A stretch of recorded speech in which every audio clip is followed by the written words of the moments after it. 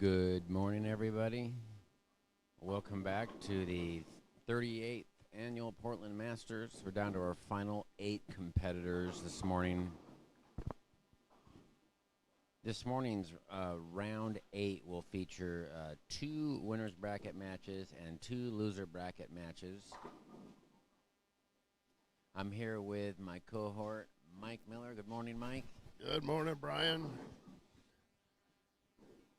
So this morning we've got, on the high end of the house, we've got the winner's bracket. We have Johnny Leggett versus Jake Clemson and Eric Jensen versus Ashton Yamasaki.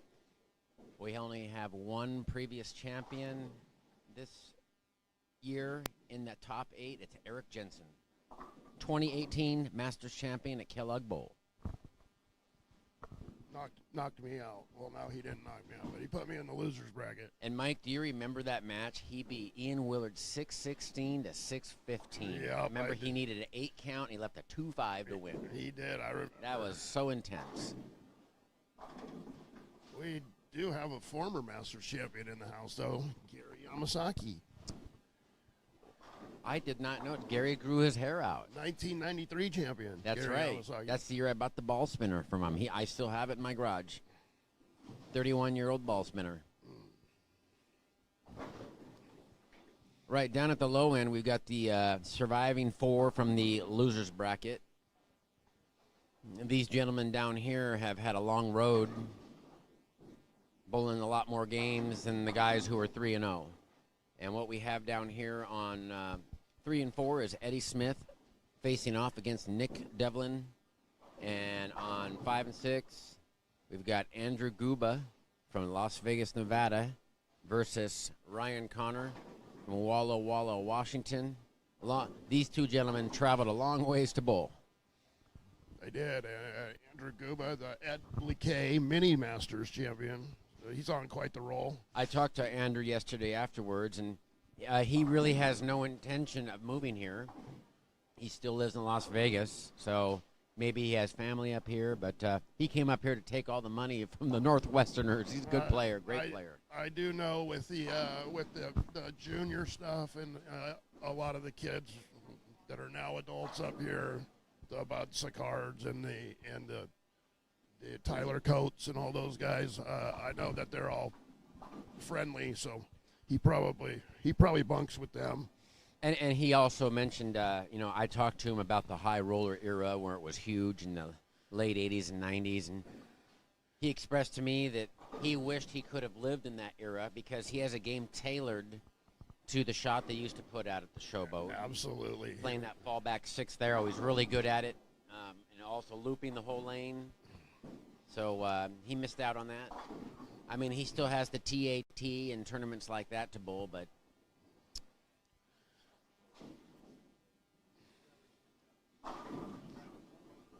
so, Brian, it's going to be interesting today to see if the field continues to stay inside and play inside, because Jake Clemson's the only one that stayed outside all day yesterday, and he won matches comfortably out there.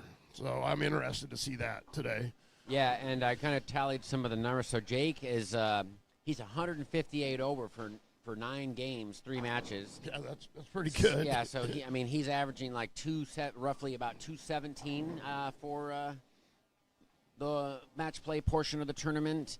That's about as good as it gets on this. Yeah, and also had one of the biggest margins of defeat that we've ever seen. Yeah, he won, what was it, 200? It was over 200 pins, yeah. I have it down here somewhere on yesterday's sheet. I'll take a look at that.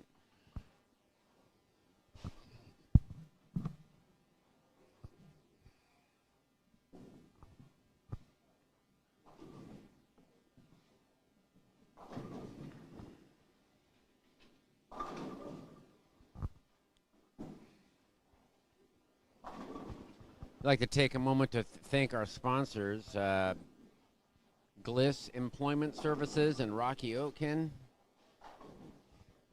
Benny Salinas from Salinas Diesel Repair. And Switchy, Rob Edwards, Edwards Construction Company. Appreciate all the generous donations to the 38th Annual Portland Masters.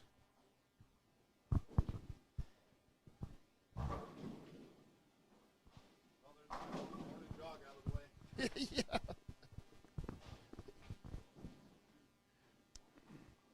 Greg Bingham already playing with Deadwood. Get a lot of bounce outs here at Milwaukee. Always exciting.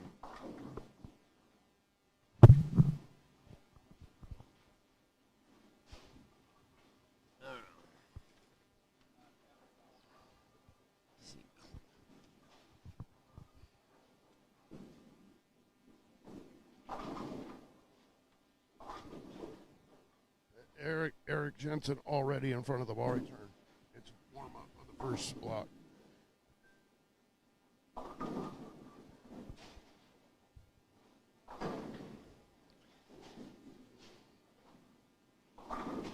So Gary Yamasaki is here watching his distant cousin Ashton bowl.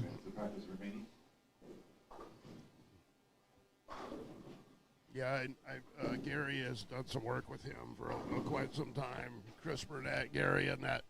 Shout out to Chris Burnett. I saw him yesterday. Yeah, Chris, he looks so tan. Did he go to Hawaii for a while?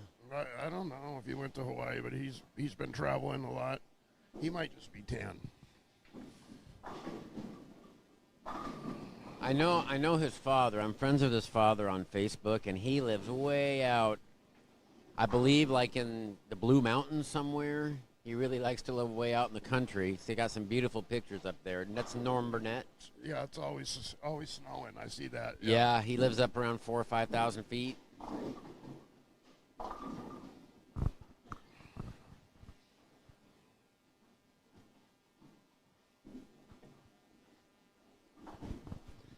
The next round, we're going to have only 6 players left. We'll lose 2 people from the loser's bracket. But we also gain 2 because we're going to have 2 people drop out of the winner's bracket. So next round there'll be 2 winners left and 4 losers. Next round, the 4 losers will face off. So next round we only have 2 matches, Mike. Maybe we'll be able to stay at one end of the bowling center. Maybe, but we'll get it covered. See, look at 7, 8, and 13 and 14 on the next match. Yeah.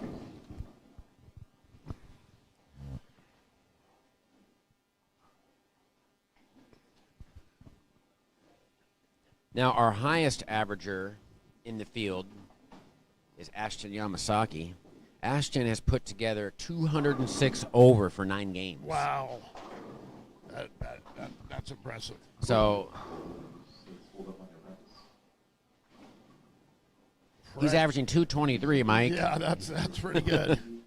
I don't think if he averages on the house shot. He averages 223 today, he's going to win the tournament. That's pretty good on the house shot. Yeah. Yeah. Practice is complete. They're getting ready to start. It's a pleasure being here today with you, Brian. Like our 5th year maybe now. This is my 11th year. Yeah. I wish it'd been your 11th. It's a joy to work with you, bud. Yeah, thanks, buddy. I love it.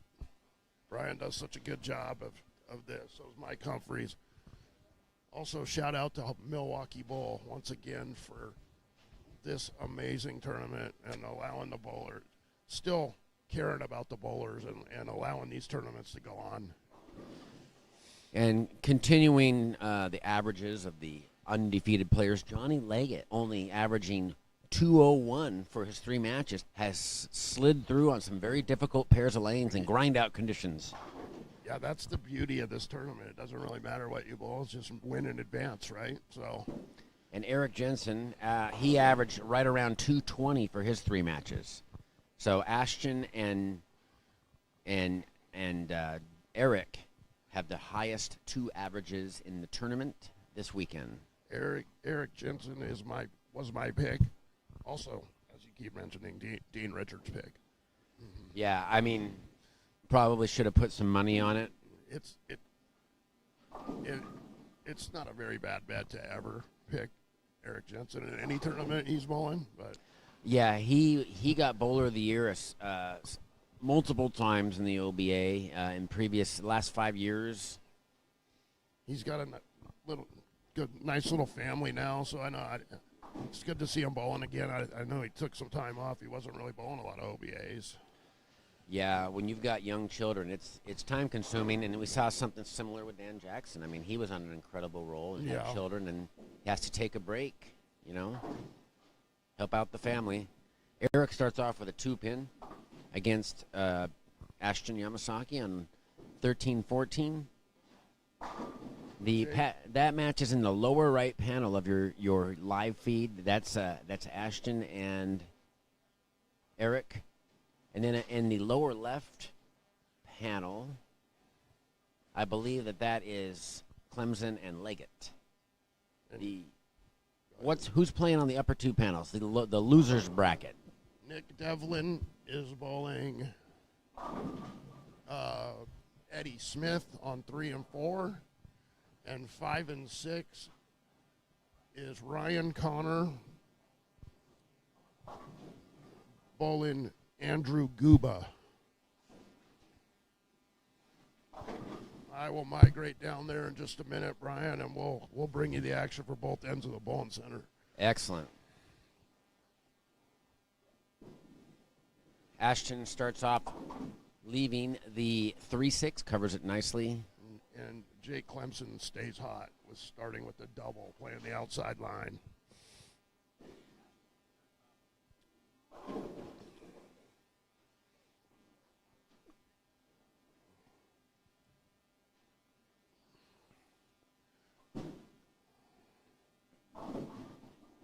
Ooh, and an unfortunate break right out of the gate there for Leggett, breaking up the bucket but leaving the 4-5. Yeah, that's unfortunate, but it's early.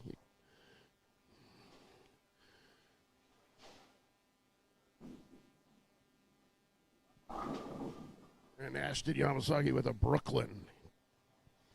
He's playing the deep inside line right now.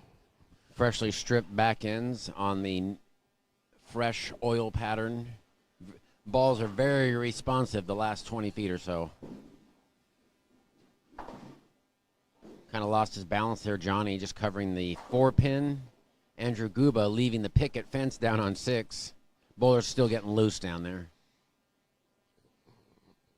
Eric Jensen staying in front of the ball return. He's going to go with that angle.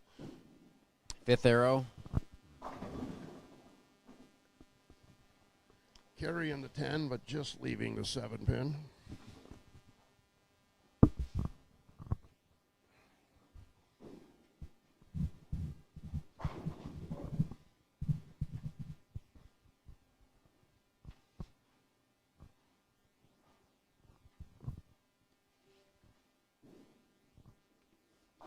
Johnny Leggett up now. He opened, and Jake Clemson has an early double.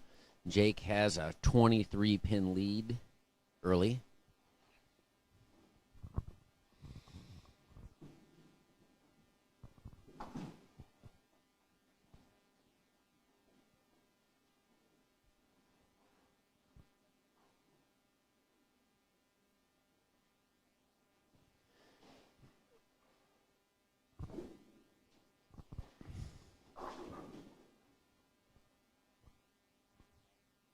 Jake Clemson coming up, trying to start off with a 3-bagger.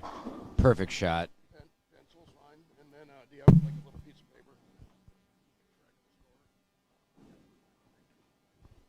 I'll bring it back.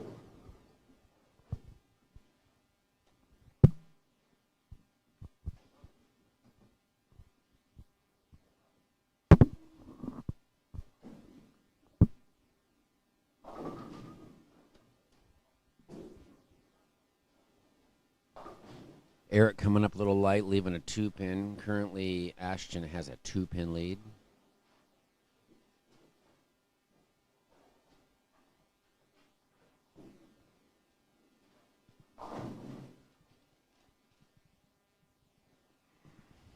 Jake leaving the bucket there.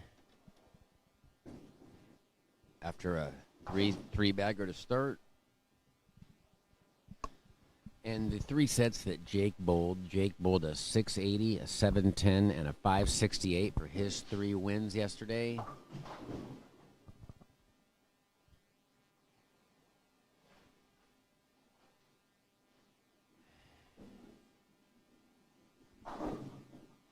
Covering the bucket nicely, Jake.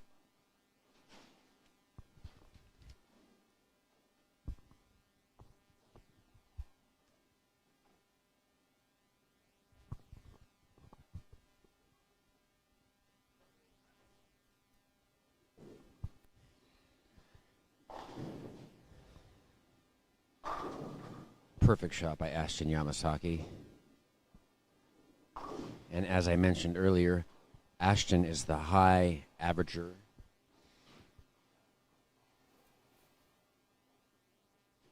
Out of the 8 competitors. Johnny Leggett coming up light, leaving the 4-7. Trailing Jake Clemson by 29 early. Lane 13, Ashton Yamasaki going for an early turkey against Eric Jensen.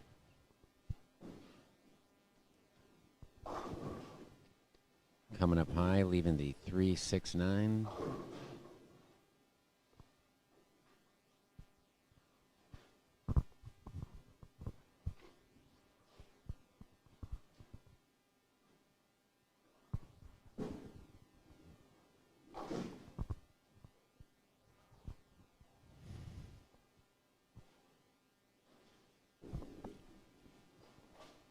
Through 3 frames down here, 5 and 6. Andrew Guba has a 12-pin advantage over Ryan Connor. And on 3 and 4, we got Nick Devlin with a 10-pin lead through 3 over Eddie Smith.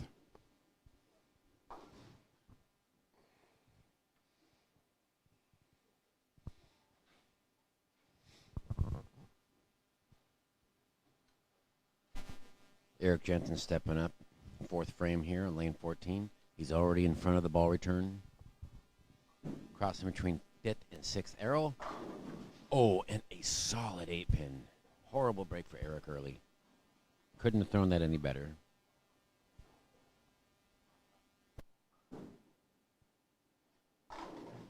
Great shot by Johnny Leggett.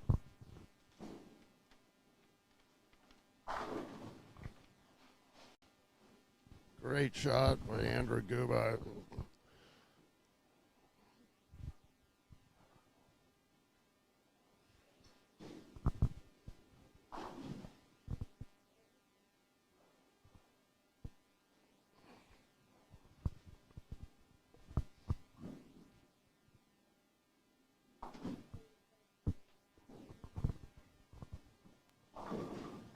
And Jake tripping the 2-pin forward.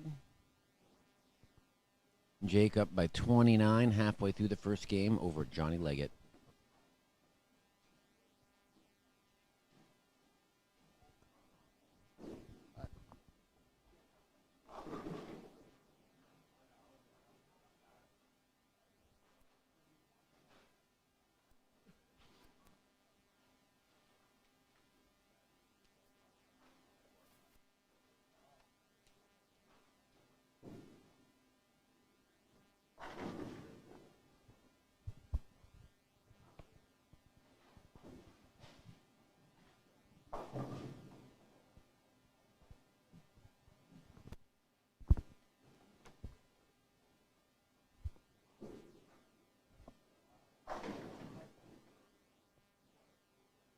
Eric Jensen now coming up after leaving a bone 8-pin. Perfect shot.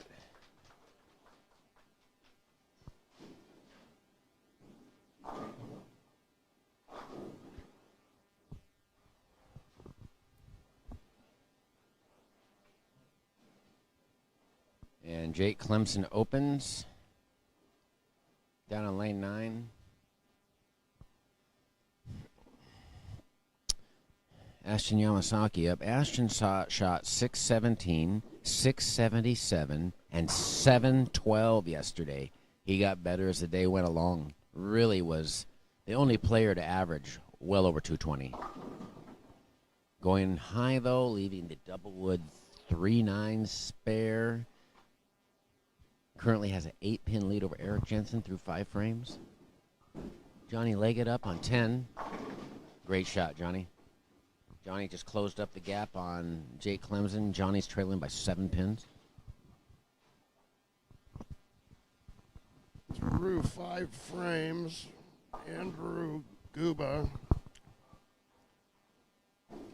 is going to have, as he carries the Swisher for a triple, going to have through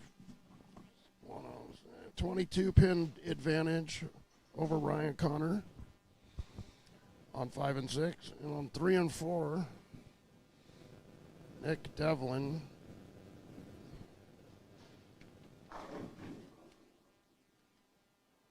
and the messenger doesn't hit the 10.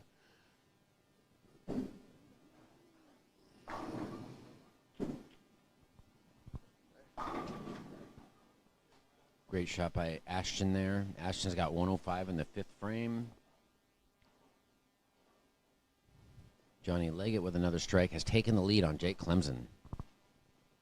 He's got it.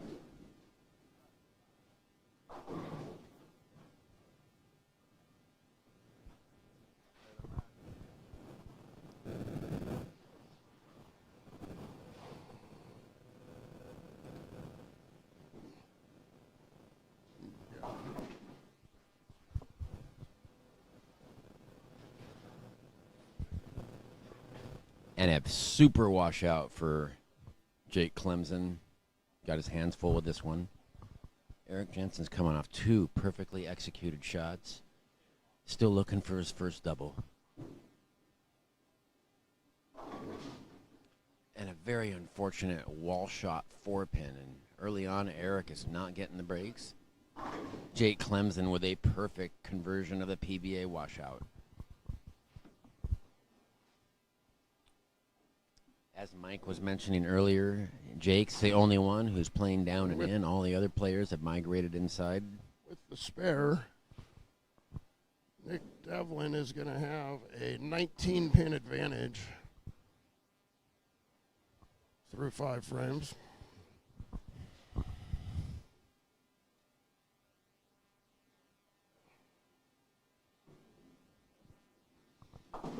Greg Bingham getting his workout in early today.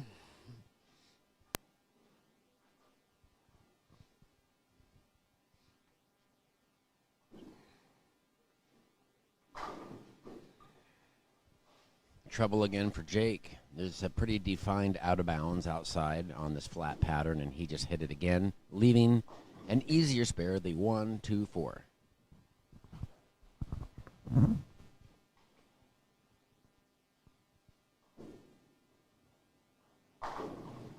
And Ryan Connor with a clutch ball change there. Started off throwing urethane the first 3 frames.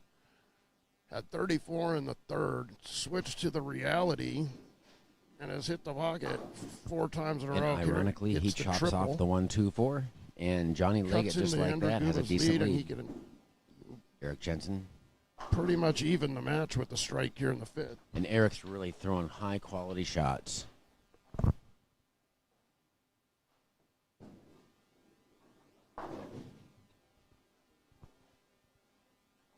Johnny Leggett up. Johnny Leggett up right now in lane 10 can have a 4-bagger. Johnny shot 599, 654, and 557 in his 3 wins yesterday.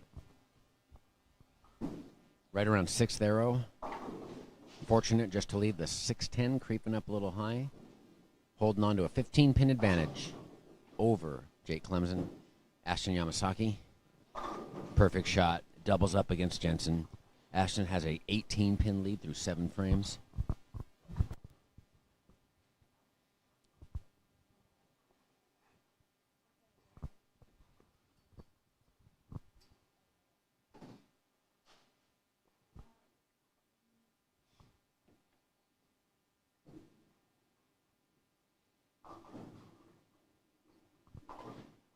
And Eddie Smith's down here still fishing. 92 in the 6th with the split up in the 7th. Ryan Connor, no problem with the 3-6. He's going to be down by 13 pins. Going for a 3-bagger. 6th arrow. Andrew Guba with a 13-pin advantage. Gorgeous shot. And man, he is looking tough again today.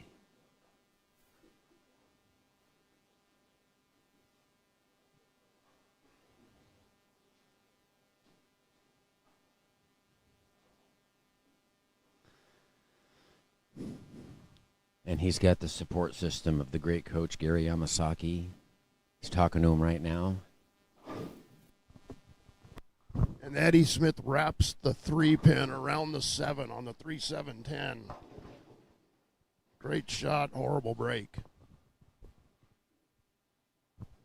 Oh, and Eric is the only player who has had 3 solid sets, 650 or higher. Eric shot 666, 650, and 662 for his 3 matches yesterday. Oh, and another unfortunate kind of a half lazy 10-pin there. Seeing both of these players make really quality shots early. Johnny Leggett going high, leaving 3-6, holding on to a 13-pin lead over Jake Clemson.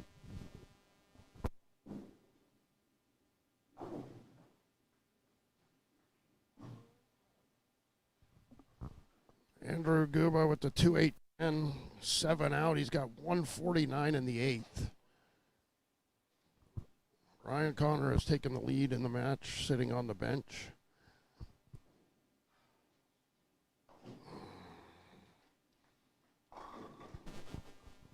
Jake creeping high, leading the 6-9-10.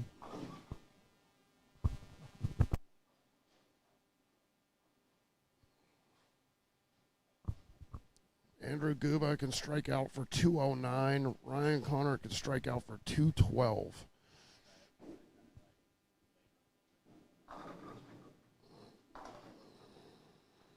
Jake chops the 6-9 off the 10. Johnny Leggett leading by 24 over Jake Clemson, 9 frames into this. Meanwhile, Eric Jensen looking to strike on the left lane.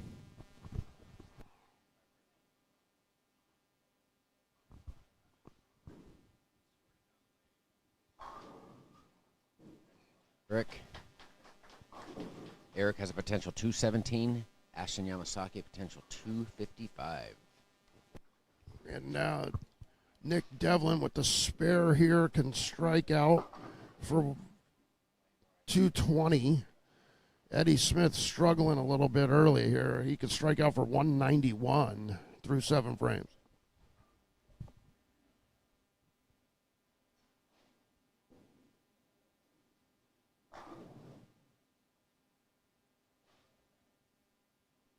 And Mike was just talking about Eddie as we see Ashton in 9th frame going high, leaving the 3-6. So Eddie Smith took a long road to today's action. Eddie Smith shot 516 his opening set and then proceeded to win the next 4 matches with a 667, 597, 620, and 619.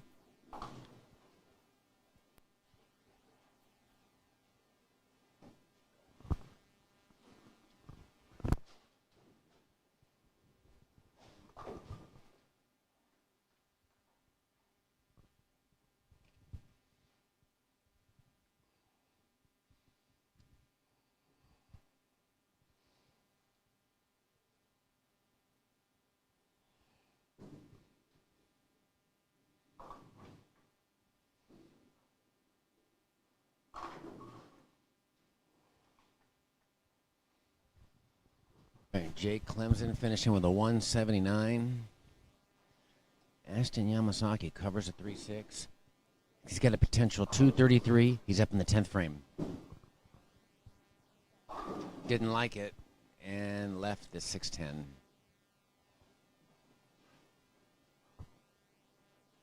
Ryan Connor gets the first hit in the 10th. He can strike out for 188. Andrew Guba can strike out for 209. Johnny Leggett inside of his target, but carries the Brooklyn in the 10th. Great conversion on the PBA washout by Eddie Smith. Eddie's up in the Ashton ninth whips frame. the He's got 101 in the 7th. He could shoot giving Eric 181. a chance to strike Nick out Devlin to take could the lead shoot early, game 209. 1.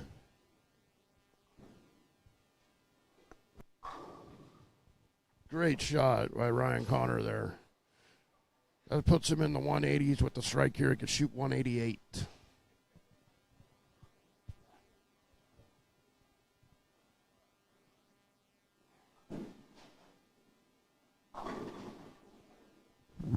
And of course, the bowling gods pay back Johnny Leggett instantly with a very unfortunate wall shot 4-pin. It's going to be 203 for Johnny Leggett, 179 for Jake Clemson, game 1. Eric Jensen getting up right now, 10th frame, going for his first double.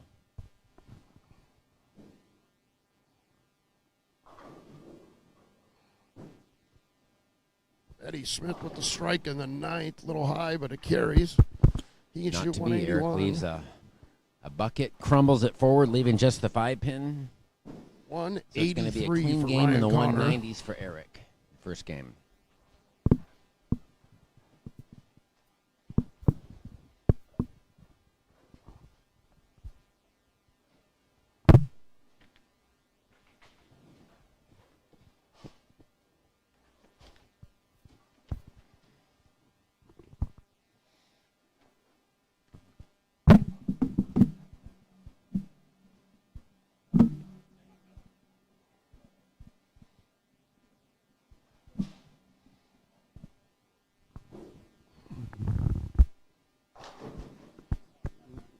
High for the 610. With the spare and the strike, he can shoot 189 and have a small 6-pin lead. Jake starting off game 2 with a solid 9-pin. Great shot there to start. Nick Devlin with the strike in the 9th. Can shoot 209. He strikes out in the 10th. No problems with the spare for Andrew Guba. Puts him in the 180s.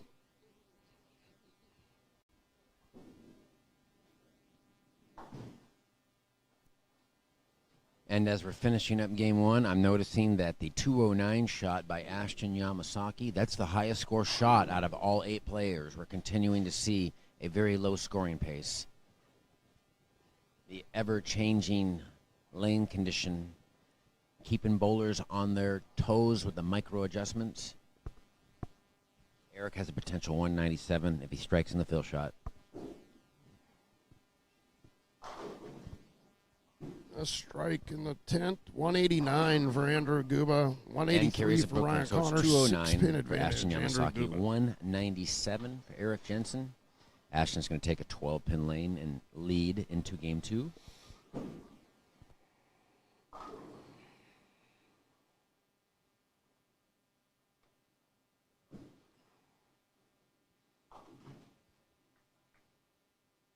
No problems with the 3-9 for Nick Devlin. Striking the fill shot will be 189 for Nick Devlin.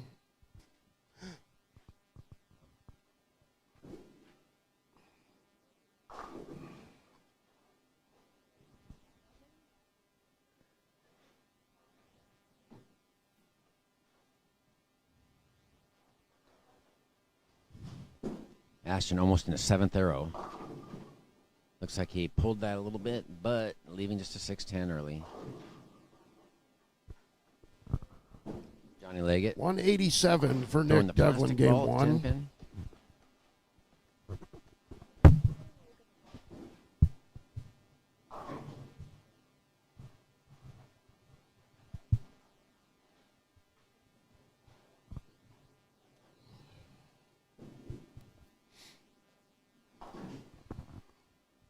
This time he covers the 6-10. He also left that in the 10th frame and whiffed it, but covers it second time.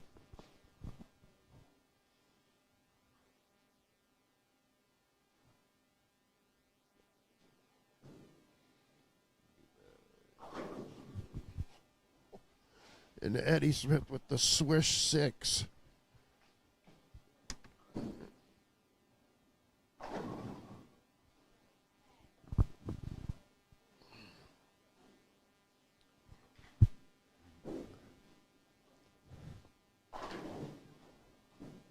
Eric around fourth arrow, and he missed out. He missed out a little bit. I think he was looking closer to the fifth arrow, leaving the 3, 6, 10, 2, 6, 10, 2, 4, 10. Sorry, tough spare.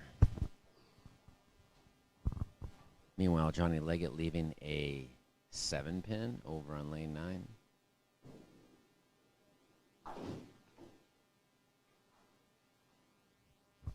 Spare for Eddie with the strike will be 161.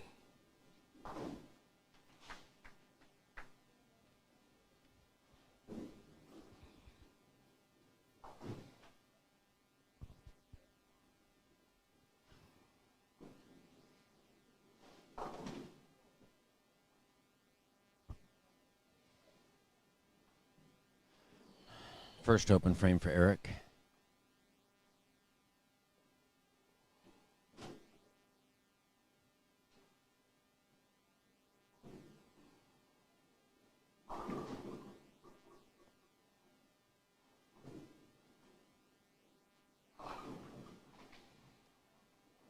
$158 for Eddie Smith. 29 pin lead for Nick Devlin after game 1.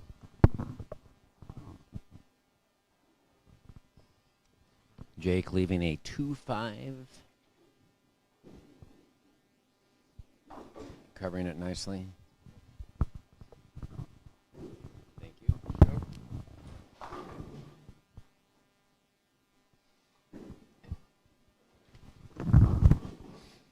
So, Mike, we had, once again, Ashton Yamasaki, the highest score in the house, a 209. Wow, yeah.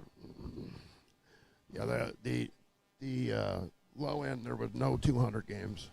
I think 189 was the high game down there. Yeah, Eric had a clean 197, but he had some very unfortunate carry early, and then he followed that up with some shots that where he missed outside, and he just did it again, leaving. He just left a washout. So Ashton Yamasaki right now has about a 23 pin advantage over Eric. Also, Jake Clemson just leaving a 3-6. I can't quite tell. Is that a 2-4-10? 2-4-10, yes. 2-4-10. For Clemson. He started off really hot, and whatever he had went away quick.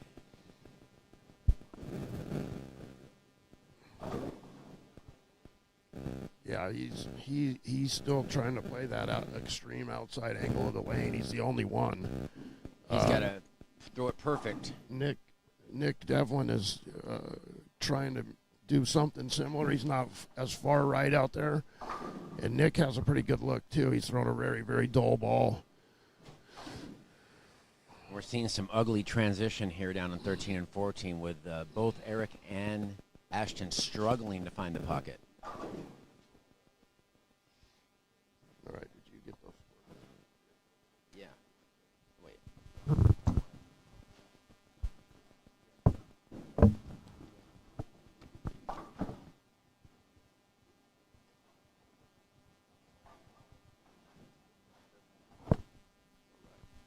All right, Brian, that's the update from game 1 at the low end. I'm going to migrate back down there.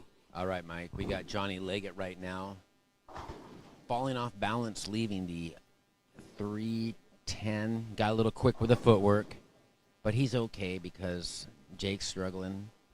Johnny Leggett currently, if he covers the spare, has a 37 pin advantage through 13 frames.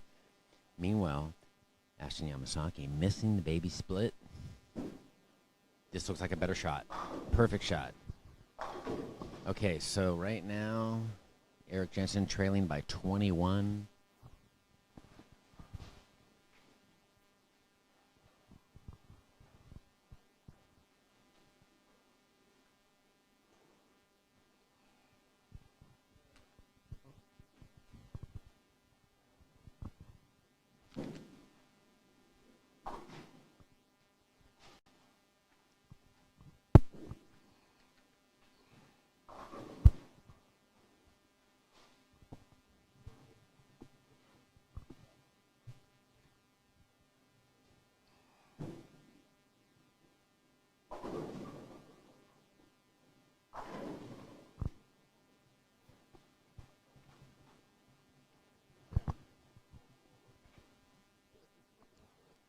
Eric Jensen with a decent shot, leaving a Swisher 7.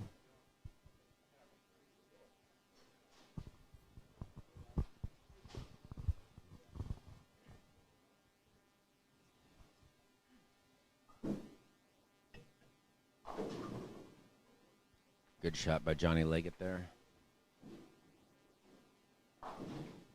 Eddie Smith with the conversion on the 3-6-9-10. He's got a cut 11 pins into the lead, Eric so covering the Nick Devlin's going to have an 18-pin lead.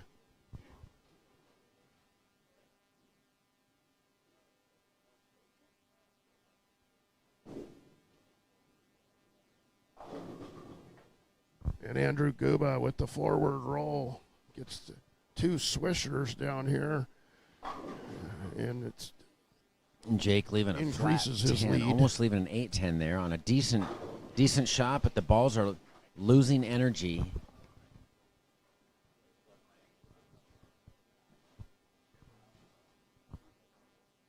When there's a lower volume in the front, the balls have a tendency to burn up. Makes carry harder. Covering the 10-pin nicely.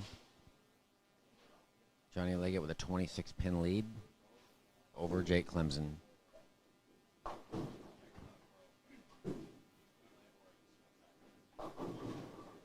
Oh, and disaster hits Eric Jensen with a 4-10 split.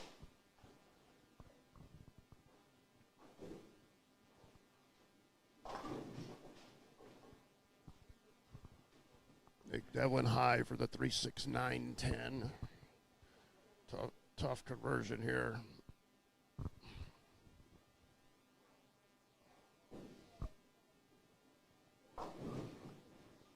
Yep, and Jake's fooling with the out of bounds there, and that's kind of gambling, leaving the 2-4-10, and that's back-to-back 2-4-10s on the left lane, lane 9. And a third open for Eric Jensen early in game 2. Great conversion, Nick Devlin on the 3-6-9-10. Nick Devlin's going to have 29 in the second.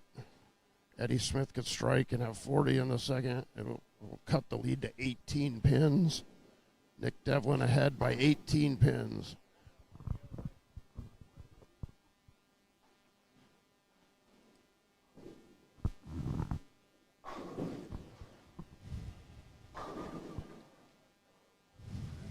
Ashton with a decent shot, kind of a half 10 pin there.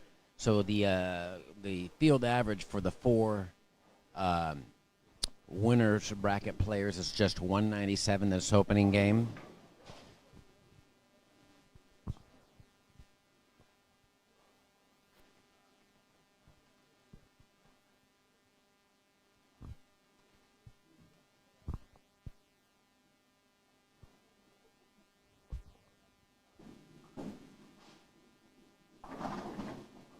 Great shot by Johnny Leggett there to double. Opening up a sizable lead now on Jake Clemson. And high for Andrew Guba. 4-6-7 for Andrew Guba.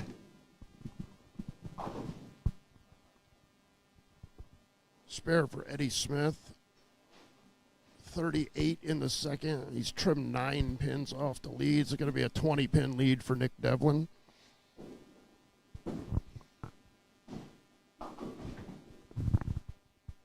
And a 3-4-6-7 split for Ashton Yamasaki. We're looking at the potential of 5 open frames in the first 4.5 frames between this match of winners, Ashton and Eric, both really fighting the condition. Johnny Leggett has found something. Brooklyn for Eddie Smith in the fourth. Combined score of the loser bracket matches, 83 under the first game.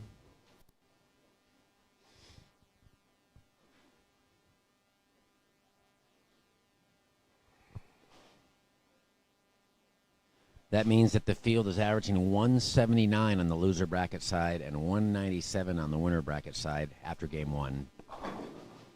Nick Devlin with the swisher with the urethane ball. Nick Devlin throwing urethane. Johnny Leggett with a 60-pin lead now over Jake.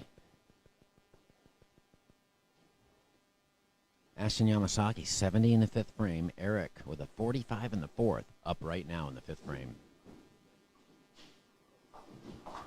And Eric made a huge zone change. He moved out to the track area, but went high, leaving just a 3-pin. Both players totally fishing right now.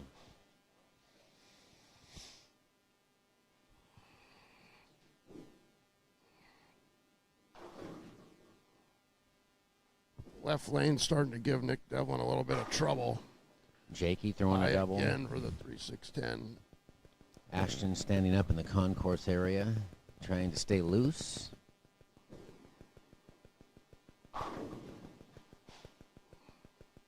Looks like Ryan Connor went to the gem down there. Got a great shot.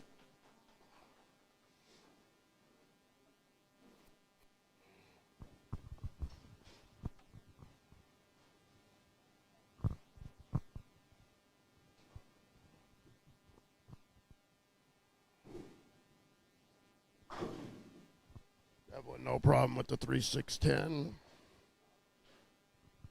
Johnny Leggett now on the hook for a possible four-bagger. Coming up on lane 10. He gets the can opener. Johnny's looking tough today. Johnny won his regional title, Grants Pass, this past year. His first regional title, first of many.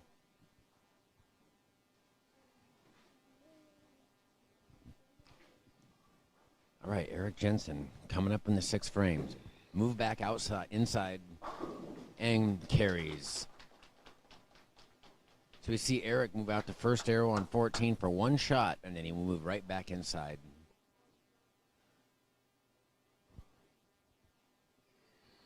So the line is Ashton Yamasaki with a 17-pin advantage halfway through Looking shot from Eddie Smith.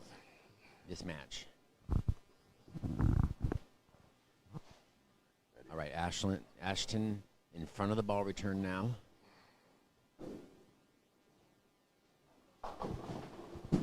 Oh, and Andrew Guba high again, 4-7-10.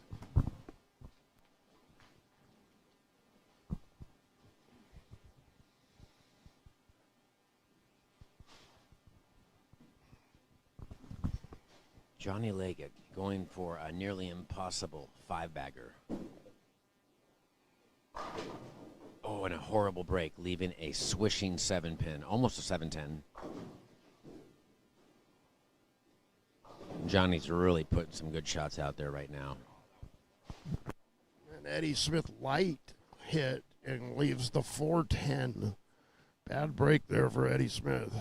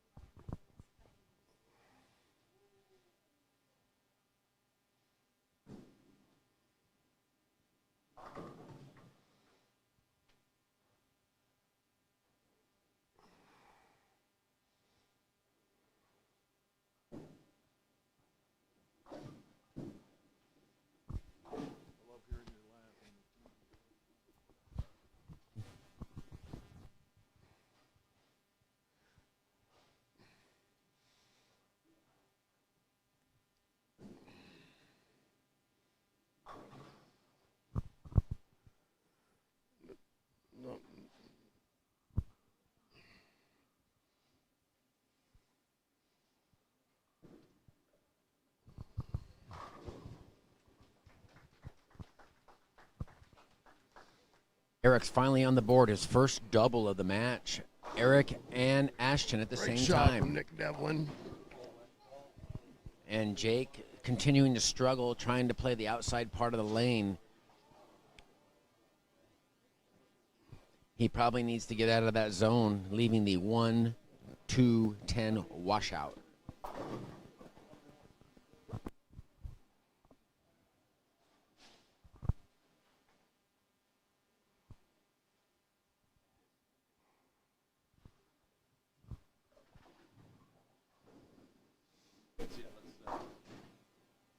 Jake missing the washout. 74 pin advantage for Johnny Leggett through 18 frames. Meanwhile, Eric Jensen he's standing about 45 on lane 13 here, going for a three-bagger. Great shot, Nick Devlin. Figured that left And a lane perfect out. shot by Eric.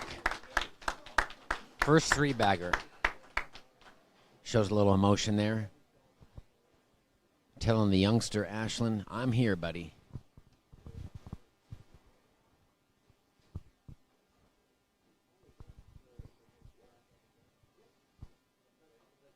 And with that, Eric's only trailing now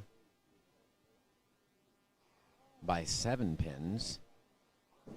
But Ashton can increase it again with a strike here. Ashton's on a double. Ryan Connor with the 4. Oh, and a huge split. 5. Looks like he was a little bit grabby on that one. And so Eric has taken a firm advantage. Eddie Smith with the hits the OB, leaves the 1-2-4. Ryan Connor with 139 in the 8th. Andrew Guba could strike for 136 in the 8th. Jake So Clemson it's with gonna a be 4-6-10. slim 3-pin lead. And disaster has struck Jake For Andrew Clemson Guba. camp.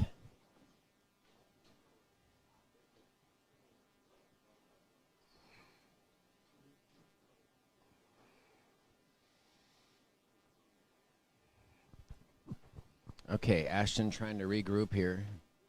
He's coming up in the 9th frame. He's got 125 in the 8th. And we see 1, 2, 3, 4, 5, 6 opens between these two players. And he leaves almost a 4-9, just leaving the 9 pin.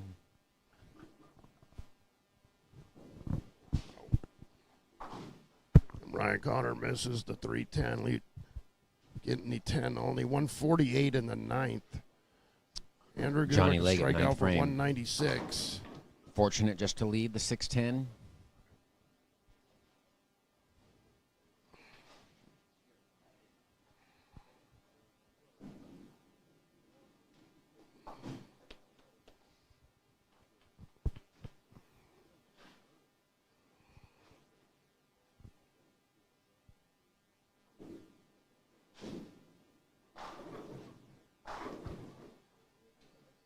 Beautiful shot from Eddie Smith and Andrew Guba.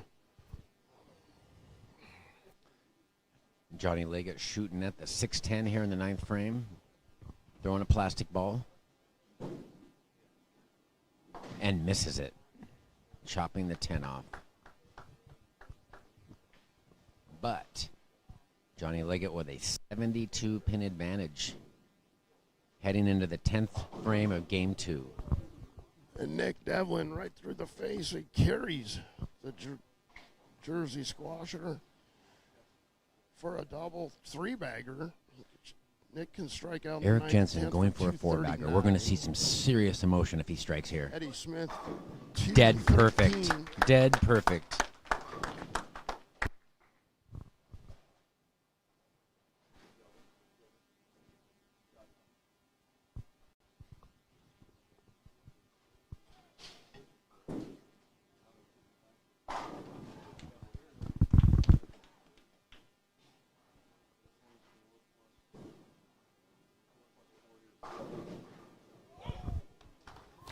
Carries the 4-9. Nick Devlin in the 9th.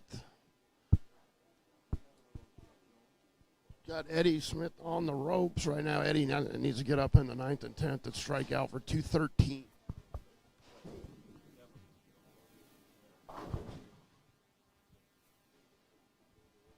Andrew Guba, no problem with the 3-6-10. He could strike All on right, a field Eric shot for Jensen, huge recovery in this 176. game. 65 in Ryan the 5th Connor frame. still has a 4 possibility strikes at in a row. 178. 10th frame.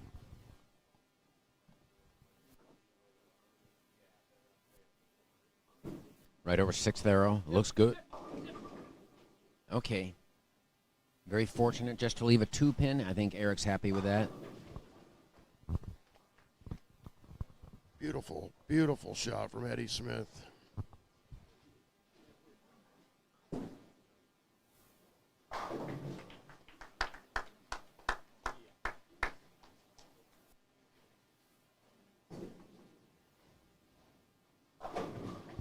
Johnny Leggett with a great 10th frame, doubling up, potential 212.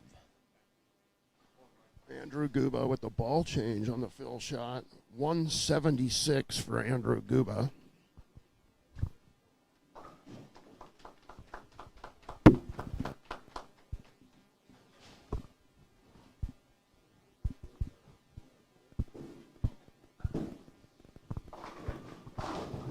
Johnny Leggett, 211, fills 29th in 10th frame. Eddie Gonna Smith take a high huge in the lead in 10th. game 3. 3-6-10. He can spare strike for 190. Ryan Connor high for the 3-6. With the spare strike, he shoots 168.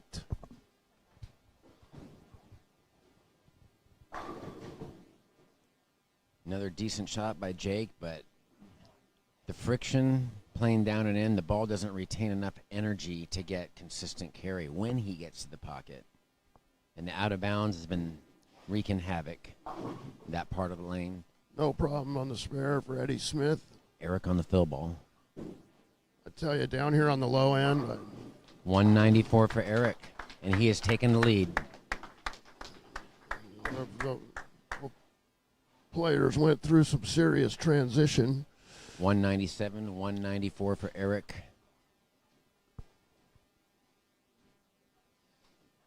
Ashton Yamasaki in the 10th frame has to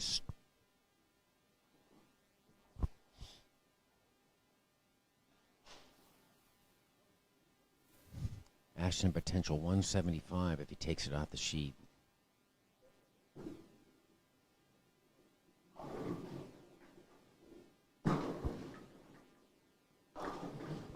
And we see 188 Jake, for another Eddie great Smith. shot, ringing 10. He 188. just the entry angle creates a lot of corner pins. 153 for Jake, 211 for Johnny Leggett.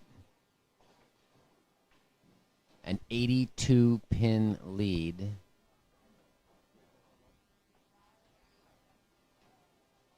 Yes, 414 to 332. Johnny Leggett, 82 pin lead. 166 for Ryan Connor.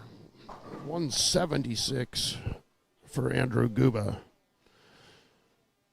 16 pin lead for Andrew Guba after 2.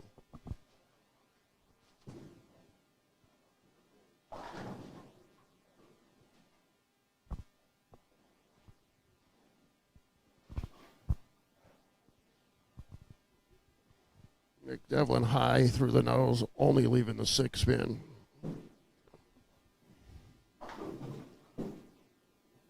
Ashton with a 160 ball change on the fill ball.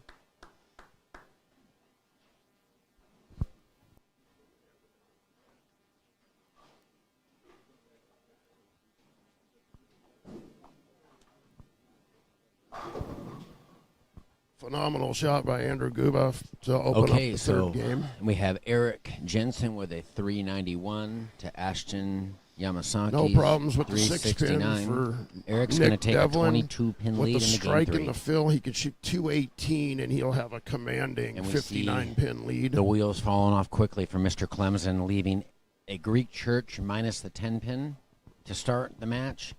And Johnny Leggett on the bench, his lead has ballooned to 94 pins. Ball change for Ryan Connor. That one looked good there. First shot, opening shot of the third game. Down 16 to Andrew Guba.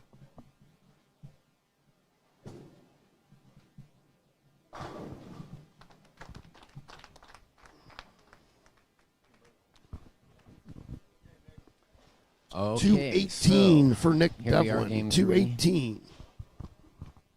Johnny Leggett's the only player who is plus.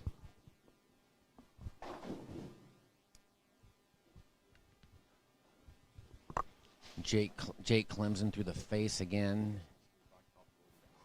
Oh, yeah, nice to meet you. Eric Jensen to start us off, game 3. Decent shot, leaving a 4-pin.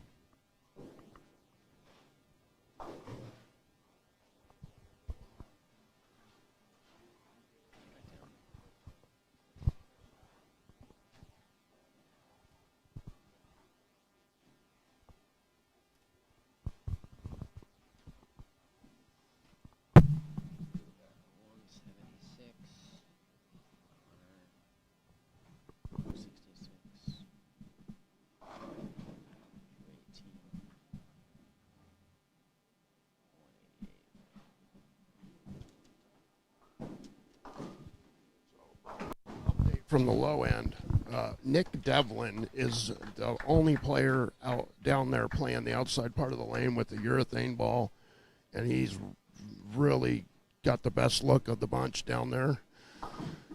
He's got a commanding lead too. The Ryan Connor Andrew Guba match is up in the air. A slim 16-pin lead, I think, for Andrew Guba, if I did my math right. And it's interesting because Jake is trying to play that same part of the lane with resin, and it's disastrous. And just from looking at it, it looks like Johnny Leggett has got the pedal to the metal. He really does. He's actually, with 2 opens now, Johnny Leggett has about 115-pin lead with 8 frames to go. That match is all but over. But that is a winner's bracket match, so Jake Clemson by no means out of this tournament. No, but this guarantees Johnny Leggett is going to be on the show for the first time ever. No worse than a third-place finish. That's going to be his highest finish ever at the Portland Masters. And a lot of us were anticipating a deep run by Johnny Leggett one of these years. This might be the year. Well, yeah, it's definitely this year. He's no worse than third. So yeah, he's getting a little older. He's getting a little more mature, and he's going to be a mainstay in this deep on Sunday for a long time coming. So that's the update from the low end. I'm going to go back down there, and we'll see you after this game, Brian, and we'll have a summary of these matches. Thank you, Mike, for the update.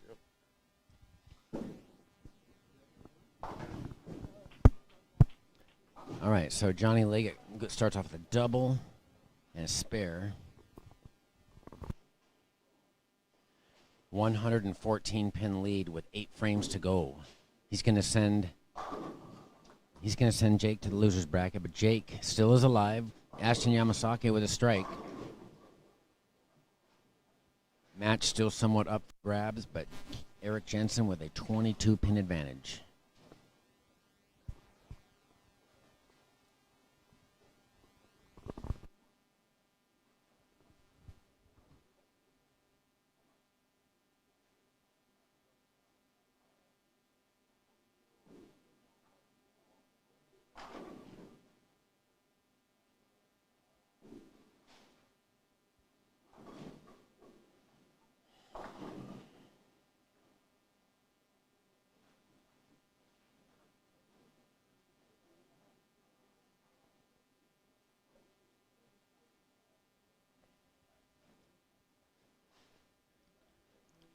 All right, Eric coming up in the second frame.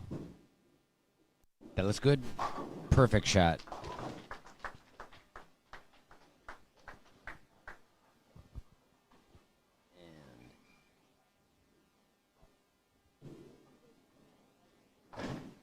Nick Devlin, no problem with the 10-pin. He started off spare. He's got a 59-pin advantage over Eddie Smith.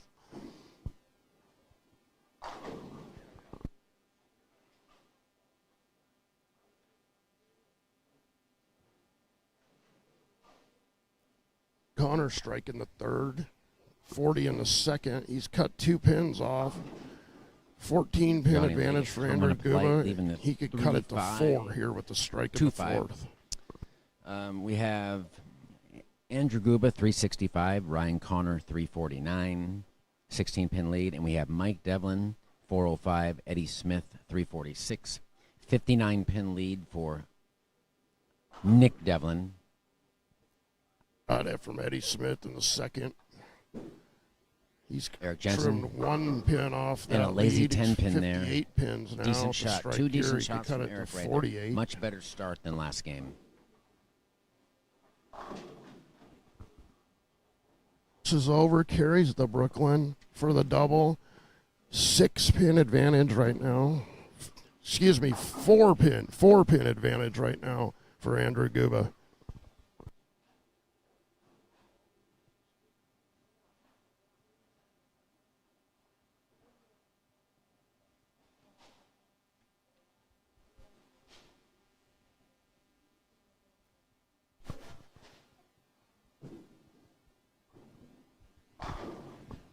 Eddie Smith with a great shot for the double. He's hanging around Andrew Guba a little fast, 2-8-10 in the fourth. And just like that, Ryan Connor has taken the lead in the match for the first time. Johnny Leggett ball change, and just going through the motions now, Johnny Leggett's going to make the television finals for the first time in his career. Johnny Leggett winning the Rogue River Open in Grants Pass for his first regional title earlier in 2023. Ashton Yamasaki with a ball change and doubles on Eric Jensen, cutting the lead to 12.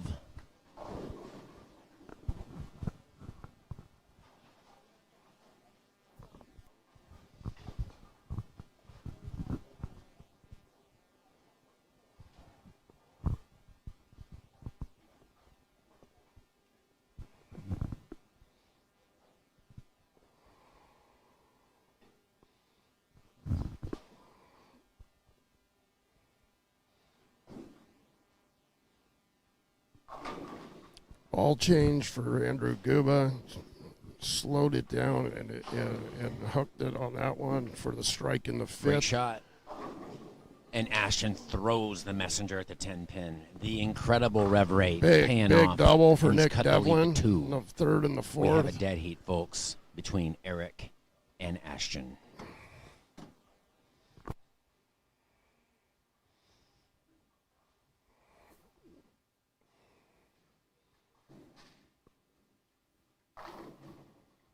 Ryan Connor a little high in the pocket, for leaving only the 4-pin.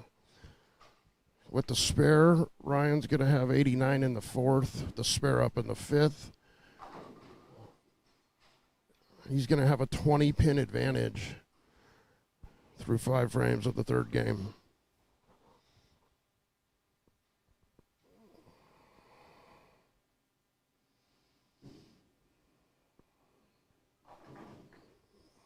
Eddie Smith hits the OB, leaves only the 1-2-8. Nick Devlin in firm control on lanes 3 and 4. Leaving the No 3-6, problems with the makeable 4-pin for Ryan Connor. But now the match is dead even with that 8 count.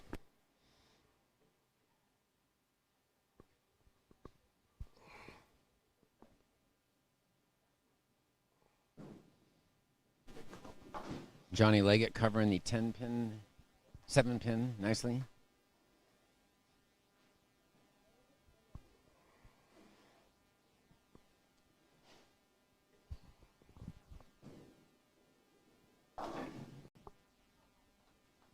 Eddie Smith, no problems with the 1-2-8. He's going to have Johnny Leggett 67 leading in the all third. players at plus 14 after Nick 2. Devlin could strike for 69 Eric covers in the the spare. third. He's going to have a 60-pin lead through 4 frames.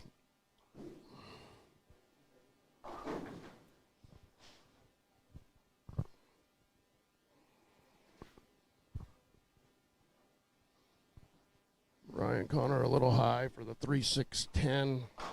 Perfect shot by Johnny. Johnny Leggett is going to be on the show. That assures him of no worse than a third-place finish.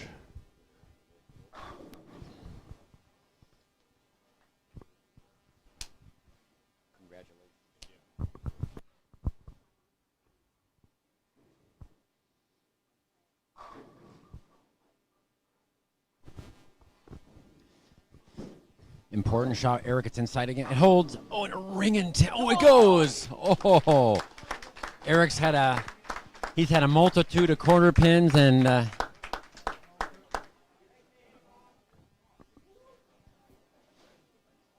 was a James Hilton clear pole right there.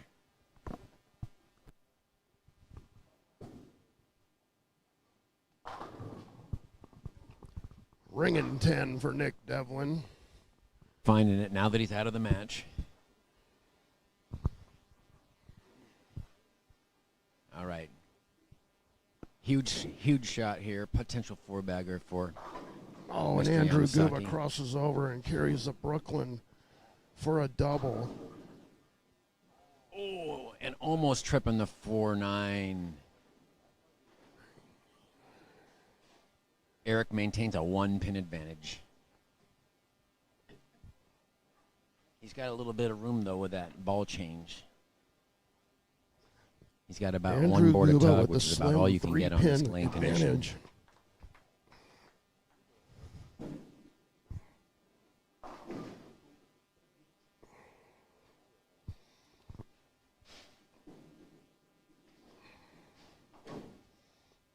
Couldn't ask for a better match here between these two.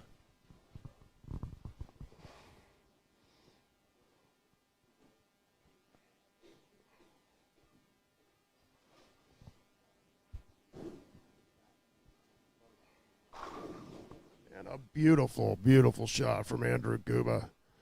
93 in the fifth with a double working, a three-bagger working actually. And Ryan Connor 106 in the fifth with a spare in the sixth.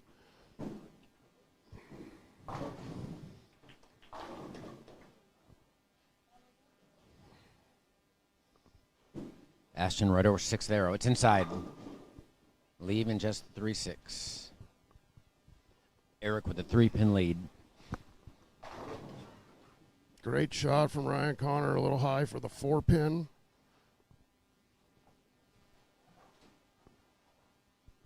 This match is neck and neck, Brian, down here, lane 5 and 6.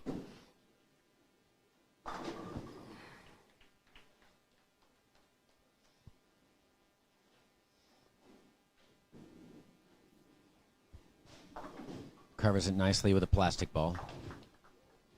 Nick Devlin, no problem with the 4-pin. Gonna have 106 in the fifth. Ed Smith can strike here. Ashton started off strong this game. Sixth for a double. Cut it to 48 pins. Eric up by 3. Can extend his lead to 13 with a strike here. Jake Clemson now. 5 strikes in a row. Just figured it out a little bit too late. He's still alive, though. He'll be going to the elimination bracket next round.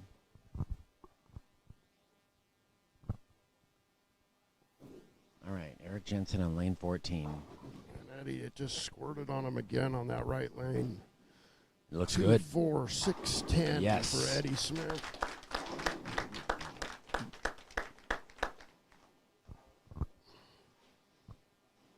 Eric up by 13. 4 frames remain.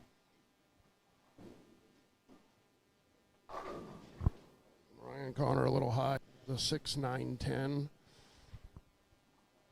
Ryan has the possibility of a 222. Andrew Guba can strike out for 243.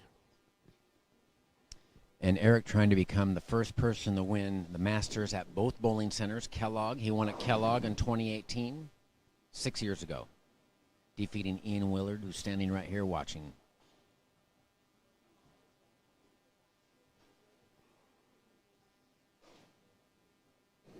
We're going to see some emotion here if he strikes. Ryan misses the 6, 9, 10 in the 8th frame. 151 in the 8th for Ryan Connor. 221 for Jake Clemson. We'll see him in the next round. That needs to hold. It's perfect. Dead perfect.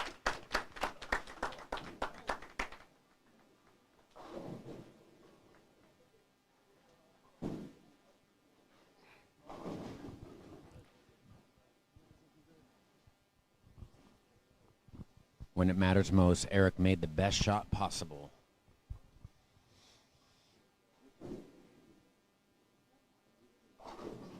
And Guba high, the same 6, 9, 10 in the 8th frame. Ashton by no means out of this, so has a possible 257 on the board.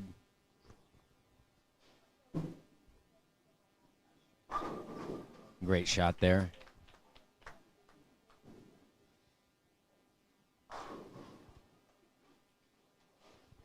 Copeland with the flush strike. Slaps out the 10 pin. 127 in the 6 with the strike up in the 7th. And Guba handles the 6, 9, 10. 140 in the 7th with the spare up in the 8th.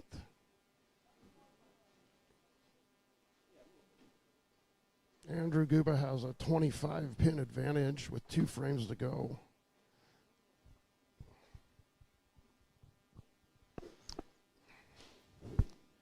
Huge shot for Ashton. Eighth frame. It looks good. Threw it perfect. Ladies and gentlemen, this is coming down to the 10th frame. Both players locked into the pocket now. The transition has settled down a little bit. Guba with the strike in the 9th. Ryan Connor has to get up and have every hit. And Johnny Leggett shoots 620 with a 203, 211, 206. A fantastic 620 to Jake Clemson's 553. And Johnny will await the winners of the next round and face them in the showdown for the TV match. Great shot, Ryan And Connor. The biggest shot of the day coming right now for Eric Jensen.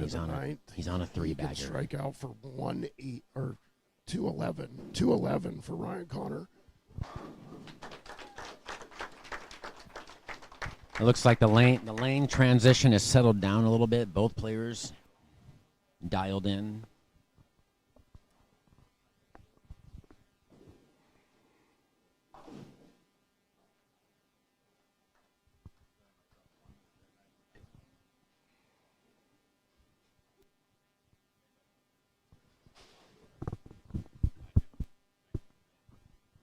Potential 258 for Eric and 257 for Ashton. Big shot for Ryan Connor. He's got to have all of them and then hope for some help.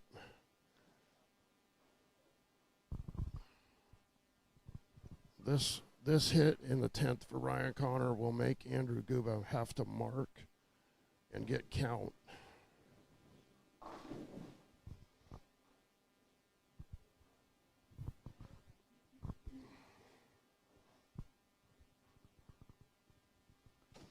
Eric Jensen in the pivotal 9th frame. You can hear the pin drop in here. That looks really good. It's wide. Oh, and disaster. Little high for the 3-6. Little fast, leaving the 1, 2, 8, 10 washout. He needs to pick this up.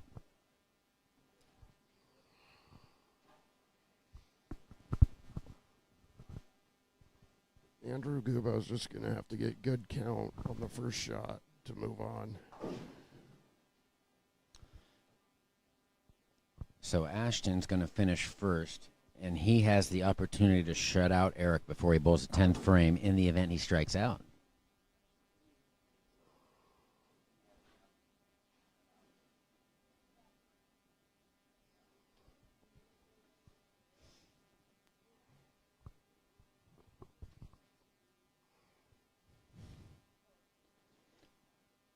All quiet up here on the concourse as Eric shoots this washout. It looks good. Oh, and he misses it. And Ashton is coming down right now. About to throw some of the biggest shots of his life right here in the 9th and 10th frame.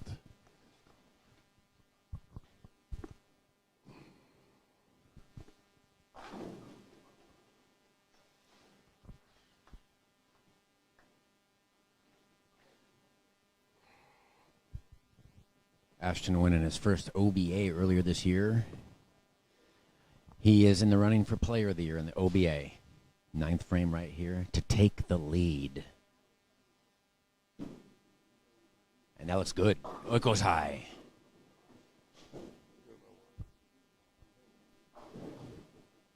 And now Eric cannot be shut out. 2-4-8-10 for Andrew Guba. With that, with 3 here, potential 236 205 for Ashton and a potential 222 for Eric Jensen.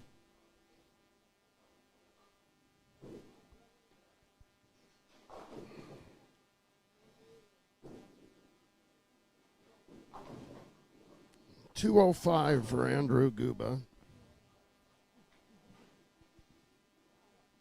Andrew Guba moving on. Great tournament for Ryan Connor. Deep run. All Anytime right. you make it to Sunday at the Portland Masters, a great time, great day. Ashton stepping up in the 10th frame. Now, in the event that Ashton strikes out, he will force Eric Jensen to double. Going into the 10th frame, Eric has a slim 8-pin advantage. Here's Ashton in the 10th frame. That looks good, folks. It's high. It's high.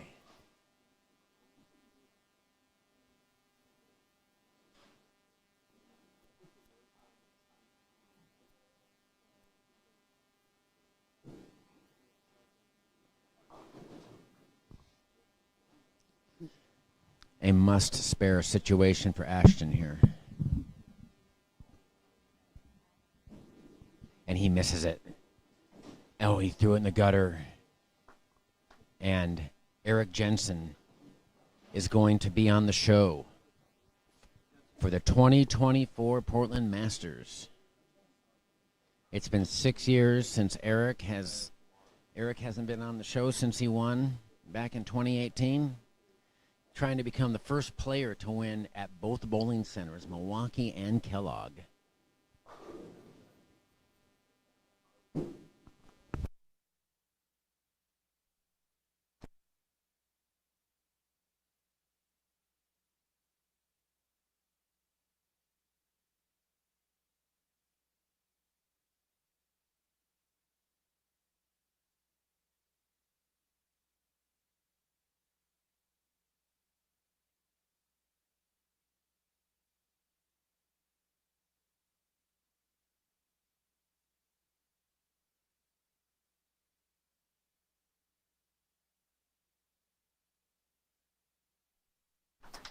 All right, so Eric moves on. So there's going to be a match coming up. Not this round, but the next round to determine the top seed of the Portland Masters. And the top seed at the Portland Masters is either going to be Johnny Leggett or Eric Jensen. The winner of that match will get that top seed. Both Eric and Johnny are 4-0 now.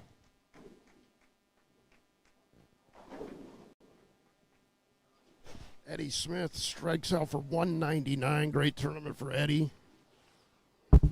Nick Devlin will be moving on in the losers bracket.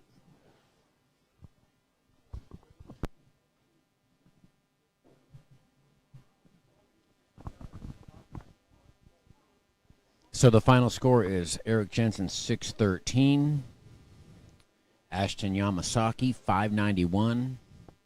Ashton is now going to face the winner of the losers bracket down at the low end. The 1030 squad will feature our winners bracket 5th round, which will determine our top seed.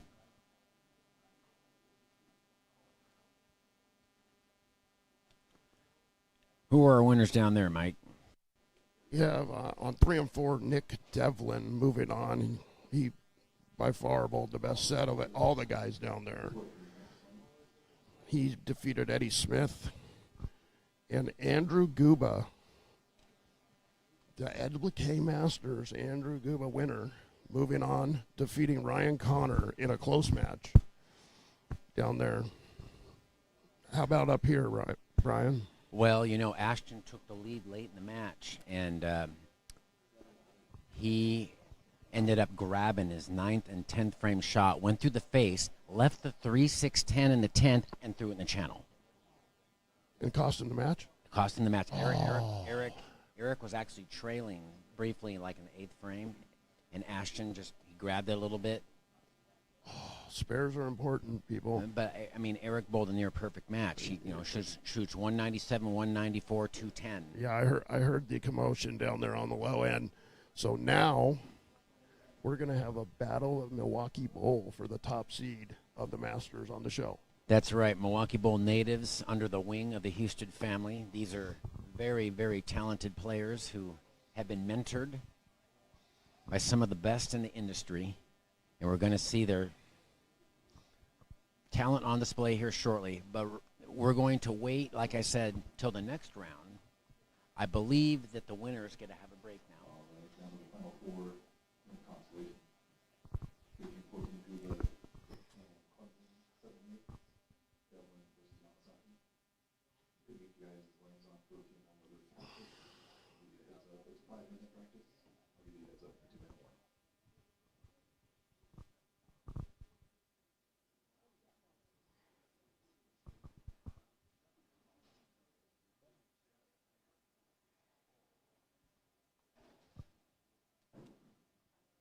Clemson.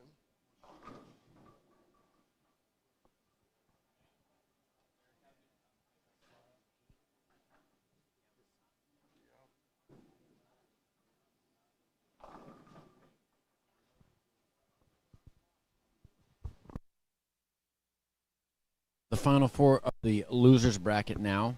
2 matches this round. That's it. We've got Johnny Leggett versus Jake Clemson on 13 and 14. Mike, let's get a seat in the middle. What do you think? Yeah, let's do that.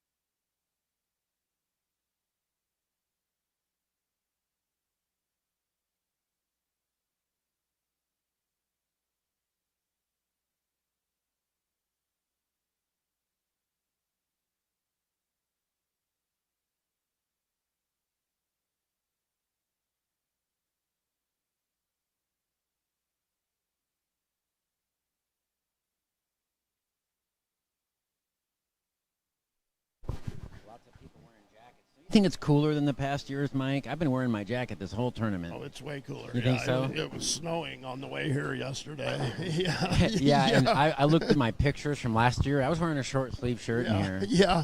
Yeah, you weren't wearing a beanie last year, for sure. No. Well, I did kind of shave my head before the tournament. Yeah, nice. Mine's always shaved because it doesn't grow. Well, and it's just getting so gray and matty looking. Just shave it all up.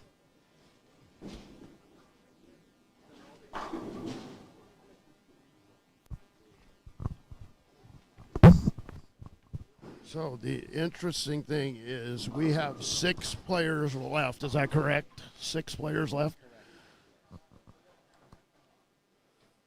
2 two-handers and 4 one-hand conventional vault.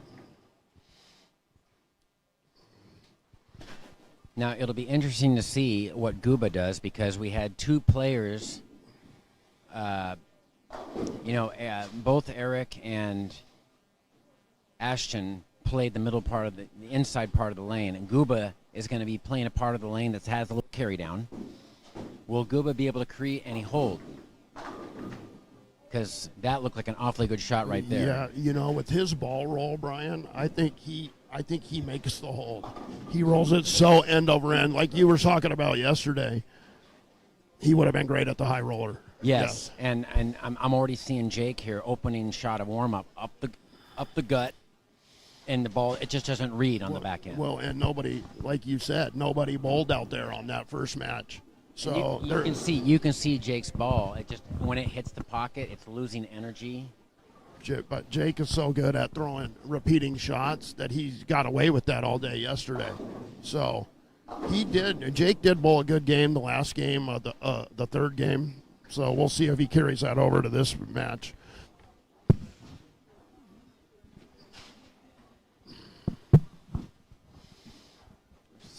And as far as I'm concerned, this is the hardest thing to do for a player coming out of the winner's bracket. So for Ashton Yamasaki is to turn around and bowl the very next round for your tournament life.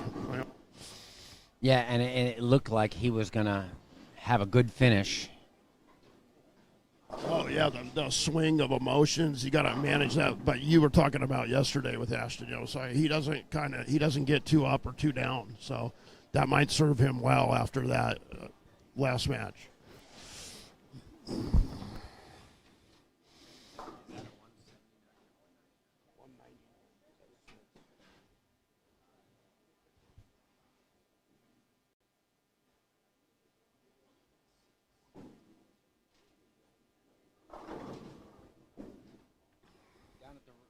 Bracket end, we had Mike Devlin. I'm sorry, Nick Devlin. Mike's here. He's watching. 623 for Nick Devlin. 545 for Eddie Smith. Nick Devlin was the only player down there throwing the urethane ball, and he just kept the pocket in play and made spares. And judging from what I saw, it looks like a purple. Maybe is it a purple hammer? It is a purple hammer, I believe. Yes. Lots of bowlers on tour sad that ball went by the wayside. All of your planes, fresh pens. Again, don't forget to turn in your sheets to the desk or to Patty at the end of this. And meanwhile, 5 seconds. We'll get some arrows up for school. Andrew Guba is just ho-hum, moving on, kind of unassuming, and he just keeps winning matches, keeps winning. And he's just yesterday the clutch performance against Laura, very impressive. Yeah, that's a tough match to bowl because the whole bowling center wanted her to win that match. Yeah, it's an anomaly. It's never happened before. Yeah. And it's nothing against Andrew Guba. It's just people wanted to see it happen. He's got a good demeanor, though, for a young player. Him and Ashton Bolt, they just don't let the emotions get to them at all. And that's why they're here. Although it's even though externally Ashton looks calm, he was obviously feeling some nerves in the 9th and 10th to throw the ball in the channel on a 3-6-10. There's some nerves involved. Well, there. yeah, you wouldn't be normal if you weren't feeling nerves. This is you're one of 6 players left bowling, so you're gonna be nervous. This is the most prestigious tournament in our area, and you want to get your name up there. And Andrew survived with a 570, defeating Ryan Connors 548 that round. So we're continuing to see the averages in the 190s, 190 range for everybody. Continues to struggle high end 6-7. Yeah, he just has, it's like bowling in a phone booth, Mike. He has to be absolutely perfect to get the ball to face in the right position to carry, and getting there in the first place is difficult. Ashton throwing the new blue.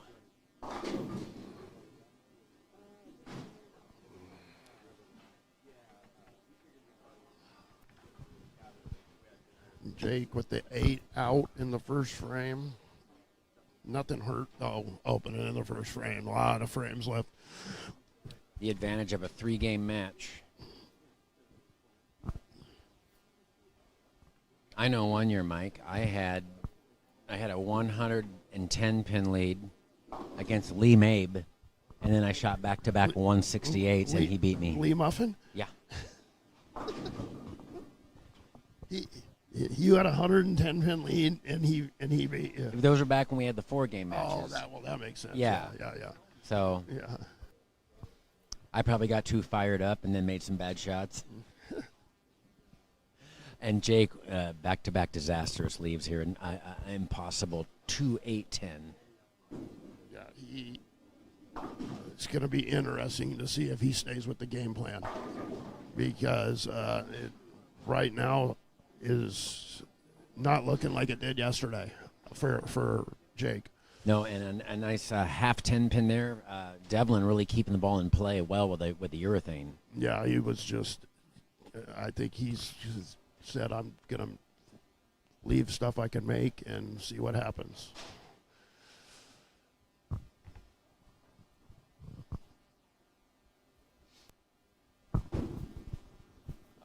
That's going to have to hook, and he leaves a solid 1-pin.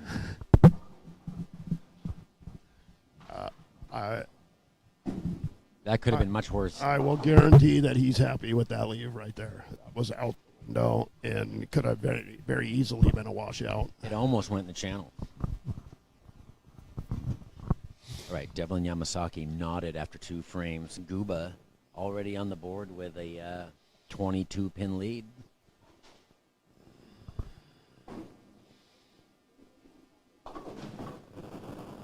And I've noticed he has a very, Andrew Guba we're talking about, has a very unorthodox, almost backup ball at his spares with a dole ball. Yes. And he makes them all. He does. It reminds me a little bit of EJ, a little bit of Anthony Simonson.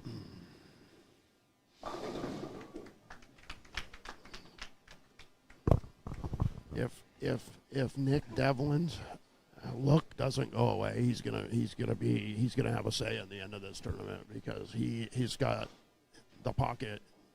He's controlling the pocket. His issue is going to be carrying the corner pins. Great shot by Andrew Guba. And so we're seeing the first time, Mike, the new blue hammer today, Ashton Yamasaki, and he does not have a very good look with that ball. He might get out of that ball quickly. Yeah, he is. He.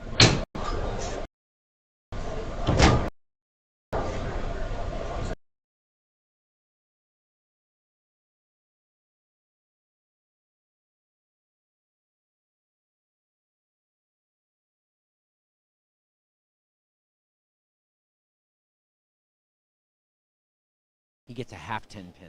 His ball is just DOA, even when he throws it good. Oh, that would have covered the 710 It would have. right there. But you can see that he had a game plan, and he's just going to stick with it and continue to try and make a shot. And he's either going to win or lose with that game plan and not deviate from it.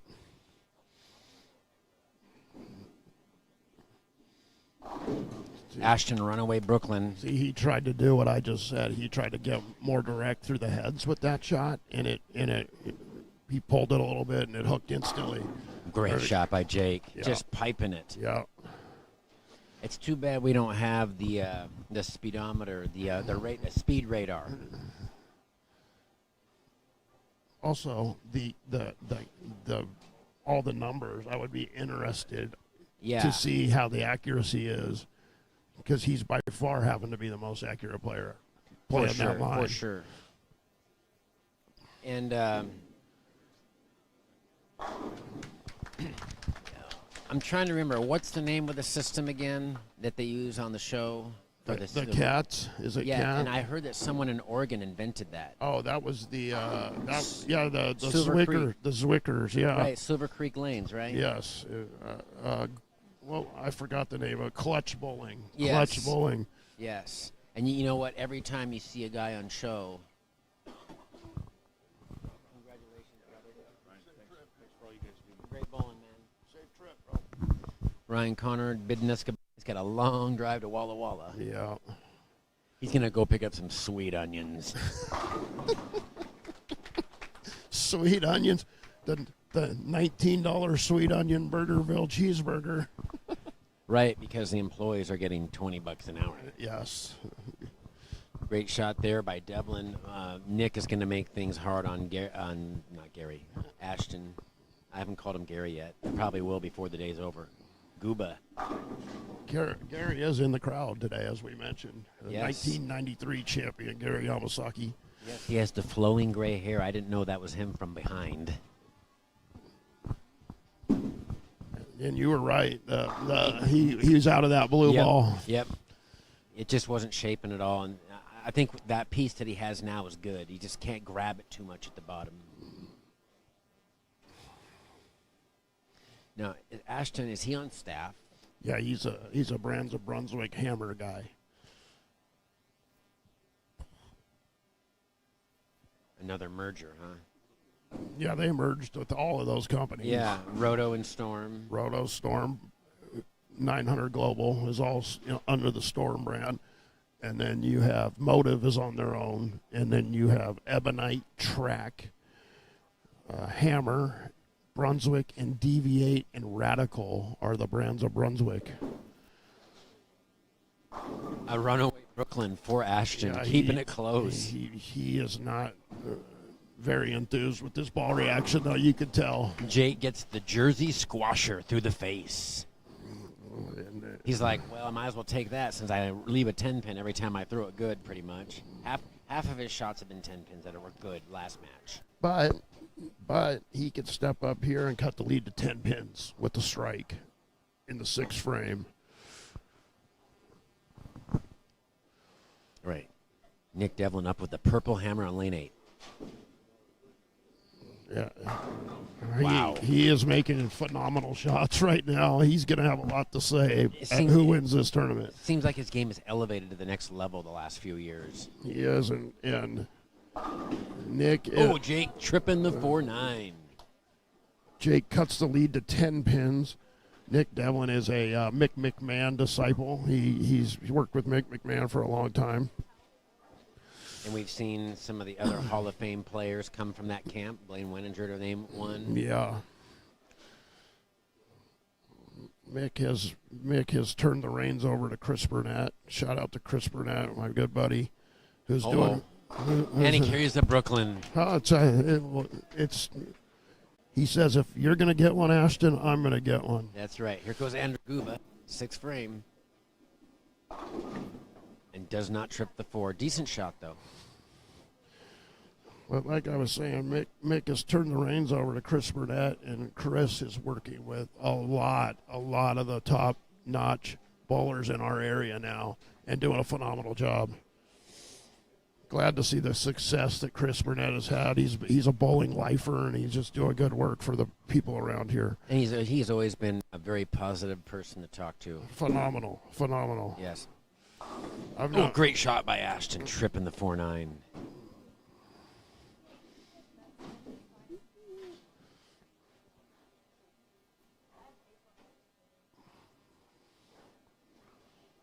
If Andrew Guba keeps winning tournaments up here, he should probably just build a house up here. And Yeah, but no one can afford that in Portland. well, he lives in Vegas, though. Vegas has been pretty unaffordable lately, too. Yes, it has.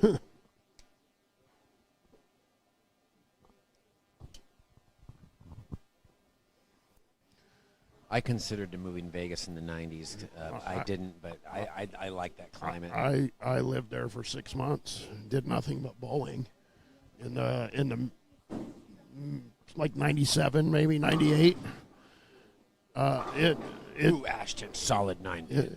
It turns out that my compulsive demeanor was not suitable for the Vegas lifestyle. Yeah. Now, were you shacking up with Corey? I did not shack up with Corey, but we shacked up at a house on some TPC of Summerlin. There was 4 of us living there. I only lasted 6 months. Perfect shot on the baby. Andrew Guba with a perfectly straight trajectory. No hand in the ball. Back in those days, there were tournaments to bowl almost every day of the week, let alone every weekend. And then there were also lots of pot games in action back in those days, and it was very easy to. And why do you think that has changed over the years? You know, it's hard to know why it's changed.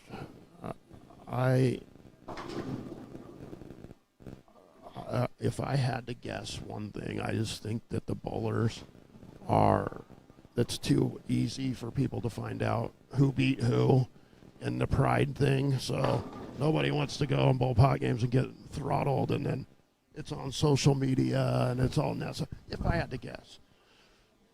Really a little soft 10-pin there for Nick Devlin, ending his string at 5. Jake, very fortunate, had the 4-6 standing, covers it. Andrew Guba with an 8-pin advantage through 7 frames over Jake Clemson. And Mr. Devlin with a 12-pin advantage over Ashton Yamasaki. And for the first time today, Mike, we got 3 players going over a 200 clip.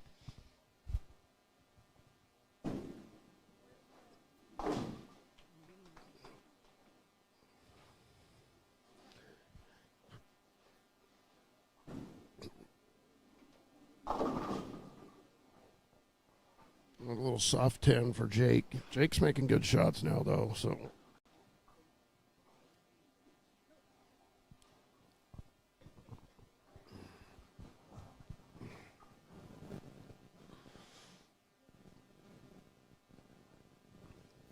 Still a 259 out there if Nick Devlin's able to strike out. And he flags a 10-pin. Yeah, that's not, he does not miss spares. That ball has a lot of surface on it, though. So that's an old red pearl hammer. You know what? I had one of those, and I left it at Canby Bowl on accident. Yeah, I think you drilled it for me. Did I? Yeah. Yep. You left it at Canby Bowl? Yeah. Bowled terrible, and I brought like 9 balls, and I left with 8. All right, Andrew Guba getting up here after covering the baby split. Can take a 20-pin lead. Oh, a disaster. Huge. Looks like he's a little bit slow on the ball speed there. Well, he threw a couple out the window. He wants to see his ball hook. Just normal, too. 247 still available for Ashton Yamasaki. 248 for Nick Devlin. Great match over there. Both matches very close. With that open there, Andrew Guba with a slim 6-pin advantage through 8 frames. This is round 9 of the Portland Masters. These are the final 4 players in the elimination bracket. Pretty shot there. Yeah, he's going with the loft now, that's getting the ball through the front part of the lane, which is a smart move. I think we're going to see Eric Jensen utilizing that release too a little bit.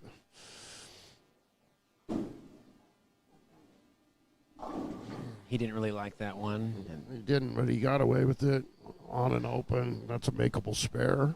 Do you think that we're going to see Ashton Yamasaki start bowling regionals? It seems to me he's regional ready. Yeah, he's a kid that has the potential to be bowling out on the national tour. He should, yes. If those are his aspirations. True. It's such a thin line to make money out there these days. It is. He's got that ability and the name that he's bowled a lot of the youth stuff that I think he could find whatever bowling ball company it is that he's going to end up with. I know he's with Hammer now, but they may pay him a salary just to bowl. He has the ability to win tournaments. And covers that wall shot 10-pin in the 10th. Jake Clemson in the 9th now. Great shot, Jake. Beautiful shot coming off that missed 10-pin. Ashton with a 227 if he strikes on the fill.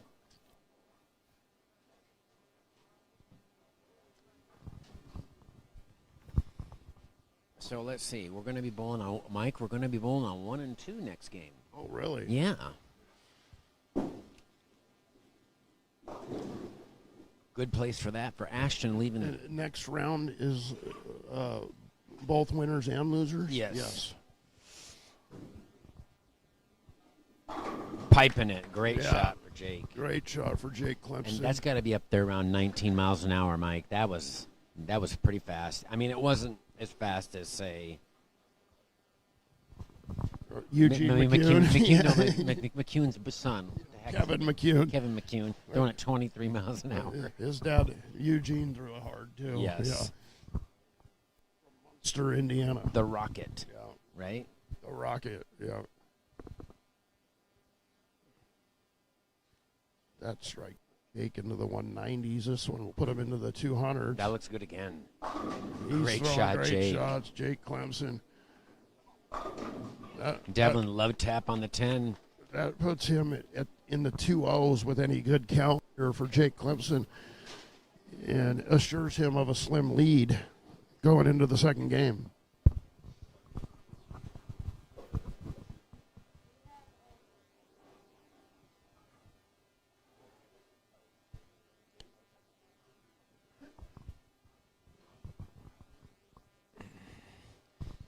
You know, Mike, I just noticed it's showing the speed up there. I wonder how accurate that is. It says 16.4. Let's see what it says. 2:04 for Jake. Great finish with a four-bagger. Yeah, I feel like he's throwing it harder than 16. Yes. Mike Devlin, a potential 248. I keep calling him Mike. Nick Devlin, yeah. I'm just going to call him Devlin. Yeah.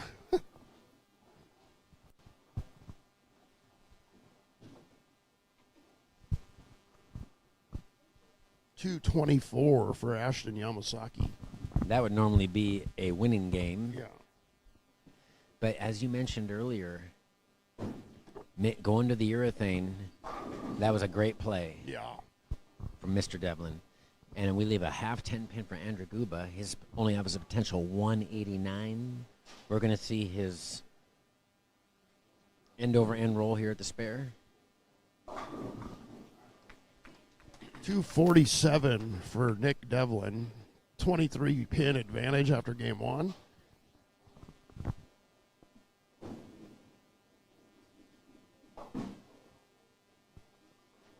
All right, Guba staying out of trouble. He doesn't increase his ball speed or anything on those 10 pins. He just changes his roll. Yeah. Pretty impressive.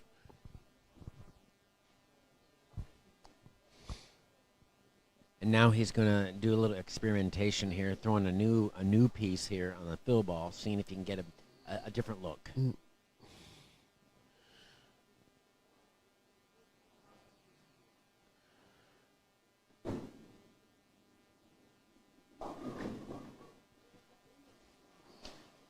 $186, Andrew Guba. 18 pin advantage for Jake Clemson after game one. Ashton starting off game two, leaving a 3-6-10, trailing by 23.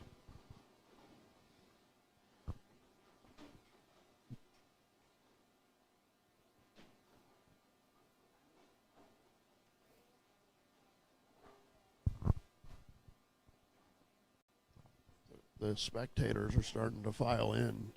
Brian, we're getting a good little gathering for the end of this tournament. Oh, bad shot. And he carries it, Brooklyn. And he pumps his. That has to be a mental thing. Although Andrew Guba wasn't even looking. I know. He's like a seasoned veteran in his early 20s. He's over there chatting it up with Tyler Coates.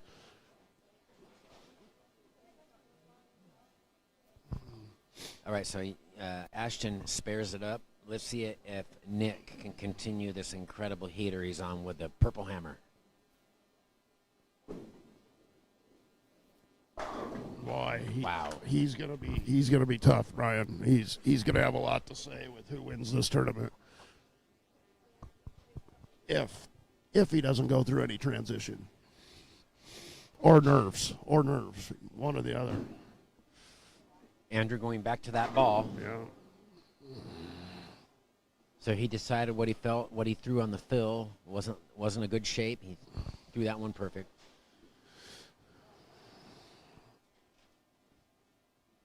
I keep saying shape. I feel like Kelly Kulick. Yeah.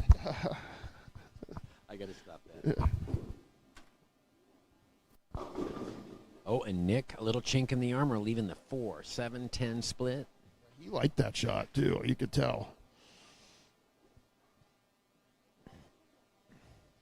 Ashton now just trailing by 11 sticks. This is a big shot here for Guba to get off to a good start and give Jake something to think about. He threw a good one there. Does not get the shaker. Little Wally 8-pin. Could have fallen. Could have.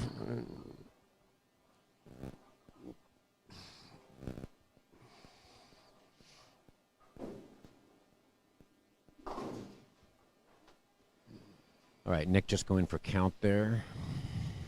Did you ever ask Ryan Connor why he went at the 10 pin on the splits? I did not. We wanted to ask him that. Yeah, I forgot.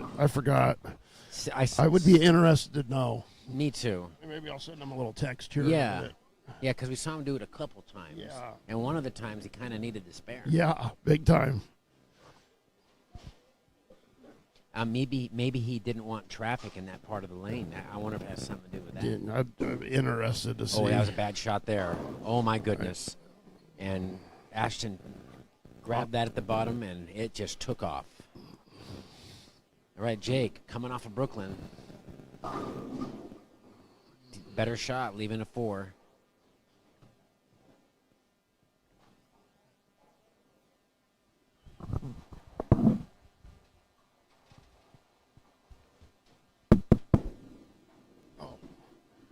Nice cover with a plastic ball. So, Mike, In our days, sorry, go ahead. do you know what 2 pairs we're bowling on next game? Remember last year? 1 and 2 and 15 and 16. Why? It's going to be fun. It's going to be fun. We're going to be raising hands. No, you talk. Yeah. No, I talk. We need the headsets So for if that one. if we talk over each other in a little bit, we apologize. Next year we're going to have headsets, and they're going to build us a booth, Yeah. and we're going to have cats, and we're going to be able to diagram all that stuff. Yeah. Shout out to all the sponsors, the Hewstads, Mike Humphreys, who does a tremendous job on this tournament. Great shot by Jake. And also Gliss Employment Services. Thank you, Rocky Oaken, for your contributions. Switchfoot, Rob Edwards Construction. Thank you, Rob. And last but not least, Benny Salinas of Salinas Diesel Repair. You guys make the tournament worth so much more for the bowlers this year, paying a record $3,200 for first place. And we also hope that Dave Hewstad is feeling much better today. We missed him this weekend. Get better. Get well, Dave.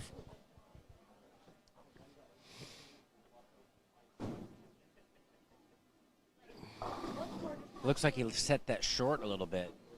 Oh, and he carries Oh, it. he He carries it.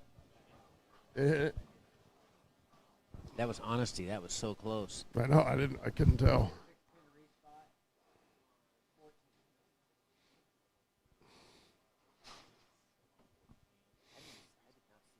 It's because the angle from where we're at. Yeah, that was The close. angle from where we're at. Both players agreed it hit. So Yeah, at this level, no one's into cheating. That's for Yeah. sure. They want to earn it.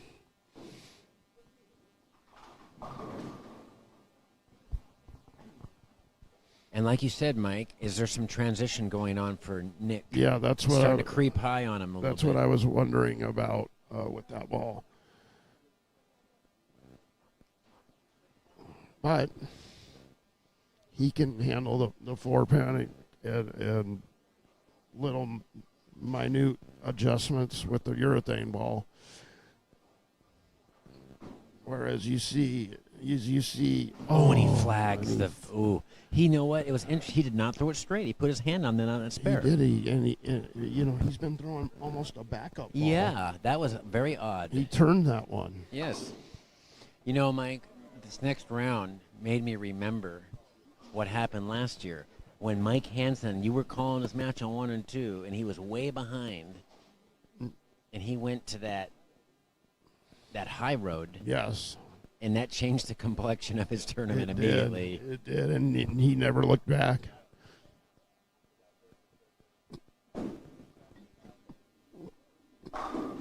All right, nice recovery for Andrew. Jake, though, has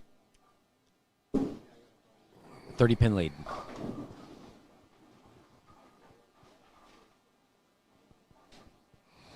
I think 7 and 8 is starting to get a little ugly all of a sudden. Yeah, Ashton just changed balls again, and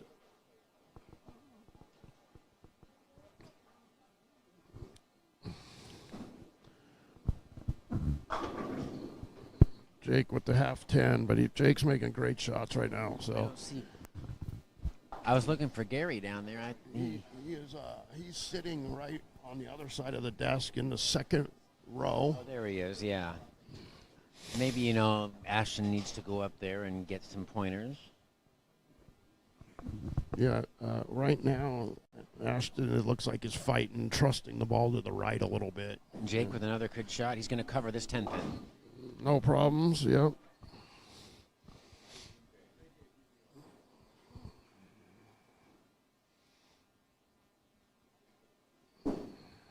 That's going to have to hold. Nope.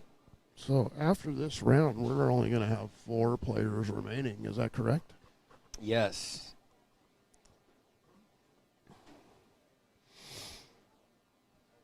We'll have a first versus second for the top seed and an elimination bracket for third and fourth.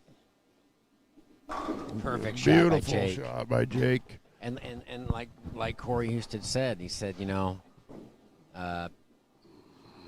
Jake's kind of an anomaly where he can play a part of the lane that other people cannot because of his ability to repeat. Yeah. And the ability to stay down at the foul line while generating a lot of ball speed. Yeah, we saw that yesterday. He was the only player playing that far right yesterday all day, and never, other than the first round match against Chris Tuwalski, when Chris could strike to beat him and rung the 10, he was in no danger ever yesterday. And if Chris doesn't leave that 10 pin, Jake's not here. Yeah, He needs the breaks to go his way at the right time. Good shot by Guba. Didn't quite come up. And Yamasaki missed that spare.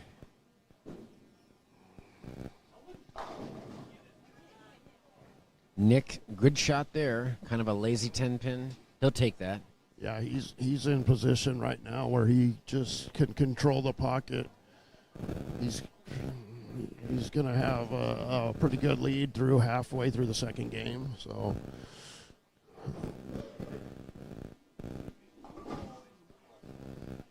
no problem with the 2 pin for Andrew. Jake's got a 30-pin lead halfway through the second game. And we're at the exact halfway point of this round 9 match play.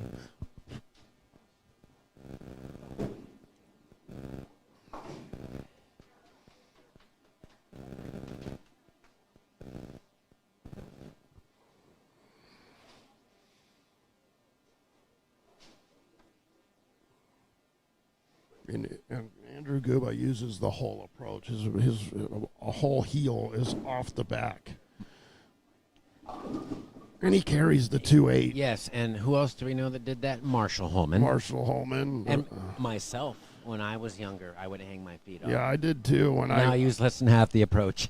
Yeah, I did too, because I used to take 6 steps, and when I went from 6 to 5, I moved up in front of the last set of dots.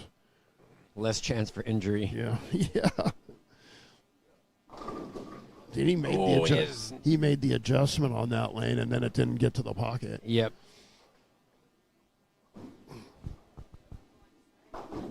Ooh. Jake fortunate just to leave the 4-7. The right lane's becoming an issue for him, but Andrew's by no means comfortable.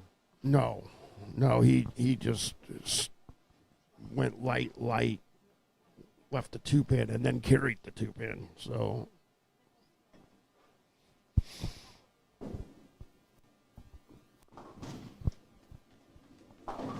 no problems for Jake in the 6th frame. Jake shooting a Dutch 200 pace at this particular moment. Yeah, if he keeps this up, we're going to have to get him a Dutch oven. Yesterday you got him a hot tub. Some box wine and some hot tub last night after that match. Well, him and his girlfriend, great things to celebrate with her accomplishments. On his good lane, couldn't throw it any better. Beautiful shot. You know, Mike, it says 14 miles an hour. I don't think the radar's correct. No, that's how fast it's coming back. And look at that. Ashton got out of that ball. Yeah, he did. It was reading the mid lane too early. Yeah, he's just got to trust it to the right a little bit. And I think he's fighting that right now. That one looked a lot better. And it looks like that's maybe a roto grip. No, he's a hammer guy. That's a Brunswick ball. If I had to guess, it looks like a Brunswick ball maybe. Oh. Disaster. And so early on in warm-up, we felt that Andrew Guba had the advantage. I think we might have been wrong because he's having to really place it. Yeah, the transition. That's gonna good. Nope. He liked that He was, one he too. was fast on that. Yeah, he liked it though. You could tell by his body language that Ashton liked that shot, and it just didn't make the corner.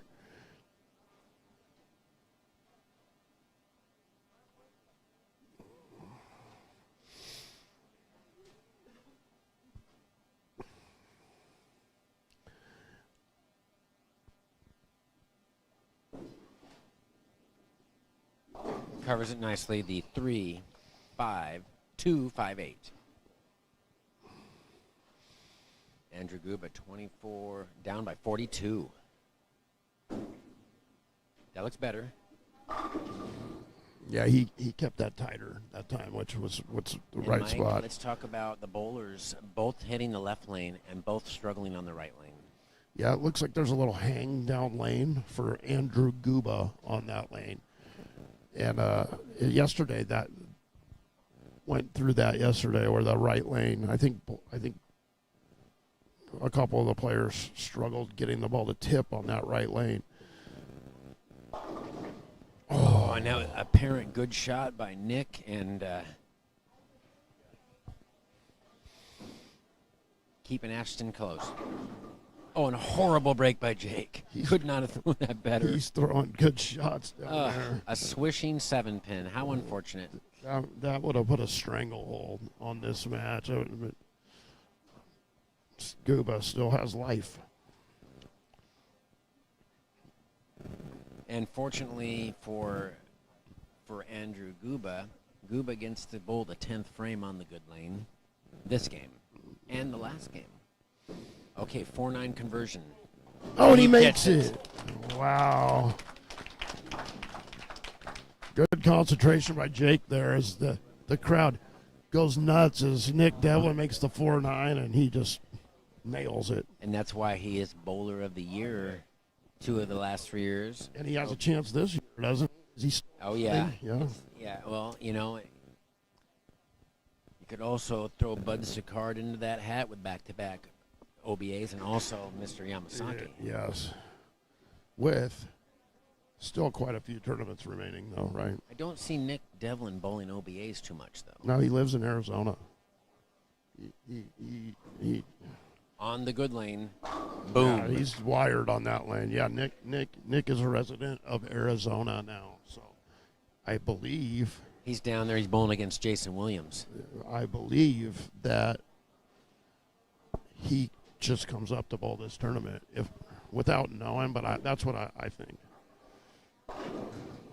Oh, and a wobbly 4-pin for Nick. It's very important, though, right now for Nick to not get frustrated. He's throwing good shots. And Ashton's not giving him anything to be concerned That's- about. Meanwhile, big concerns for Guba on this shot on the tough lane. Oh, he kept it tighter.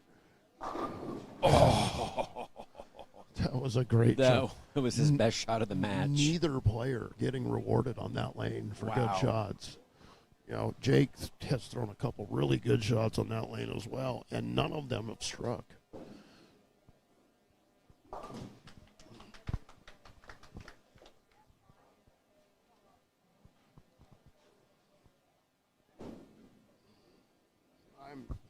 I know I say this every year, but I'm still not a fan of the high fives mid-match. Yeah, I like a little attitude. I like a little attitude. I mean, I love it when Eric gets fired up. That's what I'm saying. Yes, You know, I like when he. it's good for bowling. It's good for bowling. We shake hands before and after. We're not friends while we're bowling. You know, one of my favorites is when A.J. Johnson, also known as Jack Wagon, when he said to Chris Barnes, remember Chris Barnes says, "I'm still here," Yeah. and then Chris Barnes struck out to beat him. Yeah. He shot 260 and lost to Chris Barnes on the show. Was that a couple years ago? Did you see that one? Yeah. That was. He won't do that again. No. Ashton's got nothing on that pair right now. There's probably one guy that's not going to affect, and it's Chris Barnes. Yeah. Yeah, He's he goes, "I'm still here. I'm throwing 279." maybe the biggest money player of all time, Chris Barnes. Maybe. Yeah. And Maybe Mike Newman. yeah. Oh, by the way, did you see that who's making a comeback? Who? Did you see who's making a comeback? Rudy Revs has. I did see that. Rudy, Mississippi, right? Yes, he signed with Radical Bowling, and he is going to make a return to the senior pro staff. Do you remember the first time you saw Rudy Revs bowl? Oh yeah, and I was anticipating seeing him. That's a tough spare. Aguba dead straight at the 369.10 for a 176. Yeah, Rudy, he looks like a chef to me. Yes. Yeah. I remember. He likes muscle cars too. Yeah, I've seen his muscle car collection on Facebook. I remember going to the high roller in 1993. Oh, and he misses the 7-pin. Yeah. Ashton. In 1993, I went to the high roller and saw Rudy Revs bowl for the first time, throwing it over the heads with that cocked. It was amazing. It was the craziest thing I've ever seen. Yeah, he's one of a kind. And look at no one has. How long has it been, Mike, since someone struck on the right lane? Jake went right through the face again on lane 14. I anticipate for the audience, he's going to spare this and strike for the Dutch 200. Well, he's going to have to fill out some paperwork for that patch. Strike here for the Dutch 200 for Jake Clemson. That will be some fingernail clippers from USBC. That's the award. Yeah, they're going to have to raise rates. Yeah. So Guba's in at 362 after 2. Jake Clemson, can he strike on the tough lane? Dutch. No, he cannot. 197. That would have been a Dutch. Yeah. So 401 for Jake, 362 for Andrew Guba. Nick Devlin with the balk. Wasn't quite comfortable. All right, so we have a 39-pin advantage for Mr. Jake Clemson going into Game 3 against Andrew Guba. Meanwhile, down here on the other match, Nick Devlin with a 47-pin lead as he's trying to convert. No problems.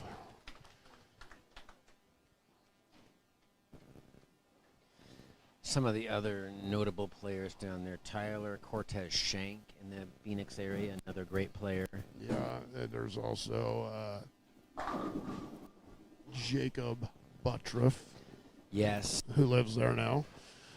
Also, Matt Zweig. Yeah, he won some mega buck event in Las Vegas recently. I saw that on YouTube. All those guys live there. All those guys basking in the sun while we're freezing. Yeah.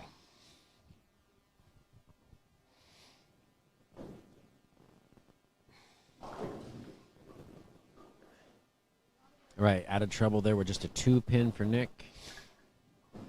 Jake on the tough lane. Still tough. Yeah, he tried to help that one to the pocket and helped it too much. But he's got a big lead. And he bowls the 10th frame if it's close. Yes. On his favored lane. So Andrew at a serious disadvantage right now.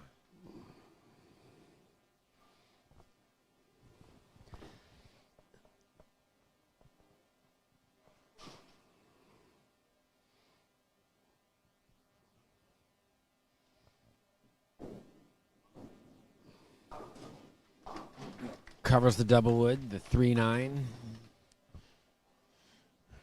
Nick Devlin's going to build his lead. He's getting another piece, it looks like. Yeah, maybe he's about ready to jump out of urethane. Yeah. He's bringing the ball with a lot of surface though, trying to blend out the pattern as much as possible. It might be another urethane ball. It looks like another purple hammer, maybe with a different pin placement.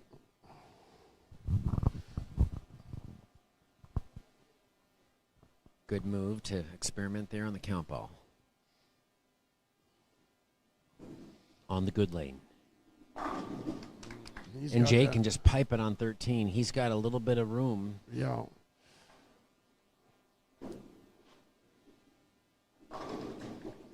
That looks like a. And that the looks like a- messenger missed the 10. that looked like a black hammer. Without knowing, that might be that new Pearl black hammer urethane ball. Yeah, it goes extra long. So Devlin's in the clubhouse with a 180, but no worries. Ashton's going at a 158 clip. It's do or die for Guba if Yeah. he can hit this lane. Yeah, he's in front of the ball return now. Both players are. Ashton is too. Is he going to leave another ring 10? And disaster. Disaster, yeah. That was slow, Mike. And Ashton totally lost. Impressive. Yeah, 427 for Nick Devlin.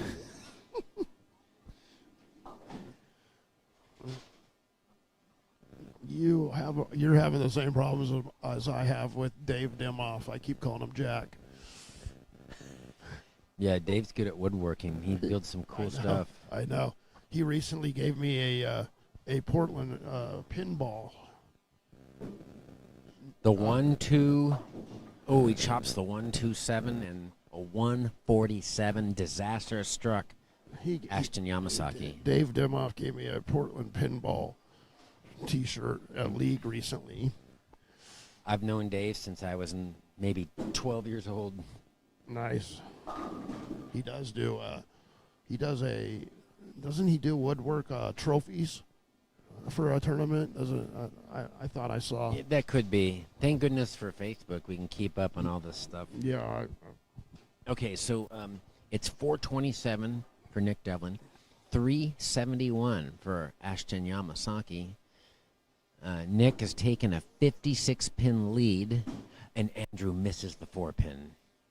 56-pin lead for Nick Devlin over Ashton Yamasaki.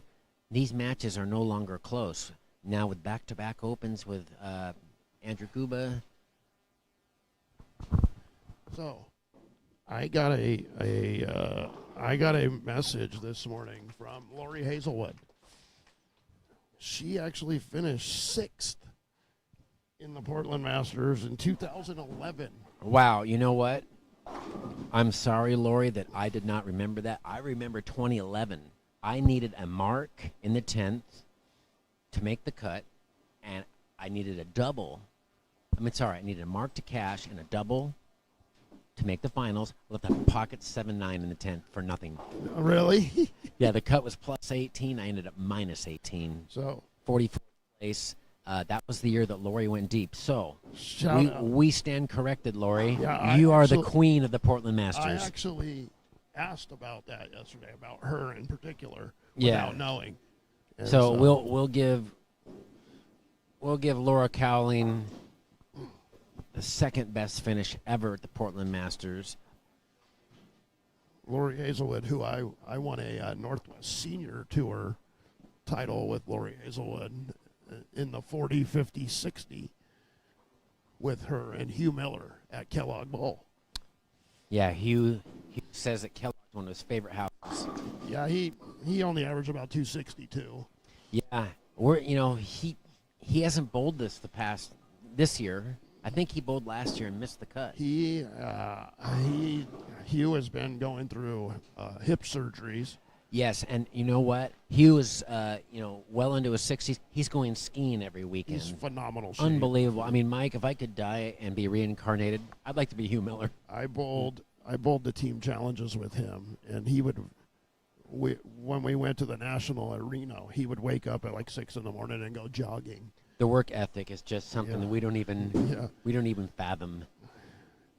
Yeah, we were like, yeah, I'm gonna go jogging to the buffet line, but he's going jogging, running 8 miles before we bowled all day.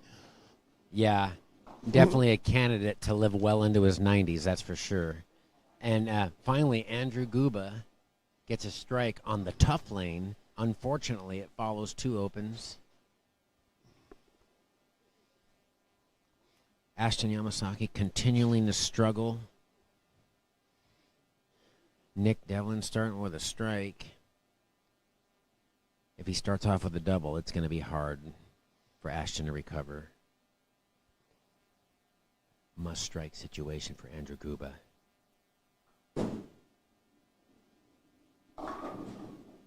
Through the face, and time's running out.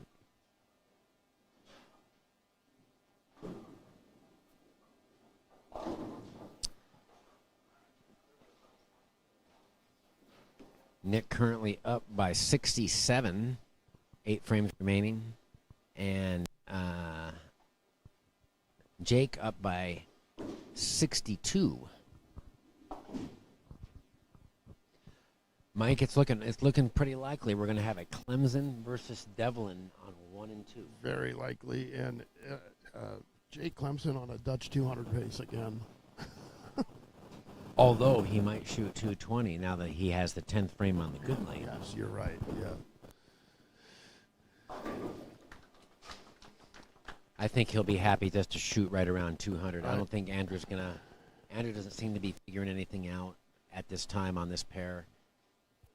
I got a message from Christopher Reynolds wondering what ball Jake Clemson's throwing. And I will find out for you, Christopher, and let you know. I'm not exactly 100% positive on the ball, but they are bowling on the same pattern as yesterday. Once again, we're seeing nothing but trouble on lane 14. Jake leaving the 6-7-10. Still a very sizable lead.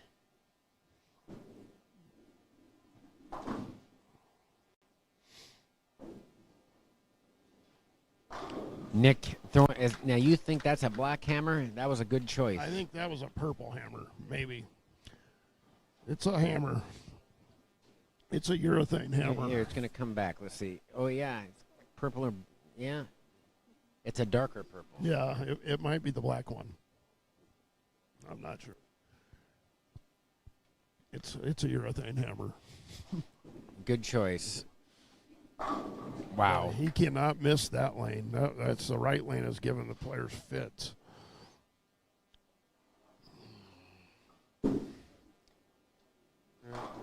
And Ashton out of control with the front part of the lane. Yeah, I think he needs to go the other way and maybe try and pipe something.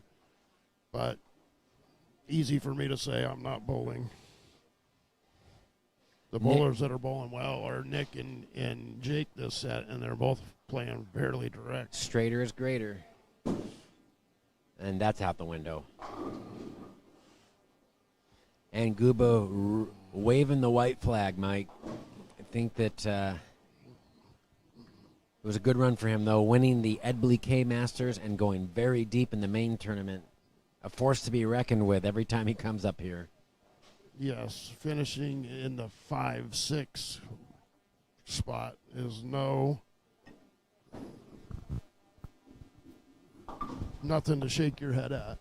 You know, anytime you make it to Sunday in the Portland Masters, you've bowled well.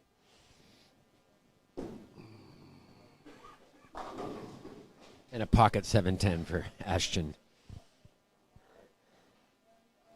Good run, Ashton. You'll be back.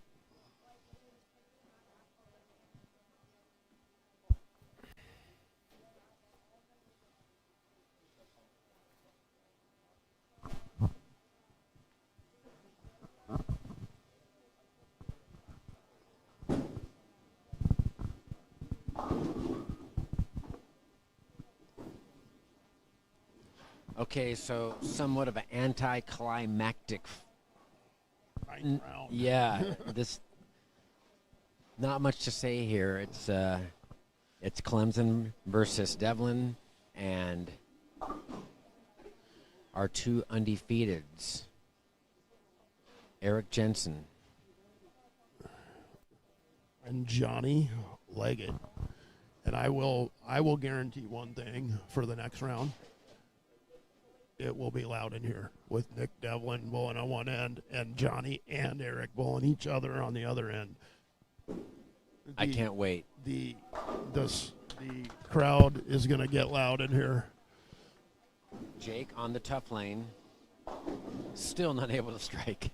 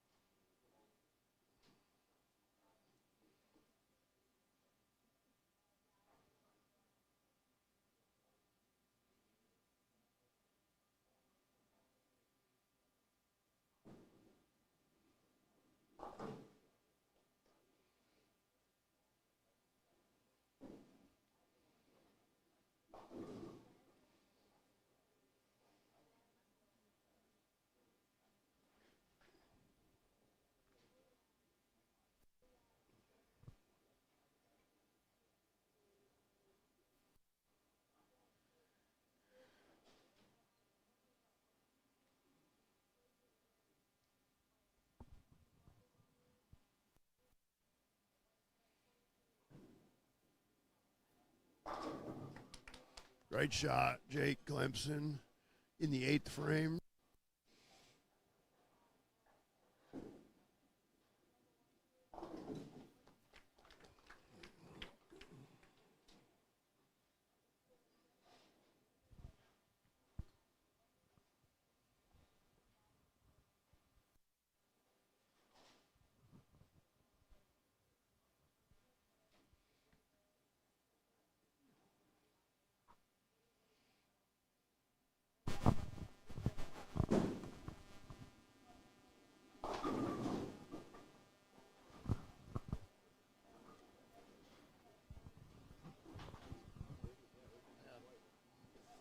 And 14 has claimed another victim, because that lane 14 is just giving the players fits all weekend.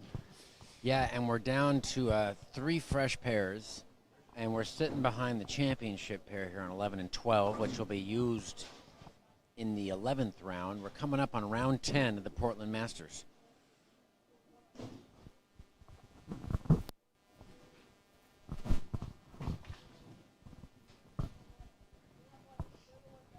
Once again, like to mention our sponsors.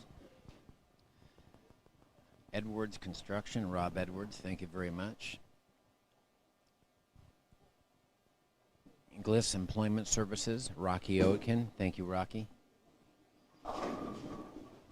And last but not least, Salinas Diesel Repair, thank you, Benny Salinas.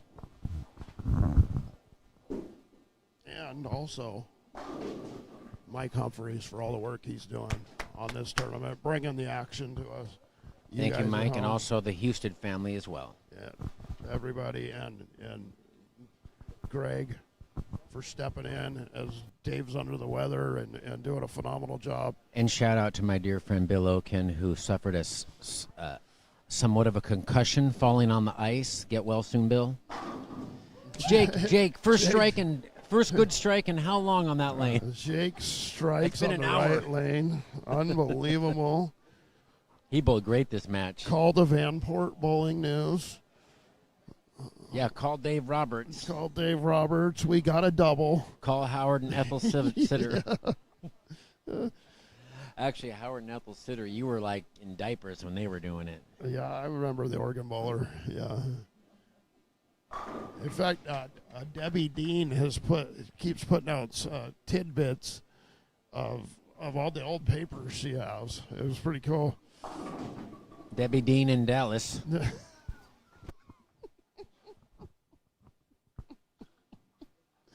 I don't know if she's from Dallas, Brian, but she may be. But she does a phenomenal job bringing back the old memories on the Facebook page. Yes, lots of pictures of me with my braces when I was young. 1992, went in your first OBA. I don't know what year it was, but it might have been 92. Was it 92? It was right after losing to Doug. Yeah. Here, I got second, and then they had the next OBA at Valley on the house shot. Yeah. Throwing the Gunsmoke Cobra and the Blue Nitro. That Gunsmoke Cobra worked for a long time. The early days of resin balls. What a finish by Jake. Yeah. 218. Jake Clemson will be moving on to face Nick Devlin in a loser's bracket match in the top 4 of the Portland Masters. Yeah, you know, Mike, I feel like they should take a page out of the PBA's book and call it the elimination bracket instead of the loser's bracket. Yeah, I'm not on board with you with that one. I'm okay with being called a loser if I lose. Now, can Gooba strike on the top lane? He does. He can Brooklyn. He can Brooklyn for a double. Now both players can't miss that.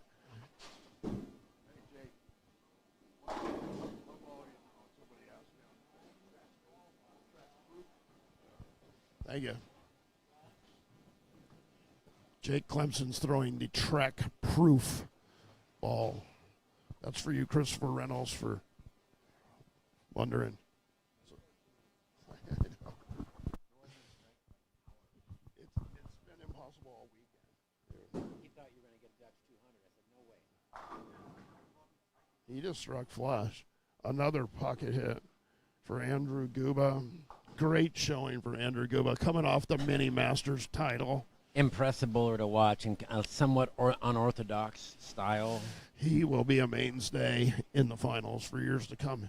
If Yeah. he continues to come up here for this tournament, which I anticipate after making a deep run. I feel like we're going to see him on a show for some amateur events down in the Vegas area.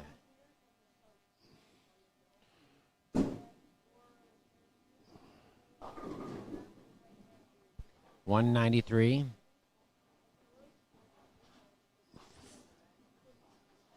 Fives are wild. 550. Yes. So we have 619 for Jake Clemson, 555 for Andrew Guba. Jake gonna face Nick Devlin here shortly.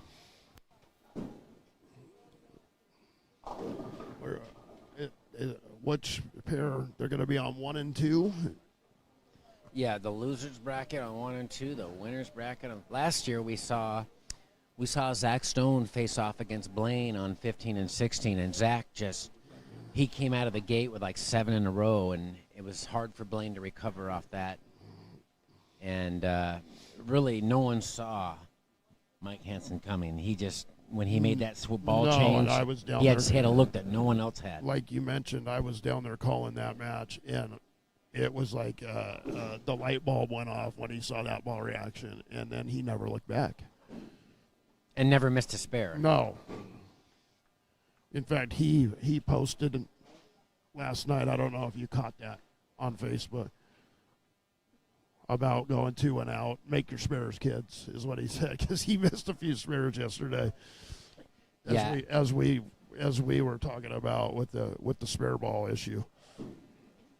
And I kind of wonder, like, I saw him hang up on that spare ball, and maybe the pitch wasn't cloned.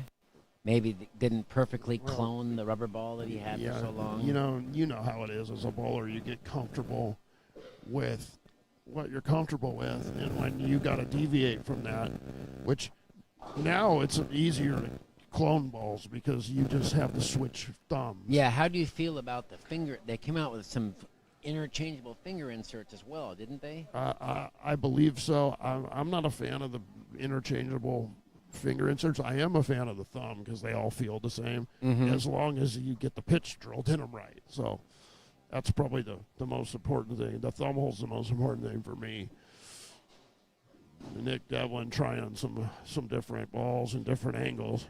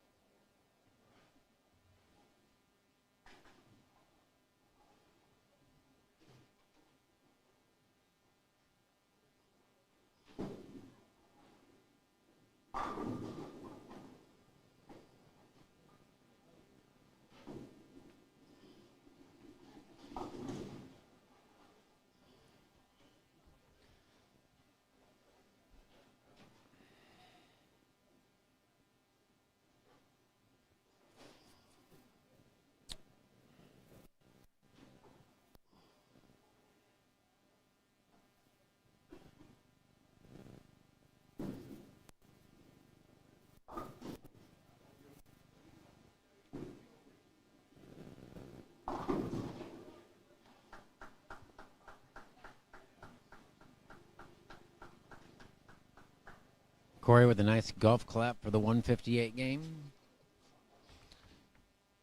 Great run for Ashton Yamasaki.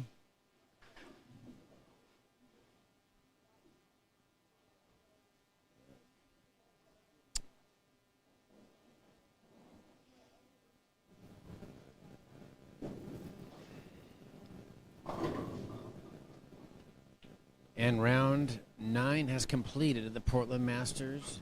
And we have Alrighty, bowlers.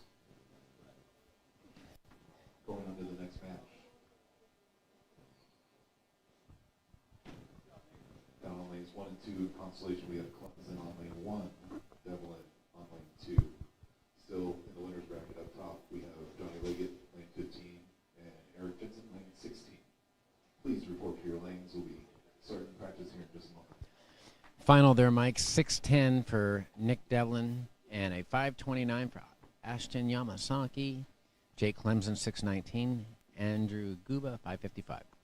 We'll be back in about 5 to 7 minutes, and we'll be on opposite ends of the bowling center.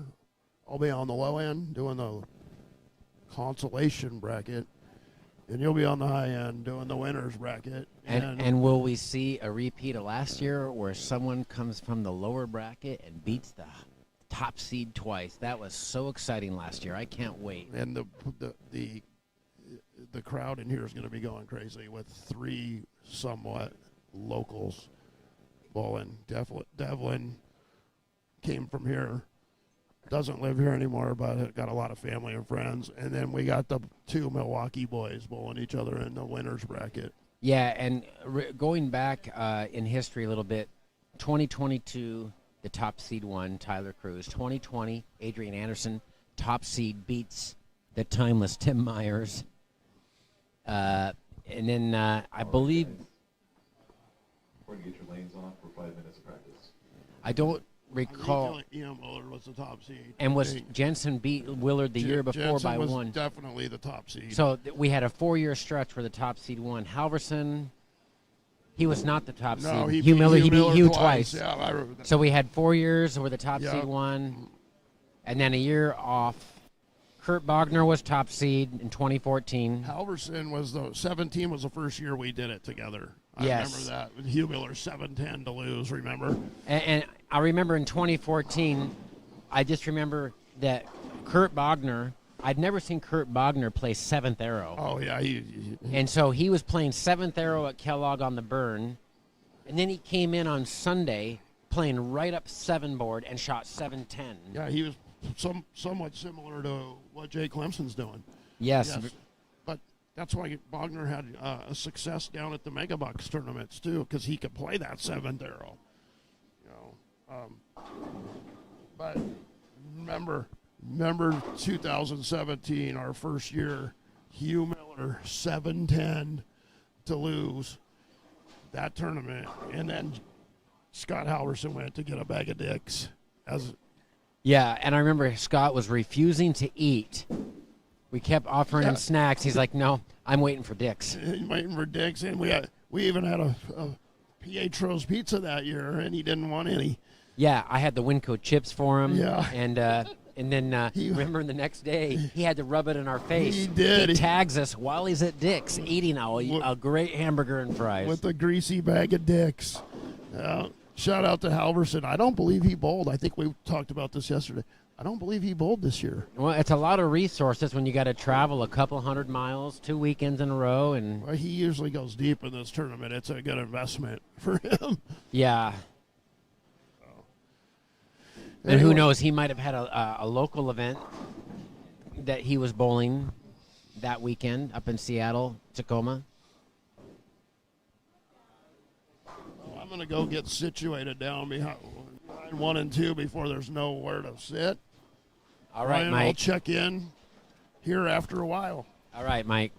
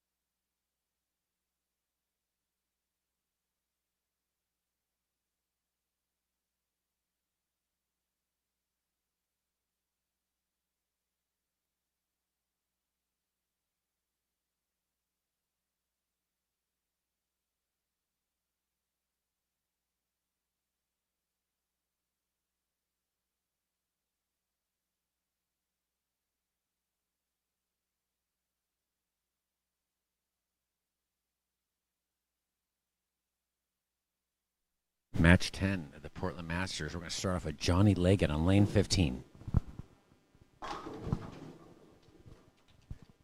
Flying Messenger on the 9-pin.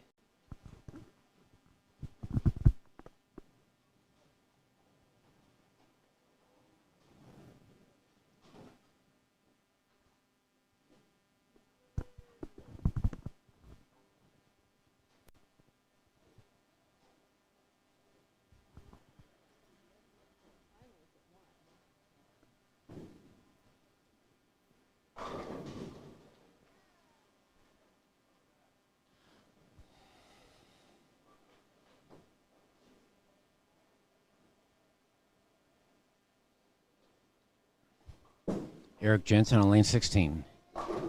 Perfect shot.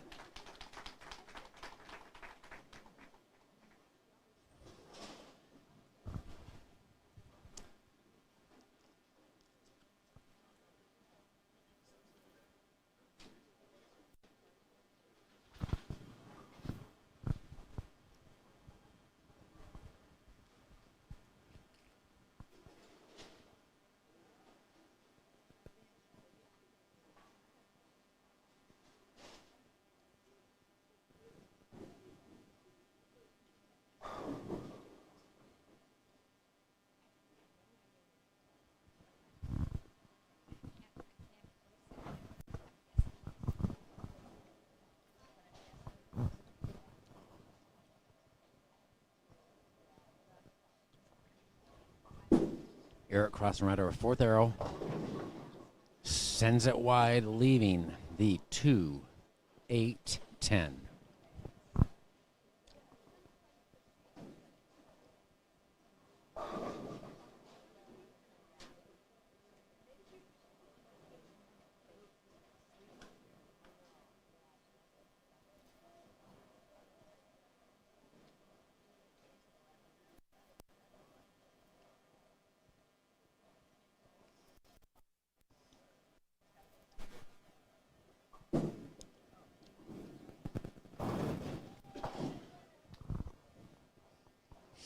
So down here on the low end, Jake Clemson has started off with 2 spares, and Nick Devlin went Brooklyn for a double to take an early lead.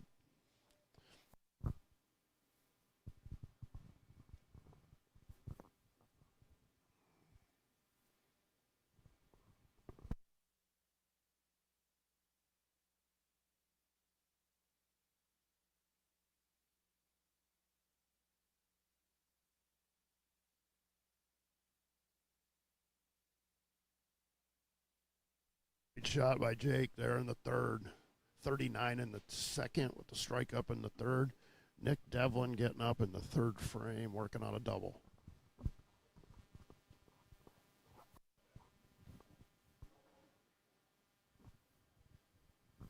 Reaping high.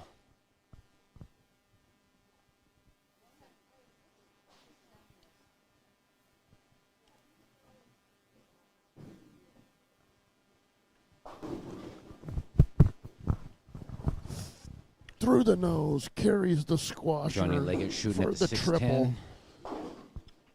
No problem. Johnny Leggett with Nick a 12 Devlin has not hit the advantage through pocket 2 yet and frames. has a 3-bagger. If you're just joining us, this is the 10th round of the Portland Masters. We're down to our final 4 players.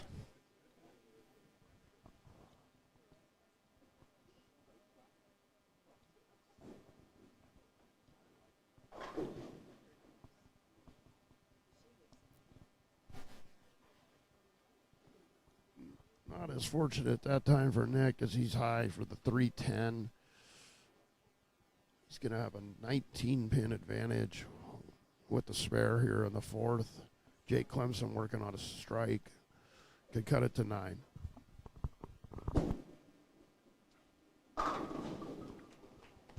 Perfectly placed shot by Mr. Leggett.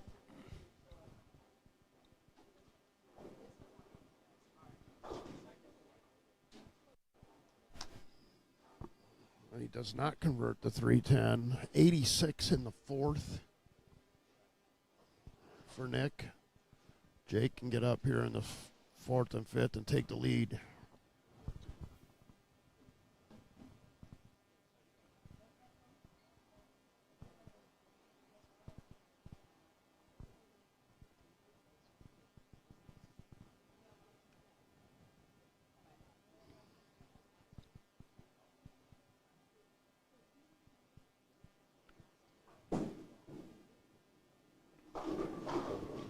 Now, unfortunate 4-9 for Eric. Phenomenal shot by Jake, ringing 10.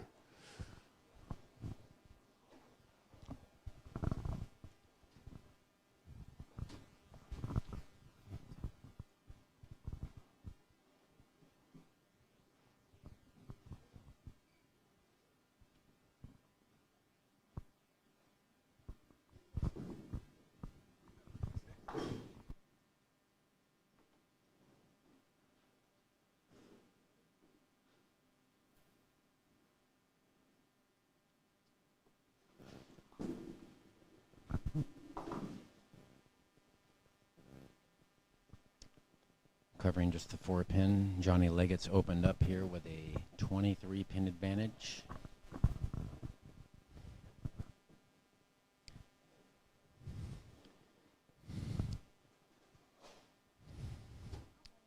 The loser of this round will still be alive in the tournament. This is just determining the top seed. The television finals. Solid 8 Next round. for Jake Clemson.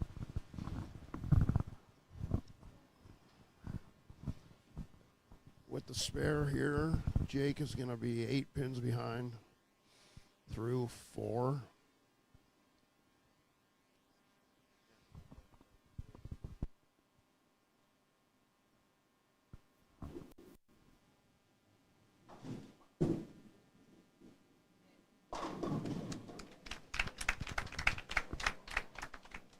Good recovery by Eric there.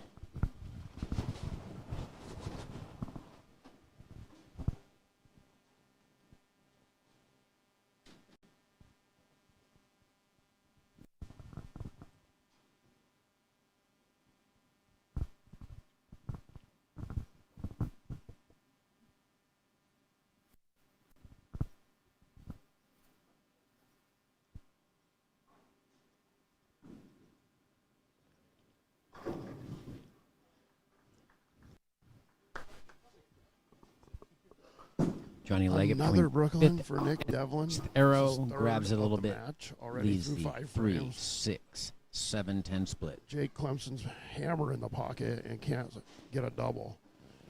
We'll see if that comes back to even out towards the end of the match.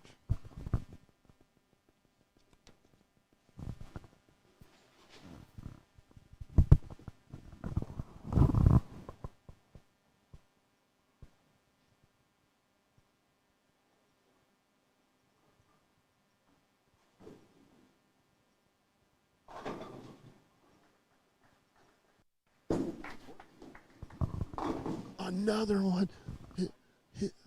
His fourth Brooklyn through 6 frames. And with that open, his lead is down to 11 pins. Johnny Leggett over Eric Jensen through 4 frames.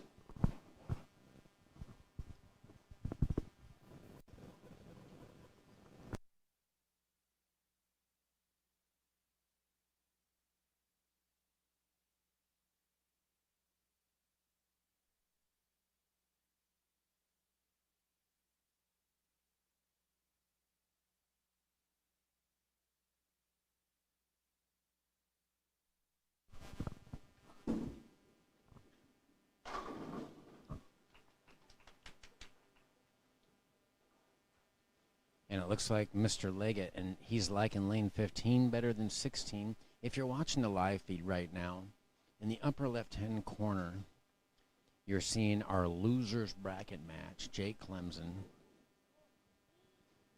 and Nick Devlin.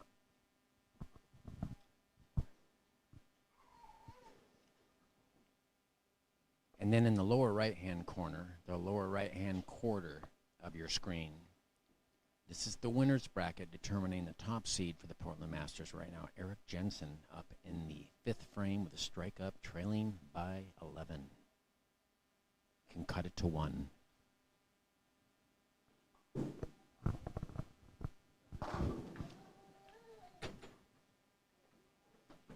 Goes Brooklyn.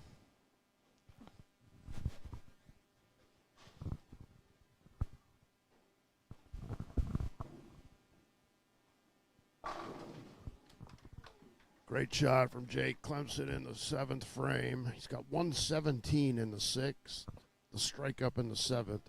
Nick Devlin has not hit the pocket yet and has 4 out of 5 strikes, 5 out of 6 strikes.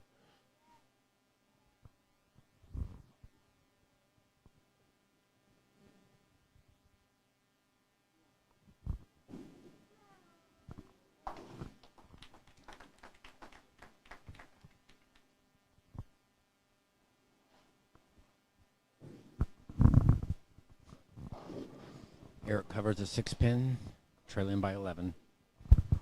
Just the 2-pin for Nick Devlin. The spare, he'll have 135 in the 6th with the spare up in the 7th. Jake Clemson can strike out for 237.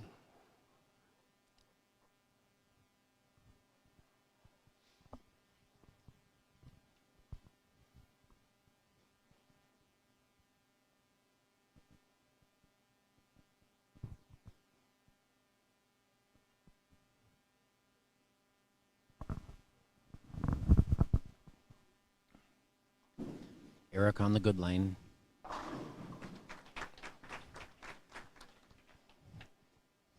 And we're seeing some characteristics on this pair that we saw in 13 and 14, where the left lane is more playable than the right.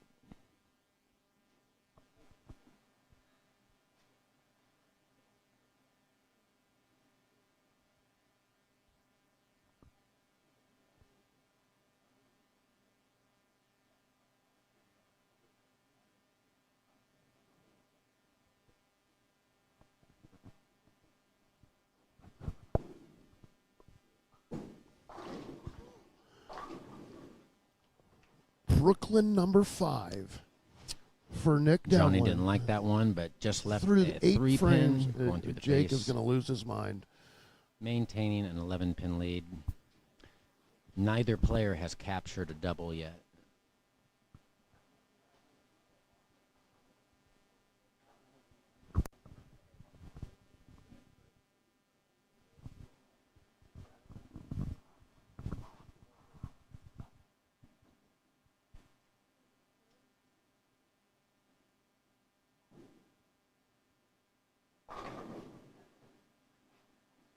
For Jake Clemson.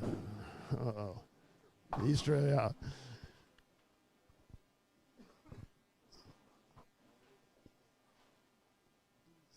We're starting to get some fireworks down here on 1 and 2. Jake Clemson gets his first double of the match.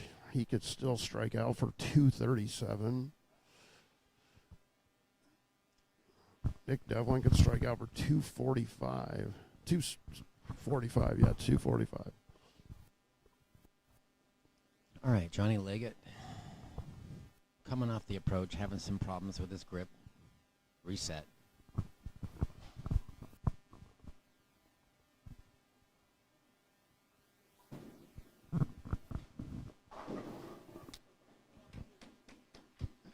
And Jake returns the favor with the Brooklyn for a triple. Great shot there.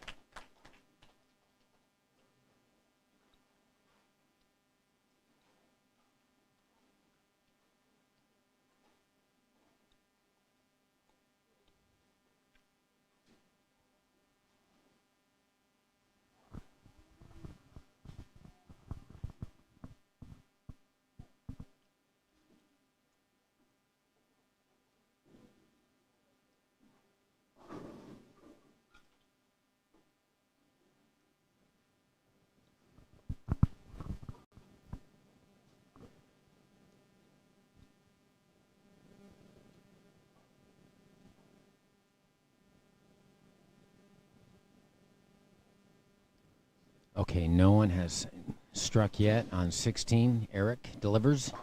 Throws it perfect. And Eric now trailing by just 1 pin.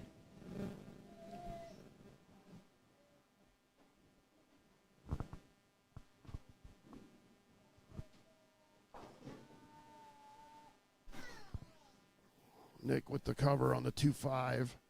Spare up in the 9th. Can shoot 225. Jake Clemson can shoot 237.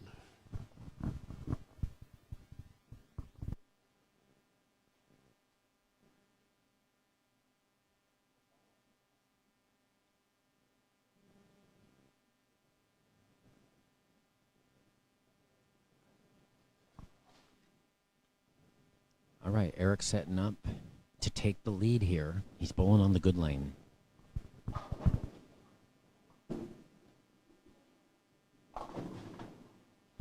And he didn't like it.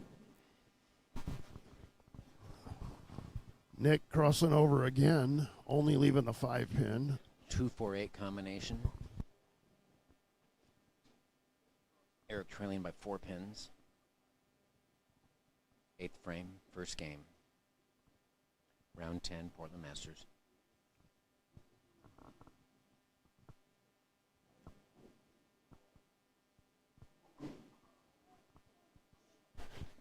I'll be interested to see if a reactive piece comes out for a minute here. Trying to get the ball through the front part of the lane on lane 1. Both players are Both players are 4-0 in match play. With the spare up, a strike would be 214 for Nick Devlin. Eric covers it nicely. 124 through the 7th frame with a spare up. Johnny Leggett 108 in the 6th.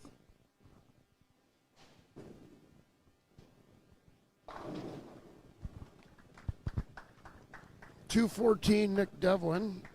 Jake Clemson could shoot 237.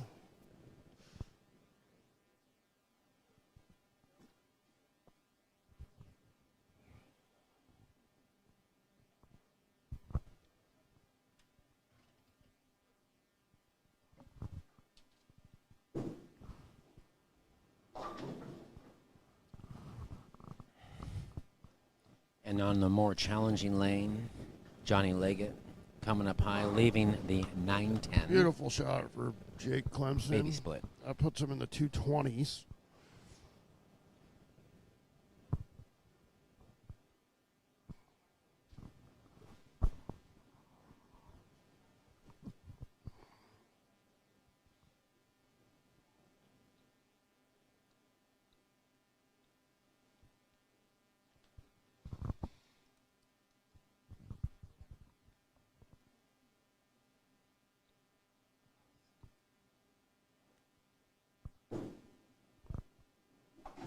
Oh, and narrowly misses the 9-10. That gives Eric the lead. Eric is now ahead by 8 sticks.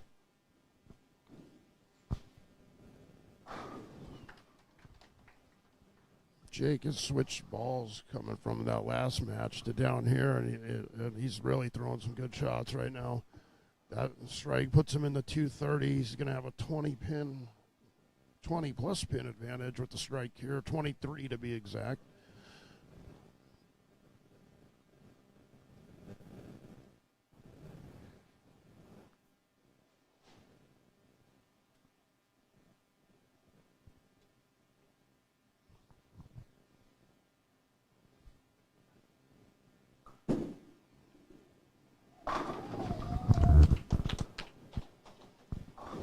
Johnny Leggett, perfect execution on the more favorable of the 2 Big lanes. Clemson, 214. He has to bowl the for 10th Nick frame, though, on Devlin. lane 16.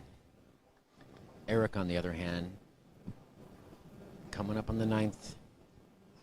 Last time, threw a perfect shot on lane 16.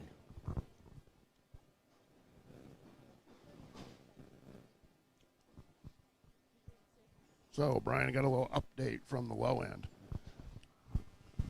Jake Clemson, 236. Nick Devlin, 214. 5 Brooklyns and a through the nose strike for Nick Devlin.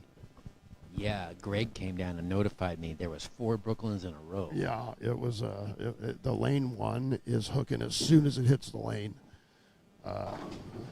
Mike, we're seeing almost an identical situation at 13 and 14. The players cannot hit the right lane. They're both striking at will on the left lane. Yeah, that's Jake had his switched balls coming from up here. He went to a shinier piece down there, and he's really got a good look. Nick's ball, as soon as it hits the lane on lane one, he's still sticking with the urethane. It's hooking instantly. So he's going with the purple hammer? The purple hammer, and it's hooking as soon as it hits the lane. I'm looking for him to probably try another piece here soon. So, Mike, to your knowledge, is the purple hammer that he's using, would that be banned on the national tour? Oh, Eric missing a 6-pin. Oh, a huge mental error there. Wow. Yeah, they banned that ball on the national tour. So now they made that black one, the urethane 78 that you have to use. Yeah, which Anthony Simonson won with. It sounds like Nick just missed a single pin down there. Yeah, he's not looking good. That lane one is giving him fits. So 236 for Jake Clemson, 214 for Nick Devlin, 22-pin advantage, Jake Clemson. And impressive scores despite the good breaks. Yeah.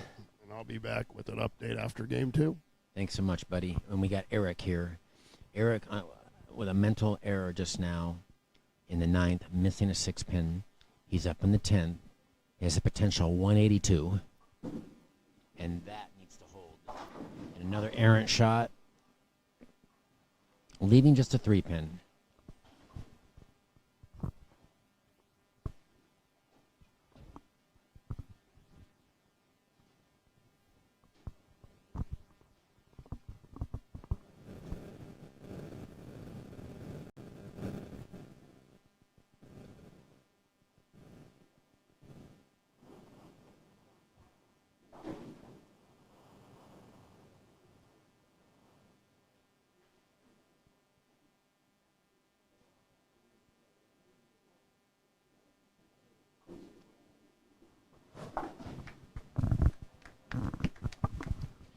Mr. Johnny Leggett's up here discussing game plan with the 2019 champion, Ian Willard.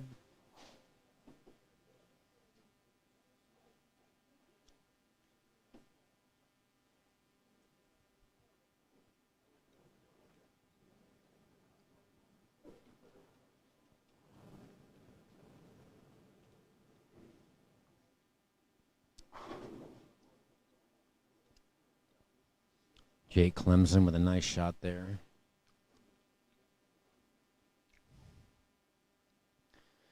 All right, Eric Jensen, Phil shot here can get to 172.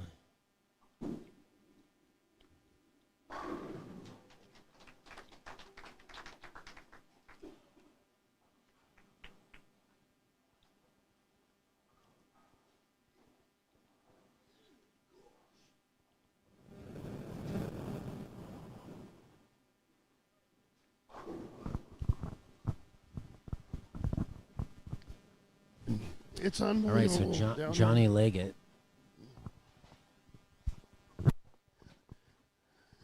Another Brooklyn, Brian. It's crazy down here. This lane 1 and 2 is hooking so much.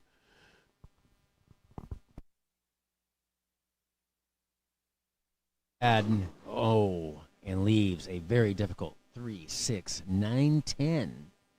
And despite the trials and tribulations of Eric Jensen with a 172, he might get out of this match with a lead.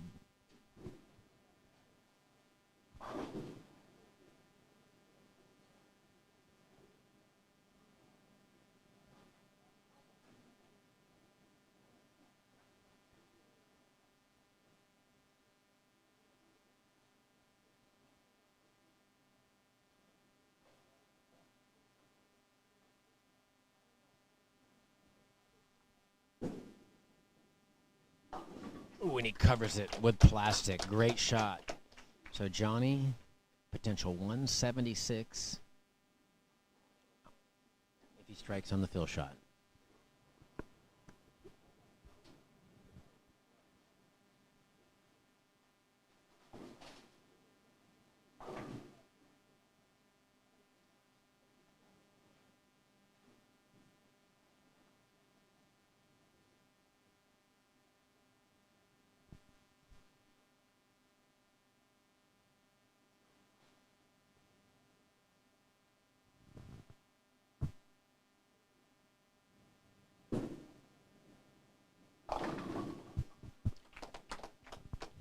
All right, so game one is complete. We have a 176 for Johnny Leggett, 172 for Eric Jensen.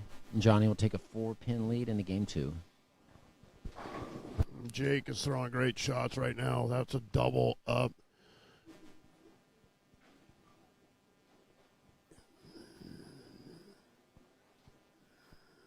Jake has got a 4-pin, 36-pin lead right now. Could make it 46 with the strike here.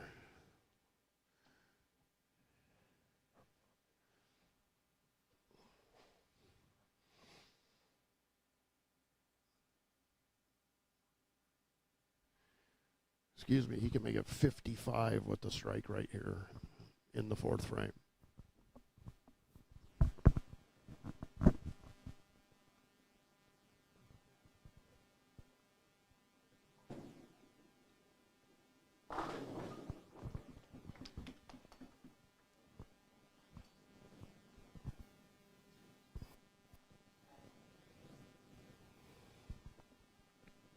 Eric Jensen starting us off on the better of the two lanes. Disastrous big four.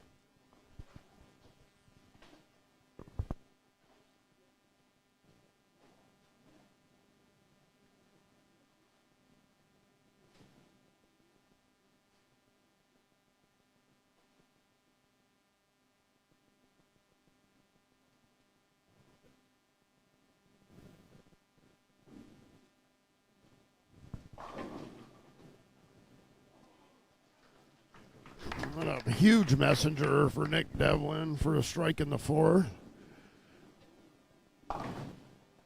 55-pin advantage for Jake Clemson right now.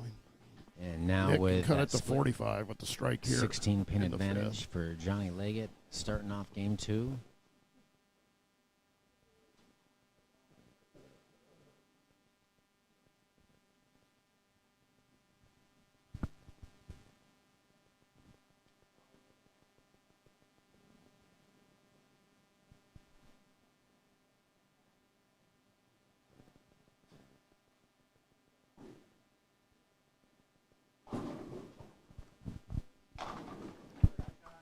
Perfect shot with John. Is this Johnny's ear?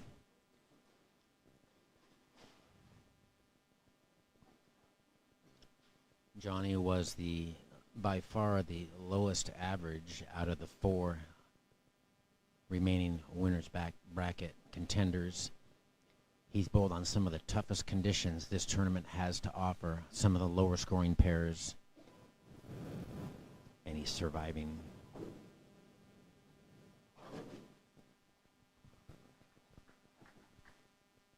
Averaging just a shade over 200 for the match play portion of the tournament, and here he is undefeated.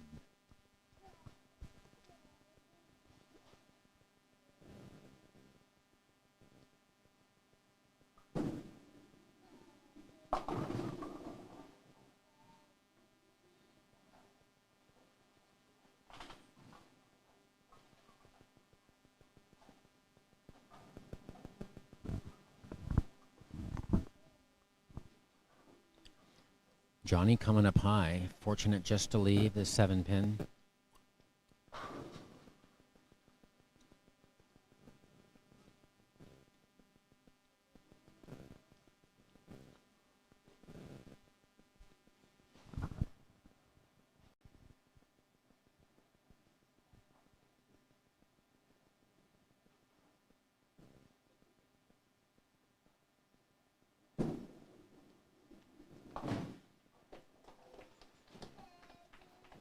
Jake Clemson has taken control of this match down here. 80 in the third, working on a four-bagger.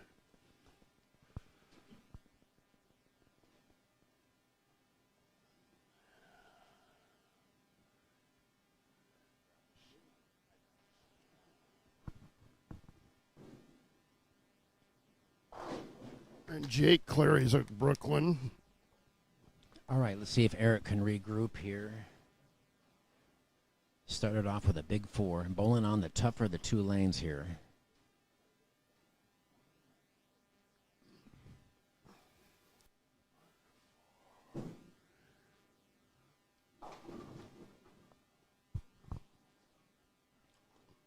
leaving the baby split, the 310. Another difficult conversion.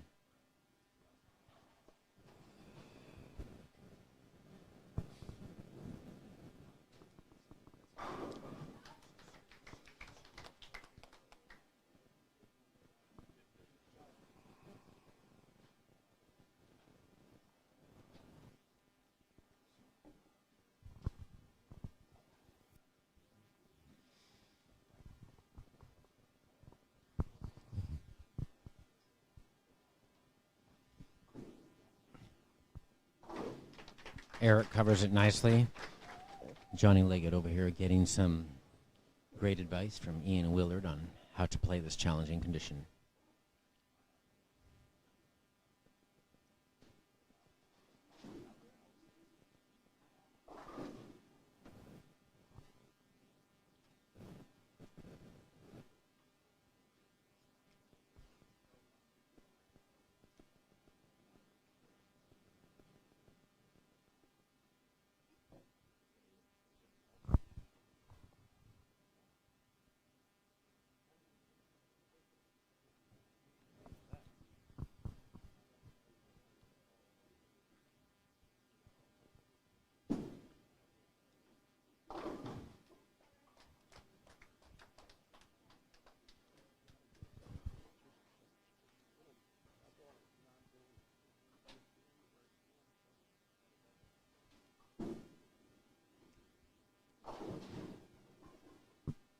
And it looks like Eric may have lost the left lane now.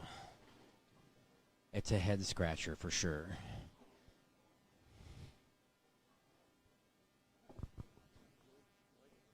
Just leaving a 2-4, makeable spare. Johnny Leggett with an 18-pin lead. Jake High in the 7th, only leaving the 3-pin. With the spare up, he will have 159 in the 6th with the spare working in the 7th. He has taken a stranglehold on this match over Nick Devlin.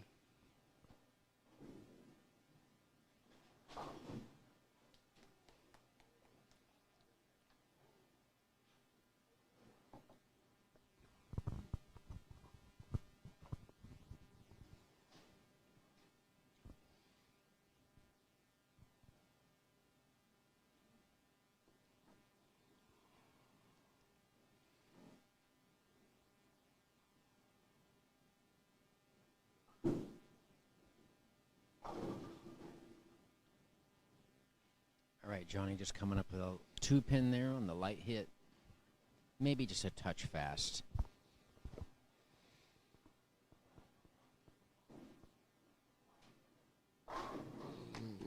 Great shot from Jake in the 8th. Jake could strike out for 269.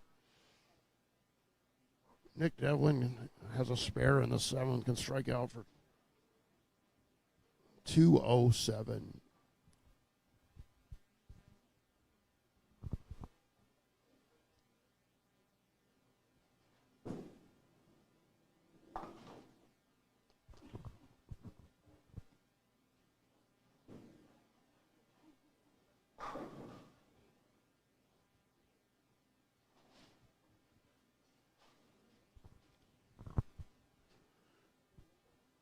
Nick Devlin out the window for the 1-2-4 in the 8th frame.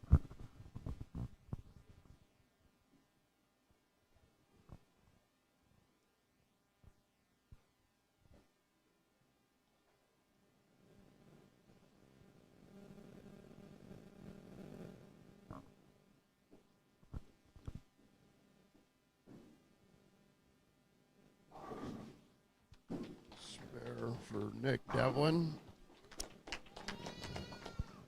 Perfection there for Johnny Leggett. He's got someone cheering him on. Nick going to get a different piece out of the bag now.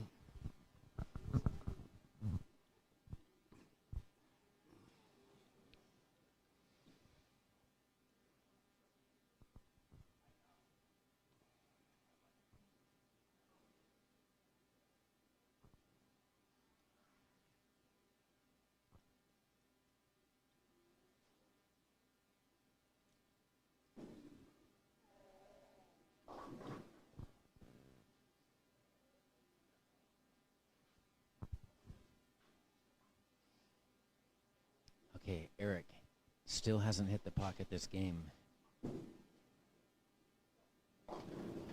Once again, coming up high, leaving the 2, 4, 3 consecutive, no, make that 4 consecutive hits going through the face for Eric. Is he gonna switch balls? Is he gonna move zones? Might see some changes here.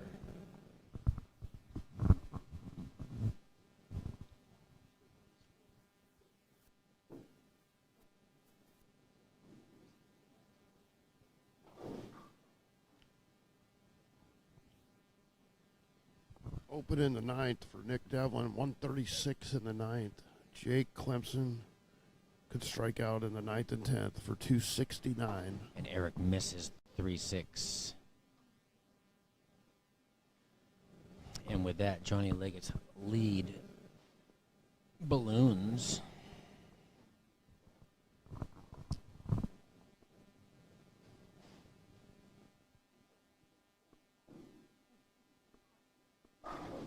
.30-pin lead for Johnny Leggett halfway through this semifinal.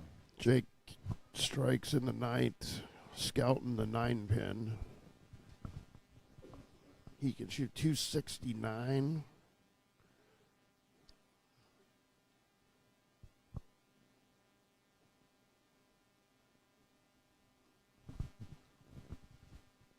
Once again, the loser of this match is still alive in the tournament. We're determining the first and second seeds of the TV show. Better shot by Eric, just leaving a lazy 10-pin there. Out the window for Jake on lane 1 in the 10th frame, leaving the 1-2-7. The spare up in the 10th, Jake will be in the 240s. He will have a commanding lead going into the third game.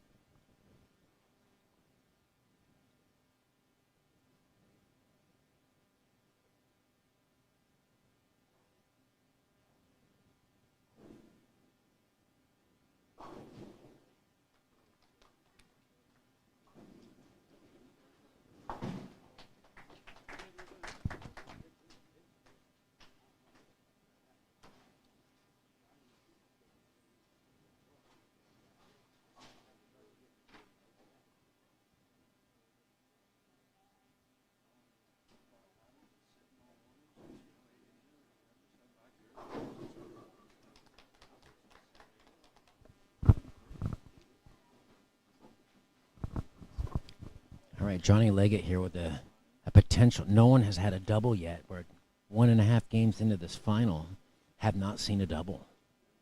Will this be the first double? Wow. And that was savage, Johnny Leggett right there. Extends his lead to 40 pins.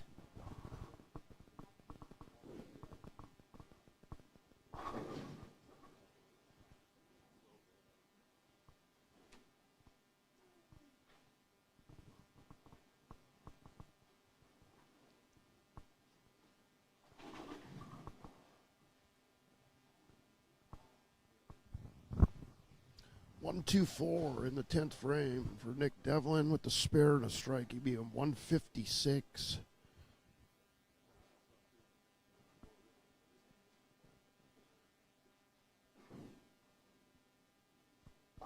And he misses the spare for 145 for Nick Devlin.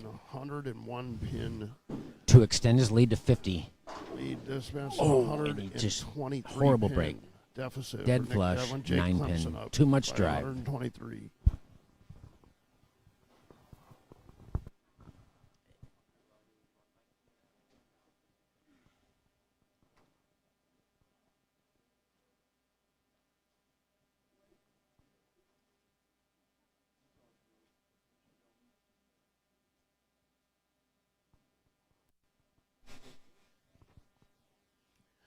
So, Brian, a little update from the low end of the house. Jake Clemson with a big 246 game.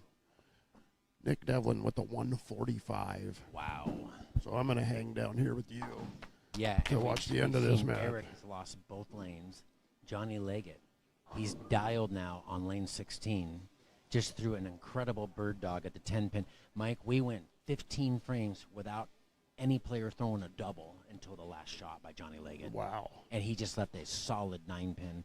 But he has a 39 pin advantage over Eric. So Jake has 214 and 246? Yes. 460. No. Jake has 236 and 245. Wow. Yeah. 236, 245.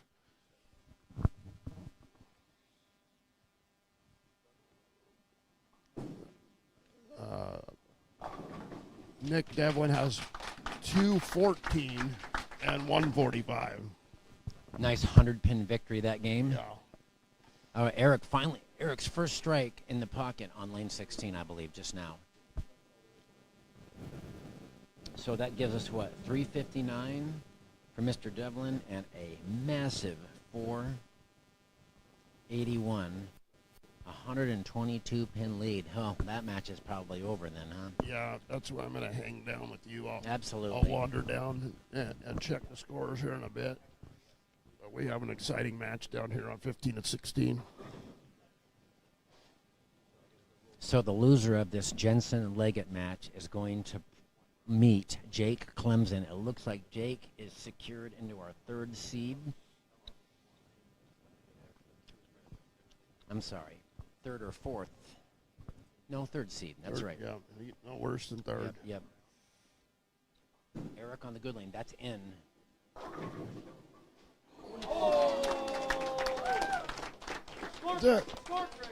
The James Hilton clear pole came out. Who did? The James Hilton 900 clear pole came out. The Robert Mushtair. Yeah.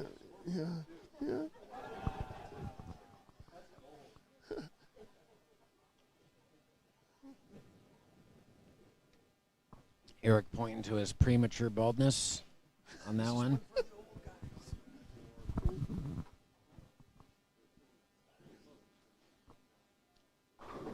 Oh, 4-9 for Jake Clemson. I can see that from here. Yeah, I know. Just ask him. Johnny Leggett. That looks high. Carries a Brooklyn. And the payback. The Pete Weber in your face right there.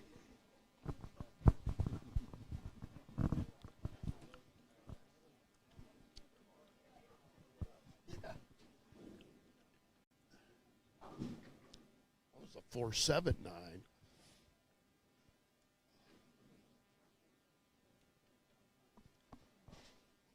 I'm going to need some Pietros today, Brian. Yeah. I miss our good friend Bill, always hooking it up. Get well soon, Bill. Next year, Pietros is going to be within shouting distance of Milwaukee Bowl. They're moving. Are they? Yeah, they're moving over here in the Milwaukee marketplace. Are they? Really? Yep. Wow. Perfect shot. Johnny is just dialed on that left lane.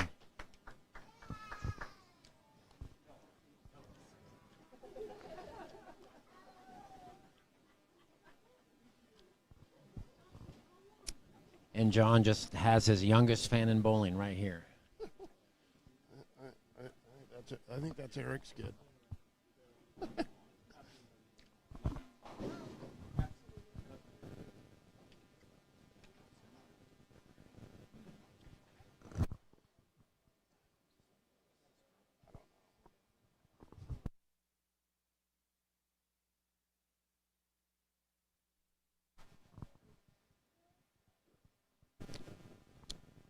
All right, Eric in the 9th frame here.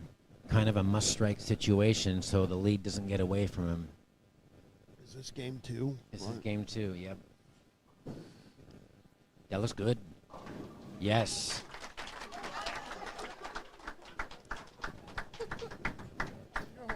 Some great animation from...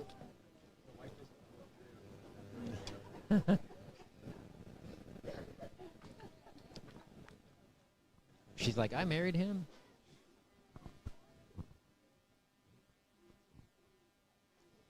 Clutch hit there for Eric. Both players taking advantage of the Brooklyn. That's great.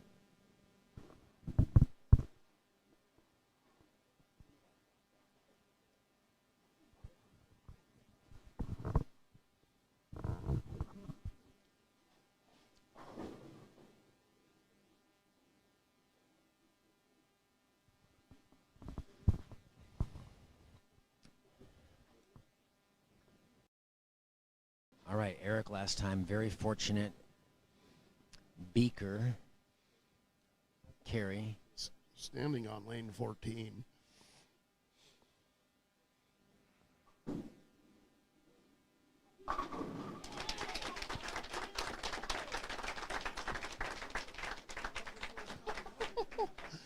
Hey, look at the great Tim Myers is in the building.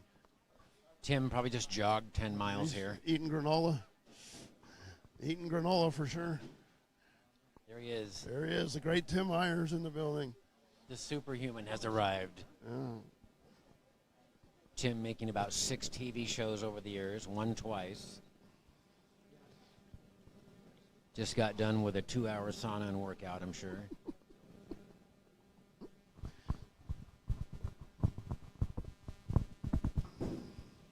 Good shot by Johnny.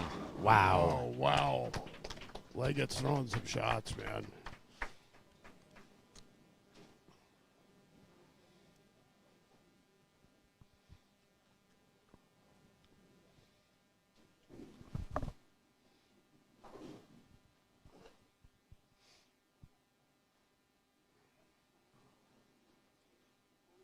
It's a big shot right here. Johnny can strike out for 248. Jensen can strike out for 223. And on the so-called easier of the 2 lanes, I think both lanes have settled down a little bit, though. That looks pretty good. Needs to hook. Oh, my goodness. Wow, he's throwing some shots, dude. Yeah. That was a pretty confident shot right there. Yeah. Yeah. And, you know, Mike Boland on the fresh, he's going to have maybe the same look in the championship round. And a good move there, taking the re-rack.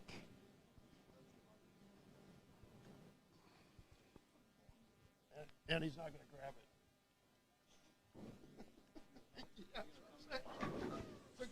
That was the smartest thing he ever did. Well, he used to use the thumb hole though.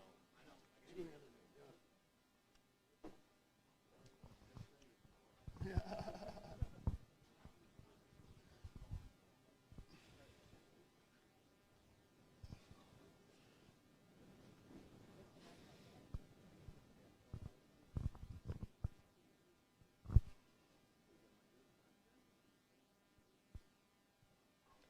All right, 11th frame, Johnny Leggett. Can he string together a 5-bagger? He cannot.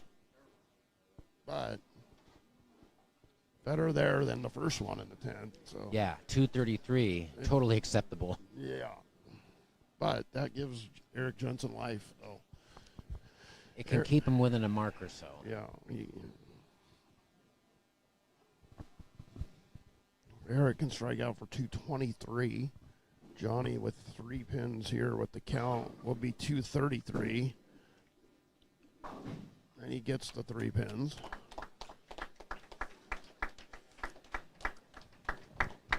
You tell Johnny really wanted that strike.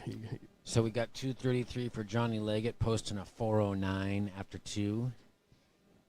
If Eric strikes out, he can get to 395. He's got the monitor.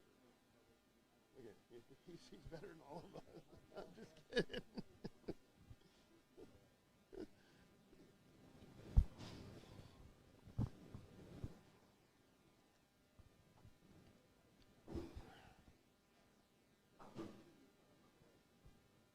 Nick Devlin just going through the motions down there. Good tournament for Nick. Yeah, getting ready to head back to the 80-degree sunshine. Yeah, I'm pretty jealous. That sucks, yeah. Probably gonna do hot tubbing with Jason Williams and his wife.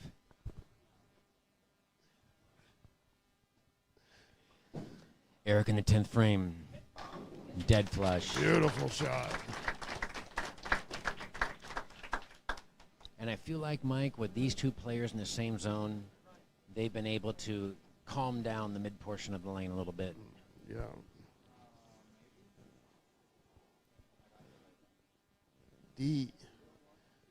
Also, both players throwing shiny balls on the fresh, which is we haven't seen a lot of.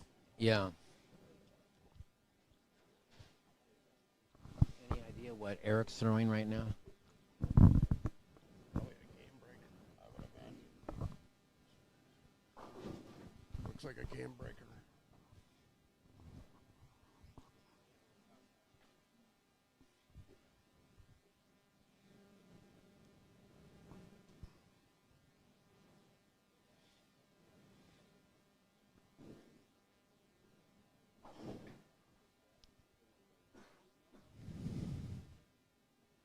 th frame. Oh, and he carries the Brooklyn Brooklyn. again. Unbelievable. Oh, my God. No. Johnny didn't see that, though. He was outside vaping. Yeah. Johnny was blowing atomic clouds. He didn't see that, Brooklyn. He came in with Ryan sharing a vape pen.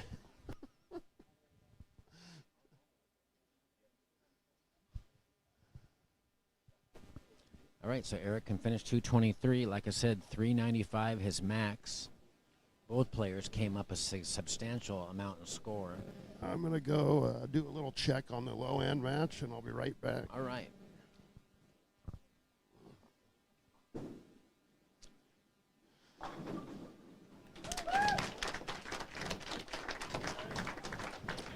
Two 233 for Johnny Leggett and a six-bagger to salvage 223 for Eric Jensen. We got 409 for Johnny Leggett, 395 for Eric Jensen. Johnny Leggett's taking a 14-pin advantage into the third game in Portland Masters round 10. Winner of this match will earn the top seed and will have to be beat twice in the TV stepladder format coming up on the next round.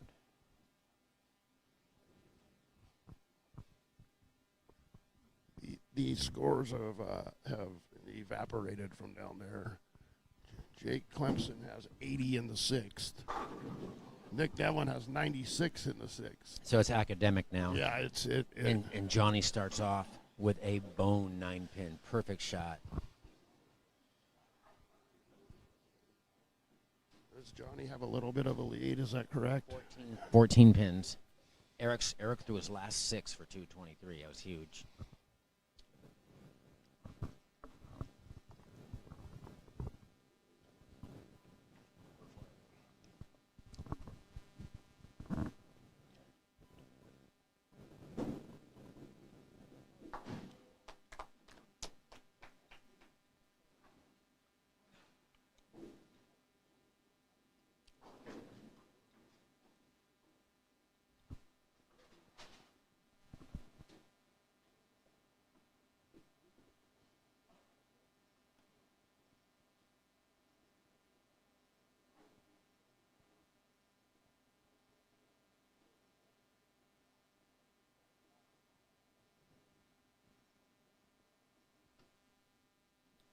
All right, Eric starting us off on lane 16. He gets to finish on the left lane this third game. Whether or not that's an advantage, I don't know, because both players have figured out both lanes at this point. Will there be another transition? Decent shot, leaving a 4-pin.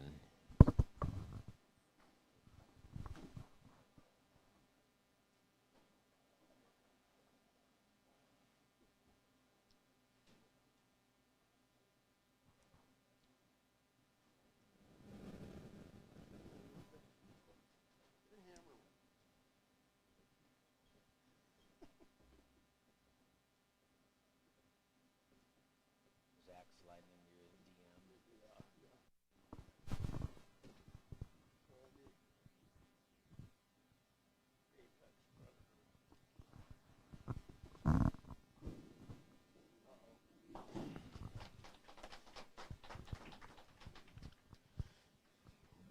players, starting with the 9 spare.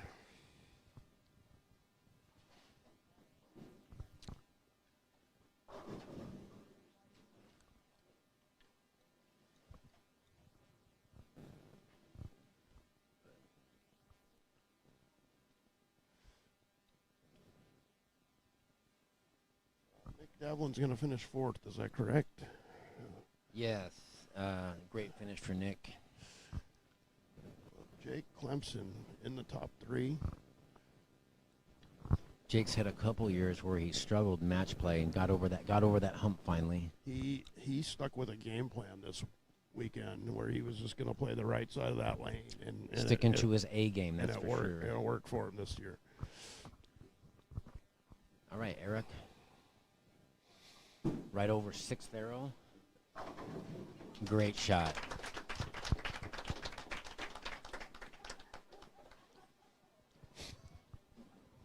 Eric faking a hip He injury. just got a hip injury. He's getting old.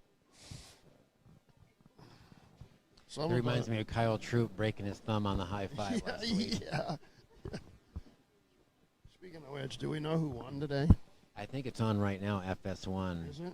But they're, the PBA is now putting the shows on YouTube right after they're finished. Oh, right. For a while, they're putting them out 2 months later. And they Nice. wonder why other people are putting them out. Johnny Leggett, good shot. Oh, vicious 10-pin. Oh, Whoa. you know what? That almost broke the deck light. That is one of the more vicious 10-pin ringing 10s you'll see. That had to have been close to 20 miles an hour. I can't quite see what that says for the speed. I don't think it's right. Yeah, it's not right.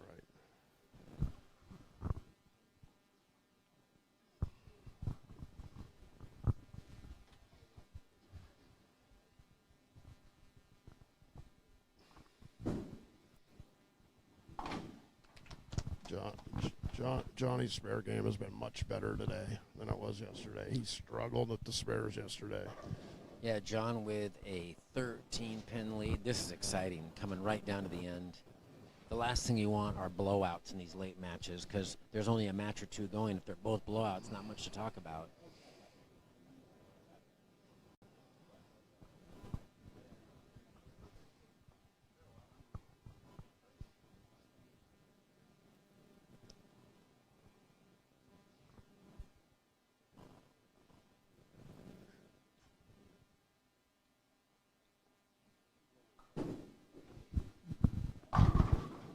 Ooh, and a half 10-pin there. Kind of a, would you call that a flat 10, Mike? Well, it was a half 10, yeah. But It's pretty rare to see Johnny leave a flat 10. yeah.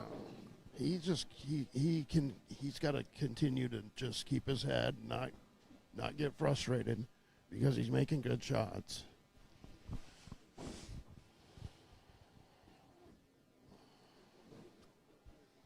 I like he's taking his time on this spare. Smart move.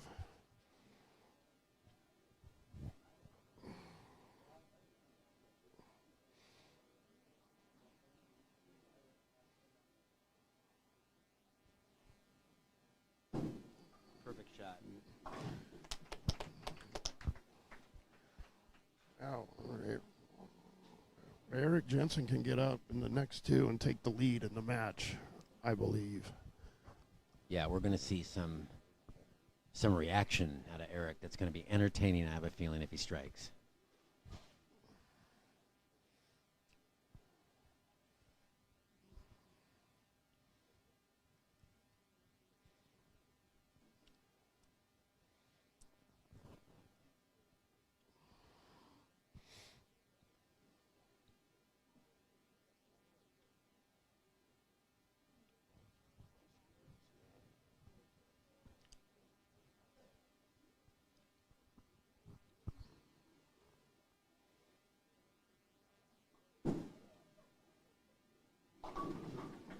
Very fortunate there. Yeah, a little bit slow. He looked like he grabbed that one a little bit. You could tell by the extra loft, and it's slow. It slows the ball speed down when you grab it. Maybe he hung into it a little long. But it's okay. He's only down 12 sticks. Yeah, he's very happy with a 9 count right there. He's one hit away from being tied.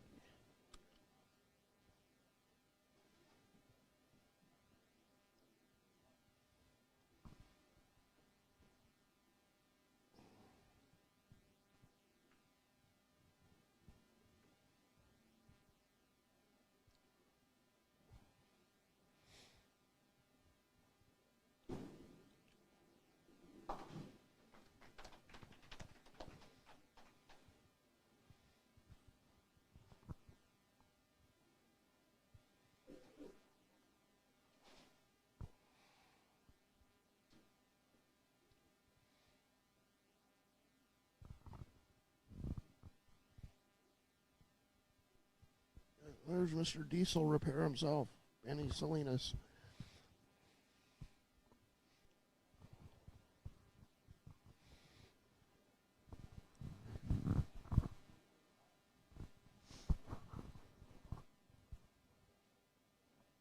Eric taking a lot of time.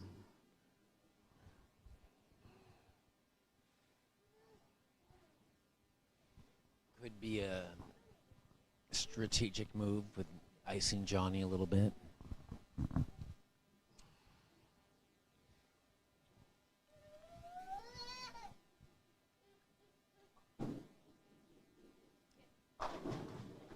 Flat 10, decent shot. Players making good shot, but carries an issue. Balls are burning up their energy on the thin oil coat front middle part of the lane.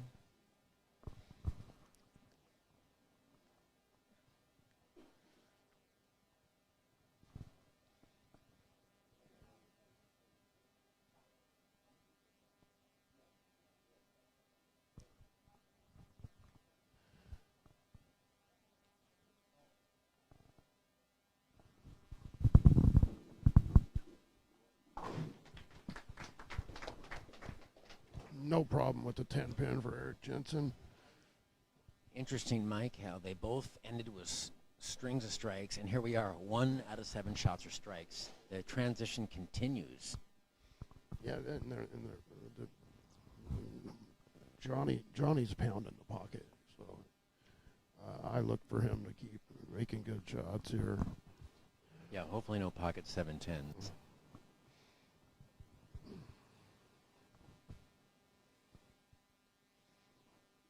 That's wide. Oh, and a fatal mistake. A little fast, a little out.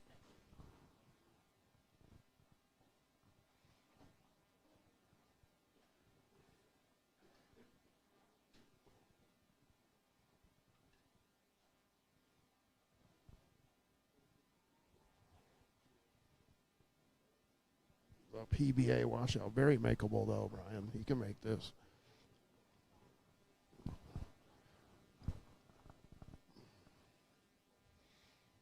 Looks like he's going to go with his plastic ball on this, huh? Yeah, that's what I would do. Oh, and he grabbed it a little bit, missed left. And just like that, Eric with a lead, a 5-pin lead now for Eric. He has been trailing the whole match.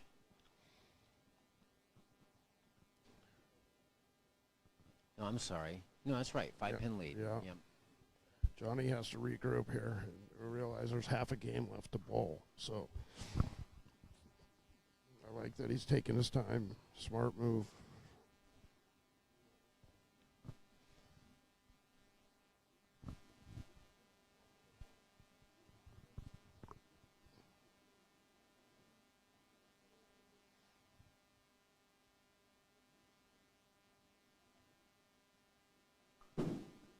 That's wide again. Beautiful shot from Johnny there.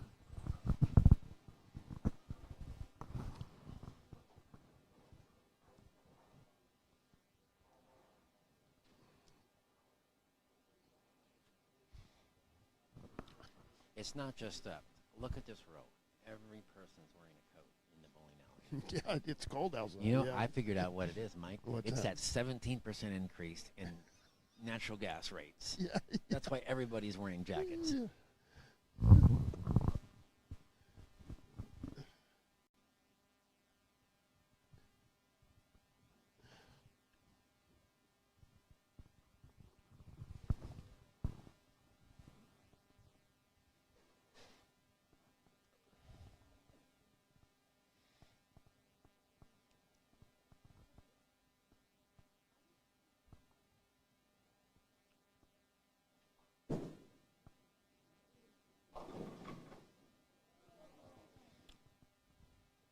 He's happy with that. I'm very happy with that. Yes, that could have been very easily a 2-8-10, a 2-10. 4-pin lead now for Eric.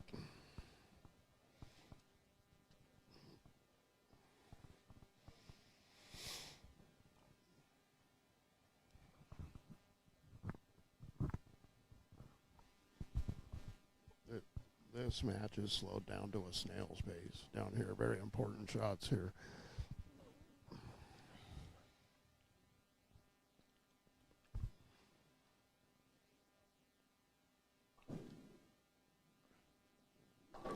When he hooked it at it. Yeah. He hooked it at the 2-pin.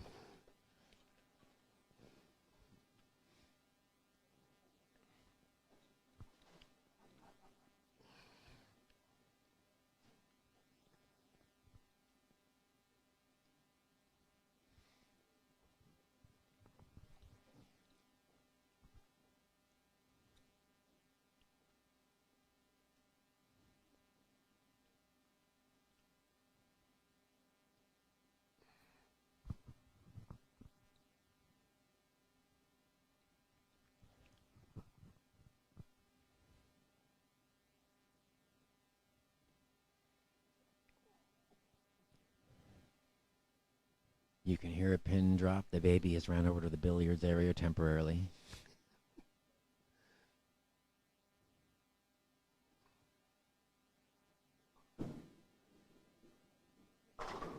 Perfect shot. Wow.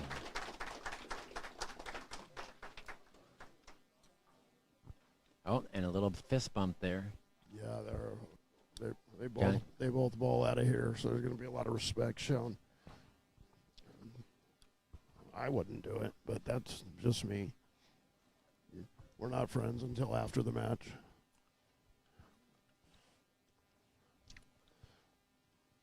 Butterbean.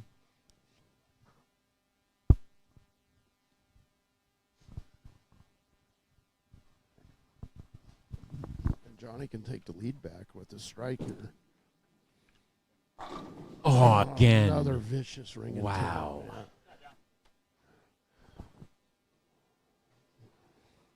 The unfriendly carry of lane 16 and really taking its toll on Johnny's score.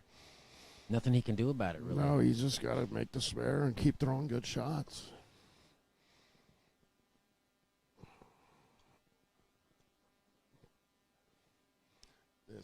This is how Johnny's evolved as a player, though.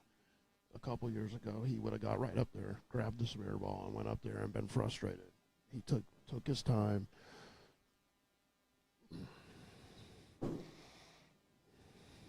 Oh, that was narrow.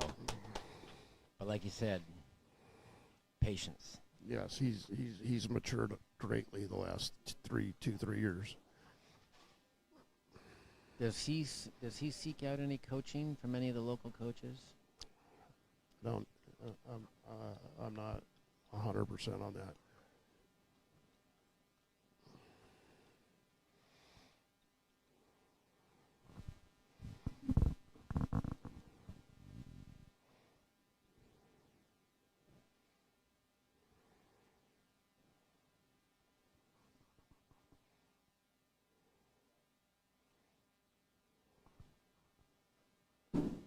Oh, that's wide.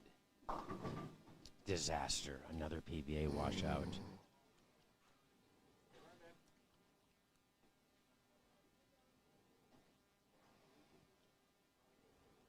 And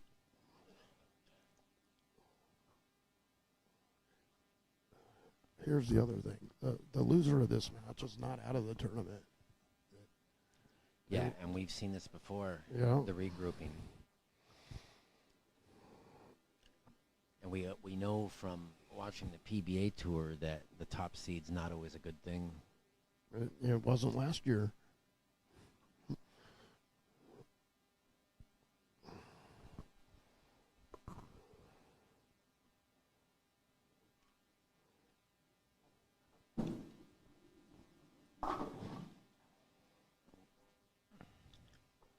So All right.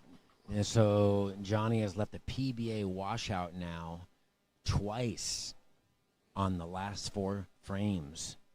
Devastating time for that to happen. 103 in the 7th. He can shoot 193.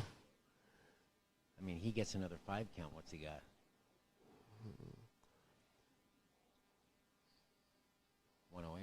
Yeah, 193 is what Johnny's can finish with. So Eric would need 208 to shut him out. Yes. Eric And goes a double here. He's going to be going at a 207 clip. Mike, we haven't seen anybody go through the face in a while.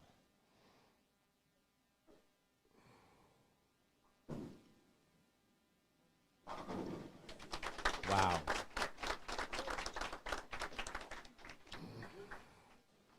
Well, Dean Richards, pretty good prediction, buddy. I got to hand it to you.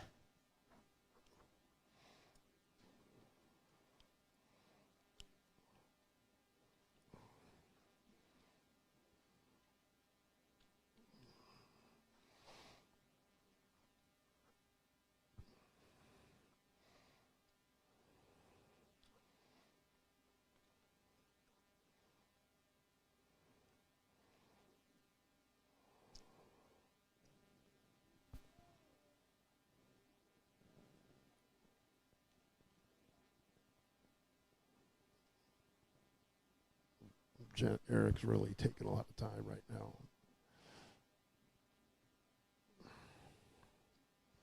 But the slowing of the pace, good strategy. It's obviously worked.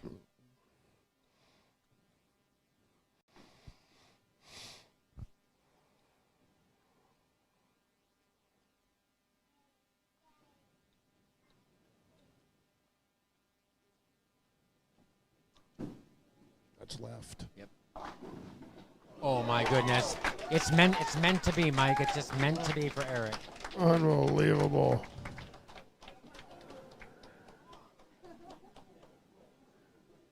Unbelievable. When it's your time, good things happen. It's the James Hilton clear pole, I'm telling you.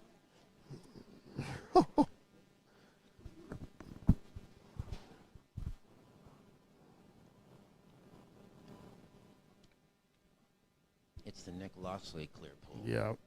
Yeah.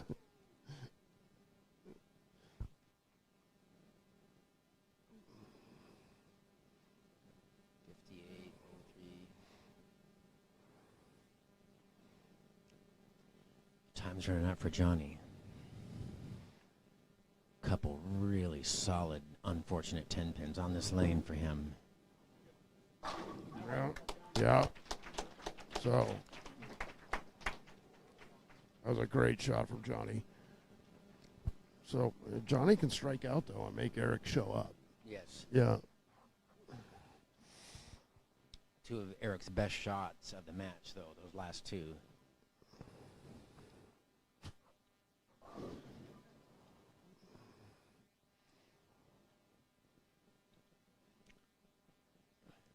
And they're allowing Jake to stay loose, throw some warm-up shots. I guess. They're breaking rules.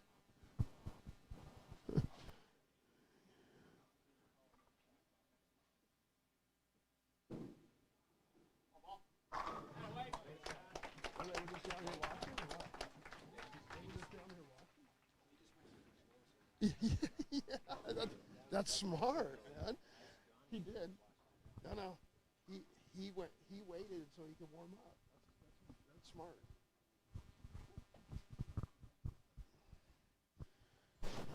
All right, so he needs a 208. Yeah, 208 to lock out Johnny Leggett. Two spares will do it. Two spares will do it. That was a big shot by Johnny, though, in the ninth there. And, you take back one of those vicious 10 pins, and we got ourselves almost a tie match.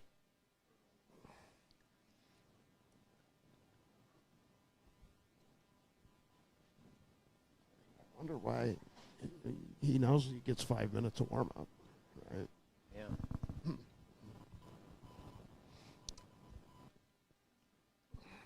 I'm sure he probably okayed that first, though.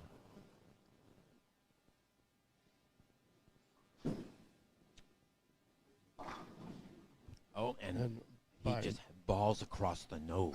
By no means. A for sure spare. 310 for Eric Jensen. Okay, he needs to convert this. He doesn't want to be in a situation where he has to double to shut him out.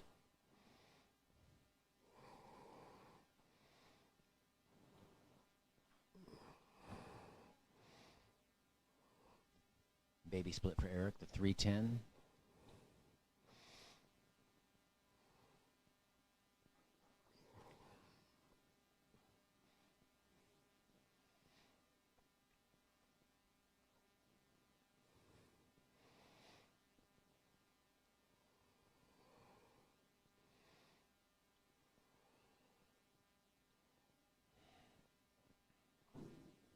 He's got it.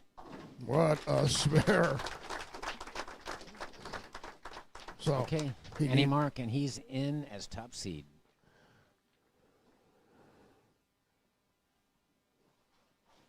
he's looking to become a member of the two-time champion club. Eric And 2 Jensen. bowling centers, which has Yeah. never happened either. Yeah. Tim Myers almost pulled it off against Adrian Anderson, though, back in 2020 at Kellogg.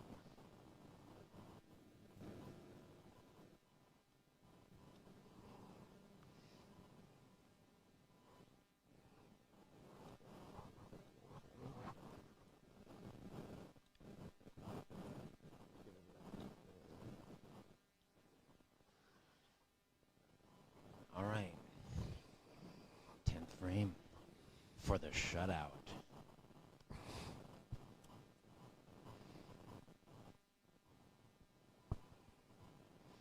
Standing on lane 14.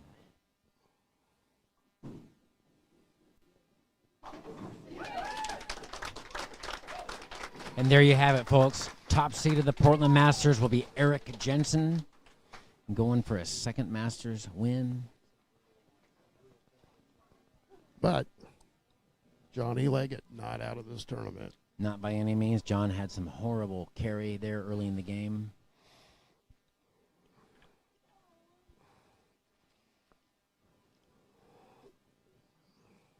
I'm going to see what the final score was on the other match.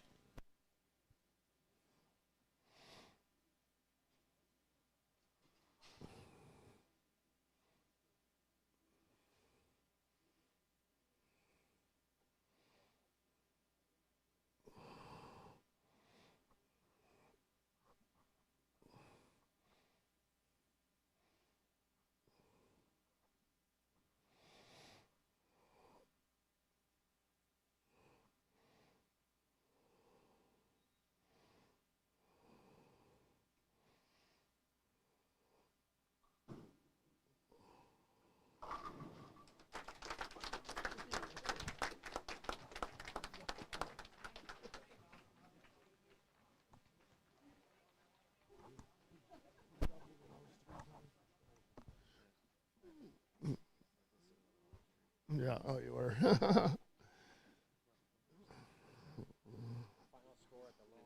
638 for Jake Clemson, 510 for Nick Devlin. Yeah, that 1 and 2 was giving him fits down there.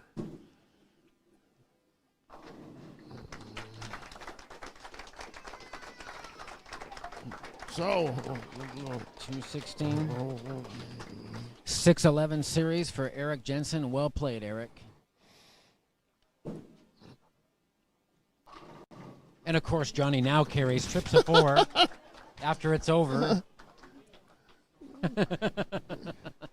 He's like, I will be back.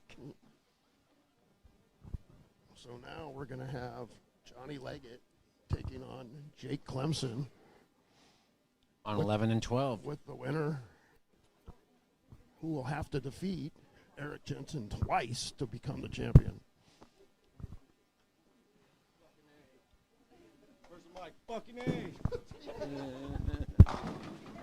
That wasn't me, Dave. Yeah, that was your top seed, David. Eric Jensen. We never claimed to be a children's program. Yeah.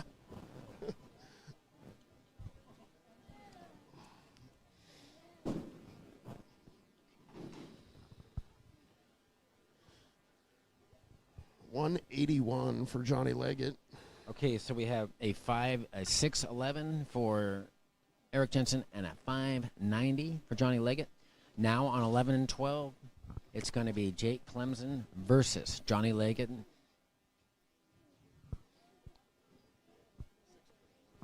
Oh, sorry.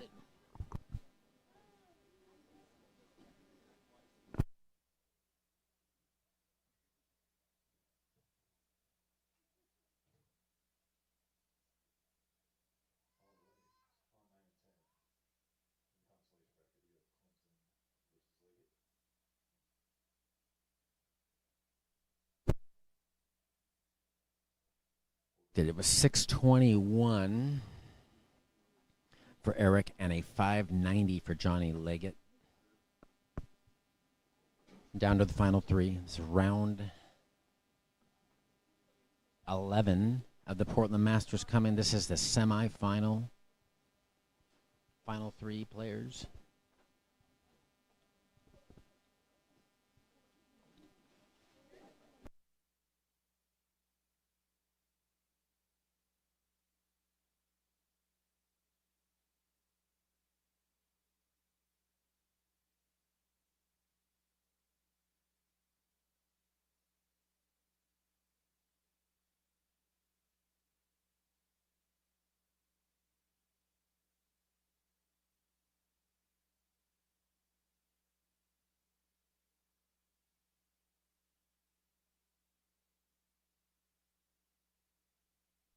For me, he made a Mike, Eric said he made a 5-board move. 5-board move in the 10th frame. That's a big gamble. It paid off. Yeah, they're bowling on 9 and 10. I thought it was going to be 11 and 12. 11 and 12 is a championship pair, right? Oh. Huh. I think we're good right here, though. We can see the action. Yeah.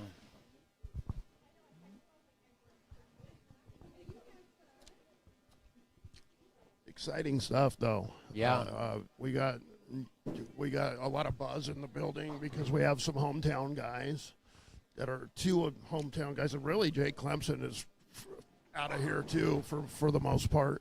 So 3, and Nick Devlin too. So really 4 hometown guys. So Nick from Oregon City originally, right? Yeah.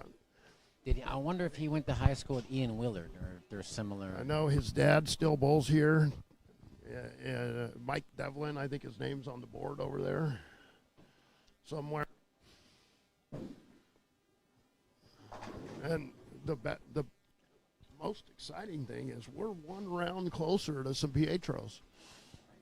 Yeah. Or at least I am. I'm jealous, Mike.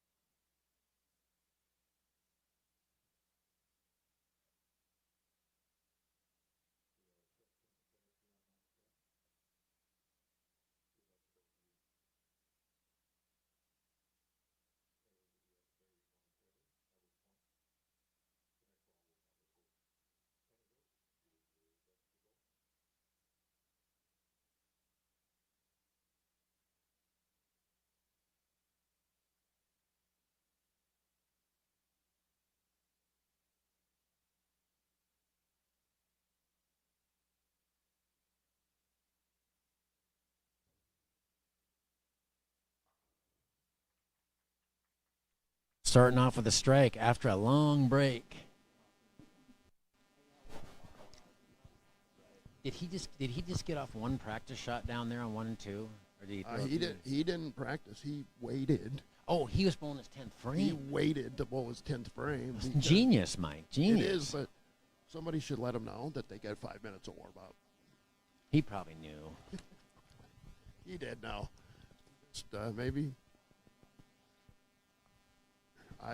I'd be interested to know. We'll ask him after this match. Hey, Johnny Leggett. Carries the and he 10. gets the scout. He deserved that. He would have paid a lot of money for that scout the last round.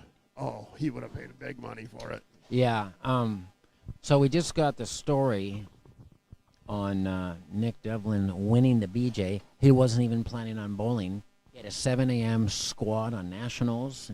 Didn't want to drive home. Said, I guess I'll just go to the BJ and bowl before I go home. Shoots 820 and 300 and wins $17,500. Yeah, that was a pretty sound decision. You know, He probably got out of town. No gambling, just left. studying to be an engineer, is that correct? Software engineer. Yeah. Yeah, that's big money. That's big money. Johnny with a great start. I have a feeling, Brian, that Johnny's going to be the crowd favorite in this match. Yes. 9 and 10. So I would like to make a point here, Mike. They bowled on this pair earlier. 9 and 10 at 8 a.m. All things being equal. Mm-hmm. And of course, Johnny beat Jake 620 to 553 this morning. But Jake starts off strong with a double. Wow, this is going to be an exciting match, Brian. I'm excited for it. Yep, Jake wearing the colorful stretch pants. Yeah, he actually changed pants. I noticed that. After I asked him about it, and he said the other pants were too hot, so he's wearing these parachute pants. Well, good thing it's cool. In Just imagine if it was 75 in here, he'd be bowling in shorts. Eric Jensen doing daddy duties here.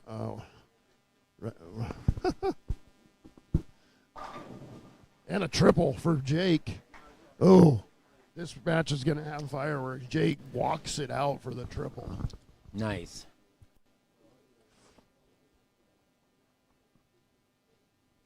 And since they were the last two that bowled on this pair, they have an idea.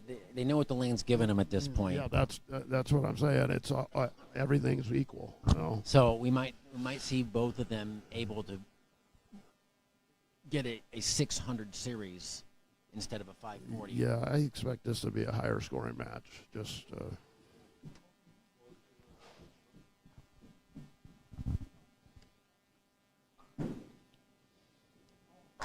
Wow.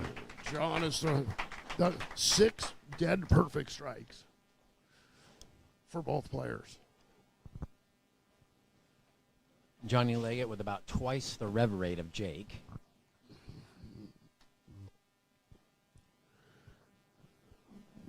Yeah, interesting thing about Johnny is in the last few years, he used to bowl two-handed with a thumb hole. He used to put his thumb in and two-handed. He has recently, the last couple of years, taken the thumb hole out and only used to 2 fingers, and his game has gone to another level.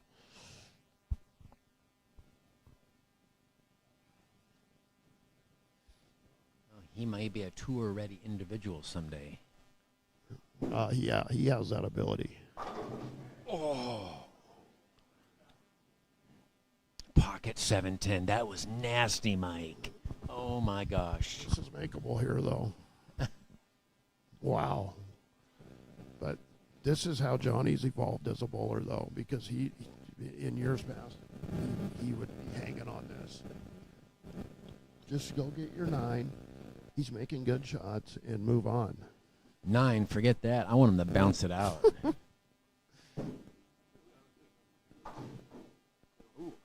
Yeah, it hit the old ball on the back there and squirted it over. Okay, bad break. So right now, 1 bad break for Johnny.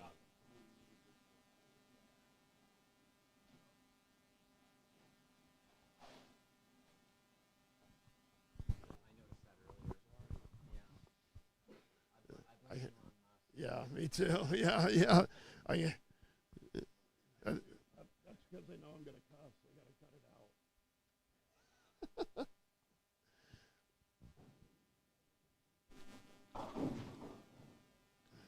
Aaron shot by Jake there, but fortunate just to leave the 610.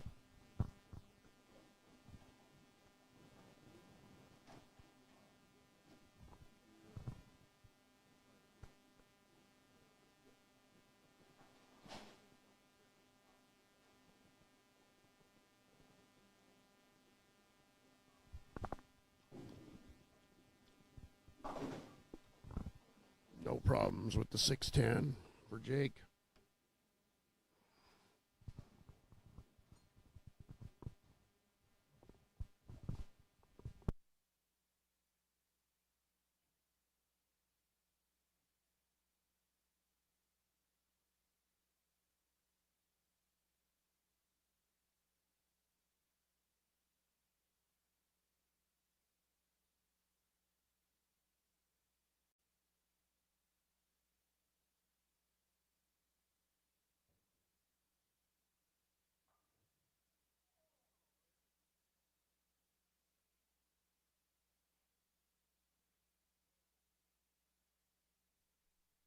And turnabout is fair play as Jake leaves the same 710. Messenger's gone everywhere.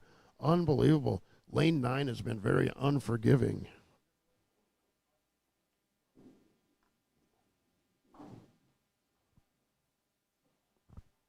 Wow.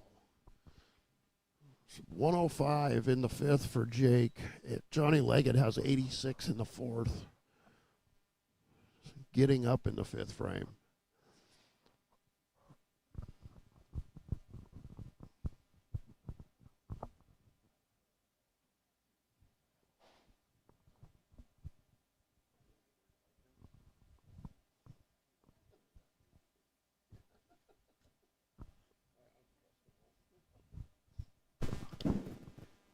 Uh-oh. Johnny with a washout. He can cover this, though, and maintain a 1-pin lead.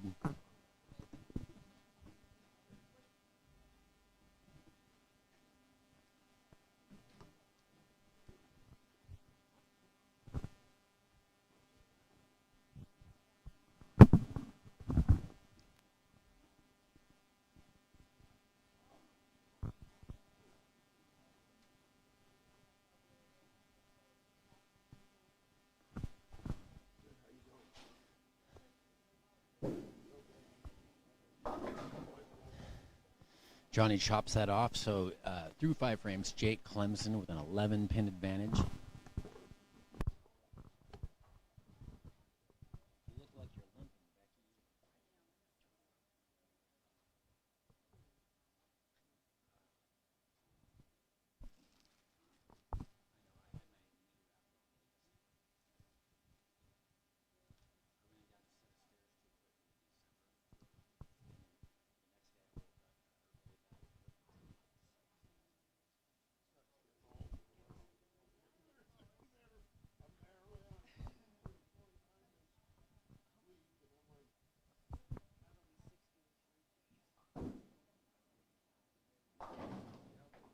Again, I don't think Out no though. washout this time, but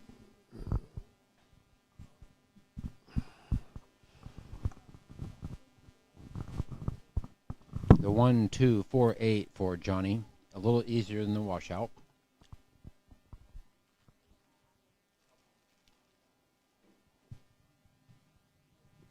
man, like a lot of players nowadays, he's going to throw a spare ball at this. You're right. Back in our day, we would have just thrown a strike shot at it. So someone who's youthful like Johnny, he's throwing man weight, right? I believe he's moved down to 15. He used to throw 16. I'm pretty sure he's now. He missed it. Oh, he got it. Gets it in the pocket. He did not think he made that.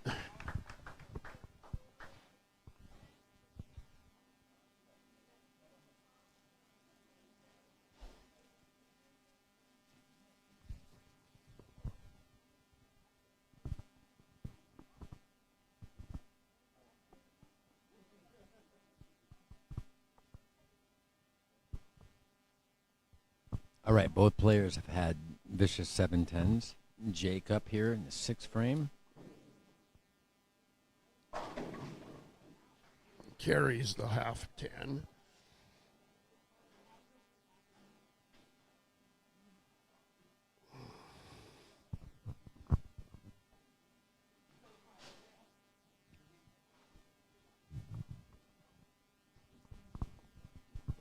I remember, Mike, back when I bowled against Doug Wallace, that the bowling alley here, they had bleachers.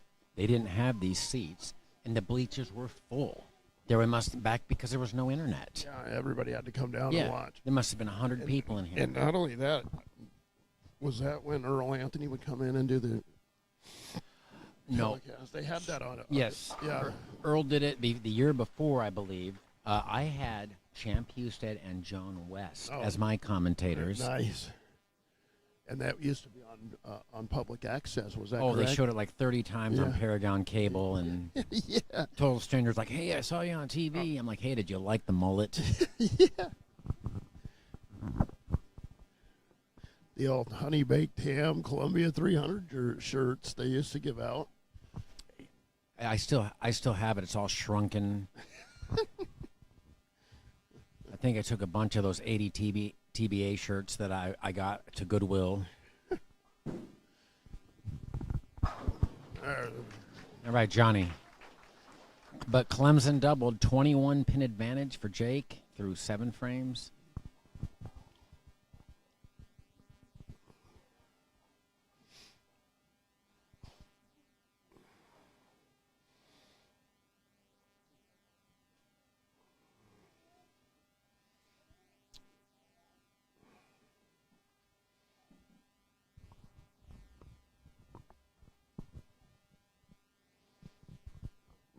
This is a big shot here for Johnny. Johnny missed the head pin last time on lane 9.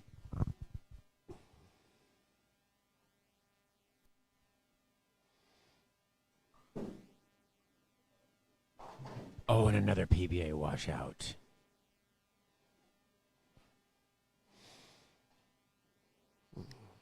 It's all right, though. It's time to recover for John.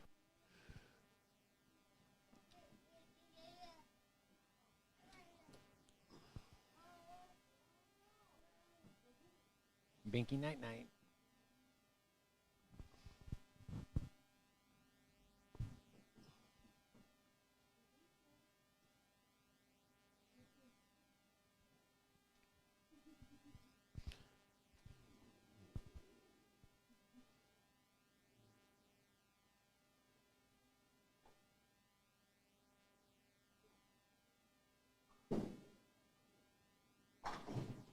Oh, and it looked like he was going to get it. He had 2 flush in the pocket there with the spare. 140 in the 8th for Johnny. Needs a little help from Jake now.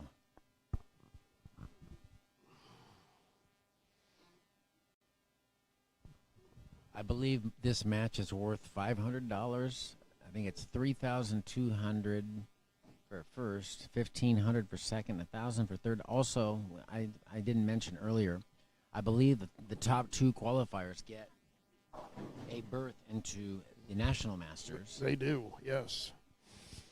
So this is, I believe it's that's another $500 entry fee. Yeah, and a $500 plus hotel.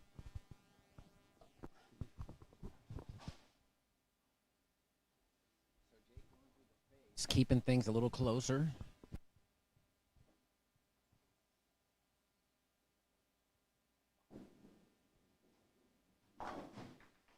No problems with the 3-6-10 for Jake. He has 152 in the 7th with the spare up in the 8th. He's going to have about a 2-pin lead over Johnny.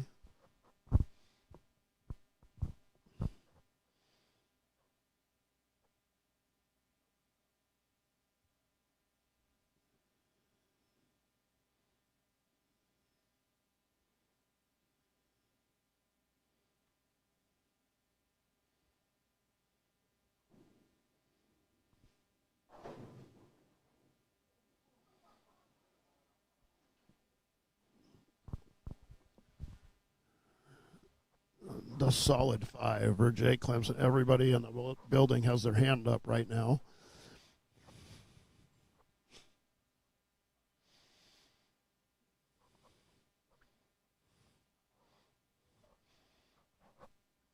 Brian, the solid 5 for Jake Clemson. And he was in the hole? Yeah, it was solid. It spun it around. Wow. That was a great shot. All right, 31 pin lead for Clemson through 8 frames. Eric Jensen here consuming a chicken basket, getting ready to bowl for the title.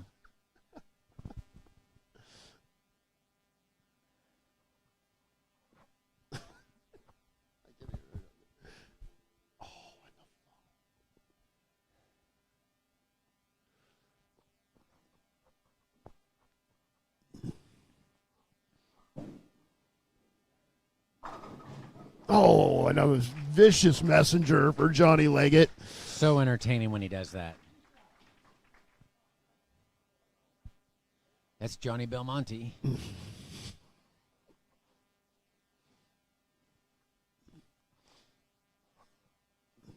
And he takes the re-rack in the 10th frame.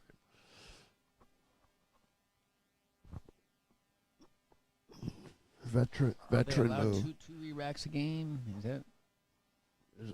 Is there a rule in this? I don't know.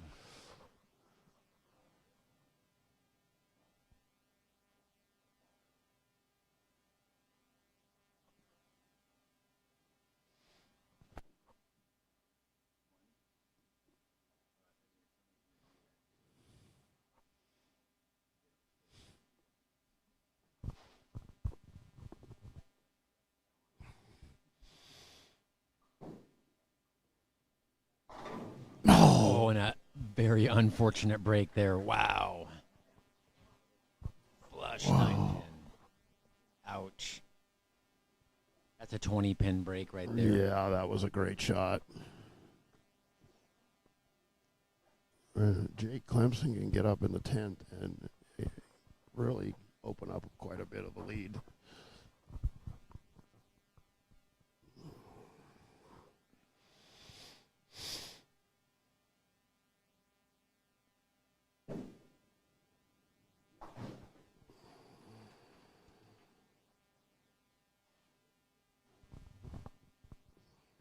So Johnny can strike on the fill for 180. Jake has the potential for 221.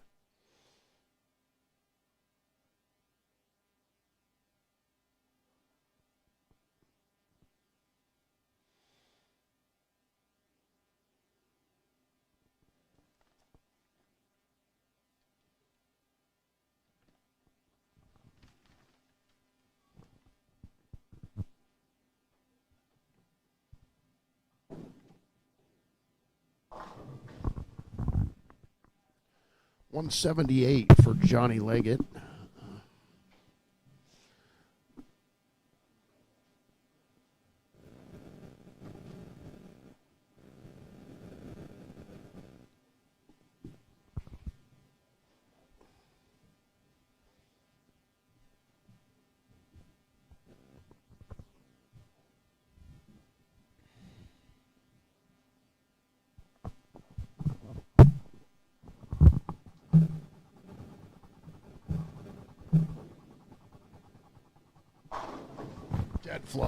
Dead flush for Jake Clemson.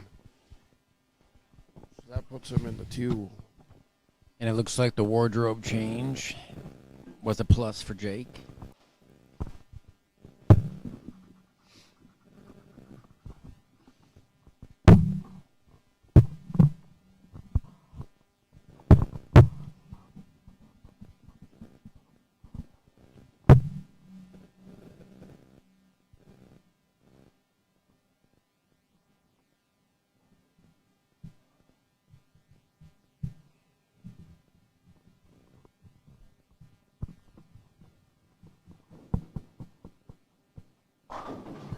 Beauty by Jake. That's going to put him in the 220s with good count.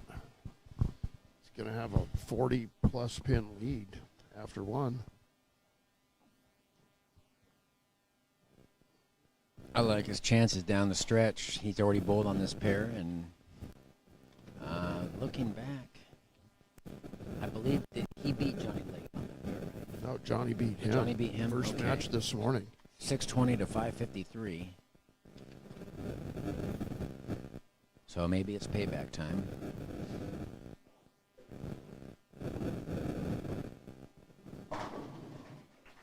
$221 for Jake Clemson, 178 for Johnny Leggett. And with that, that's a 43-pin advantage heading to Game 2, the semifinal match, Portland Masters.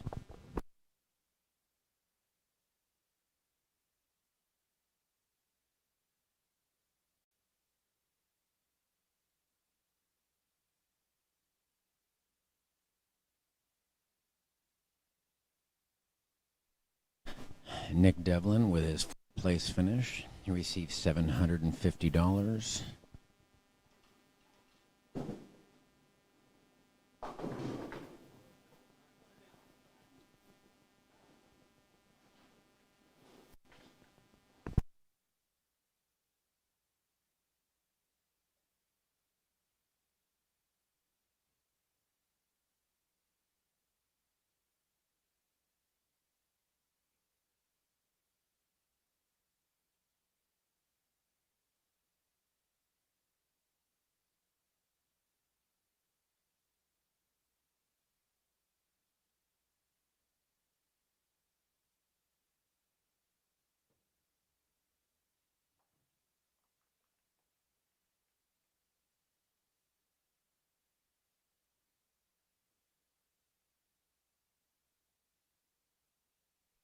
Johnny Leggett starts off with a spare. Game 2.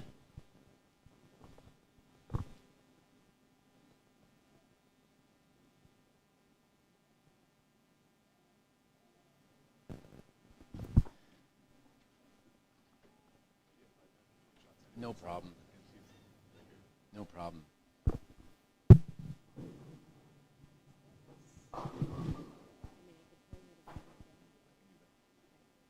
Oh, I didn't mean to make a bunch of work for you. Again, we're down to one pair.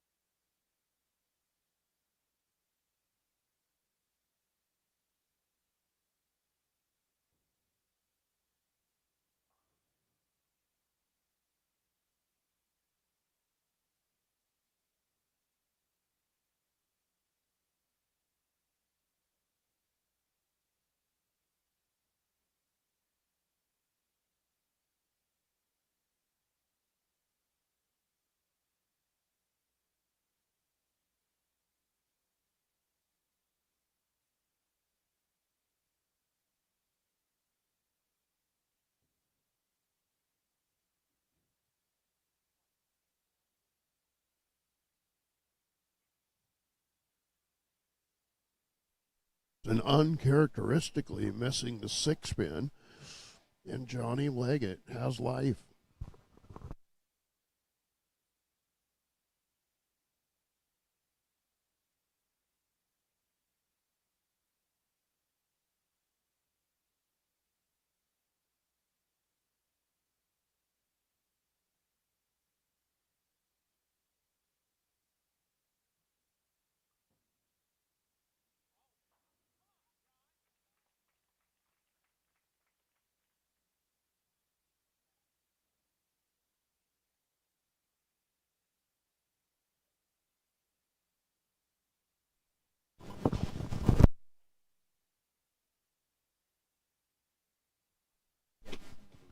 placings. What happened there? Who missed a single pin, Mike? Jake Clemson missed a 6-pin to the right.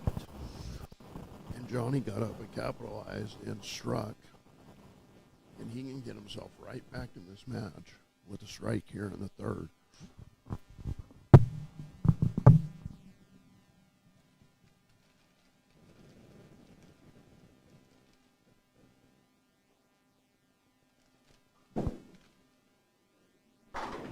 Oh my goodness. Again, solid 9 by Johnny Leggett. If it wasn't for bad luck, you'd have none at all. Another vicious stone 9. Just too much power, Mike. Same lane. Remember when Marshall Holman said that the solid 9 is the new 6-pin on tour? Gooba, okay. All right. Yama. Thank you so much. Thank you, Patty, for giving me all the placings. We will be reviewing the 4th through 32nd place paychecks.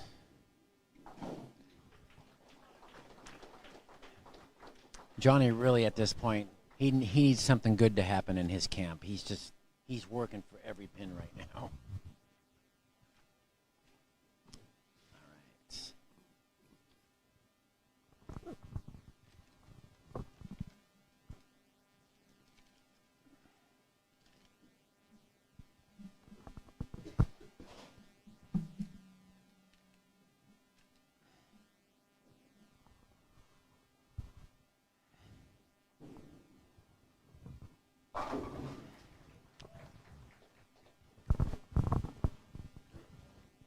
Great shot from Jake Clemson.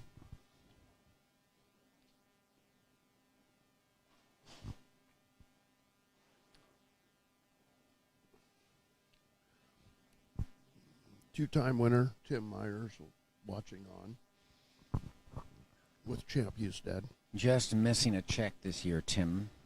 Tim finished 43rd.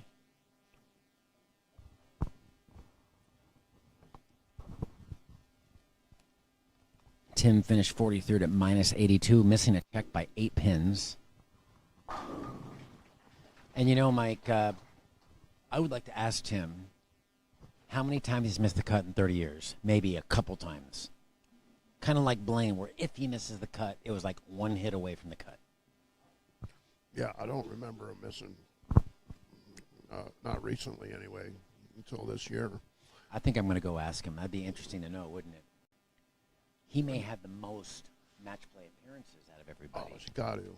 Yeah. Although he took a long time off from bowling. I True. And Blaine was in Texas. Blaine probably would have that crown if he was here all that time. Come on, Johnny. Oh, balls across the nose, Mike. Disaster. Big 4. Johnny not getting any love on his off hits, and another player I'd be interested about is Sean Copeland.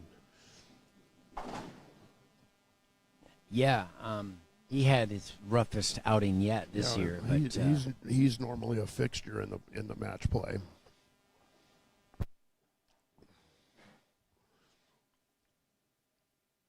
And also Craig Tucholsky. yes, the 2000 winner. Craig won the inaugural Masters at Kellogg Bowl in 2000, followed by Chris Springfells, the first left-hander to ever win the Portland Masters in 2001. Chris just won his first Northwest Senior Tour title this year. Congratulations.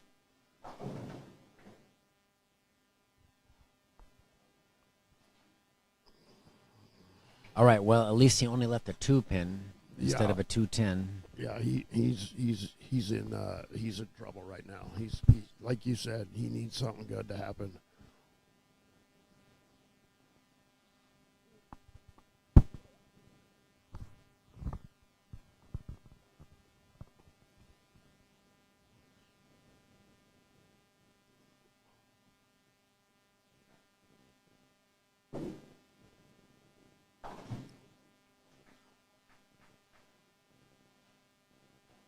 and Jake can get up here and put a stranglehold on this match with a strike here.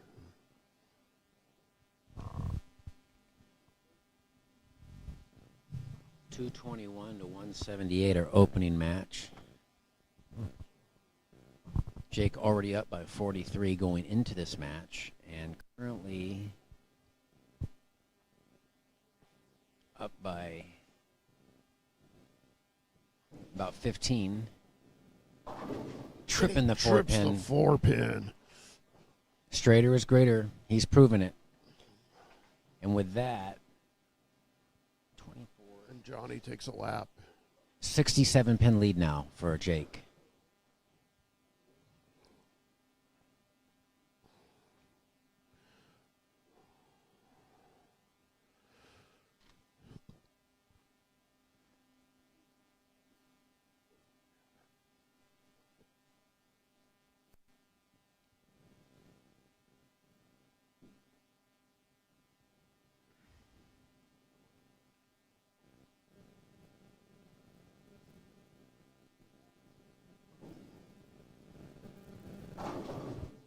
Brooklyn.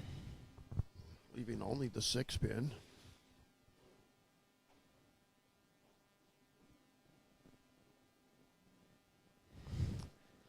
Once again, congratulations, Nick Devlin, with his 4th place finish. Portland Masters receiving $750. And Ashton Yamasaki, 5th place, $650.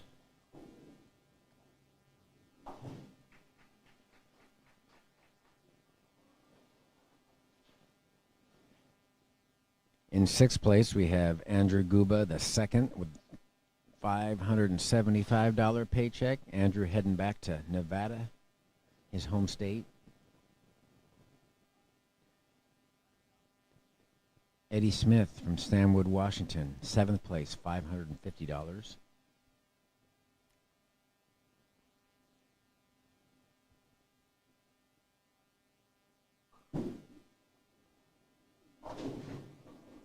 Disaster. And he 8-10. could not have paid a worse fine than that. An unmakeable 8-10 split.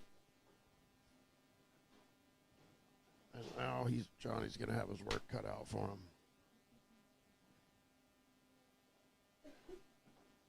8th place, Ryan Connor, $540 from Walla Walla, Washington. 9th place, 2-time champion Blaine Weninger, $530 from Happy Valley, Oregon.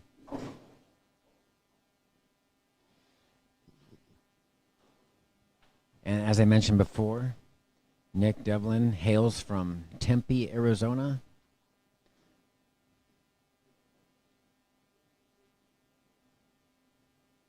I'm guessing that Ashton lives in the Vancouver area. Bulls out of Hazeldale. I'm not certain of where Ashton lives, but he bowls all over the place. I know that.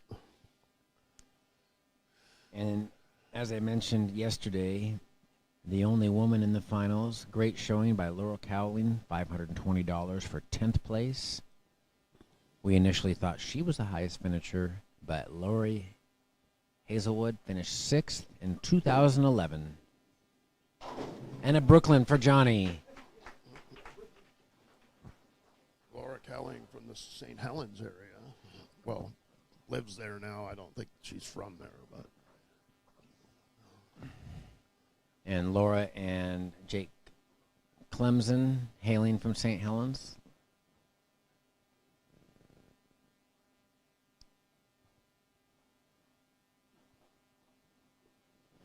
Didn't Dan Jackson move up that way too? That is correct. Scappoose. Moving out of Portland. Good idea.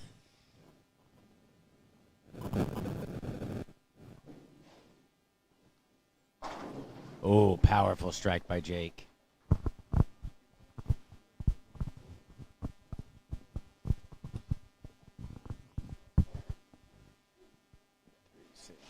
$79 pin advantage now for Jake. Yeah, this is dire straits for Johnny Leggett right now. He needs something. He needs something bad to happen to Jake Clemson and something good to happen for him. And last year's second place finisher, Zach Stone, $510, 11th place. Great bowling, Zach. Zach is out of Longview, Washington.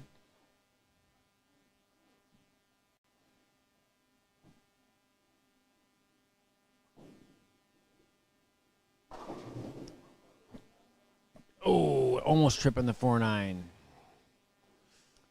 And we have the 2022 Masters champion, Tyler Cruz, with 500 smackaroos for 12th place. And he's from Issaquah, Washington. 13th place, we got our top-seeded bowler, left-hander Ryan Nicholas, the homeboy from Milwaukee, Oregon, $490 for 13th place.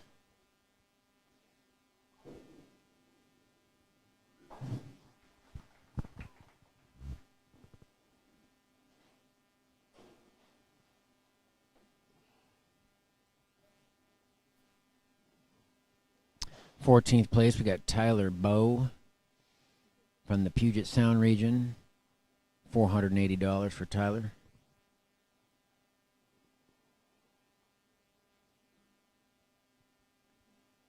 Fifteenth place, first-time finalist Connor Jackley, $470. Nice 15th place finish for him.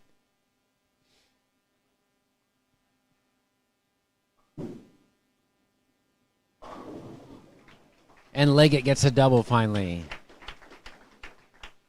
Capitalizing on that Brooklyn the frame before. And as I mentioned earlier, Mike, this is a pretty big difference in this match. Probably, theoretically, over $1,000 because $500 plus a spot in the Masters on the line here. Yeah. I'm not sure what it costs to enter the Masters these days. It used to be $300, so it must be $500 It's now. got to be close to 500, I'm pretty sure. We know we need to pay Chad Murphy. Yeah. Oh, yeah, he's getting paid. He's fine. All right, Johnny, must-strike situation here. He can cut the lead down to 59 with a strike. Oh, and he gets the 9-pin out this time. Almost left it. He would have went nuclear if that would have stood. Yeah.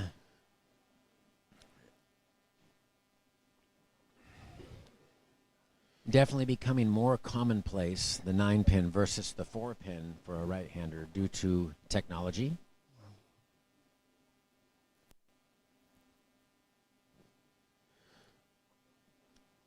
Jake getting up here in the 9th frame. Still has a potential 227 out there.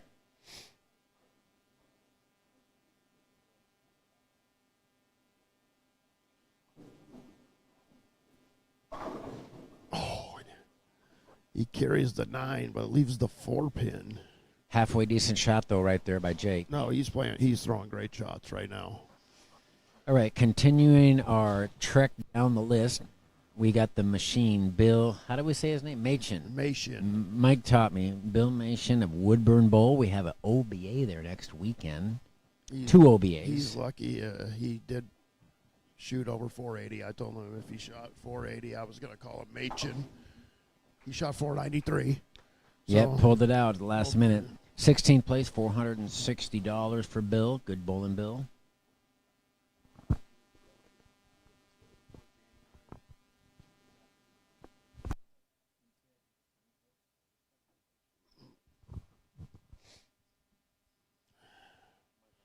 Just notified me once again the Masters will be held Suncoast in Las Vegas this year. $500 entry. So this match is worth $1,000 extra when you take into account the cost of that tournament.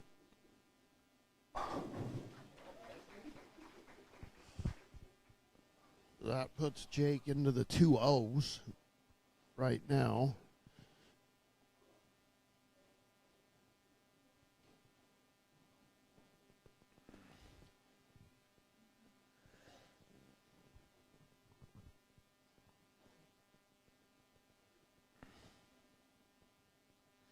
$17th place, we got Josh Mullen for $450. He hails from Bellingham, Washington.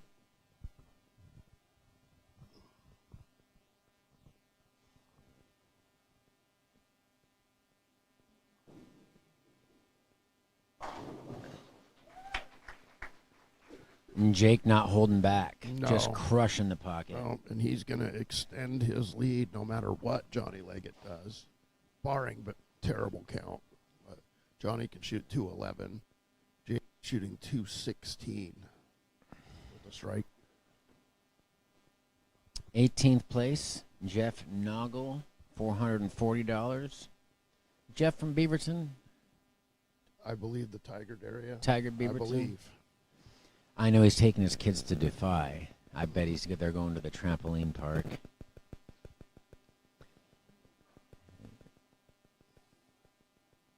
And Peyton Stump, 19th place, $430. And he leaves the 10 pin on the fill ball for 215. 215 for Jake Clemson. Johnny, in my opinion, must strike out this game. He to have any shot. He's already down 43. Is that correct? Yeah. So even if he strikes out, he's going to be down 39. No, 48.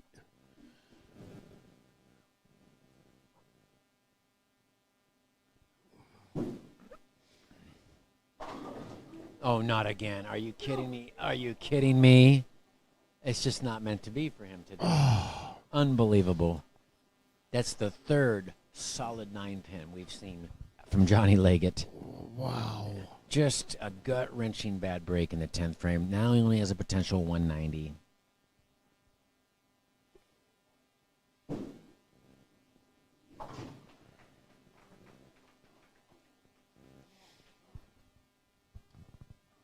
He's going to need a vape after that one.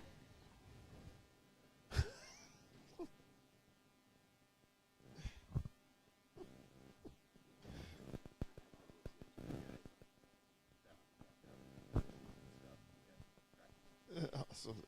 Their job. Have you seen how many people are watching today?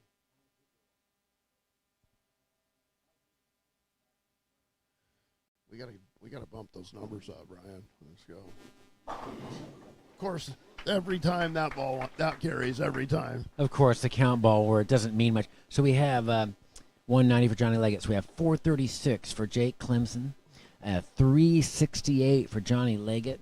Jake's going to take a 68-pin lead into Game 3. It's round 11 of the Portland Masters. Winner of this 3-game set will face our top seed, Eric Jensen, who has to be beaten twice. Once again, Eric won the Masters 6 years ago at Kellogg Bowl, defeating Ian Willard in a thrilling 6-16 to 6-15 match. Mike, what year was it that you finished third? Was that 2018? 2017. 2017. No, 2018. That's what I thought. Eric So, Jensen won. Yes. so did Ian Willard? Did Eric beat you? Ian Willard beat you, and then he lost to Eric. Eric Jensen beat me in the winners bracket, and then I lost to Ian Willard. And Ian Willard went on to I see. Okay. Eric Jensen. Yeah, I kind of remember that match. When I just remember you were in pain. Yeah, And I- you shot 753 in the 8th round. I'm like, this is unbelievable. I'm Yeah. like, I want what he's having. Yeah, if that tournament would have finished on Saturday night on that burn, I liked my chances. I hadn't been bowling much. And you were That- probably stiff on that Sunday year, morning, coming huh? out this surgery, Yeah. and so by the time when I woke up, and this is not an excuse. Eric outbowled me anyway, but I just could not get loose at all. I had bowled like 6 games, the most I bowled in one day, Uh-huh. leading up to that tournament, and I just wanted to bowl because I had cancer surgery, and so I just wanted to bowl just for the morale of it. Right. And I ended up being the last. for the peace of mind that you still can do it, and Yes. you did it, buddy. Yeah. $1,000 check. Wonderful. And Johnny Leggett just got a break. He got a Brooklyn. Can He you did. believe it? He needs a lot of those. Where right was that now. Brooklyn in the 10th? Yeah. That would have been better than throwing it perfect like he did. No? Yeah. Butterbean coming across.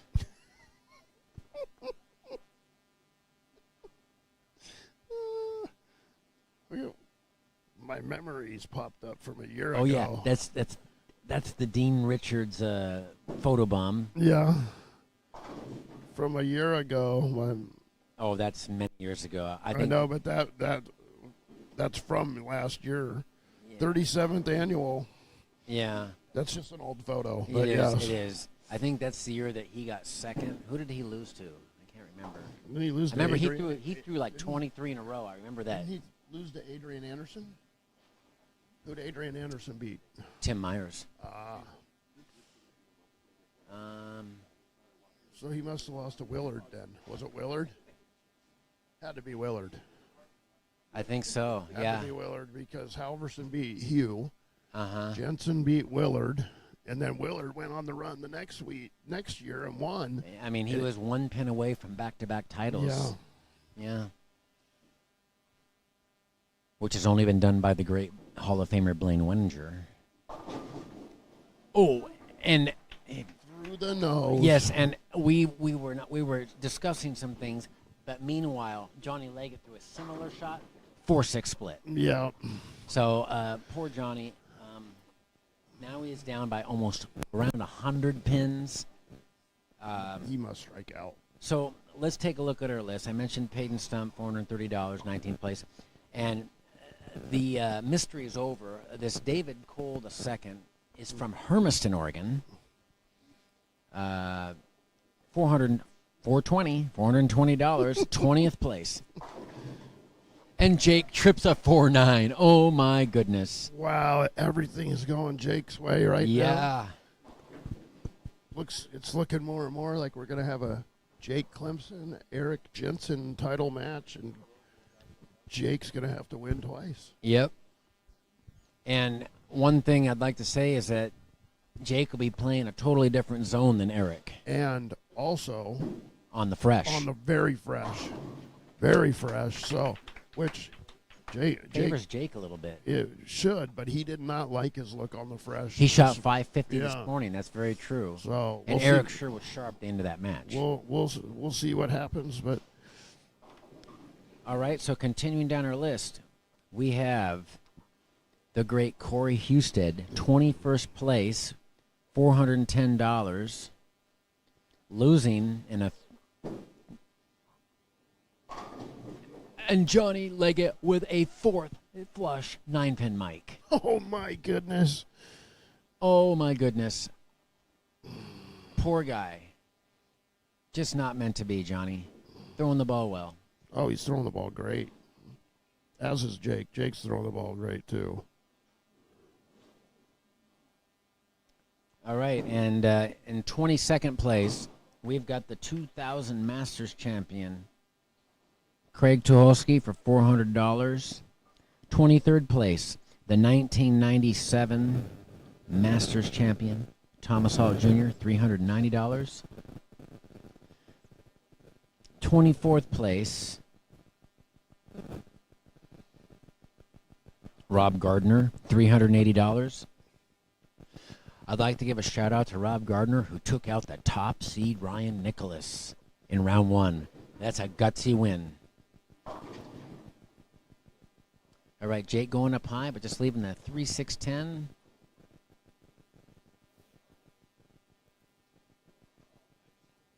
$97 pin lead for Jake, covering the spare. 97 pin lead with 6 frames to go. Time's running out on Johnny Leggett.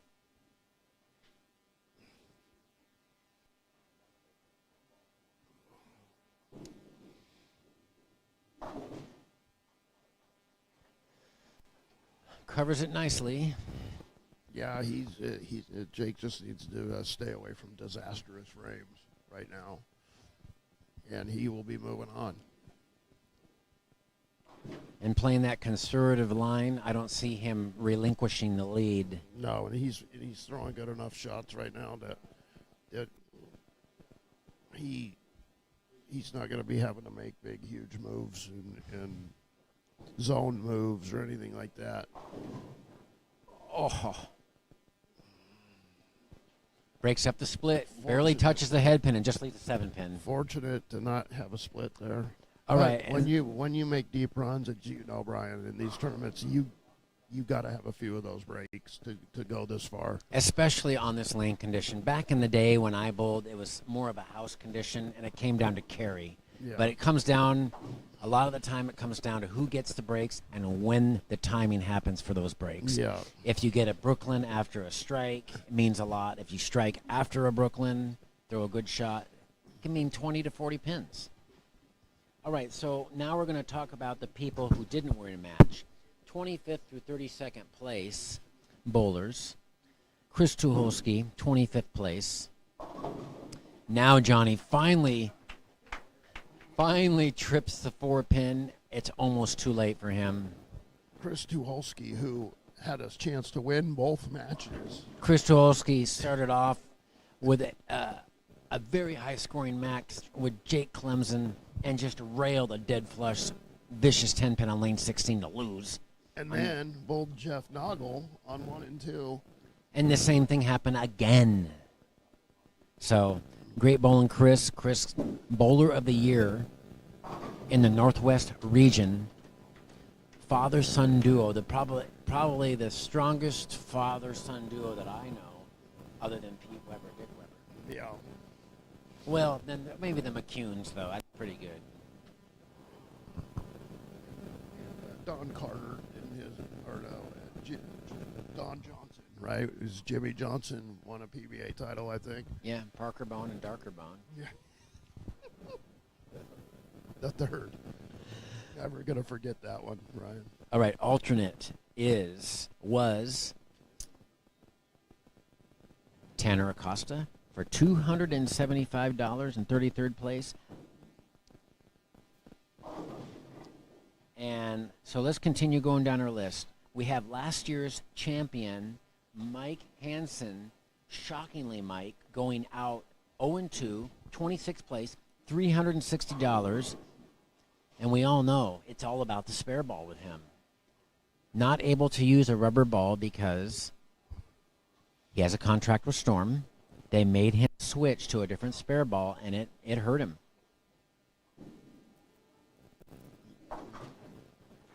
Yeah, he said he's used that rubber ball for years and years and years, and the plastic ball just is a little different.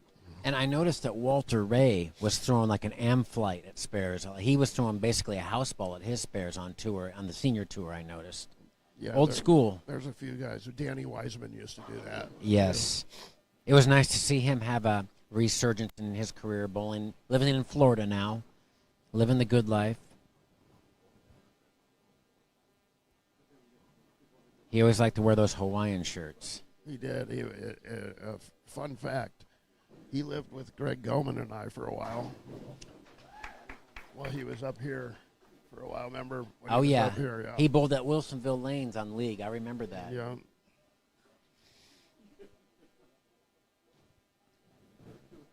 Okay, and then 27th place, $350, Bud Sicard, who has won back-to-back OBA titles. Fantastic talent. And he bowls right here at a Milwaukee Bowl, correct? I believe so. I believe Bud bowls here. Yeah. Bud, yeah. Yeah. And then we already know Mike Hansen from South Spokane, Washington. Mike Hansen probably traveled further than anybody for this tournament. Yes, probably, yeah. And probably Ryan Connor second. Well, maybe Guba. Oh, that's right. Guba, that's right. And Nick Devlin. Connor. And Connor from Walla Walla. Yeah. Yep. And Nick Devlin. Nick Devlin from Phoenix. That's true. I stand corrected. I mean, I traveled all the way from Vancouver, so. I traveled 9 minutes. 28th place, left-hander Gary Lennox, $340. And in 29th place, $330 for Jordan Yoke of Longview, Washington. That is spelled Y-O-K-E. His shirt was spelled as if it was an egg yolk. He may not be wearing that shirt in the next tournament. And then 30th place, homeboy Tyler Coates, the 2023 Seattle Masters champion. Congratulations, Tyler Coates. $320 for 31st place. And the other Mullen brother in 31st place, $310 for Jake Mullen. Those brothers hail from Bellingham, Washington. Last 2 years in a row, I think they both made the finals. Is that correct? yeah. And also, I'd like to say that I went back in the archive, and Eddie Smith was top seed a couple times in qualifying in the Masters in the last 10 years. Here? At Kellogg. Oh, nice. So I like his calm demeanor. You know that? He's Yeah. kind of an unassuming player. Oh, and he's a good dude too. I talked to Eddie a little bit, and he's a good dude. Last but not least, a recent OBA Rookie of the Year, Matt Robbins, 32nd place, $300. And he looks like he's been working out. Good shape. That's your top 32. And the cut was minus 45 to make the cut. So we have another 8 people who got checks, who missed the cut, but made the top 40. And this match is over in front of us. We're not really saying much about it because right now Jake has a 98-pin lead with 1 frame remaining. So we'll go down this list. As I mentioned, Tanner Acosta at minus 49 got alternate. Tanner had a very unfortunate finish, 147, 168, 169. Heartbreaking finish. Also, Barry Scruggs, very close to making the cut, missed a 369 in the 9th frame to narrowly miss the cut. 52 under. Gets 34th place for $260. We have Paul Cosgrove in 35th place for $250. Michael Kennedy, deep last year in the Portland Masters Finals, 36th place, cashing out for $240. We have the 2016 Portland Masters champion, Daniel Jackson Jr., finishing 37th this year for a respectable $230. We have the bowling ball rep, Zach Trevino, getting a cut. He's right there. Right in front of us. Put the hat on. And a 70 for Zach Trevino. I should hit him up for a ball. Look, it says 70 on his hat, and he was minus 70 to get a check. Nice. How about that?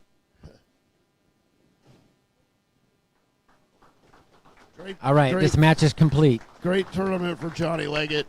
3rd place, his highest finish ever here by 1 spot. He finished 4th before, I believe you said.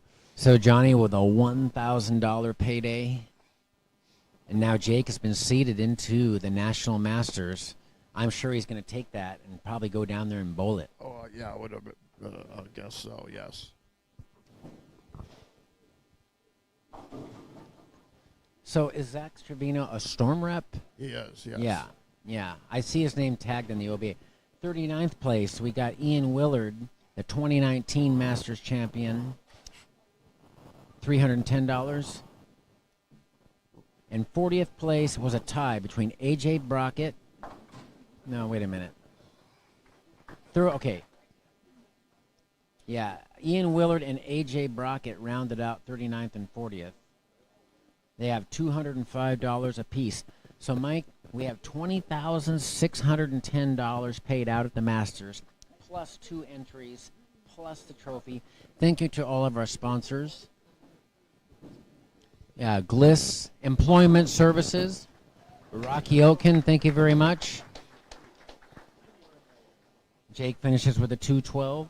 Also,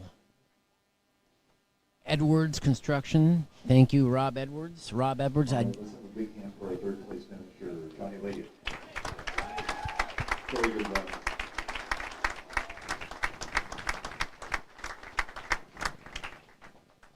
Down to the final 2. We're going to head to 11 and 12. Eric Jensen, 9-11. And then Jake Clemson, 9-12. Players like that, your Atlantis on this. All right, it was 6:48 for Jake Clemson and a 5:37 for Johnny Leggett. Now we're into the championship match on the fresh pair, freshly oiled and stripped, 11 and 12. 5 minutes of warm up, and then they'll be ready to go. Jake Clemson will have to defeat Eric Jensen twice. And a massive differential, $1,700 match coming up here. Yeah. $3,200 for first, $1,500 for second. You know, Mike, I believe in 1992, Doug Wallace got $4,000 for winning this tournament. Really? Yeah. Wow. It was $2,000 for second. Huh. There was 160 entries, I believe, back then. Wow. They had five squads. Oh, yeah, that's right. I Yeah, remember that. yeah. They started the match play on Friday nights, And right? also, I believe. No, wait a minute. I'm sorry. I stand corrected. It was. Yeah. I'm sorry. It was Thomas Alt who got $4,000 in 1997. Doug got $3,000 in 1992. Really? Yes. Wow. Yeah, back then they had the Friday night squads, and didn't match play begin on Match Friday? play began on Friday as well. I remember I lost to Jesse Tracy Jr. one time, or Oh. Jesse Tracy Sr., left-handed Jesse Tracy Sr. one night. Yeah, with a distended stomach. I remember one that. time here. Knocked me out of the tournament. But, Mike, let's face it. Back in the 90s, it was tough to beat a lefty here on the house shot. Oh, yeah, definitely. Yeah. I mean, yeah. there was so much hold. Yeah.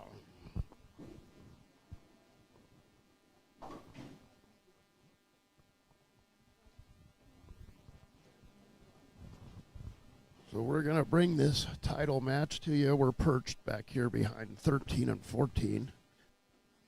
Jake Clemson taking on the number 1 seed, Eric Jensen. Must defeat him twice to win the title. And, Mike, let's trace back to last weekend. Jake Clemson, he almost missed the cut. So, Yeah, it was up in the air for a lot of these bowlers. so Jake Clemson, he was about 55 under with 2 games to go. And he put together a 220 and a 208 to slide into 28th place, just barely. And here he is bowling for the title. Eric Jensen qualified 10th.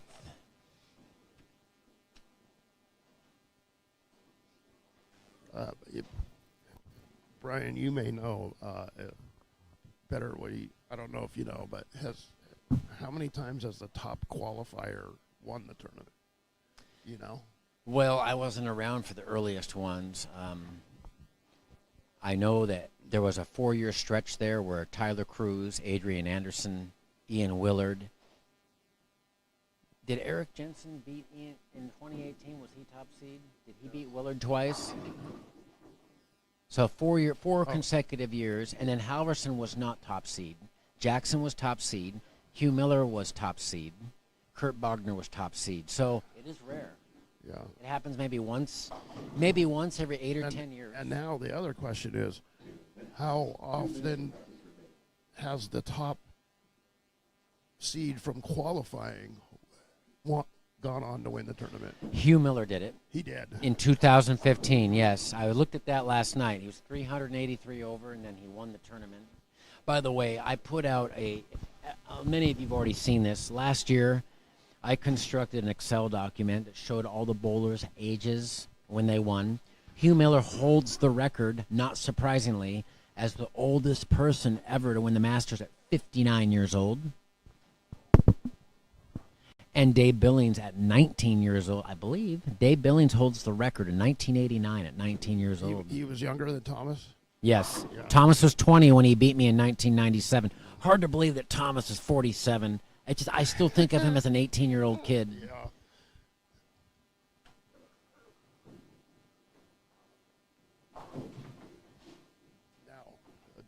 Tim Myers has the potential to become the oldest to win. He almost did. Yeah, correct? yeah. And another thing that I remember, I might be wrong, but I thought in 1992, Carla was pregnant, and in 1997, Thomas's Yes. significant other was also pregnant.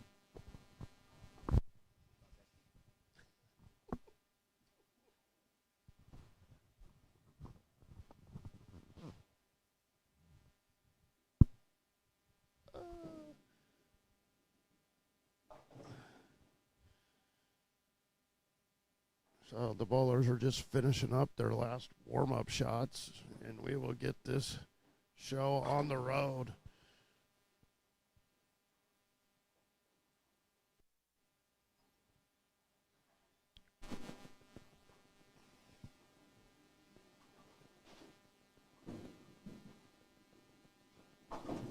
Okie dokie bowlers.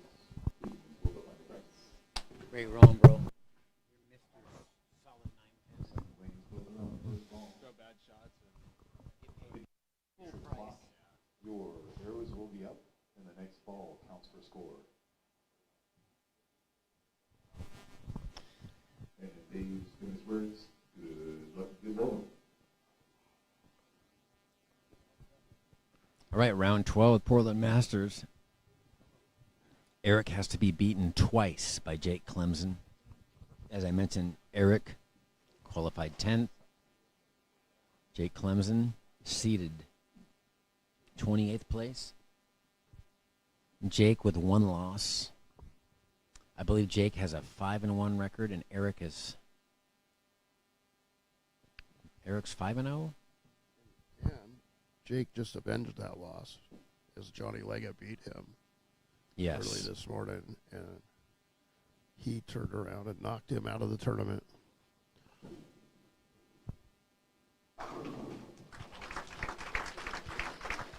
Eric playing a lot straighter out of the gate there, huh? Yeah, it's a fresh pair. This pair hasn't been bowled on at all. Wasn't 15 and 16 fresh, though? I believe, yes, it was. Yeah, because 1 and 2 was too. I wonder. Yeah. It seemed like it's hooking a lot more. Maybe it seemed like there was more oil in the front based on that first shot. Maybe he's throwing a different ball. Maybe he's gone something not as aggressive. Eric Jensen will be the distinct crowd favorite in this match. There's a lot of people here watching him. Great shot by both players to start. Yeah. Clemson is he's stuck. I give Jake credit. He's stuck with his game plan all tournament, all weekend, and it's gotten him all the way to the finish line.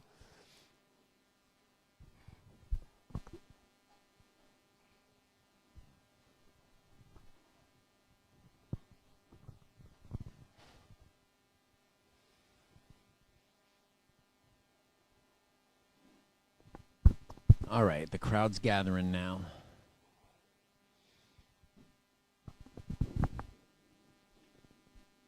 Another perfect shot by Jake.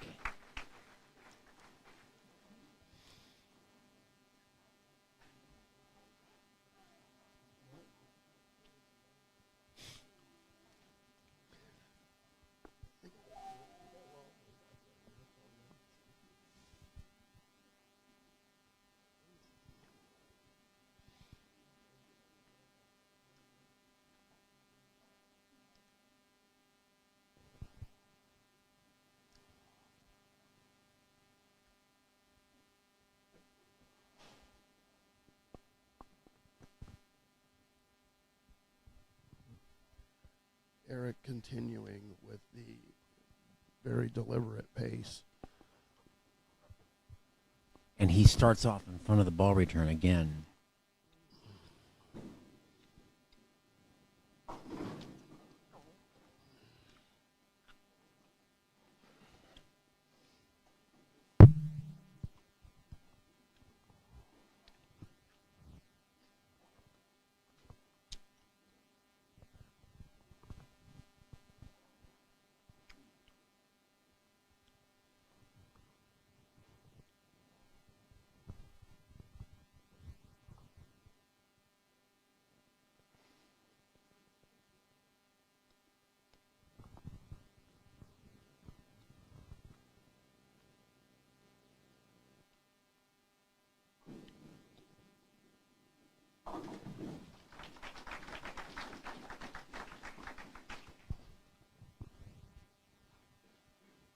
As you said, Brian, Eric's looking to become the first to win at both bowling centers.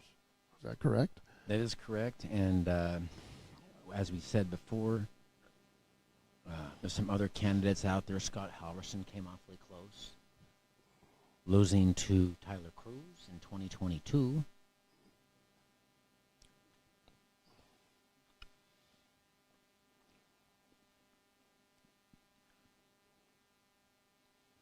We have two of our past champions in their 70s now. We have Dane Wilmarth, 1999 champion, 74 years old. Wow. And Dennis Bailey, 72 years old. Hard to believe.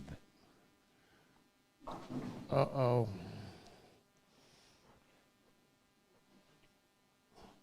2-8-10 for Eric Jensen. And once again, Crossing a lot of boards. Might be a little risky early on the fresh. once again, Jake Clemson's out to an early lead in his match. He's been a theme for him today.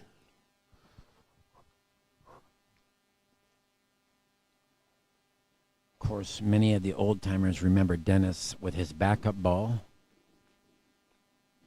And, Definitely the best backup ball player that I've seen locally. And he always bowled in a jacket. That's right. Sweater vest. Trent Zabel. Dennis, who owns Tiger Bowl up in Battleground. Yes, I bowled league there for a few years when Harold was running it, and Dennis has really put a lot of money into it. I believe are they synthetic now? Synthetic, and I believe they went to string pins. I've never bowled on string pins. I've never either, but they went. I really like, I don't know about you, Mike, but do you watch the 220 bowler on YouTube?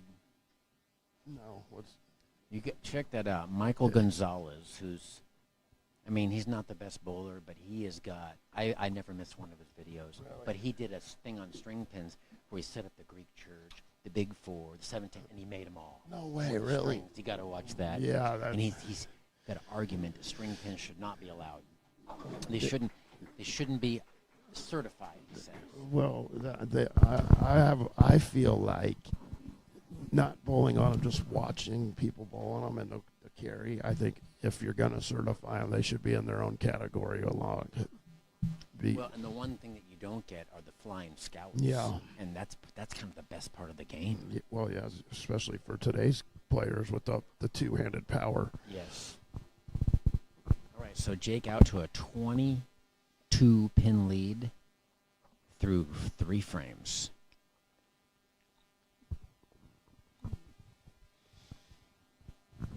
Eric just left the 2-8-10, the impossible spare.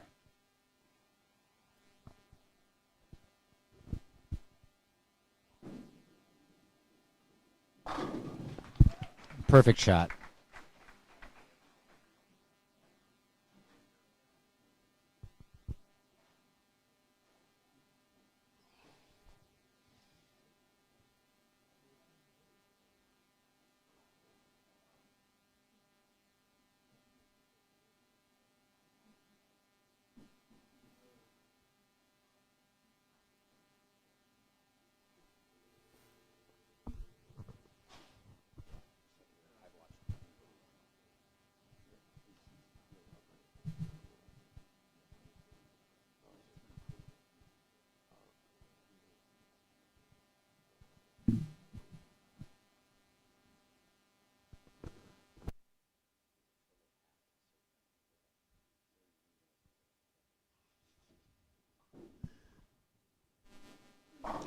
And a Brooklyn for Eric.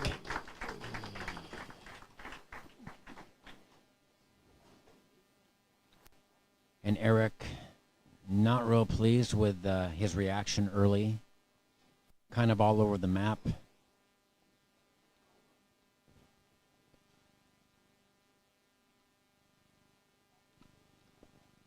Eric going strike, missed the head pin. 2-8-10, and now a Brooklyn.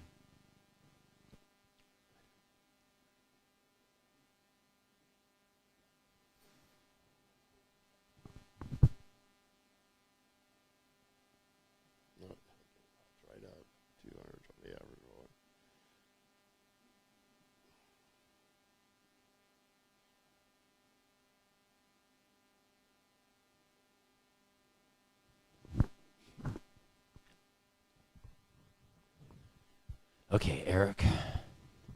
Been struggling the last 3 frames. Better shot. No carry. Not get the shaker 7.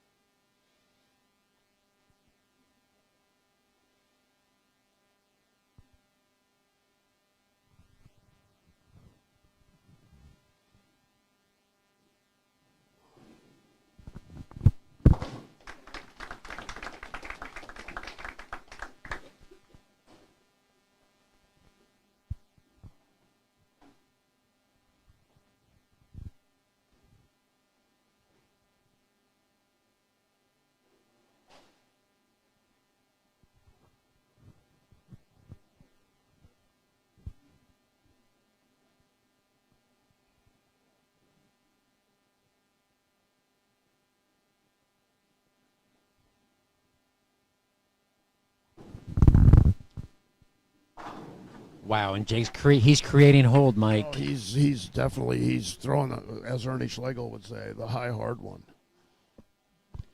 Yeah, we kind of liked his chances in warm up, just seeing the ball motion. Is that a motive ball he's throwing? That is a motive. That's ball. EJ Tacklett's favorite ball. That one right there. Isn't It looks like a venom it? shot. The venom shot. Yeah. That's EJ lives and dies by that ball.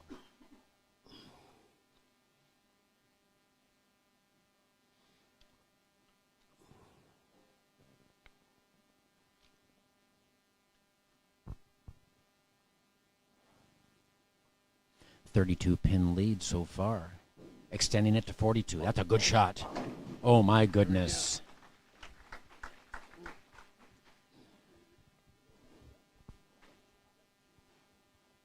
And early on, Mike, we have another blowout in the making, possibly.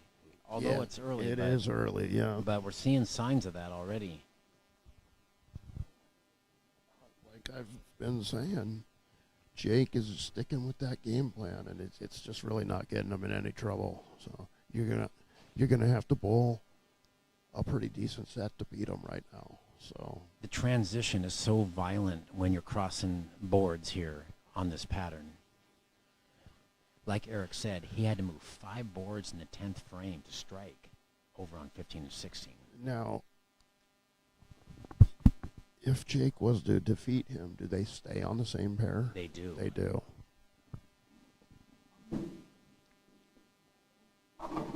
Good shot by Eric.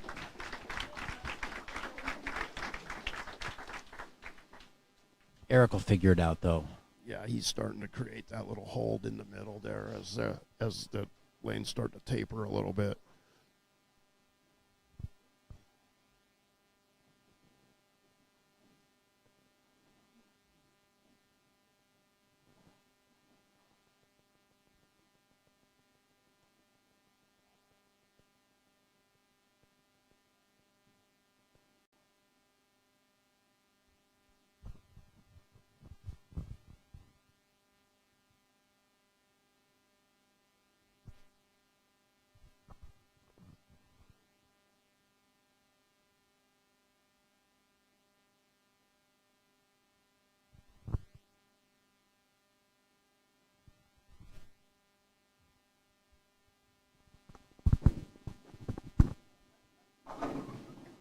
Another Wally 7-pin for Eric. Wow. So, just like Johnny Leggett, the brakes are not going the way of Eric Jensen right now. Those are 2 pretty good shots on that lane, and he gets 9 both times. Yeah, it's almost if it's his turn because Johnny had so many bad breaks in that previous match. Now it's his turn.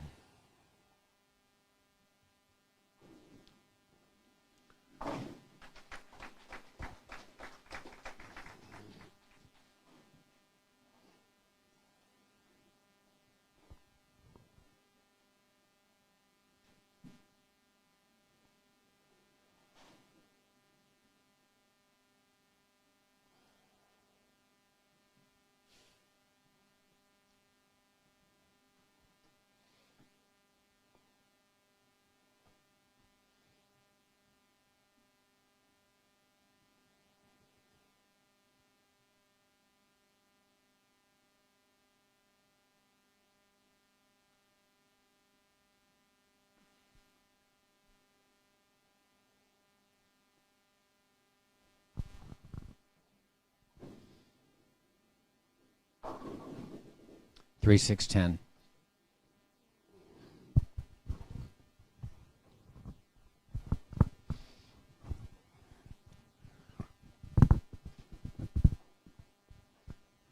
Mike Polinsky's in the building. Recently almost won a Northwest Senior Tour event. I saw that, the Masters, right? It was a Masters Yeah. event. Blaine Winninger winning that event. Blaine winning everything except this tournament this year.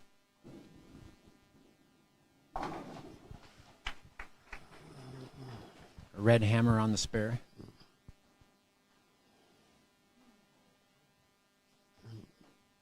$145 in the sixth for Jake Clemson.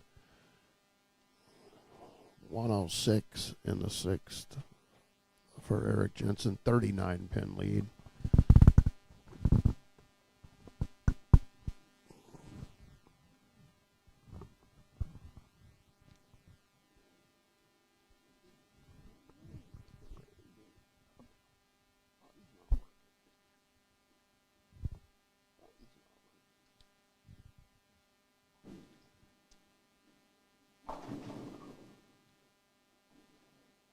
All right, out of trouble. Just a 2-pin there. Almost carried it. Almost, yeah. That angle he's playing, he's going to stay out of the disastrous trouble for the most part. Yeah, shot a 648 last set. Once again, going at a 220 plus clip again. Maybe a fourth consecutive game above 200 for Jake. And he, just as we say that, he misses a 2-pin by a foot. Wow. Totally unexpected. 173 now in the eighth frame. I have a feeling he may have hung up in the ball there a little bit for him to miss it by that much. But it gives Eric Jensen some life.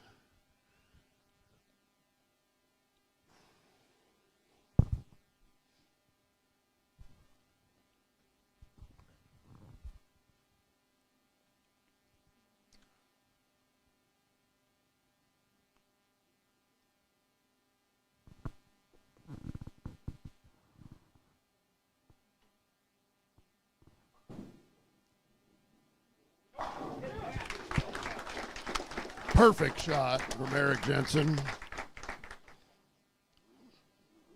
Definitely taking a lot of time.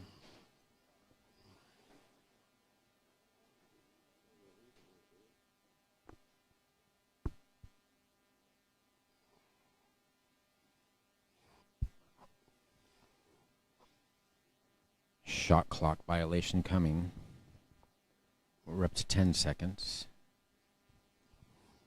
No, we're just kidding. There aren't any shot clock violations in this tournament.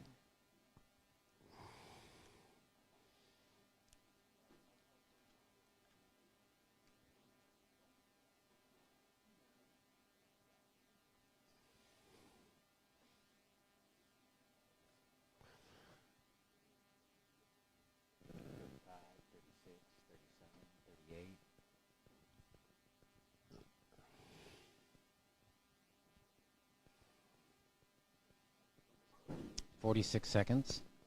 Oh, that was a perfect shot. Perfect shot by Eric. This is going to be the longest title match of all time. It is, but then again, he did get strike. So Yeah. I suppose that if he didn't take his time, then it would be twice that. So that was a perfect shot. Two perfectly executed shots by Eric when he needed him most.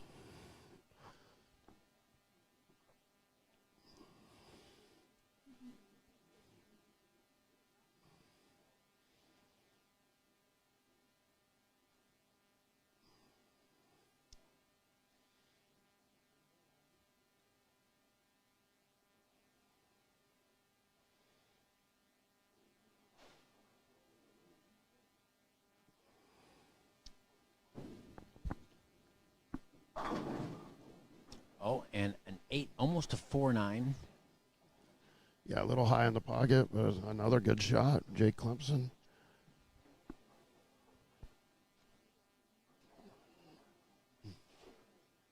Jake is taking time too. Not as much time as Eric, but he's taking time. 24. a lot at stake. So The new PBA rule is quite severe, isn't it? For the it is. It's zero for the It's frame. a warning, and then and zero for the frame. I mean, Yeah. that's a bit extreme. Yeah.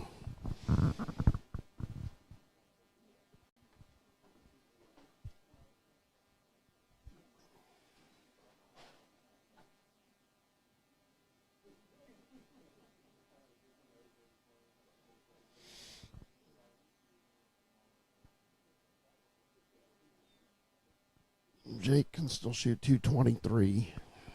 Eric Jensen can shoot 216.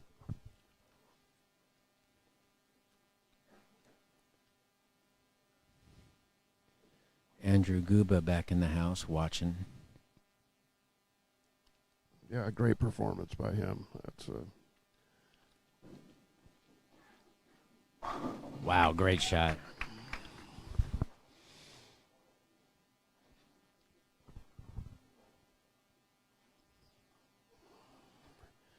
that puts Jake into the two teens.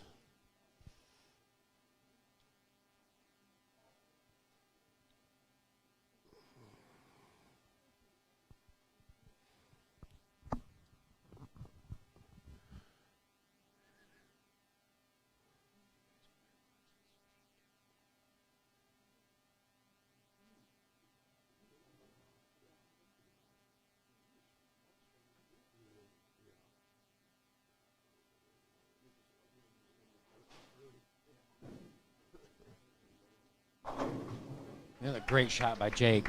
Yeah.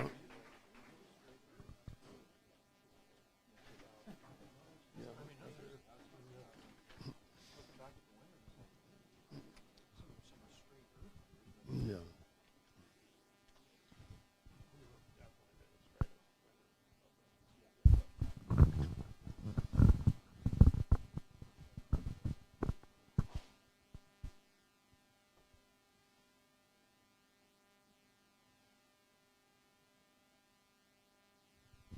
So that strike put Clemson into the 220s.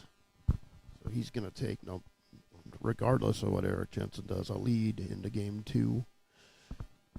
A fourth consecutive 200 game from Jake. 223.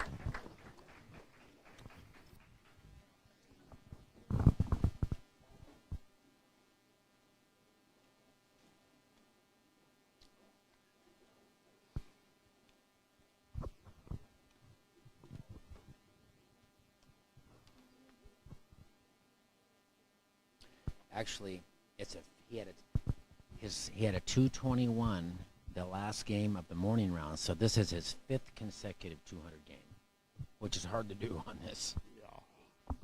On three different pairs of lanes.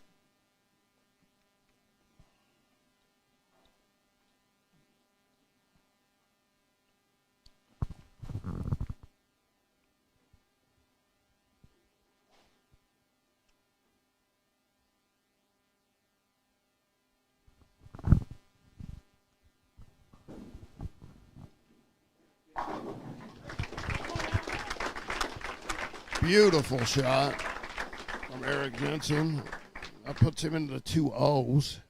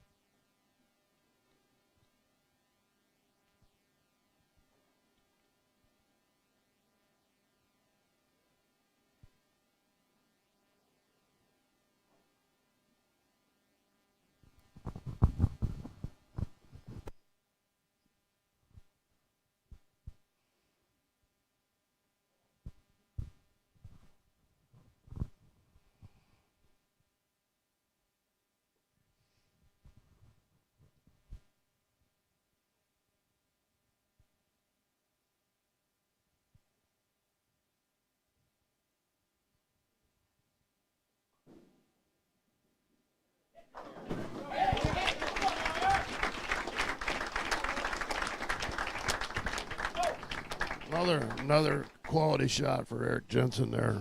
It's gonna going to be single digits on the lead for Jake Clemson. And both players in their own zones right now, not playing on top of each other. Going to slow the transition a little bit.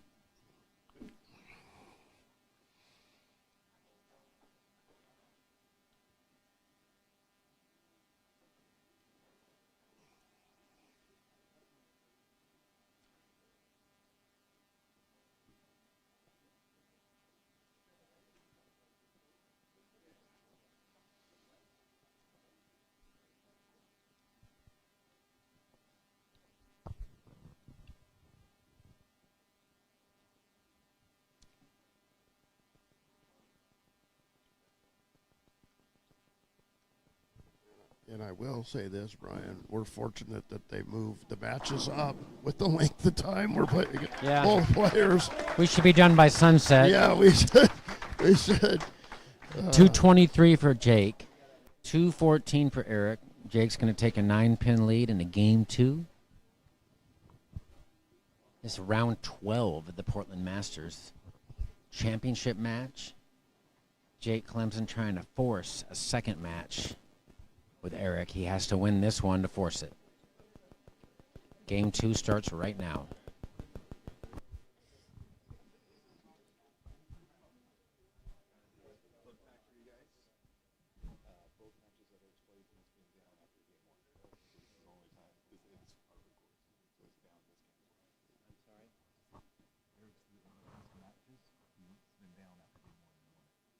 So this is the third consecutive.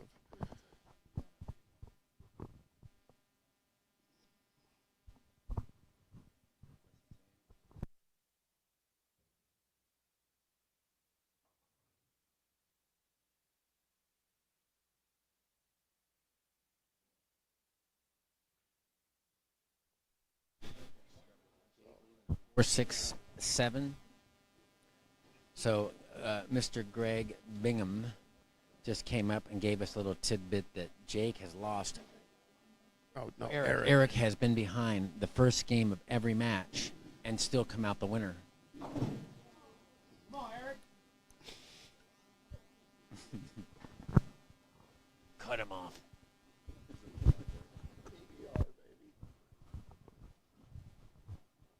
Ryan Nicholas on that PBR.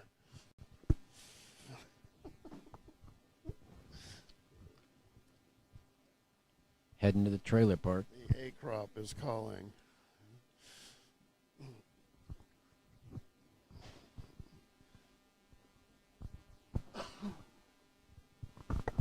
The old steak and shake.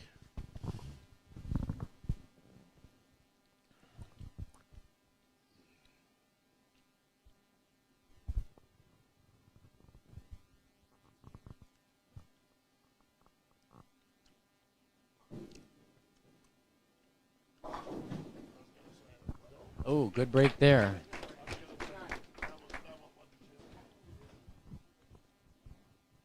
Okay, so Eric has regained the lead. Eric with a 2-pin advantage now.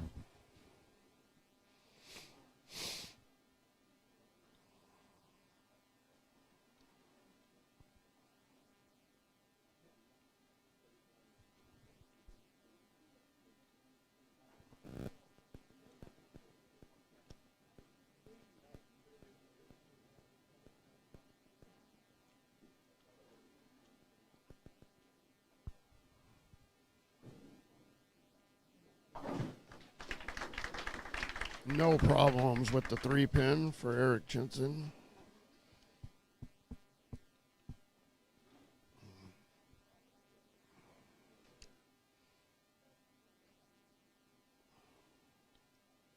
Shot clock.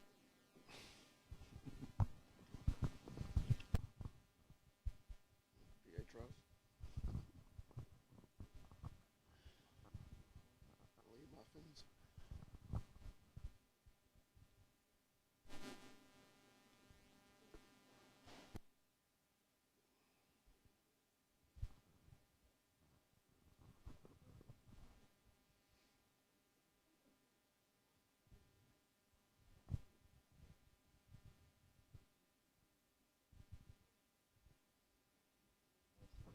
to mention Eric never shot below 650 in any of his matches yesterday. No, Eric.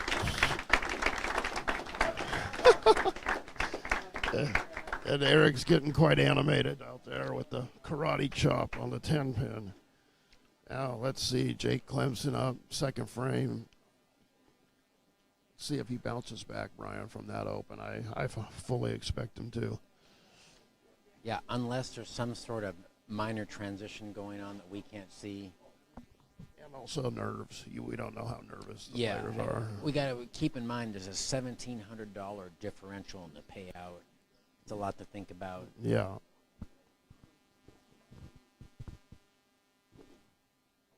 Which, for me, and I'm sure you're the same way, when you're bowling, that's the last thing on your mind. You just want to win. Yeah, and another unfortunate break there. Wall shot 7 pin for Jake. No, he should have no trouble covering this. With, once again, the red pearl hammer for Jake Clemson.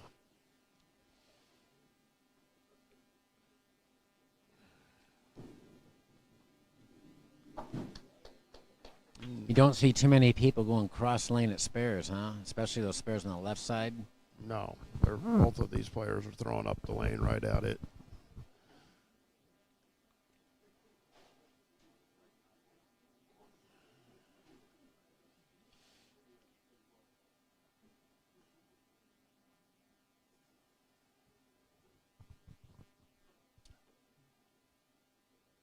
We have a pretty decent crowd here today. Looks like there's a line at the keg.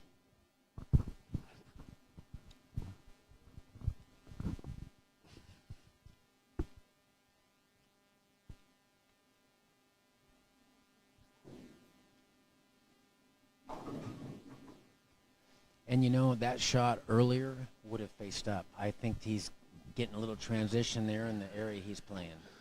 That looked pretty good. 2-4-5 for Jake.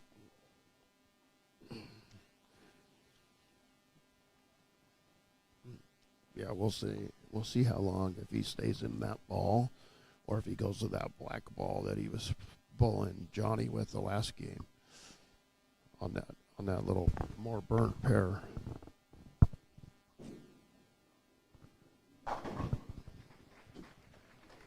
He covers the bucket.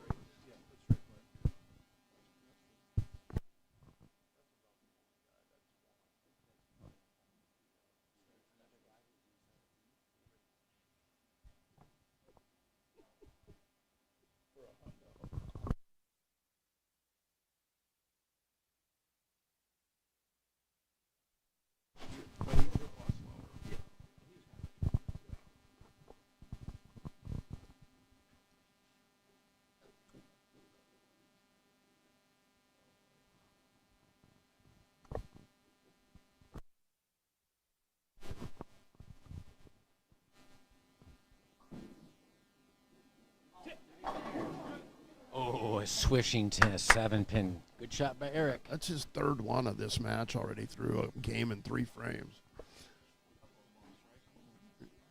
He settled in quickly, Mike. I mean, Yeah, he had a slow start, but he made the micro adjustments. And it's anybody's match right now, Brian.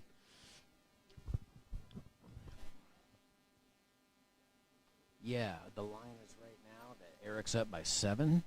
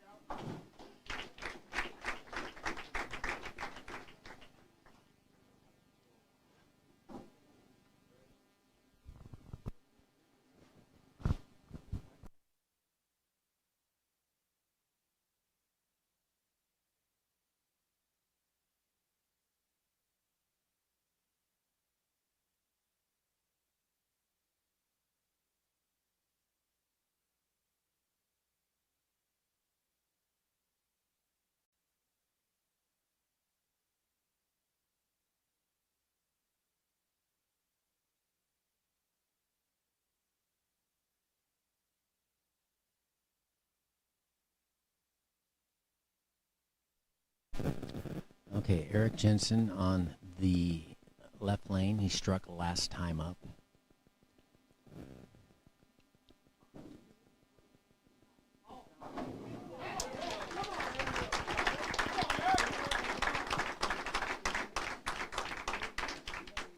This time he carries the wall shot.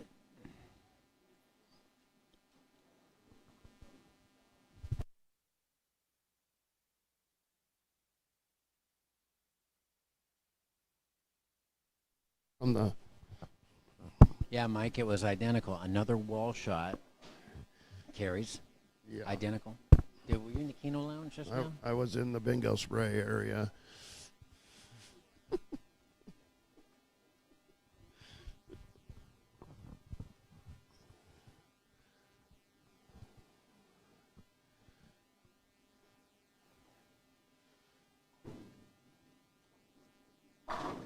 Picture perfect. Beautiful strike from Jake Clemson. there. Jake trailing by 5 pins. We're approaching the halfway point of our championship match. Portland Masters.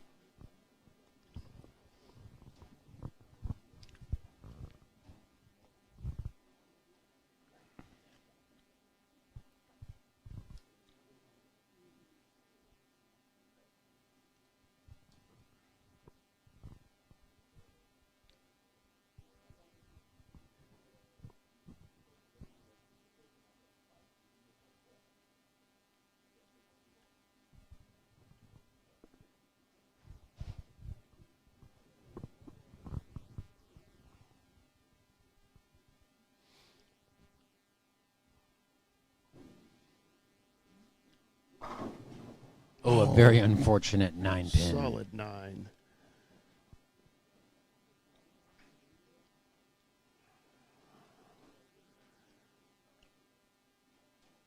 Another great shot by Jake. Both players are throwing very good shots now. So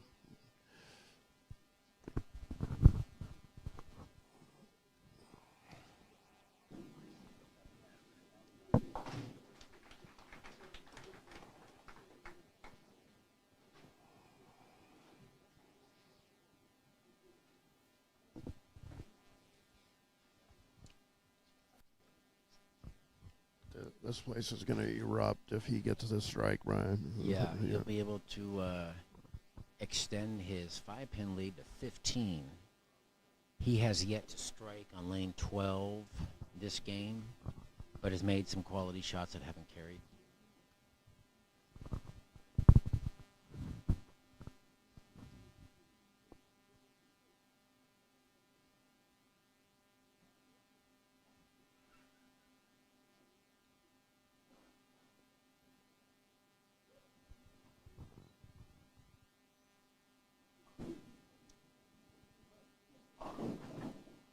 And fortunate not to leave a 2-4-8.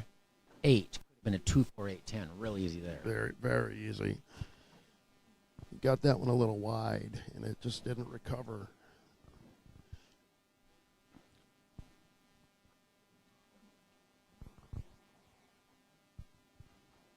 Well, Somewhat of a challenging spare here. yeah,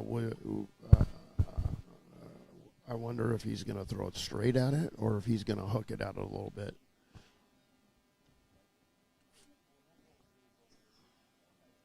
From where he's standing, He's going to hook it, Mike. Yeah, you can sit there.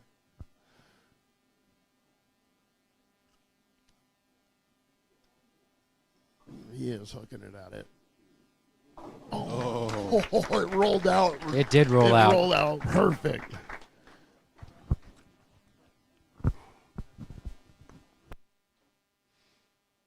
If that ball wouldn't have rolled out, he would have missed that spare.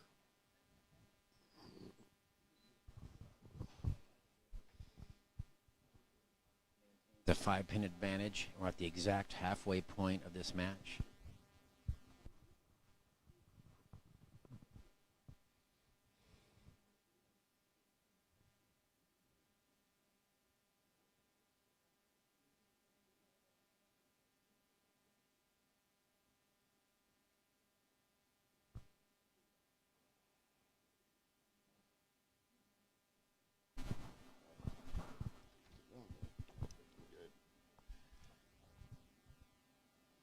Right, Eric on the good lane.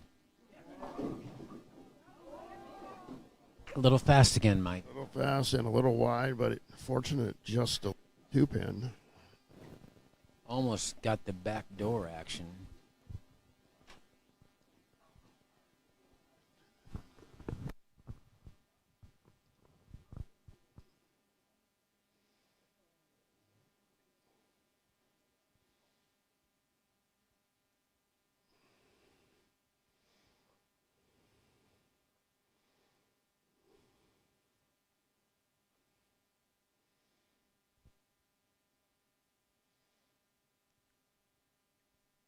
Four-pin lead for Eric.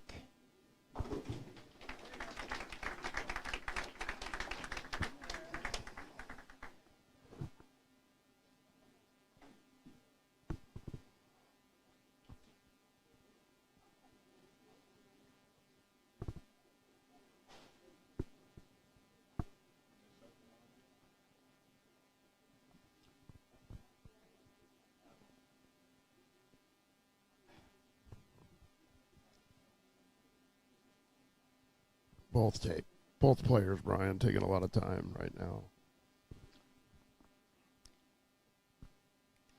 Yeah, we were supposed to be in this match about 12:30 or so. That looks good. Nope. Oh my goodness, almost carries it. He has the 1-2-10 standing. An unusual late carry. That's an easier spare. Yeah, you think.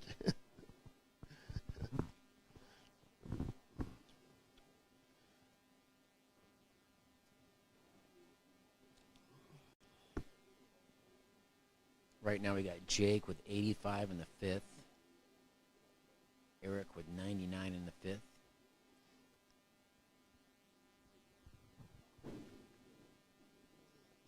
There's the ball change. That was that was a good place to experiment with it, wasn't it? He went to that black ball, and I believe he's going to stay with that ball now. Yeah, the Venom Shock has quit reading the back part of the lane.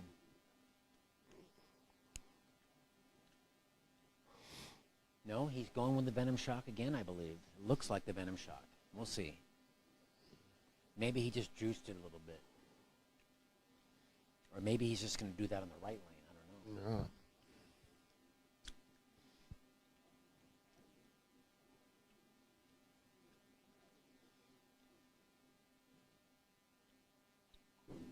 Yeah. Yep, sticking with it. That's high. I'm surprised after the spare shot, what a Yeah. hit flush, that he didn't go back to the black ball. You know, maybe he missed right because that was inside a target. Yeah.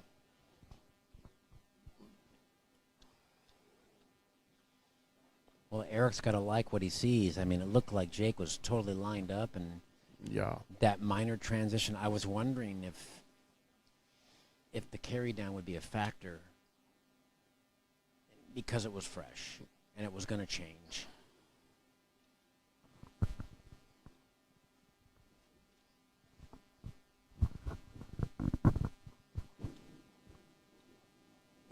And a chop. Chops it. And I was wondering if the out of bounds became an issue with Jake.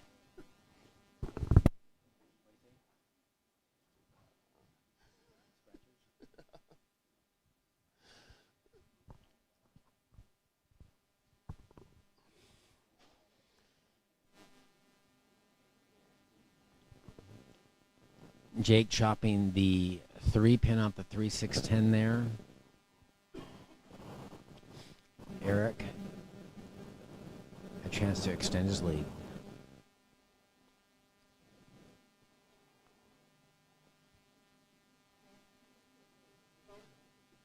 And it looks like the run of 200 games is over after 5 for Jake, Yeah. unless he strikes out. He's got to strike out. Yeah.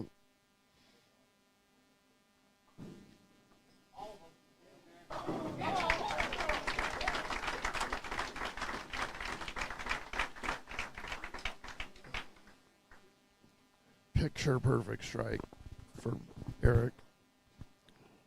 Yeah, Eric staying clean. This is a huge strike right there. Huge shot. 9th frame, 8th frame, second game. Yeah, it's definitely. I feel like if Jake's got any chance, he has to step out of his A game, and he's going to have to move in and do something he's not used to. Yeah, I agree. Eric's definitely in his comfort zone right now.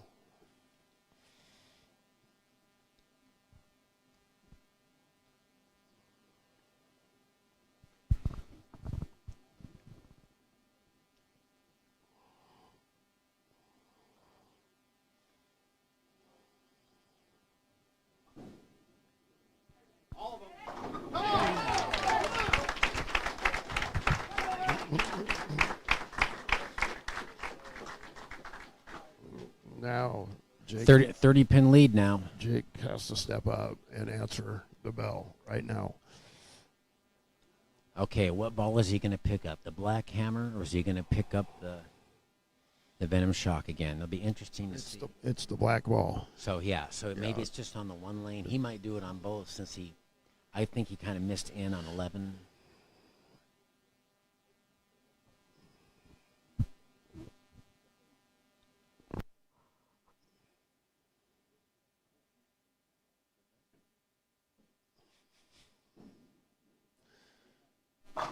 Oh, nice ball change. It was a good shot. I'm surprised that he didn't throw that ball on Me the left too. lane. Me too. And will he now switch on both lanes? It looks like he's going to. He's got to. Yeah, he has to. So Mike, in today's game, back when I used to bowl a lot, we always just use a regular towel. Most of these bowlers, are they using the chamois? They're using the chamois nowadays. Yeah, I think it And takes. explain to me, does that clean the pores out better? What's the reason? It does. I think it gets the oil off in a more consistent manner. Instead of just spreading it around, it actually takes it off. I'm not a chamois guy. I just throw the ball. I don't wipe the oil off. Great ball change there for Jake, saving grace. Good shot. And like you said, why didn't he switch a frame earlier? I don't know. I just shocking. He just maybe wasn't 100%. Or he just had such a good look early with it. He thought maybe he wasn't executing. Wasn't 100% confident maybe with it on that lane.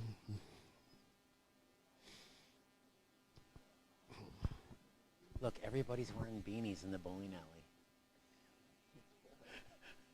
Or hats.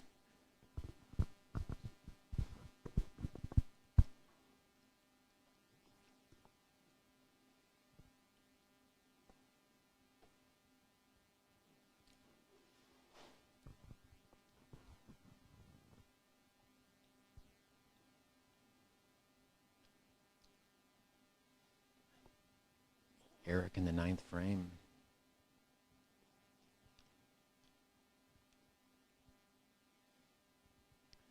Pin lead, can extend it back to 30 with a strike. Wide. Oh, disaster. And the equalizer. It seems to happen, doesn't it? Yeah. That was fast. Disaster was. 1, 2, 8, 10.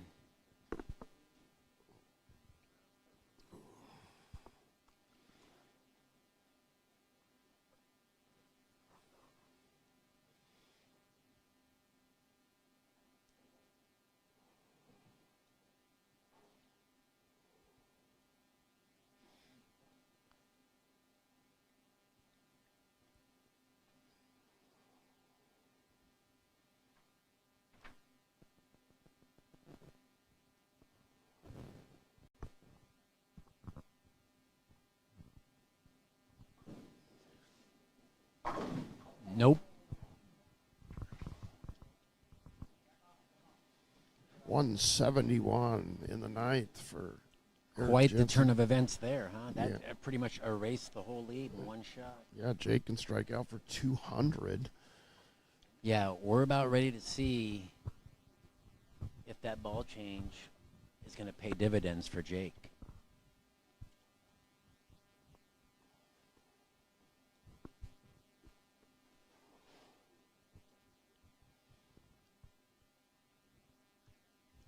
I was notified last round that we have 165 viewers on YouTube watching the live stream.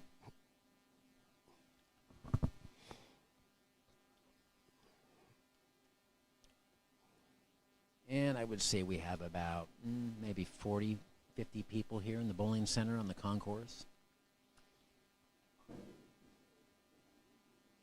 Wow, and he goes wide again. Yeah. Fortunate just to leave the 1-2.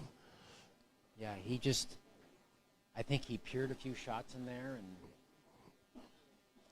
got a little bit lazy, got comfortable.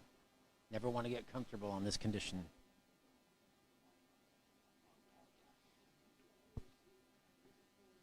Well, I guess that's keeping it close and exciting for the third game now. It looked like he was going to run away with it there for a moment. Yeah, well, like you said, we'll see if that ball change works out for Jake here in the 10th frame. It looked good the 8th and 9th.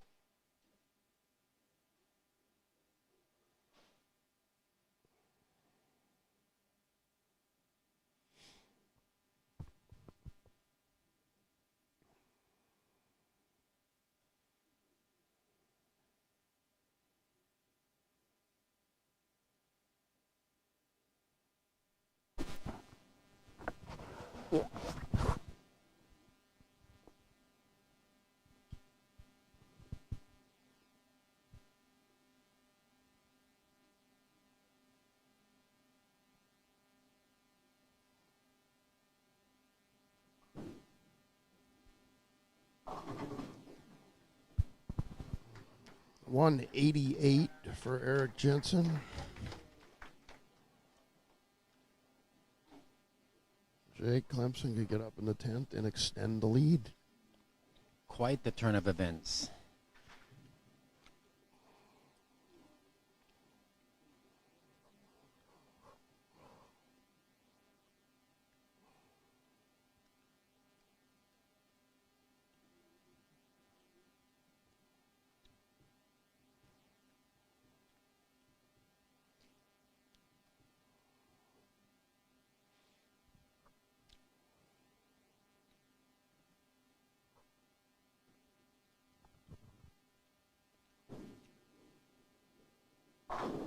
Boom. And he throws a beauty. No 9-pin that time. No, he absolutely labeled that shot. And just when I said he wasn't going to shoot a sixth consecutive 200. Yeah, he's showing you, Brian. We'll see. Gotta have the next two.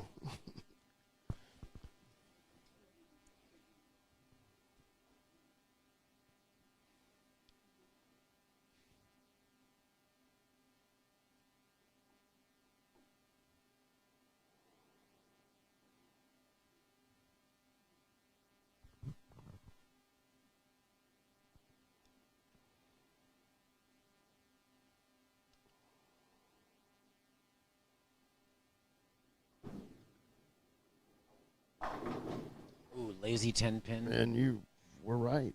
It was close. It's going to be 189 with the spare for Jake Clemson. He's going to increase the lead, though. Yeah. Going to be up potentially by 10 sticks.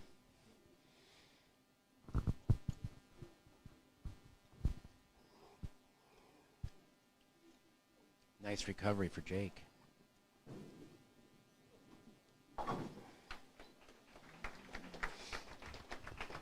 All right, that's the end of game 2. We have 412 for Jake Clemson, 402 for Eric Jensen. Game 3 coming up.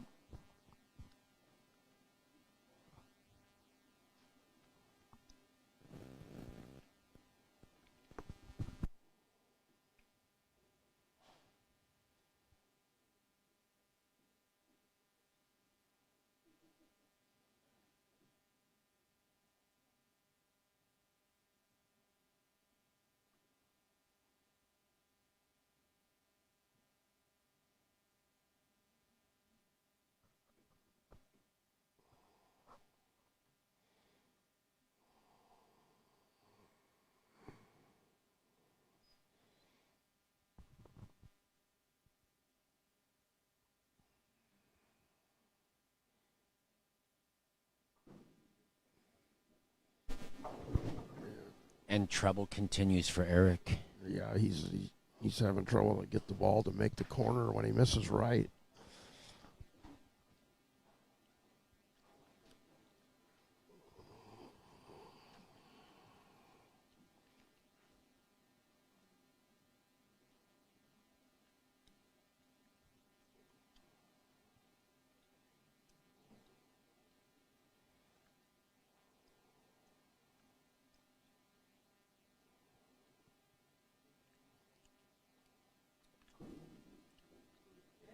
No, and he makes the Great 210. Wow. Eric covering the 2-10 split to begin game 3. Clutch shot. As I mentioned earlier, Eric has the luxury of losing this match and getting a second chance if he does not win. But make no mistake, he wants to end it right now. You don't want to pull that second match. Yeah, you don't want momentum to swing. We saw that happen last year.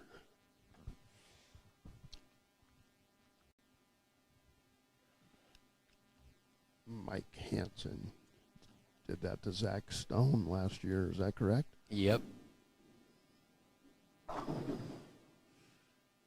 All right, errant shot there by Jake inside of his target, just leaving the 6-10.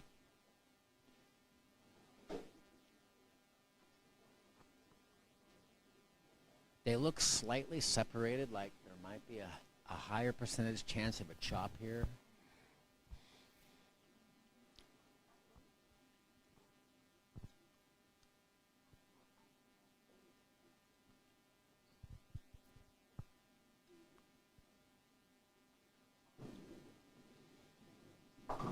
Oh. I think I was on to something there. You were, but he made it by the skin of his teeth. Yeah. Wow. See you later, Mr. Tang. Eric Tang. Oh, right. Eric Tang. I saw him. That's where I recognized him from. Kingpins. Yep. His father is a part owner of Kingpins. Yeah. John Tang. He's the... Really enjoy the Kids Bowl free program with my children. Thank you very much to the Tang family for being a part of that. My girls, they love to bowl. I love bowling too.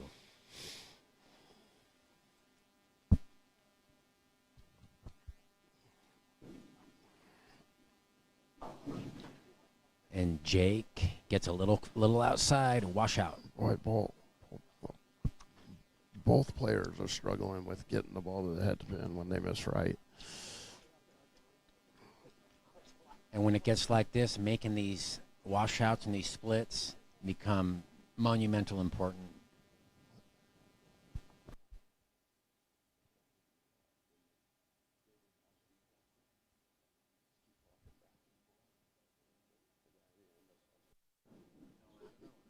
I know.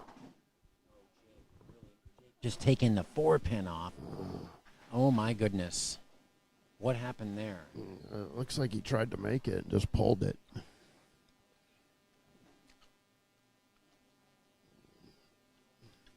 See? And then he'll go back over there. And then he'll go back over. Yeah, and then he'll go back over there.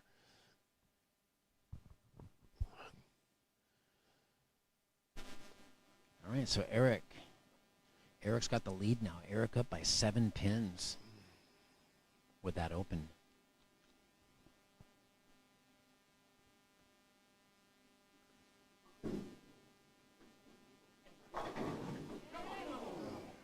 He's happy with that after the last 3 shots. Yeah, much better shot from Eric there.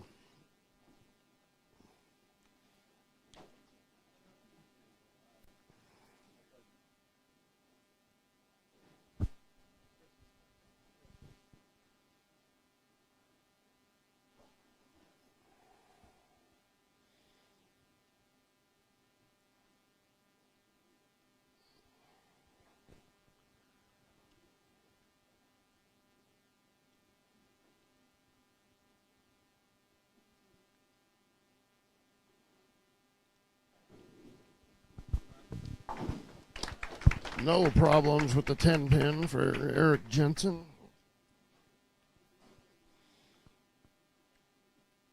Both players with plus scores, as we anticipated, being on a pair that had already been bowled on one set.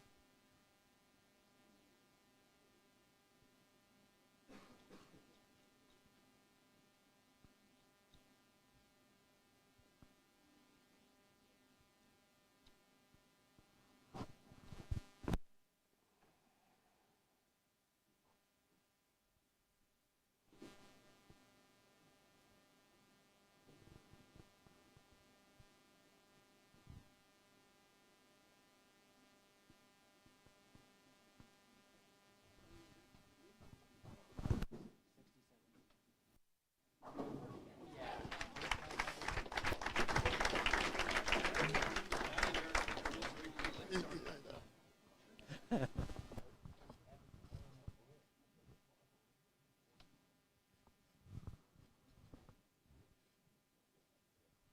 league at 6:15.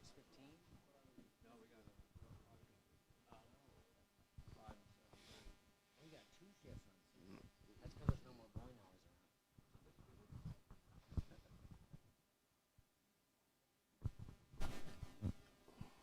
around. All right, Eric leading by 6 sticks. Perfect shot by Jake.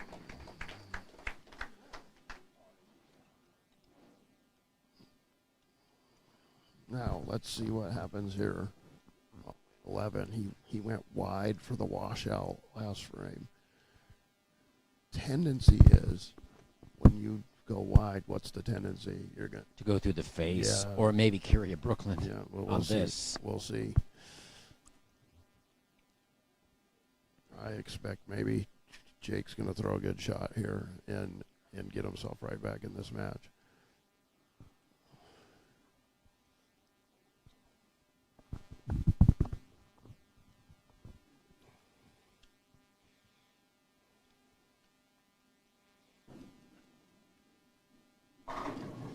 And he threw a beauty. That was a beautiful shot. Good call, Mike. He could not have thrown those two shots any better.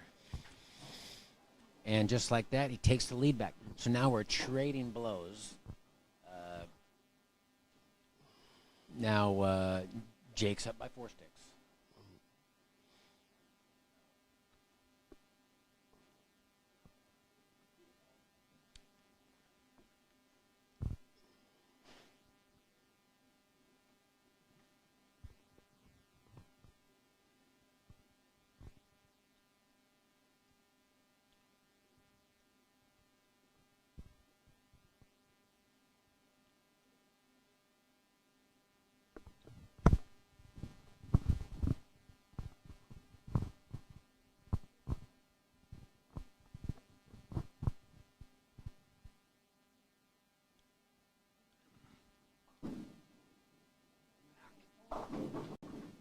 Chained up on him, leaving the 3-6.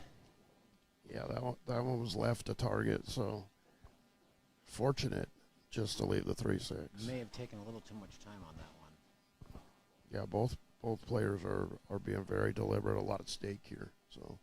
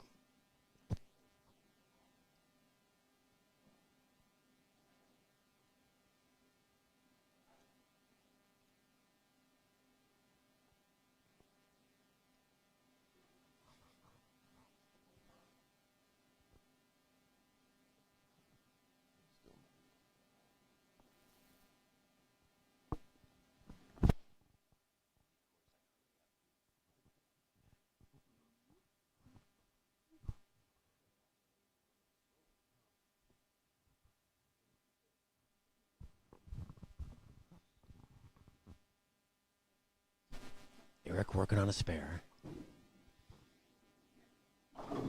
Coming up light again, leaving the 2-8 double wood. Somewhat of a challenging spare.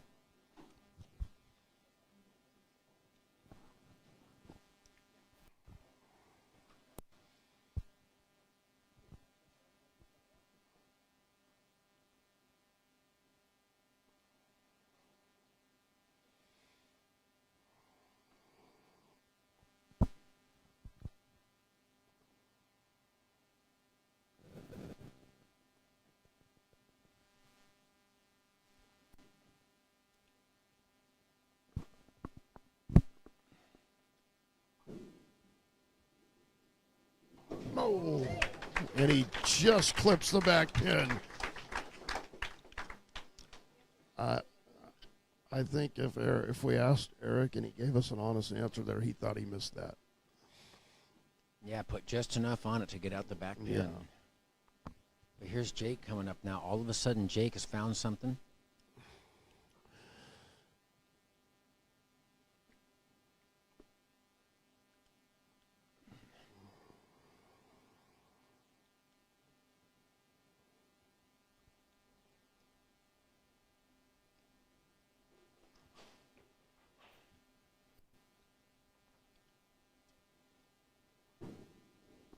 That looks good. Wow, great shot by Jacob. That was a great shot.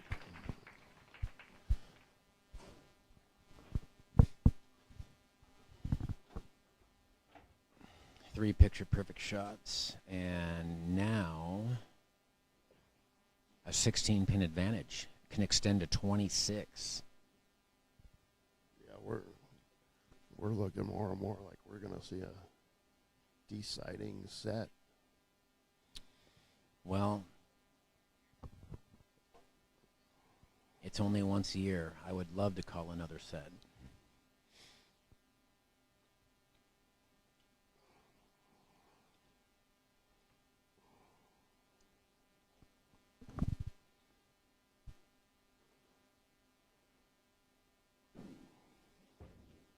A little bit fast. But stays out of trouble. Only the 2-pin.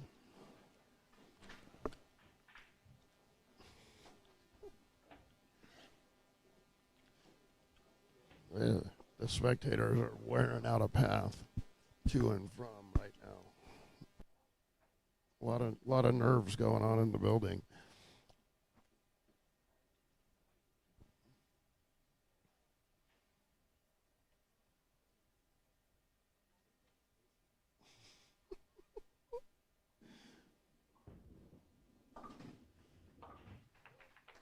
No problems on the 2-pin for Jake.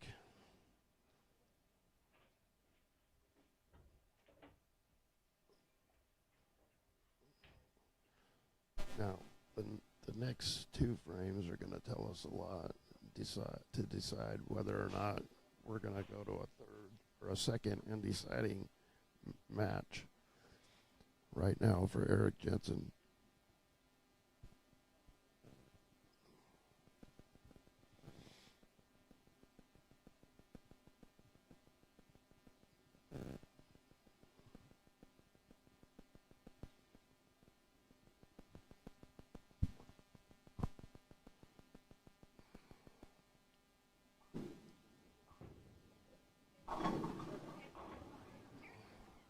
Decent shot, wall shot 7.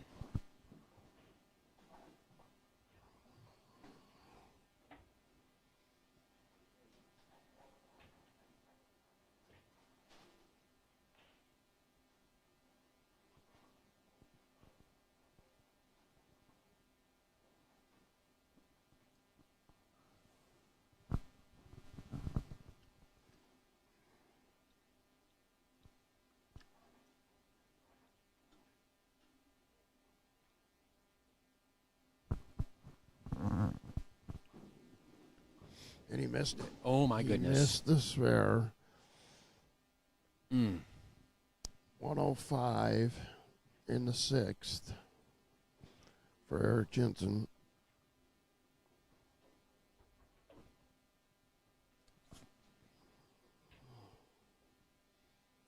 27 pin lead for Jake Clemson. 4 frames remain. Trying to force a second set.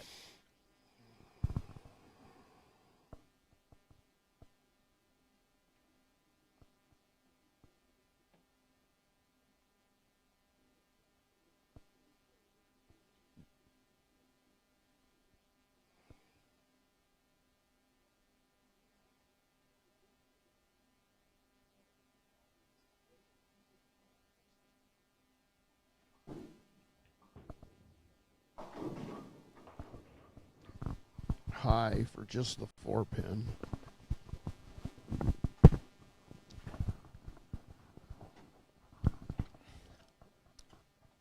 Well, he'll very likely cover this one.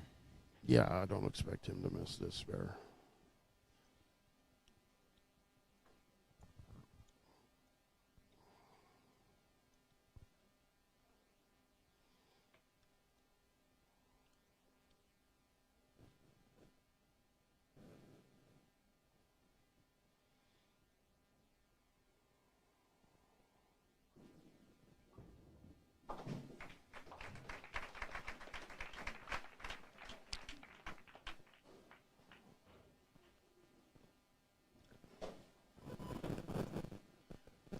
Well, we're not seeing any perspiration on the players with the cool temperatures in the bowling alley.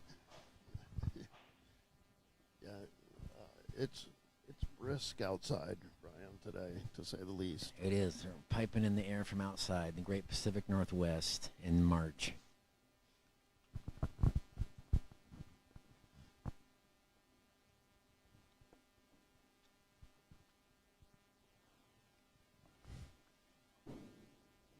Uh-oh. And it's a Carries Brooklyn. the Brooklyn. So bad it was good.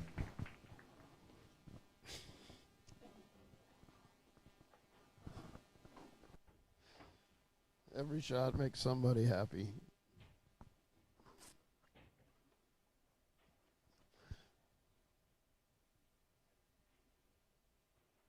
Now, Lies on the break. We've seen this time and again. Where properly placed Brooklyns, can they be followed up with a good shot? well, yeah, this one here could pretty much seal the match, I believe.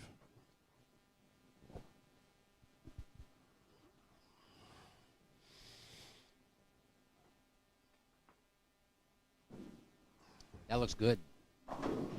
Oh, almost a 5-7. Another shaker 7. We've seen a lot of shaker 7s on this pair. I just feel like with the balls trying to retain energy, there's a little bit of a DOA action, you know.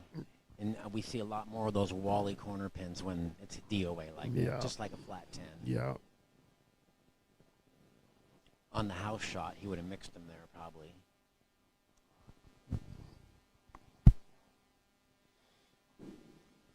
But he covers his 7-pin. Yeah.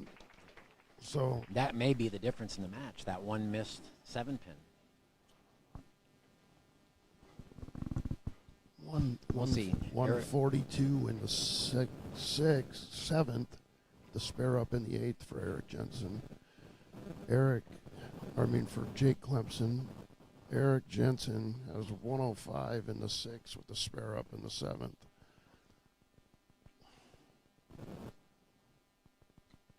.27 pin advantage for Jake. 2.5 frames remaining. 8th frame.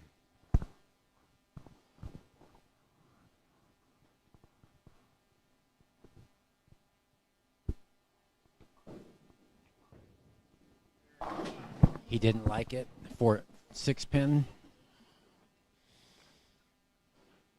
Should have no trouble covering it.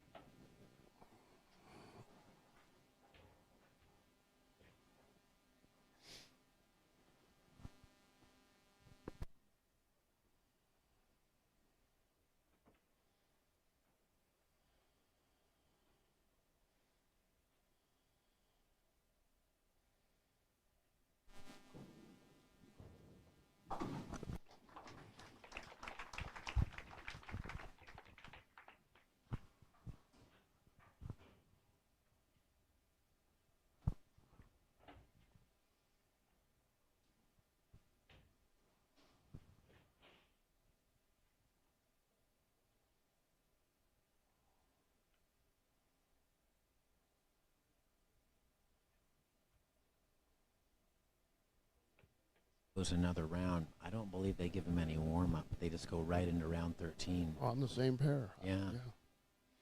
Yeah, that's what happened last year.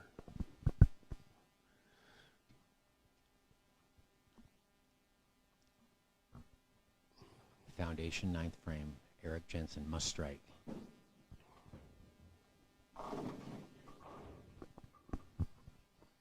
He's lost his reaction. Yeah, he's gonna have to figure something out here because Jake's liking his ball reaction now. Jake lost his reaction for about a half a game there, made a ball change, salvaged last game. It looked like it was going to be a disaster, and pulled out a 189 to keep himself on a slim lead.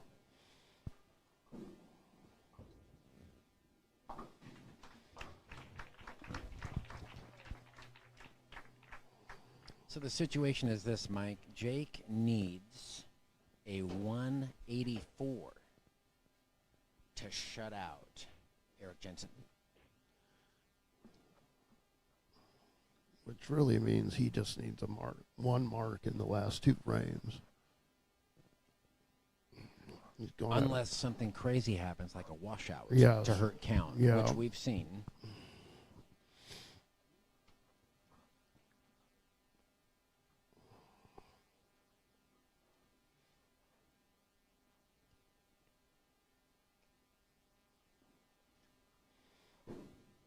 Oh, that's good. And he trips the 4, and he just forced the second match. He did well.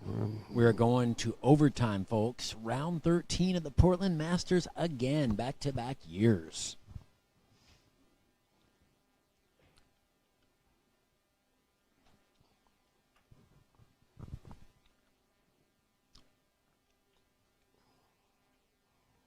Gives him the high, hard one in the ninth and trips the 4.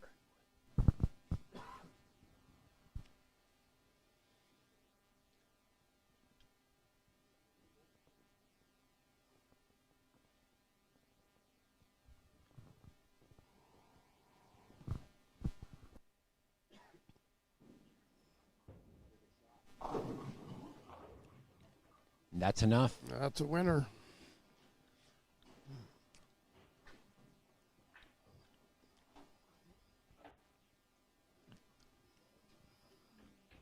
Jake Clemson, even with the miss here, would be he's already at 190.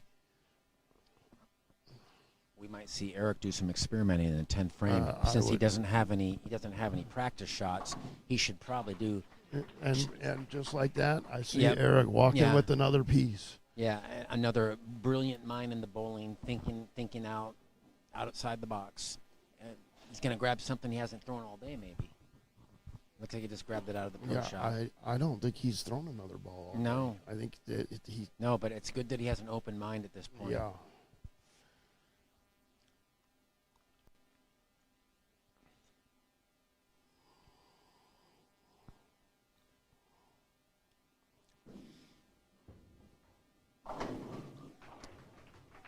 .202 and a respectable 614 series for Jake Clemson, enough to move on and force a second match for this 2024 Masters Championship. We're going another 3 games, folks. Eric's going to do some experimenting now with a new rock. And any idea what he's throwing there, Mike? It looks like a burgundy-colored ball. Okay, you know what? I have one of those in my closet. I need to drill it. Yeah, Blaine gave me one. Thank you, Blaine. Wow, that's a good ball. Yeah, you need to drill it. Oh, and I like that look right there. Yeah, you need to drill that ball. Yeah, you need to put the other one away.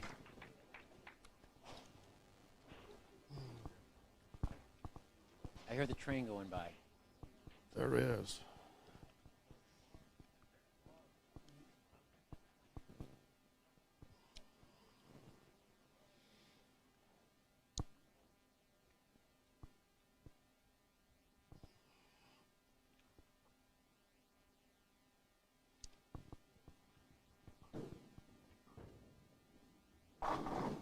Oh, boy. Yeah, he missed left there. It doesn't matter what piece you pull out when you miss that far left. I guess it didn't matter, but I don't think he meant to do that. No, he's experimenting right now. Probably was trying to see how much He can hold get away he with. could. He There's could none. get, yeah. And he went back to the other ball again. All right, so round 12 is complete. We have got 614 for Jake Clemson and 585 for Eric Jensen. Eric now has lost a match. Jake has lost a match. Jake's 6-1 and Eric's 5-1. This next match is for the title. Round 13, Portland Masters. No warm-up shots. Here we go, folks. Head to the restroom. To moose. They're going to, are they moosing? Circle jerk. Do you think they're moosing, Brian? Yeah, they're gonna. They're Let's see, what would it be? $23.50 each. and they're both going to the Masters anyway. So Could be.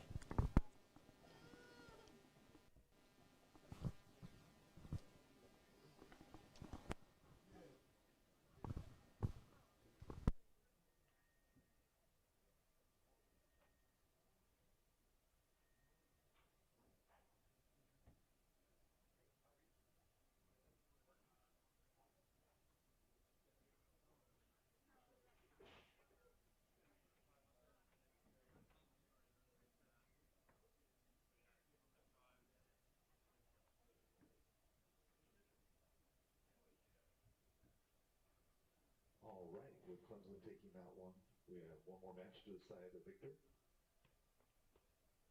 Lanes are on. I'm going to go ahead and fire up the warm-up.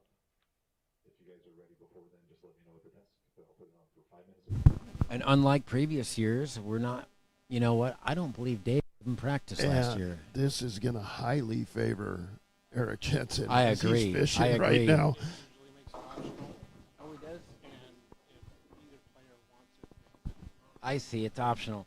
So Mike just informed us that they had the option. Oh, look, then Jake's going back to the Venom Shock. Yeah, I mean, you get 5 minutes. Yeah. If I was Eric Jensen, I would take the whole 5 minutes right now And throw 200 grit up 8 board.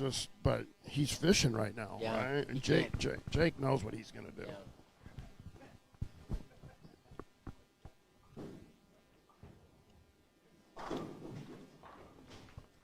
I fully expect to see that red ball in Eric's hands when we start this match. Yeah.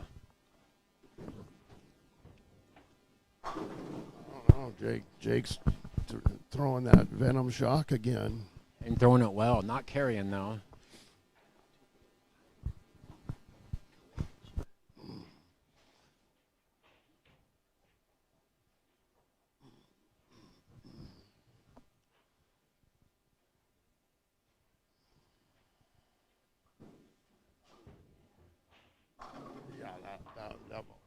Yeah, that we're going to see a Black Widow hybrid in Eric Jensen's hands to start this match for sure. The question is, will we see the Venom Shock in Jake Clemson's hands? He's Yeah, right now I think he's deliberating, and it looks like he's throwing it here in a warm-up again. And really, with 5 minutes of practice, we're going to see it. We're going to see some changes in the pattern Yeah. with such a thinly applied coat. However, I do not see Eric Jensen throwing any more shots. He got another ball. He went and got another ball. Yeah. There we go. He's trying to keep the options as open as possible. What's he got there? I don't know. I was going to say maybe he saw what he liked and didn't want to throw any more shots, but he has grabbed another ball.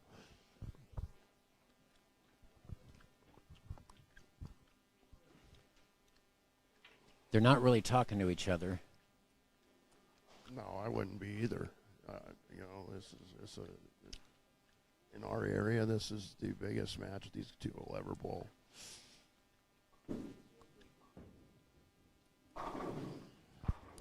Yikes.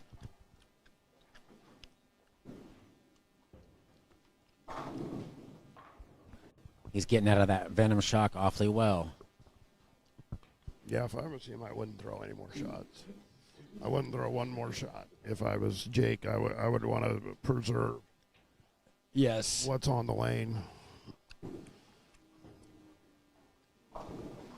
Eric, on the other hand, is just Mike, all trying of a to sudden get a I look. can't see. Oh yeah, it's Butterbean.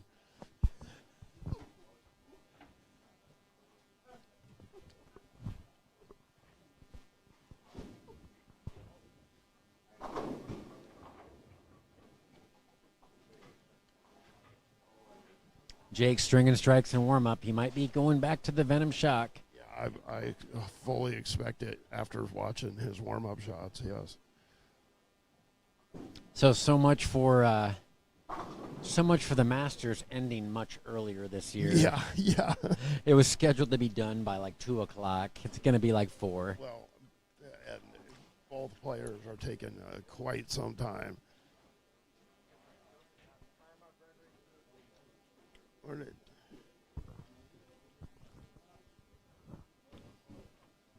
All right, well, we'll get you guys started. Winner of this match will be the 2024 Portland Masters champion. Good luck, good bowling.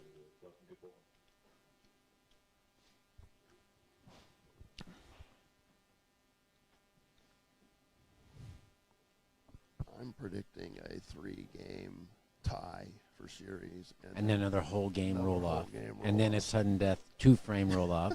And then a single ball sudden death roll off. Getting done at 5:45 with the whole league standing outside.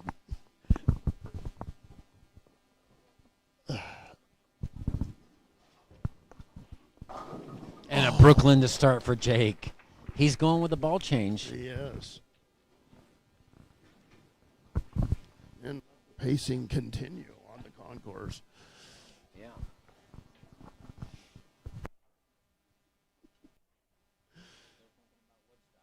Yeah.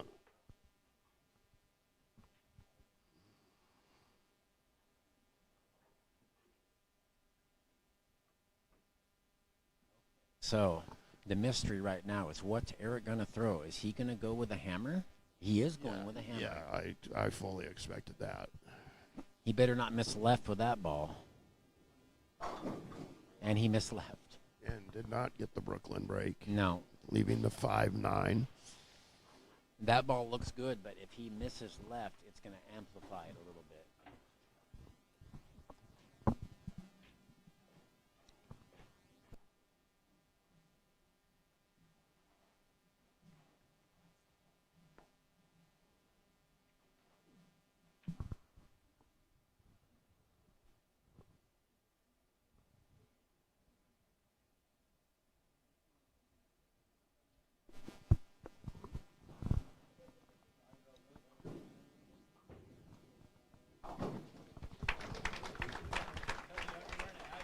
No problems on the spare for Eric. And if you're watching on YouTube, I'm sure you're enjoying the full screen action now.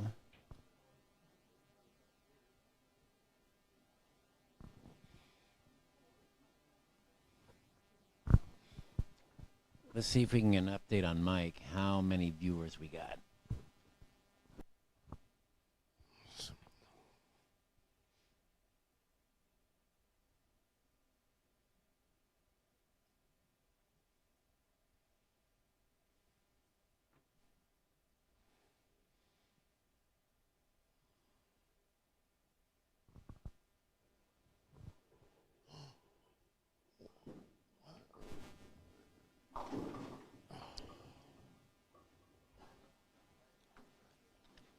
And not the ball reaction he was hoping for.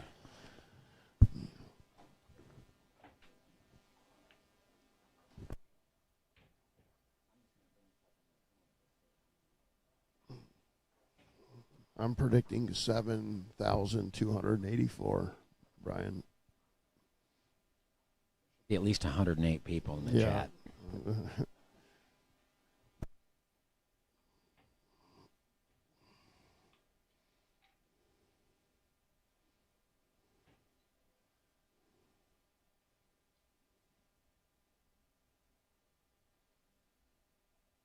202 people watching the live feed at Portland Masters Facebook channel. Thank you very much for sharing this event with us. Mike Miller, Brian Schmidt here on the commentary. Eric leaving the 210 opening. Jake Clemson with an early 13-pin lead.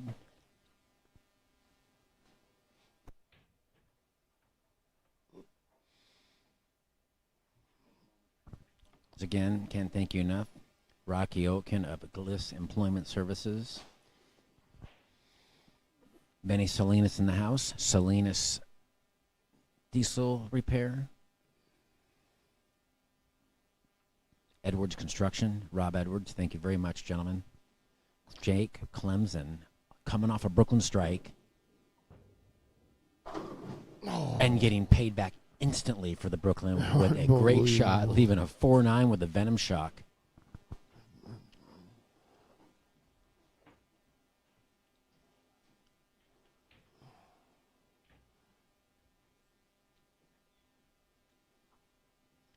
Quality shot, though, by Jake.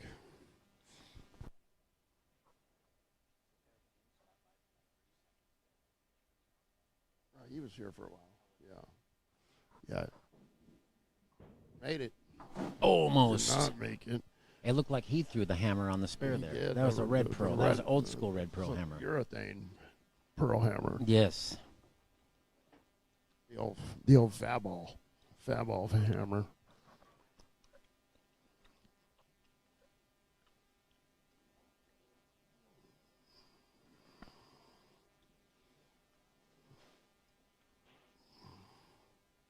Once again, it's $3,200 for first place, $1,500 for second place. Both bowlers seeded into the National Masters, Las Vegas, Nevada.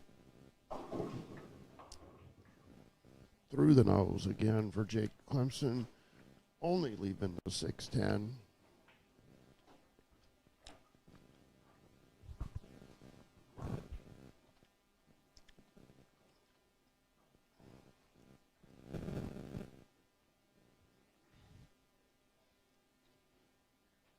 Definitely has potential to be a lower scoring final match here.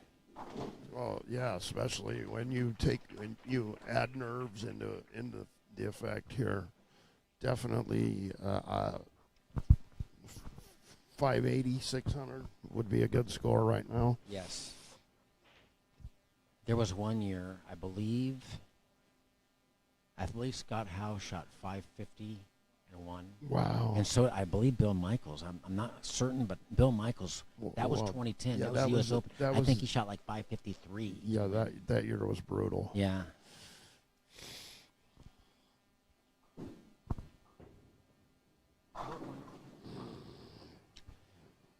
And so, yeah, he liked the way that ball looked, but it takes off in the front part of the lane. Yeah, he's Now, does he drill balls? Or? I don't believe so, no. He's the mechanic here. Right, so does Ron Martin drill the balls here? Who? I think Dave, you said Dave drills them? Dave drills them here, yeah. No, Ron Martin was over at Kellogg. Kellogg, that's right. yeah. That's right.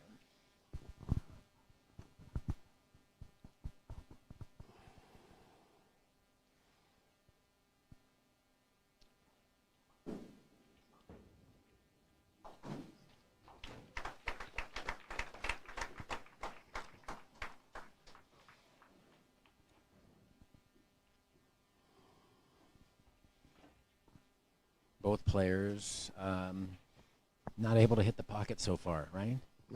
Jake hit the pocket once with 4-9, but Oh, that's right.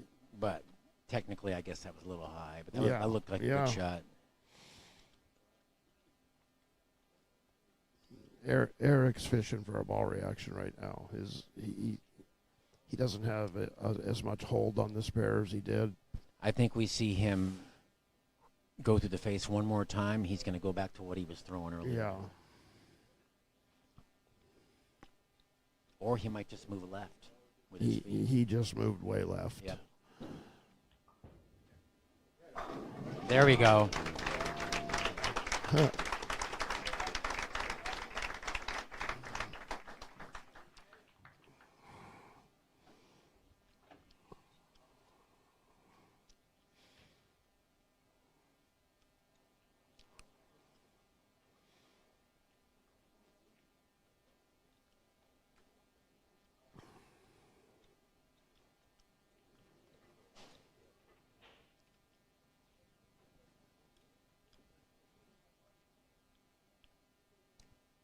I don't see Laura down here watching Jake. She must be way down there. She's behind the desk. She's at the desk. He switches balls. And he just rifled that one Yeah, up the outside. It looked like he threw that a little harder too. He did. Yeah. And that was, you say that's a black hammer, huh? I think that's a track proof. Oh, that's right. Track proof is the ball. And is that your thing? I don't think it's yours. No, I think it's a reactive ball, but.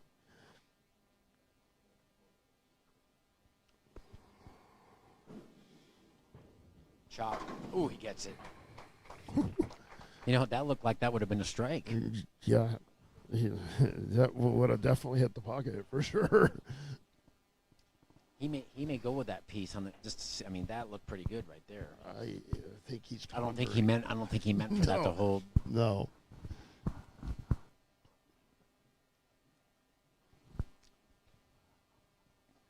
He's going back to the proof. Jensen up by 2 sticks with the strike up.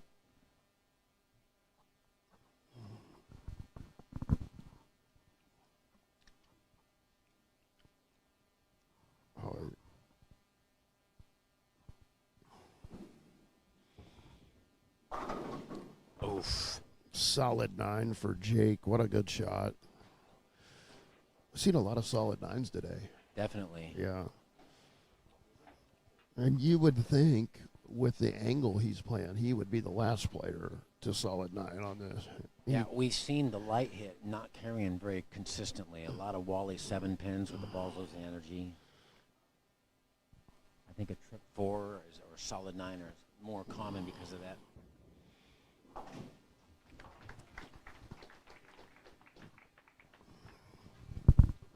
And now, if Eric Jensen gets a strike here, the place is going to erupt again.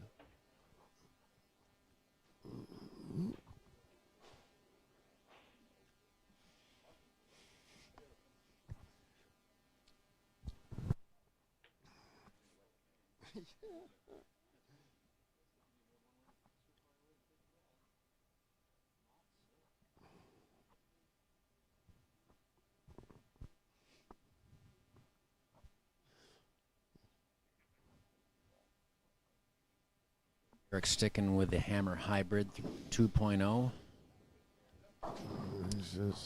And it just didn't read the pattern. We saw that a couple times out of Johnny Leggett, where he sent it wide and he left that PBA washout. Yeah. He left 2 of them in the span of 4 frames. Yeah. Yeah. On opposite lanes. And of course, entrained in that were slam 9 pins, just like this match. Uh-oh.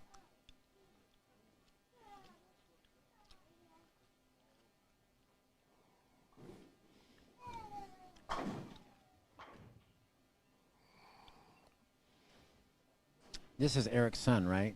I don't know. No. Who? Yeah. Mm-hmm.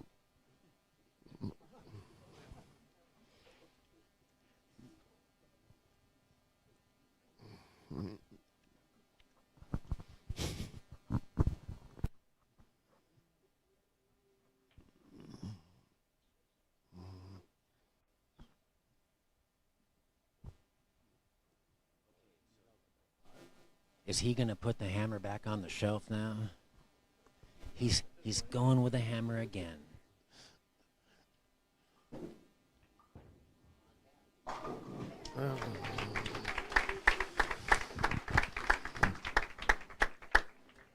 13-pin lead for Jake Clemson.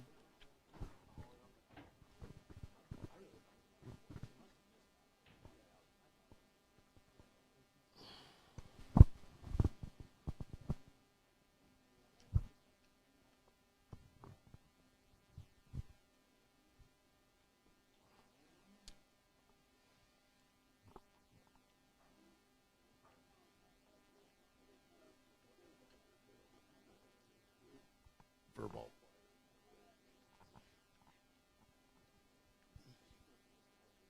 Yeah. Ball change for Jake. God, and Better ano- shot. And another Wally Like 7. I We seen said, a lot of them on The this light one hit there. percentage is about 25%. It's almost You called it though. It's because the ball's burning up the energy so Yep. early. It's not gonna. It's not creating that angle. and then the high flush hits are rolling out high flush and going right past the 9-pin, rolling out, chopping the 5 off the 9. That's why we're seeing so many. I think he made the right choice though, going back to that ball. Yeah. The Venom Shock's just a little bit too jumpy when he misses.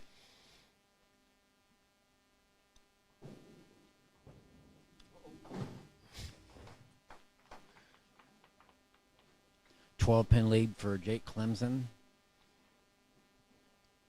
Both players struggling. 83 in the 5th for Jake, spare up. 71 in the 5th for Eric with a strike up.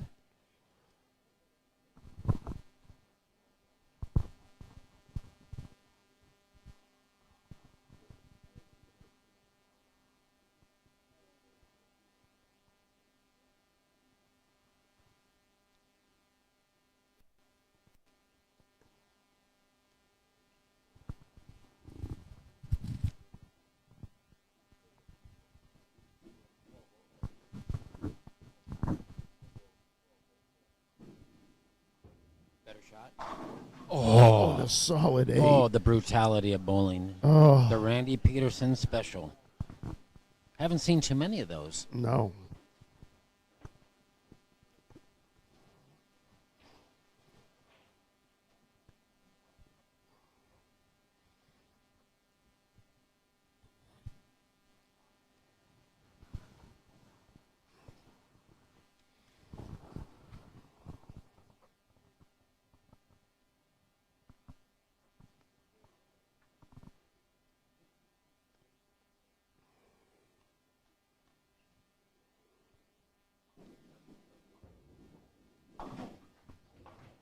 Jake with the conversion. 102 in the 6th with the spare up in the 7th for Jake Clemson. And Eric can essentially tie it with a double. Yeah, he's really struggled on this right lane. Let's see if he makes a better shot here.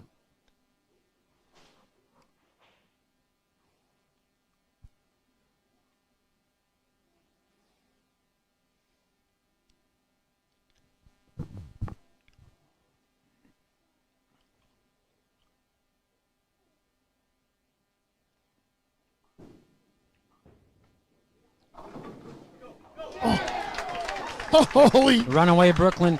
The Run- Dick Weber special and Brooklyn. he carries the 5 to the left. Unbelievable. What the breaks in bowling. Unbelievable. Jake Jake. throws an absolute perfect, solid 8. We've seen it all day.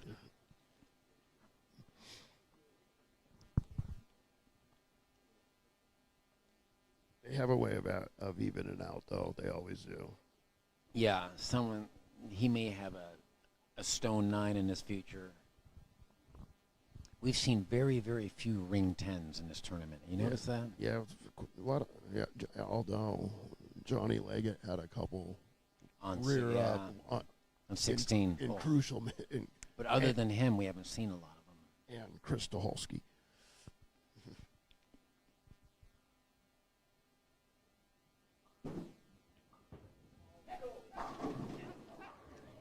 Okay, kind of a soft 10 there. Yeah, it was a flat 10, Yep. but a good shot. Good shot for Eric. 2-pin match, folks. We're going to the wire.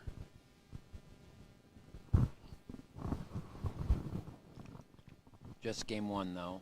A lot can happen in the next 45 minutes. Hour and 45 minutes.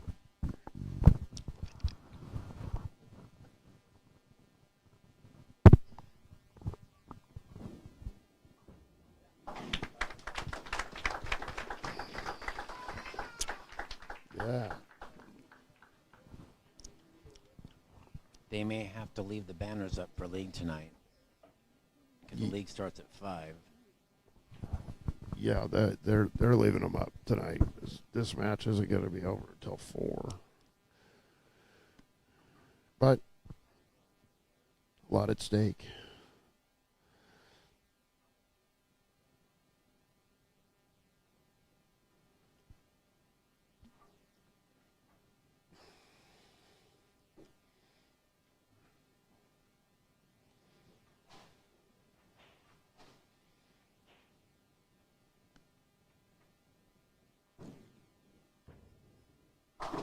Great shot by Jake. And he carries the half 10 as it snaps it out. Yeah. Somebody was due to kick out of 10. We haven't seen very many of those.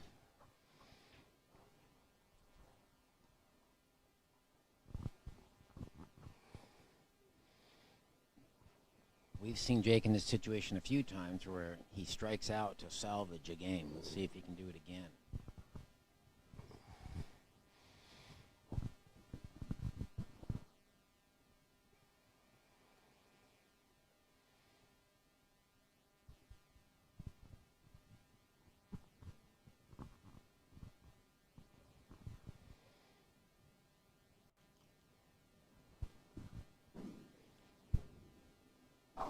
Oh, great shot by Jake.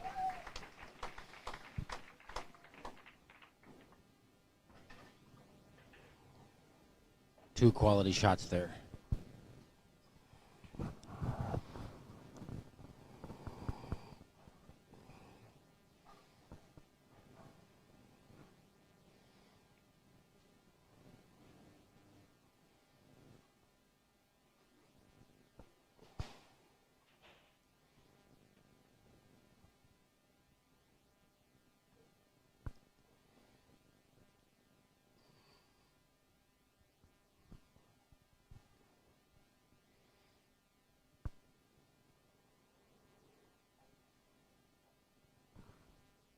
Ninth frame, Eric Jensen.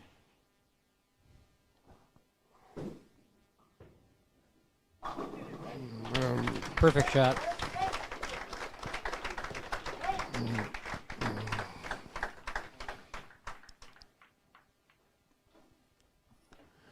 Jake Clemson has the potential of a 212, 242, right? 212, yeah, 212 for Jake Clemson. And 200 for Eric. And Eric can strike out for 200.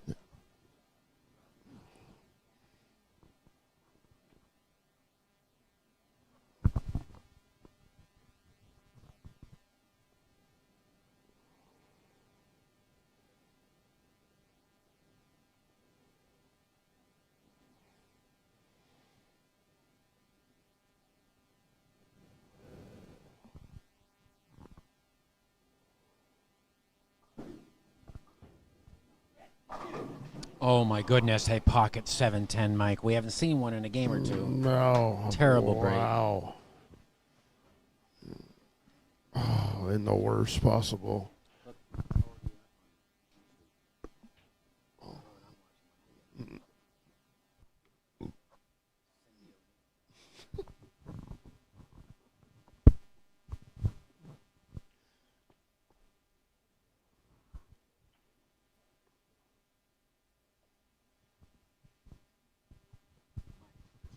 And 40 people now in the live stream. Wow. There was only 202 people in the first round. Word's getting out that there's a match going on here at Milwaukee Bowl. People, text your friends, call your friends. I think we were over 300 people last year at the end. That's the good thing about when it goes to second match. A lot of people join in the fun. Well, that was a horribly timed pocket 710, Mike. A 32 pin swing there. Yeah, that A was 168. He bowled better than 168, but like you said, gets a runaway Brooklyn and has to pay immediately for it. It's the bowling gods, they know. Oh, great shot. Ooh, Jake. Jake capitalizing on that bad break, and he's going to have a commanding lead going into game 2. Yeah. Jake's equipment changes have been spot on all afternoon.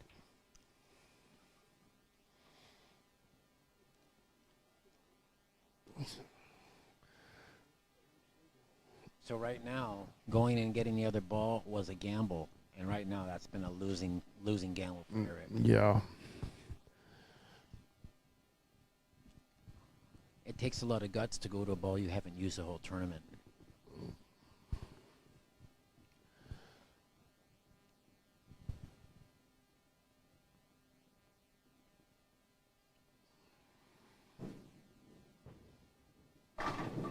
Wow.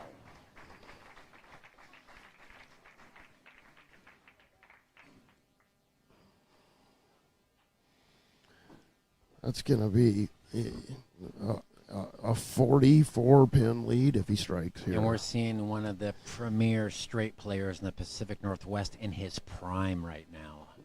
Yeah, he's just adding to his stellar last couple years of bowling.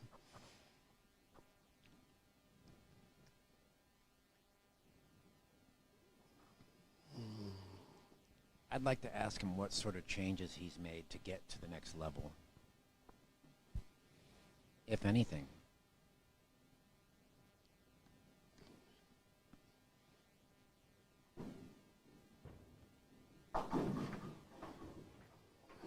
He, 209, 168. he would probably tell you that he just fishes more.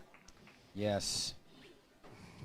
209, 168, a 41 pin lead for Jake Clemson. He just left the 7, 9, 10. Not a split you see every day, but it was a count ball.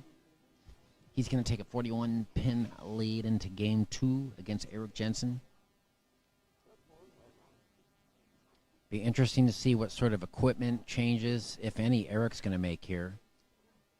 How much longer is he going to hold on? And he's going to go with it again. It's not like he made a bad shot in the 10th, though.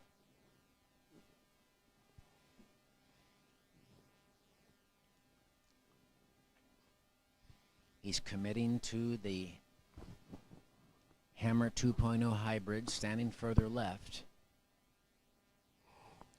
Can the ball retain enough energy in the front part of the lane to get the carry, though, when he throws it good?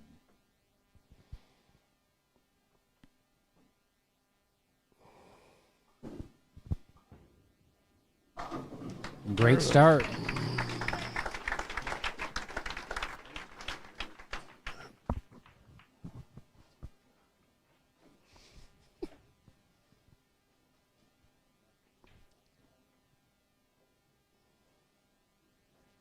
And Jake would like to get off to a good start here and not give any hope to Eric Jensen. Yeah.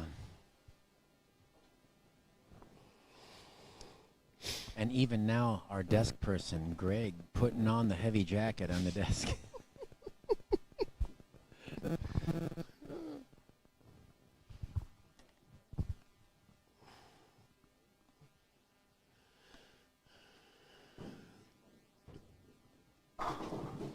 And a picture, Wow. picture perfect shot. Jake's a man on a mission. Yeah, he's looking like he's in the zone right now.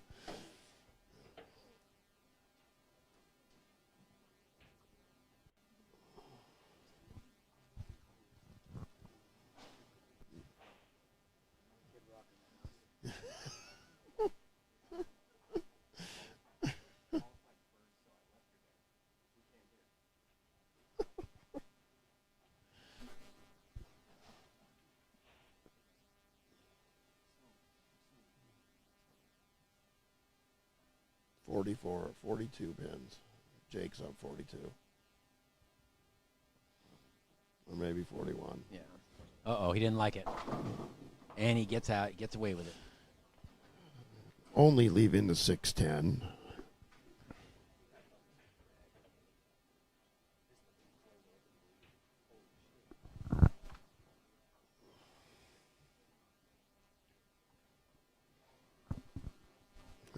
Made the mistake of not bringing lunch. Yeah, I'm going to Pietro's.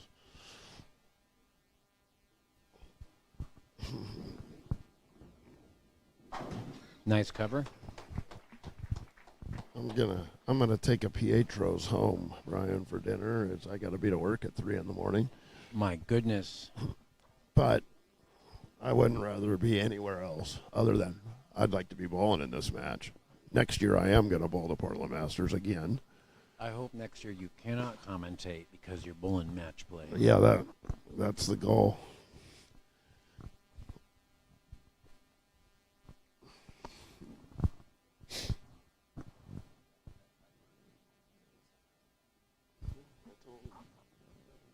That's it.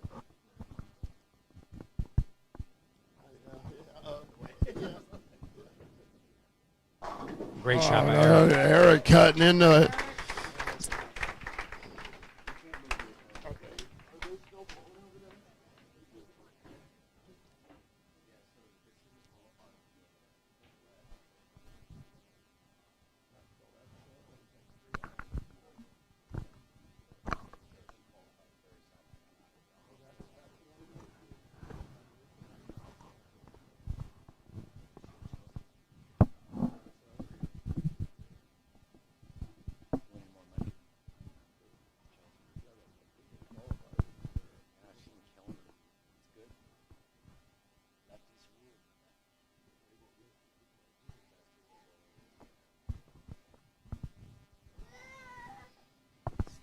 That's the old Valley, right?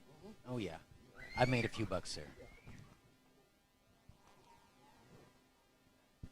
Uh-oh, he seems to only yell in Eric's shot. Have you noticed that? Wow, yeah. And it's getting loud in here, Brian. Yeah, and that was 3 of the best shots we've seen today. Out of Yeah, Eric. and he needed it right there because he's got a 40-pin lead to cut into, and he's cut 20 of it off already.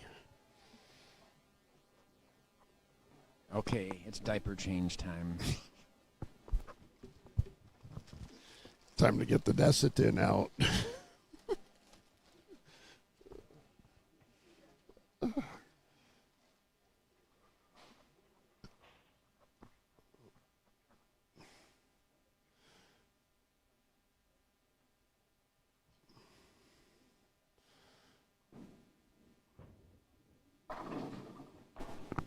The shaker 4 for Jake. Another good shot, though.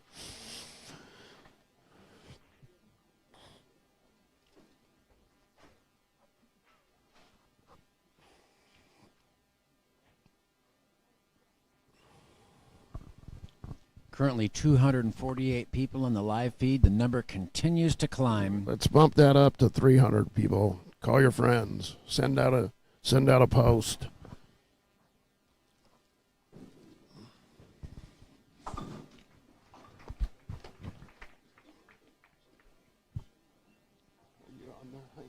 Is that you? Nice. You got to hand it to Eric. Was not phased whatsoever by that 7-10 and the 10. Kept his composure. Yeah, he's been here before. So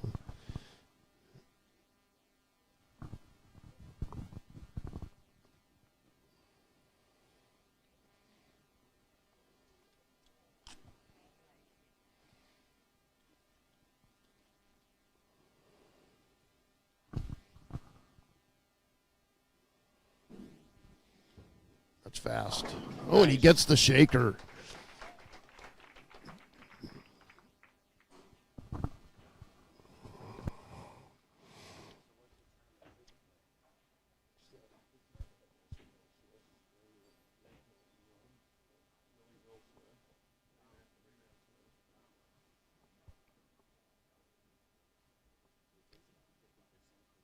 Hey, yeah, yeah.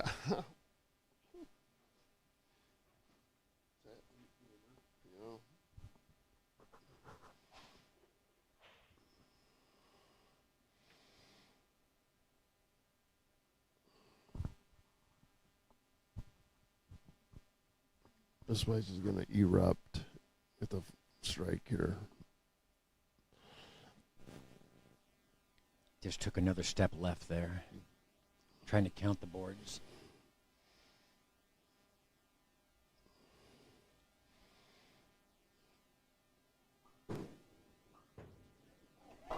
Oh, wow. My goodness, he trips the 4.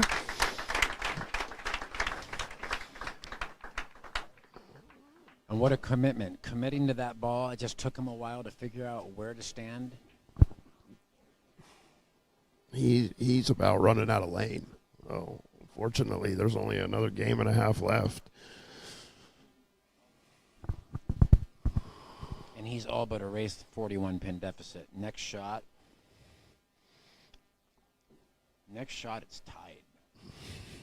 60, 90, no. 20. Yeah. Next shot, he's tied. He's erased the whole lead with the next shot.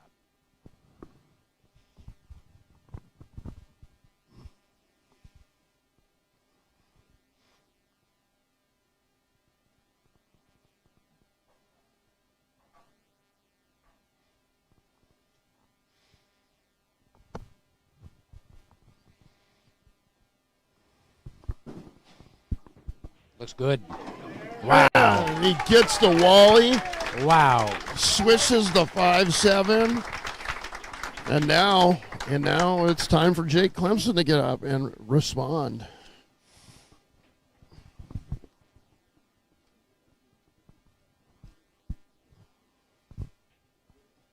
Currently dead even this match.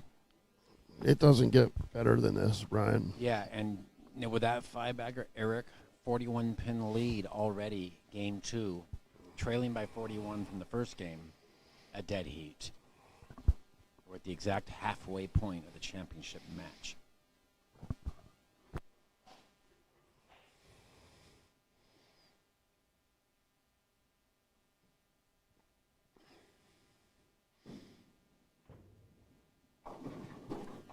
Didn't throw it well, missed outside, and we've seen a huge momentum swing. Huge momentum swing. Jake's got to bear down now and just forget about it, kind of like Eric did with the 7-10, and just move on. It's time for Jake to hunker down. He's definitely been hunkering down.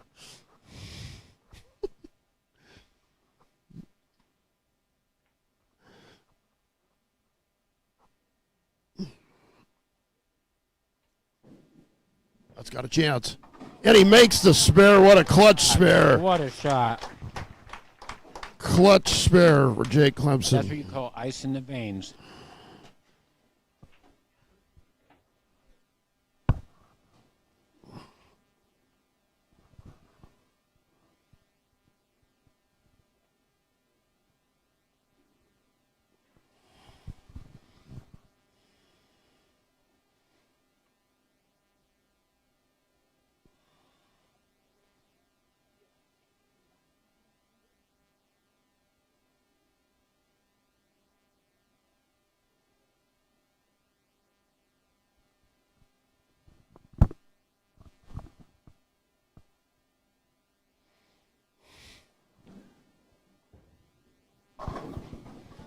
And a great shot after the split conversion for Jake. How many are we up to now, Mike? 257 viewers. Come on, let's get 43 more. Let's get it to 300 by next game.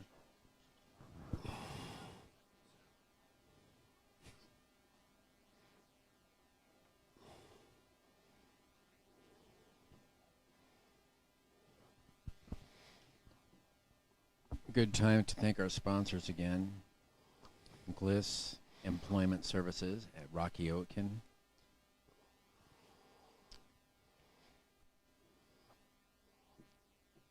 Edwards Construction, Rob Edwards, thank you.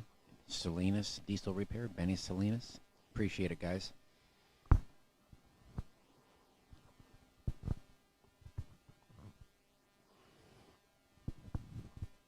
Jensen going for a 6-bagger.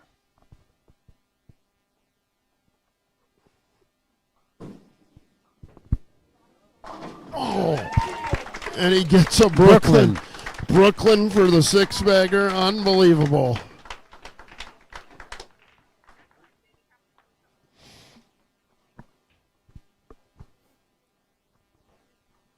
10-pin advantage now in the match for Eric.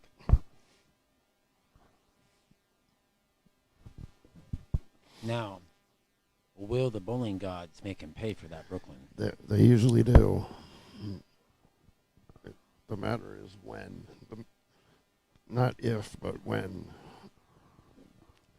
He's hoping it's in Tuesday Night League 2 weeks from now.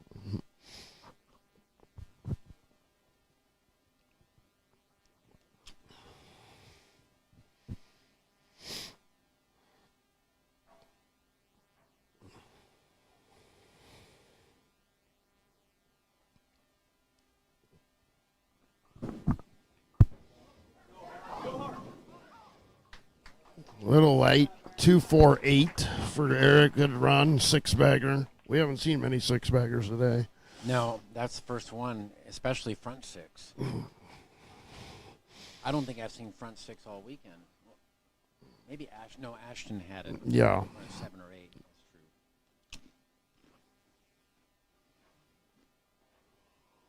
Tricky spare here, though.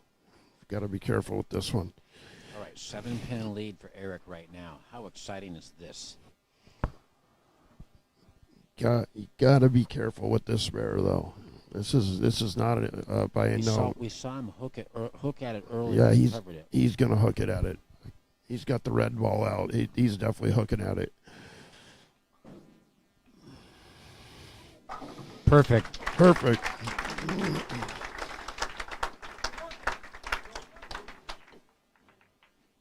And Jake now can get up and retake the lead in the match with the strike here in the 7th.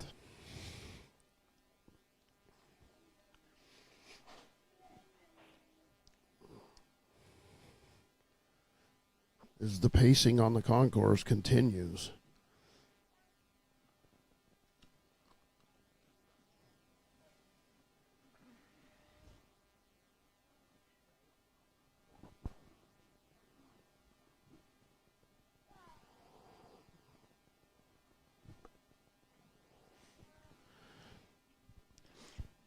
With a strike here, Jake can retake the lead. It's not good. No, but only leaving the 3-6. He will not be happy that he missed there, but he will be happy with the leave.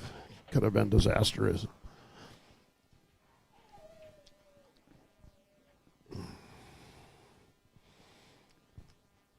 Seven-pin advantage for Eric through 17 frames.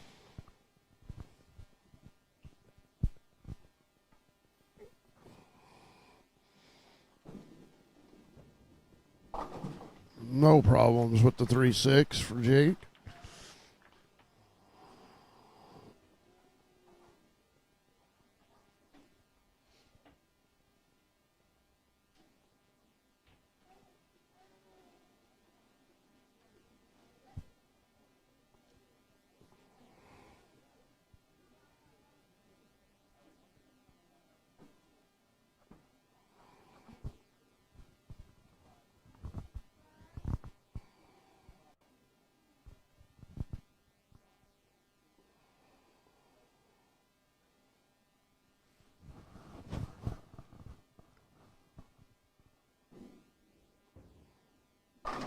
Great shot.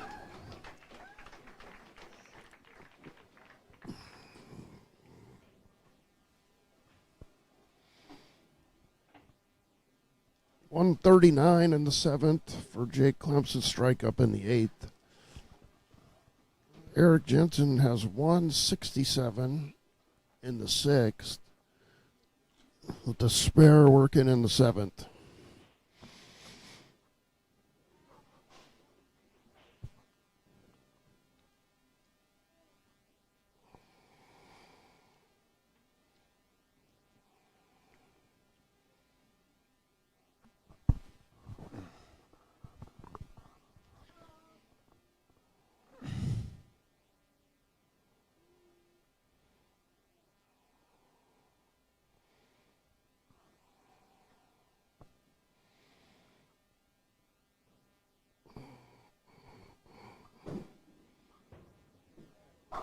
And another Brooklyn. Another Brooklyn, Brian. Can you believe it? his Eric's brother with some words of encouragement. Brandon Jensen in the audience. He's wearing the white pants. Just missing the check. It's because he wore the white pants.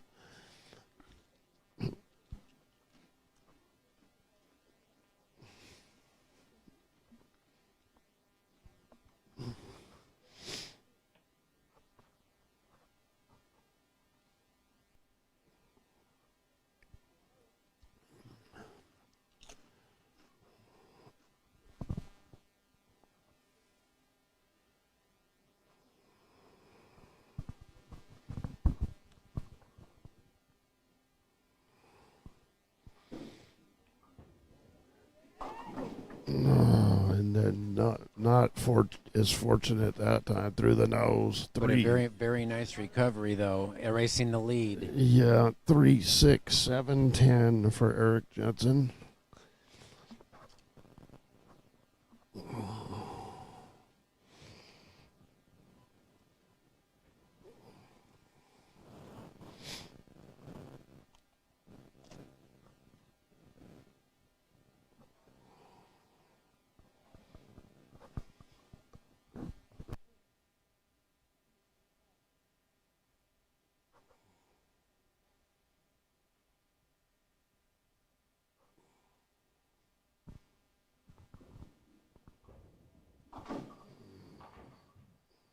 Eight out, ninth frame.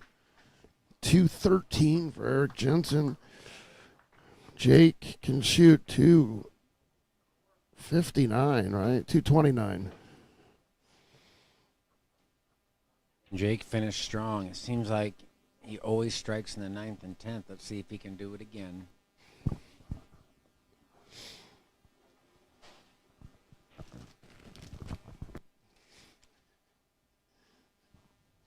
Just back and forth.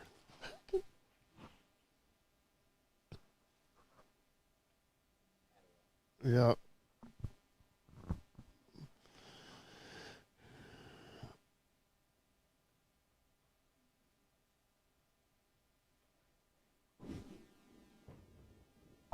Oh, wow. Beautiful Perfect shot. People on this side of the house, not one person clapped for Jake. No, but he's got some support over there behind the desk. His contingents. Both of these guys deserve a title at the Masters. They're two of the best that we have up here.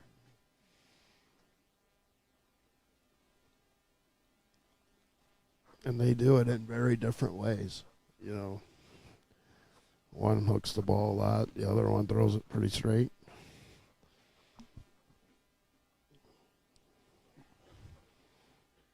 This could be a big momentum swinger right here if he gets the first one in the 10th. Big time, yeah. It's high. It holds. And just when you thought that Eric was going to cut that lead, if he gets this one and Eric... He just peers it. And we've seen this where the momentum lasts less than a game. Yes. It's usually a 5 to 8 frame span. Yeah. And either they make a mistake or there's a transition.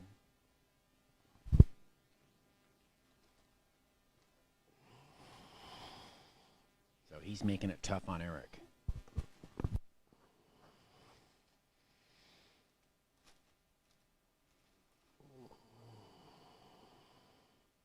He mean himself, though. Pocket 7-10. Caught a couple Brooklyns this game to make up for it. Perfect shot by Jake. That's going to put him into the 220s, 229 with the strike here on the fill shot. Very impressive performance by him. If Eric doesn't double, he's only going to cut off about 4 pins. Still going to be a pretty substantial lead for Jake. Yeah, I feel like, someone like if Walter Ray was here, Jake would be beating him as well. Yeah. The way he's bowling today. And Walter Ray obviously throws it. He's similar line to what Jake's playing. Yes.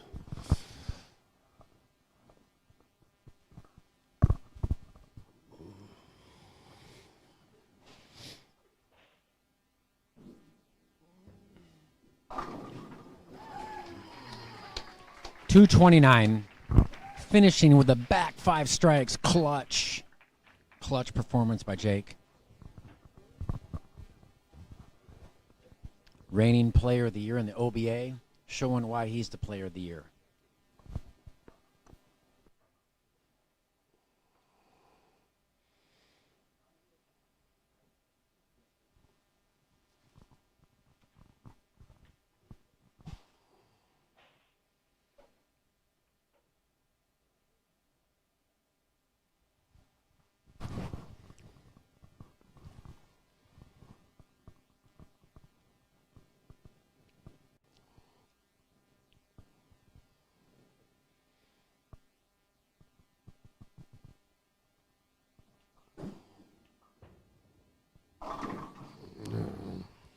And the momentum has shifted.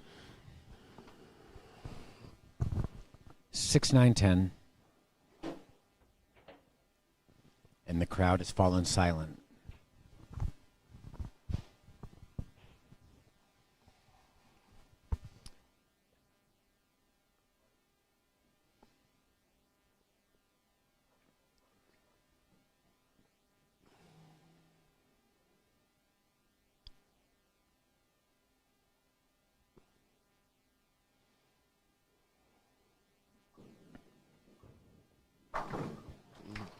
No problems with the spare. It's going to put Eric Jensen in the 230s with good count here. Boy, that could have been a much. He could have really narrowed the gap a much. Yeah, you figure, okay, he has his front 6 on this pattern. He's going to make up a lot of ground. Yeah. He makes up like 4 pins at best. Jake just clutched up in the 8th, Yeah. 9th, and 10th, and just. He's not giving it to Jake. Jake's taking it at this point. Yeah, for sure.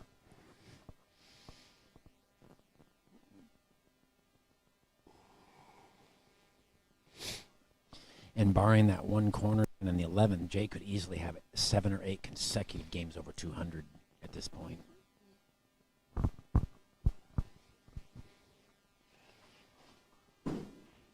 More loft. More 233 loft for that time, Eric. Still a Brooklyn. 229 for Jake. So we have 438 for Jake Clemson, a 401 for Eric Jensen. Jensen trailing by 37 pins going into this final game of the 2024 Portland Masters.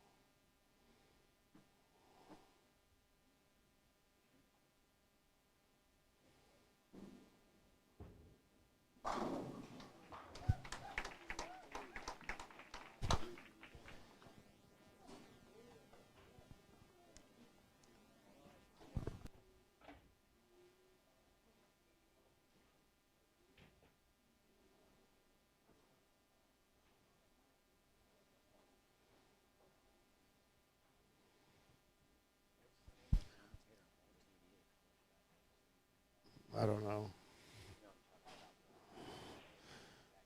We're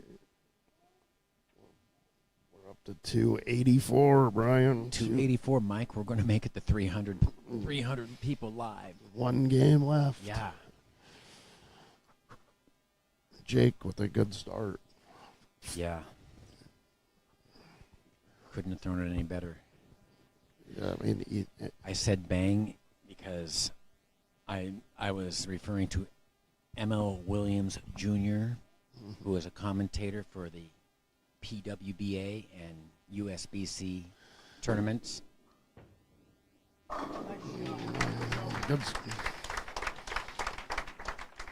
good start for Eric Jensen. Eric is going to need some help from Jake with the 37 pin deficit. Yeah, most definitely. Unless he starts off with the front 7 or 8 or something like that. Yeah, what he needs to avoid is early opens right now, second or third frame. Yeah, we're up to 290, Brian. 290 viewers. I could have sworn someone said we hit 308 last year. We might eclipse that. I'll have to take a screenshot of that when it's at its peak.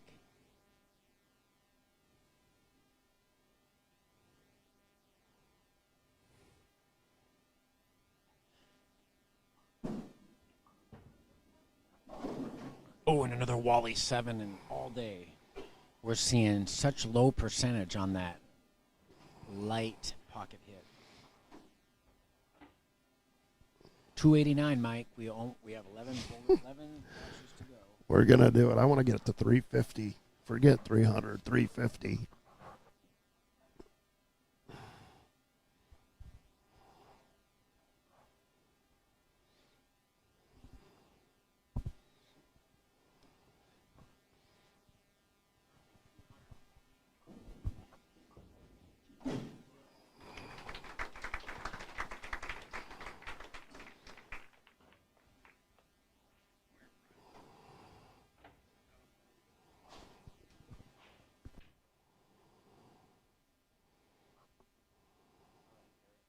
The 7-pin nicely.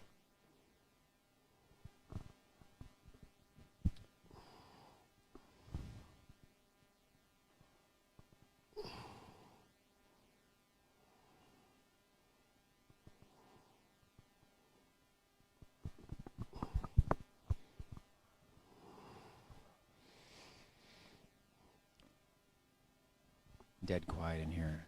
Jake Clemson on strike. That's high. Oh, and disaster. That's exactly what Eric needed right there. And that'll clip 12 off the lead.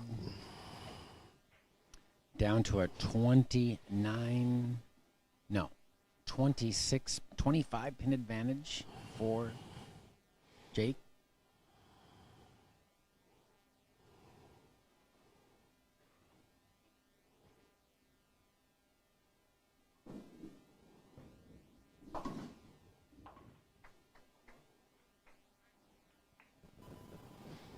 $295. We're at 200 at 95 Wow. viewers. Mine says 289. Does it? Take a screenshot when we hit 300, Mike. Oh, mine says 282 Oh, now. wow.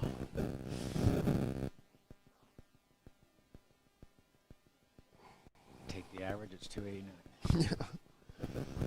It's definitely more than 108.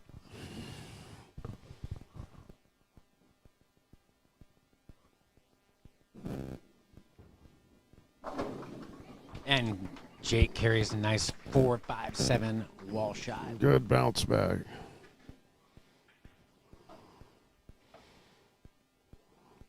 And that's the thing. He has the cushion to have a couple errant shots. Meanwhile, Eric does not have that luxury.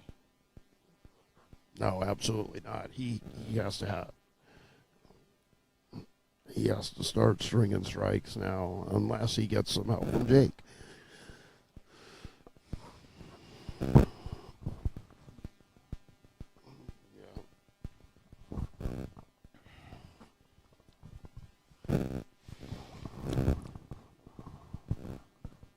Eric with a spare up. Third frame.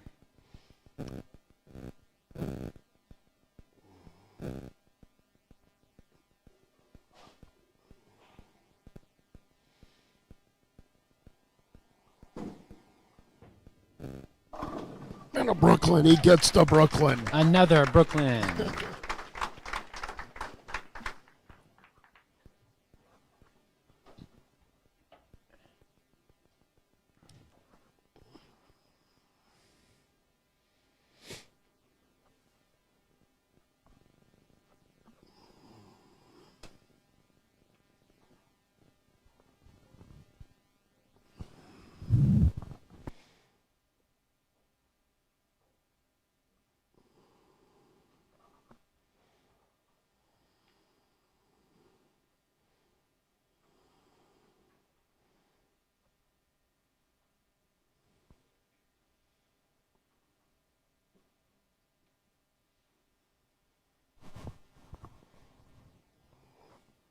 Can he follow it up with a good shot?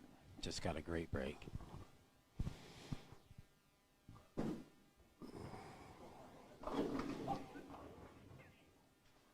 little bit light, 4-pin.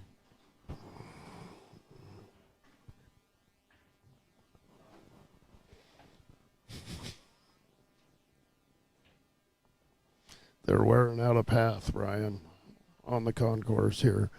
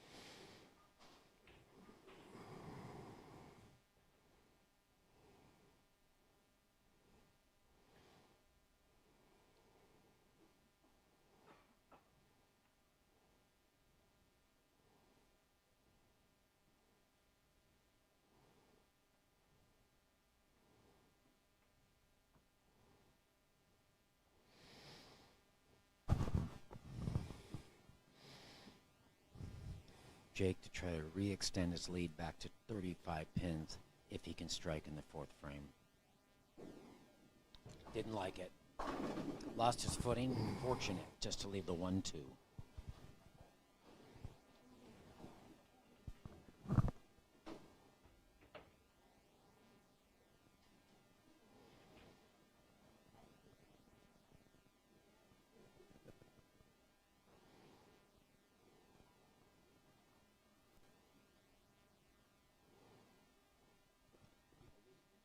It's 279. Oh, well.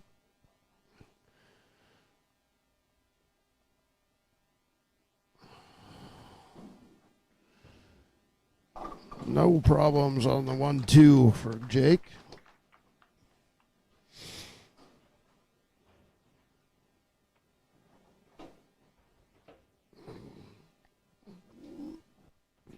Eric has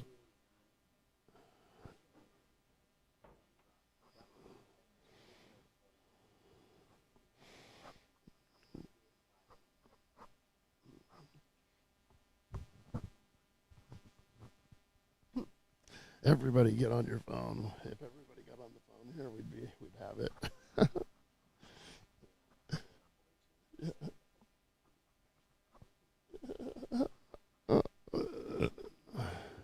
Nice shot. Beautiful shot.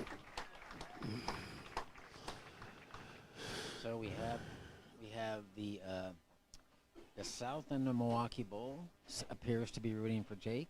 And the other end seems to be rooting for Eric. Kind of a divided concourse here. It's 42 degrees and it is cold outside. Yes. I should have brought in my gloves. And we're getting close to must strike time for Eric Jensen. He's trimmed 12 pins off the lead, but He's fresh off of Brooklyn on this lane, if I'm not mistaken. yeah, he is.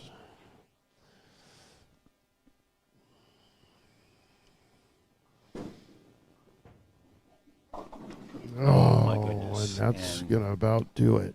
that was his adjustment for the Brooklyn right there.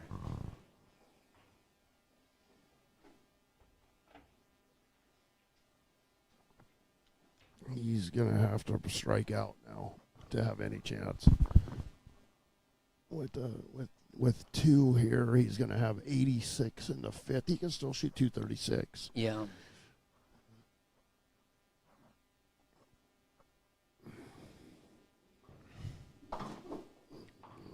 Mm.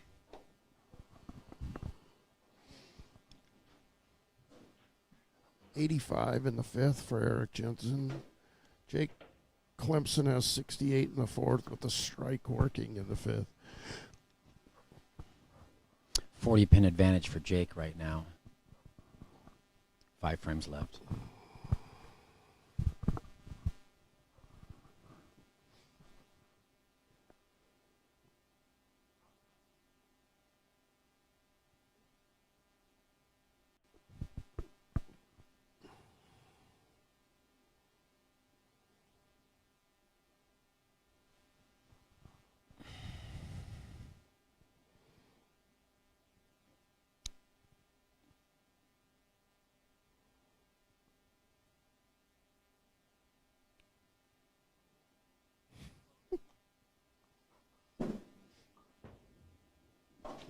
Oh no, and disaster hits Eric again.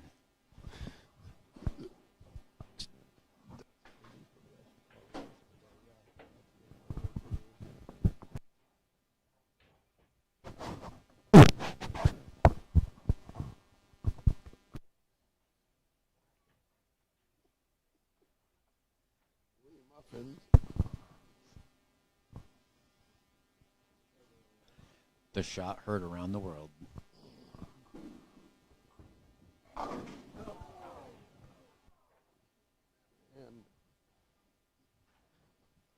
Brian, Jake Clemson's going to be our 2024 Masters And champion. did you see that shot? He threw that perfect at the washout, and he wraps the head pin around. Insult to injury, Mike.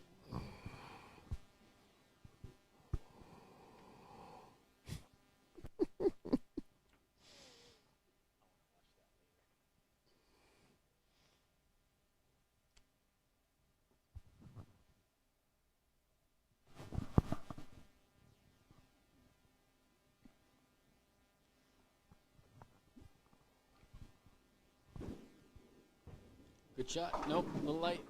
Ooh, just a two Yeah, pin. but that's all he needs to do right now. Yeah. He just needs to fill frames. Eric can shoot 214, which means Jake needs to shoot 175 about, right? 178. Yeah. Stay clean. Shoot 180. He's in the 180s right now.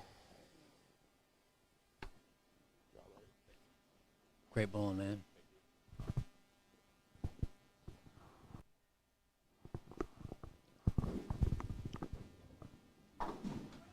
All right. No problems with the two pin. Johnny Leggett is on his way out. Great tournament for Johnny. Third place finish at the Portland Masters. $1,000.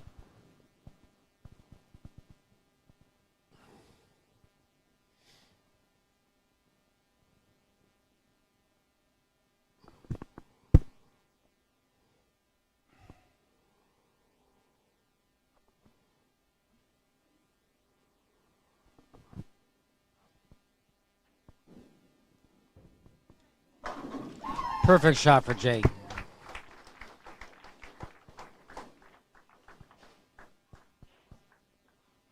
Strike up in the seventh, 108 in the sixth, 108 in the sixth, Brian. I've been waiting all day for this moment, Mike. Bowling on the Niger pattern. 41 feet of death.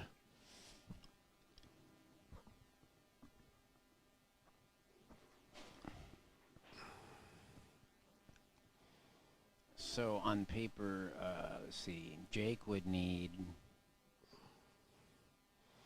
a 178 to shut out Eric, if Eric strikes out. Oh, there you go.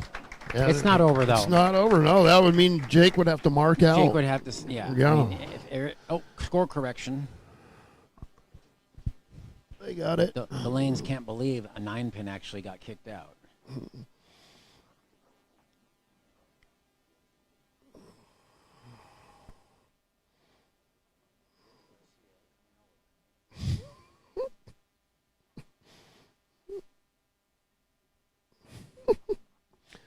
Wearing out a path on the concourse.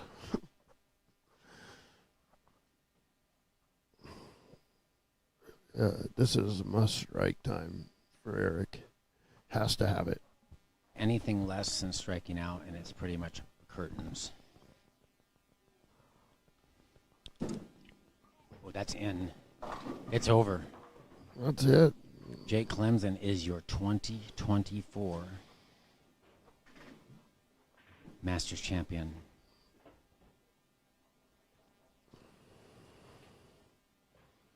Defeating Eric Jensen twice. And he earned it. He earned it with just great shot making. Somewhat of an underdog, never been deep into the finals, and he performed like the champion he is going to be in a moment.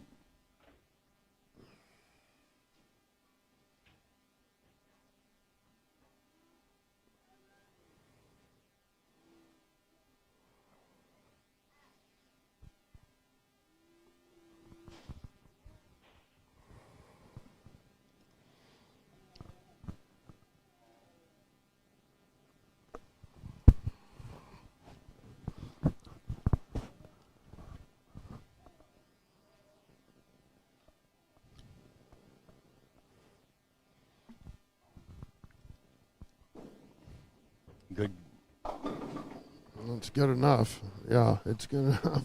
Just throw it down the middle, right? Just down the middle. He just has to not get 4.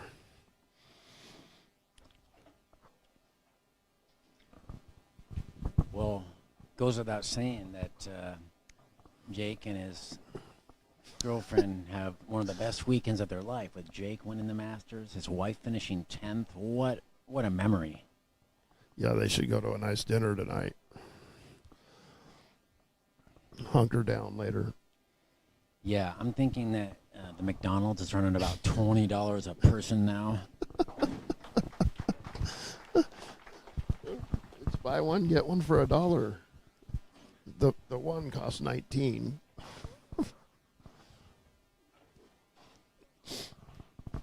Head over to Dollar Tree and get one of those 3.5 ounce steaks, maybe.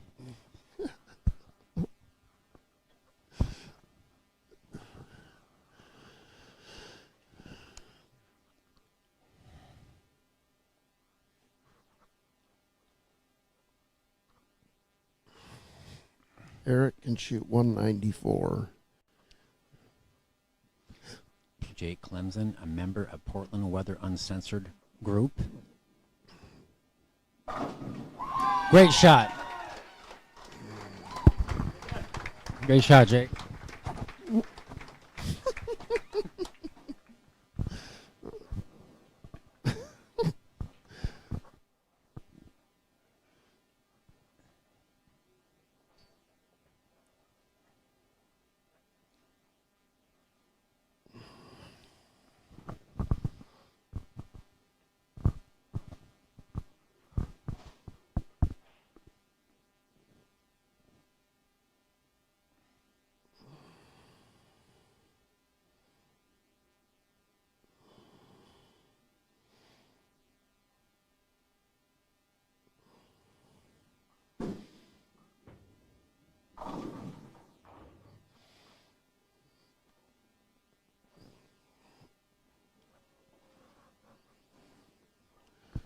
Eric will be back next year. He will be back, and he'll be a mainstay here. Great tournament for Eric.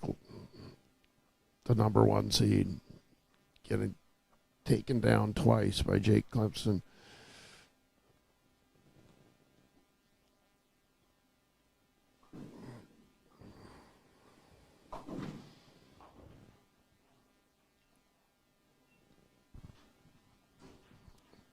Well, Brian, it's been another great year of calling action beside you, buddy. Yeah, Mike, life's great when we get to commentate every first weekend of March. Look forward to it every year. Thank you so much for coming out. Yeah, buddy. I enjoyed myself again. Great job by you as always. Thanks for Mike Humphreys for minding this and making this possible. And thank you for Milwaukee Bowl for hosting such a great event.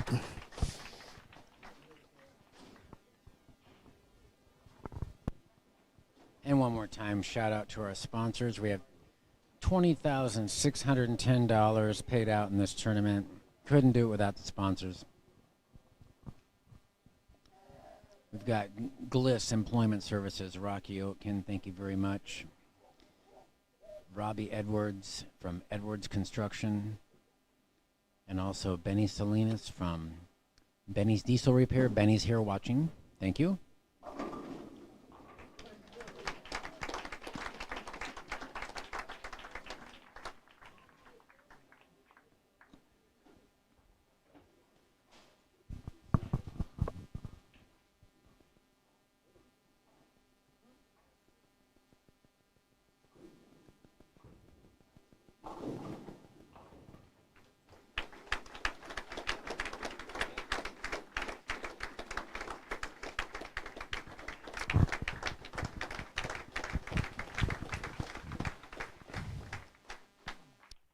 Oh, Jake Clemson gets to take a victory lap. He does. And a 565 for Eric. I told you about 580 was going to win this match. 580 would have been a good score. Yes, except Jake, he had other plans like 640. Yes.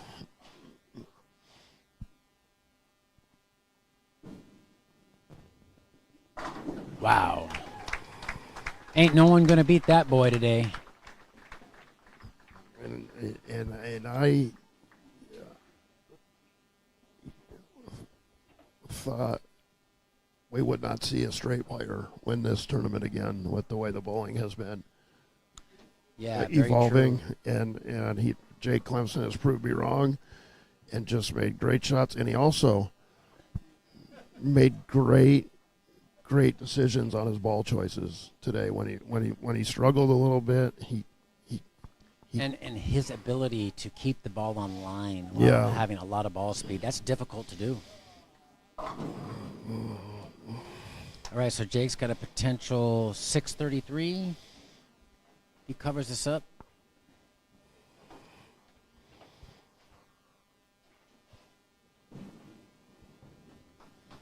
And there it is. Jake Clemson, your 2024 Portland Masters champion, gets a beautiful hug from his girlfriend who finished 10th, 633 to 565. I'd like to thank all the fans out here for supporting all our athletes.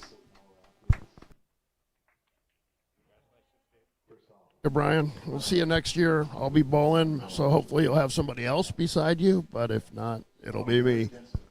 And it's been a pleasure, Mike.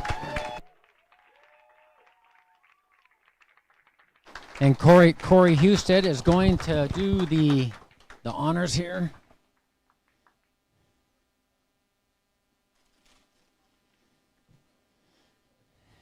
Eric Jensen posing for the second Next place. our 2024 Portland Masters champion, Mr. Jake Clemson. Congratulations, Jake.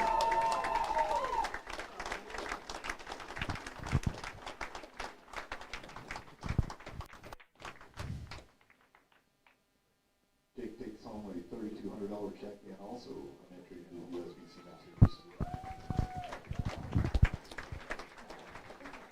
Oh, and did I mention before, Player of the Year in the OBA last year, and maybe again this year. After this, I think we're going to see some more stepladder finals for Jake, maybe even next weekend at Woodburn Bowl OBA on Saturday. We have the non-champions. Sunday, we have the singles.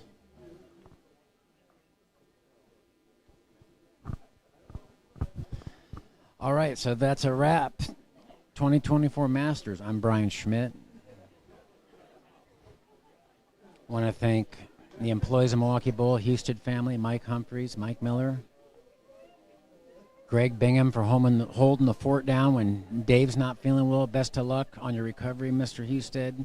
Also, Bill Oaken, who is recovering from an injury. I love you all, and we'll see you next year for the 2025 Portland Masters.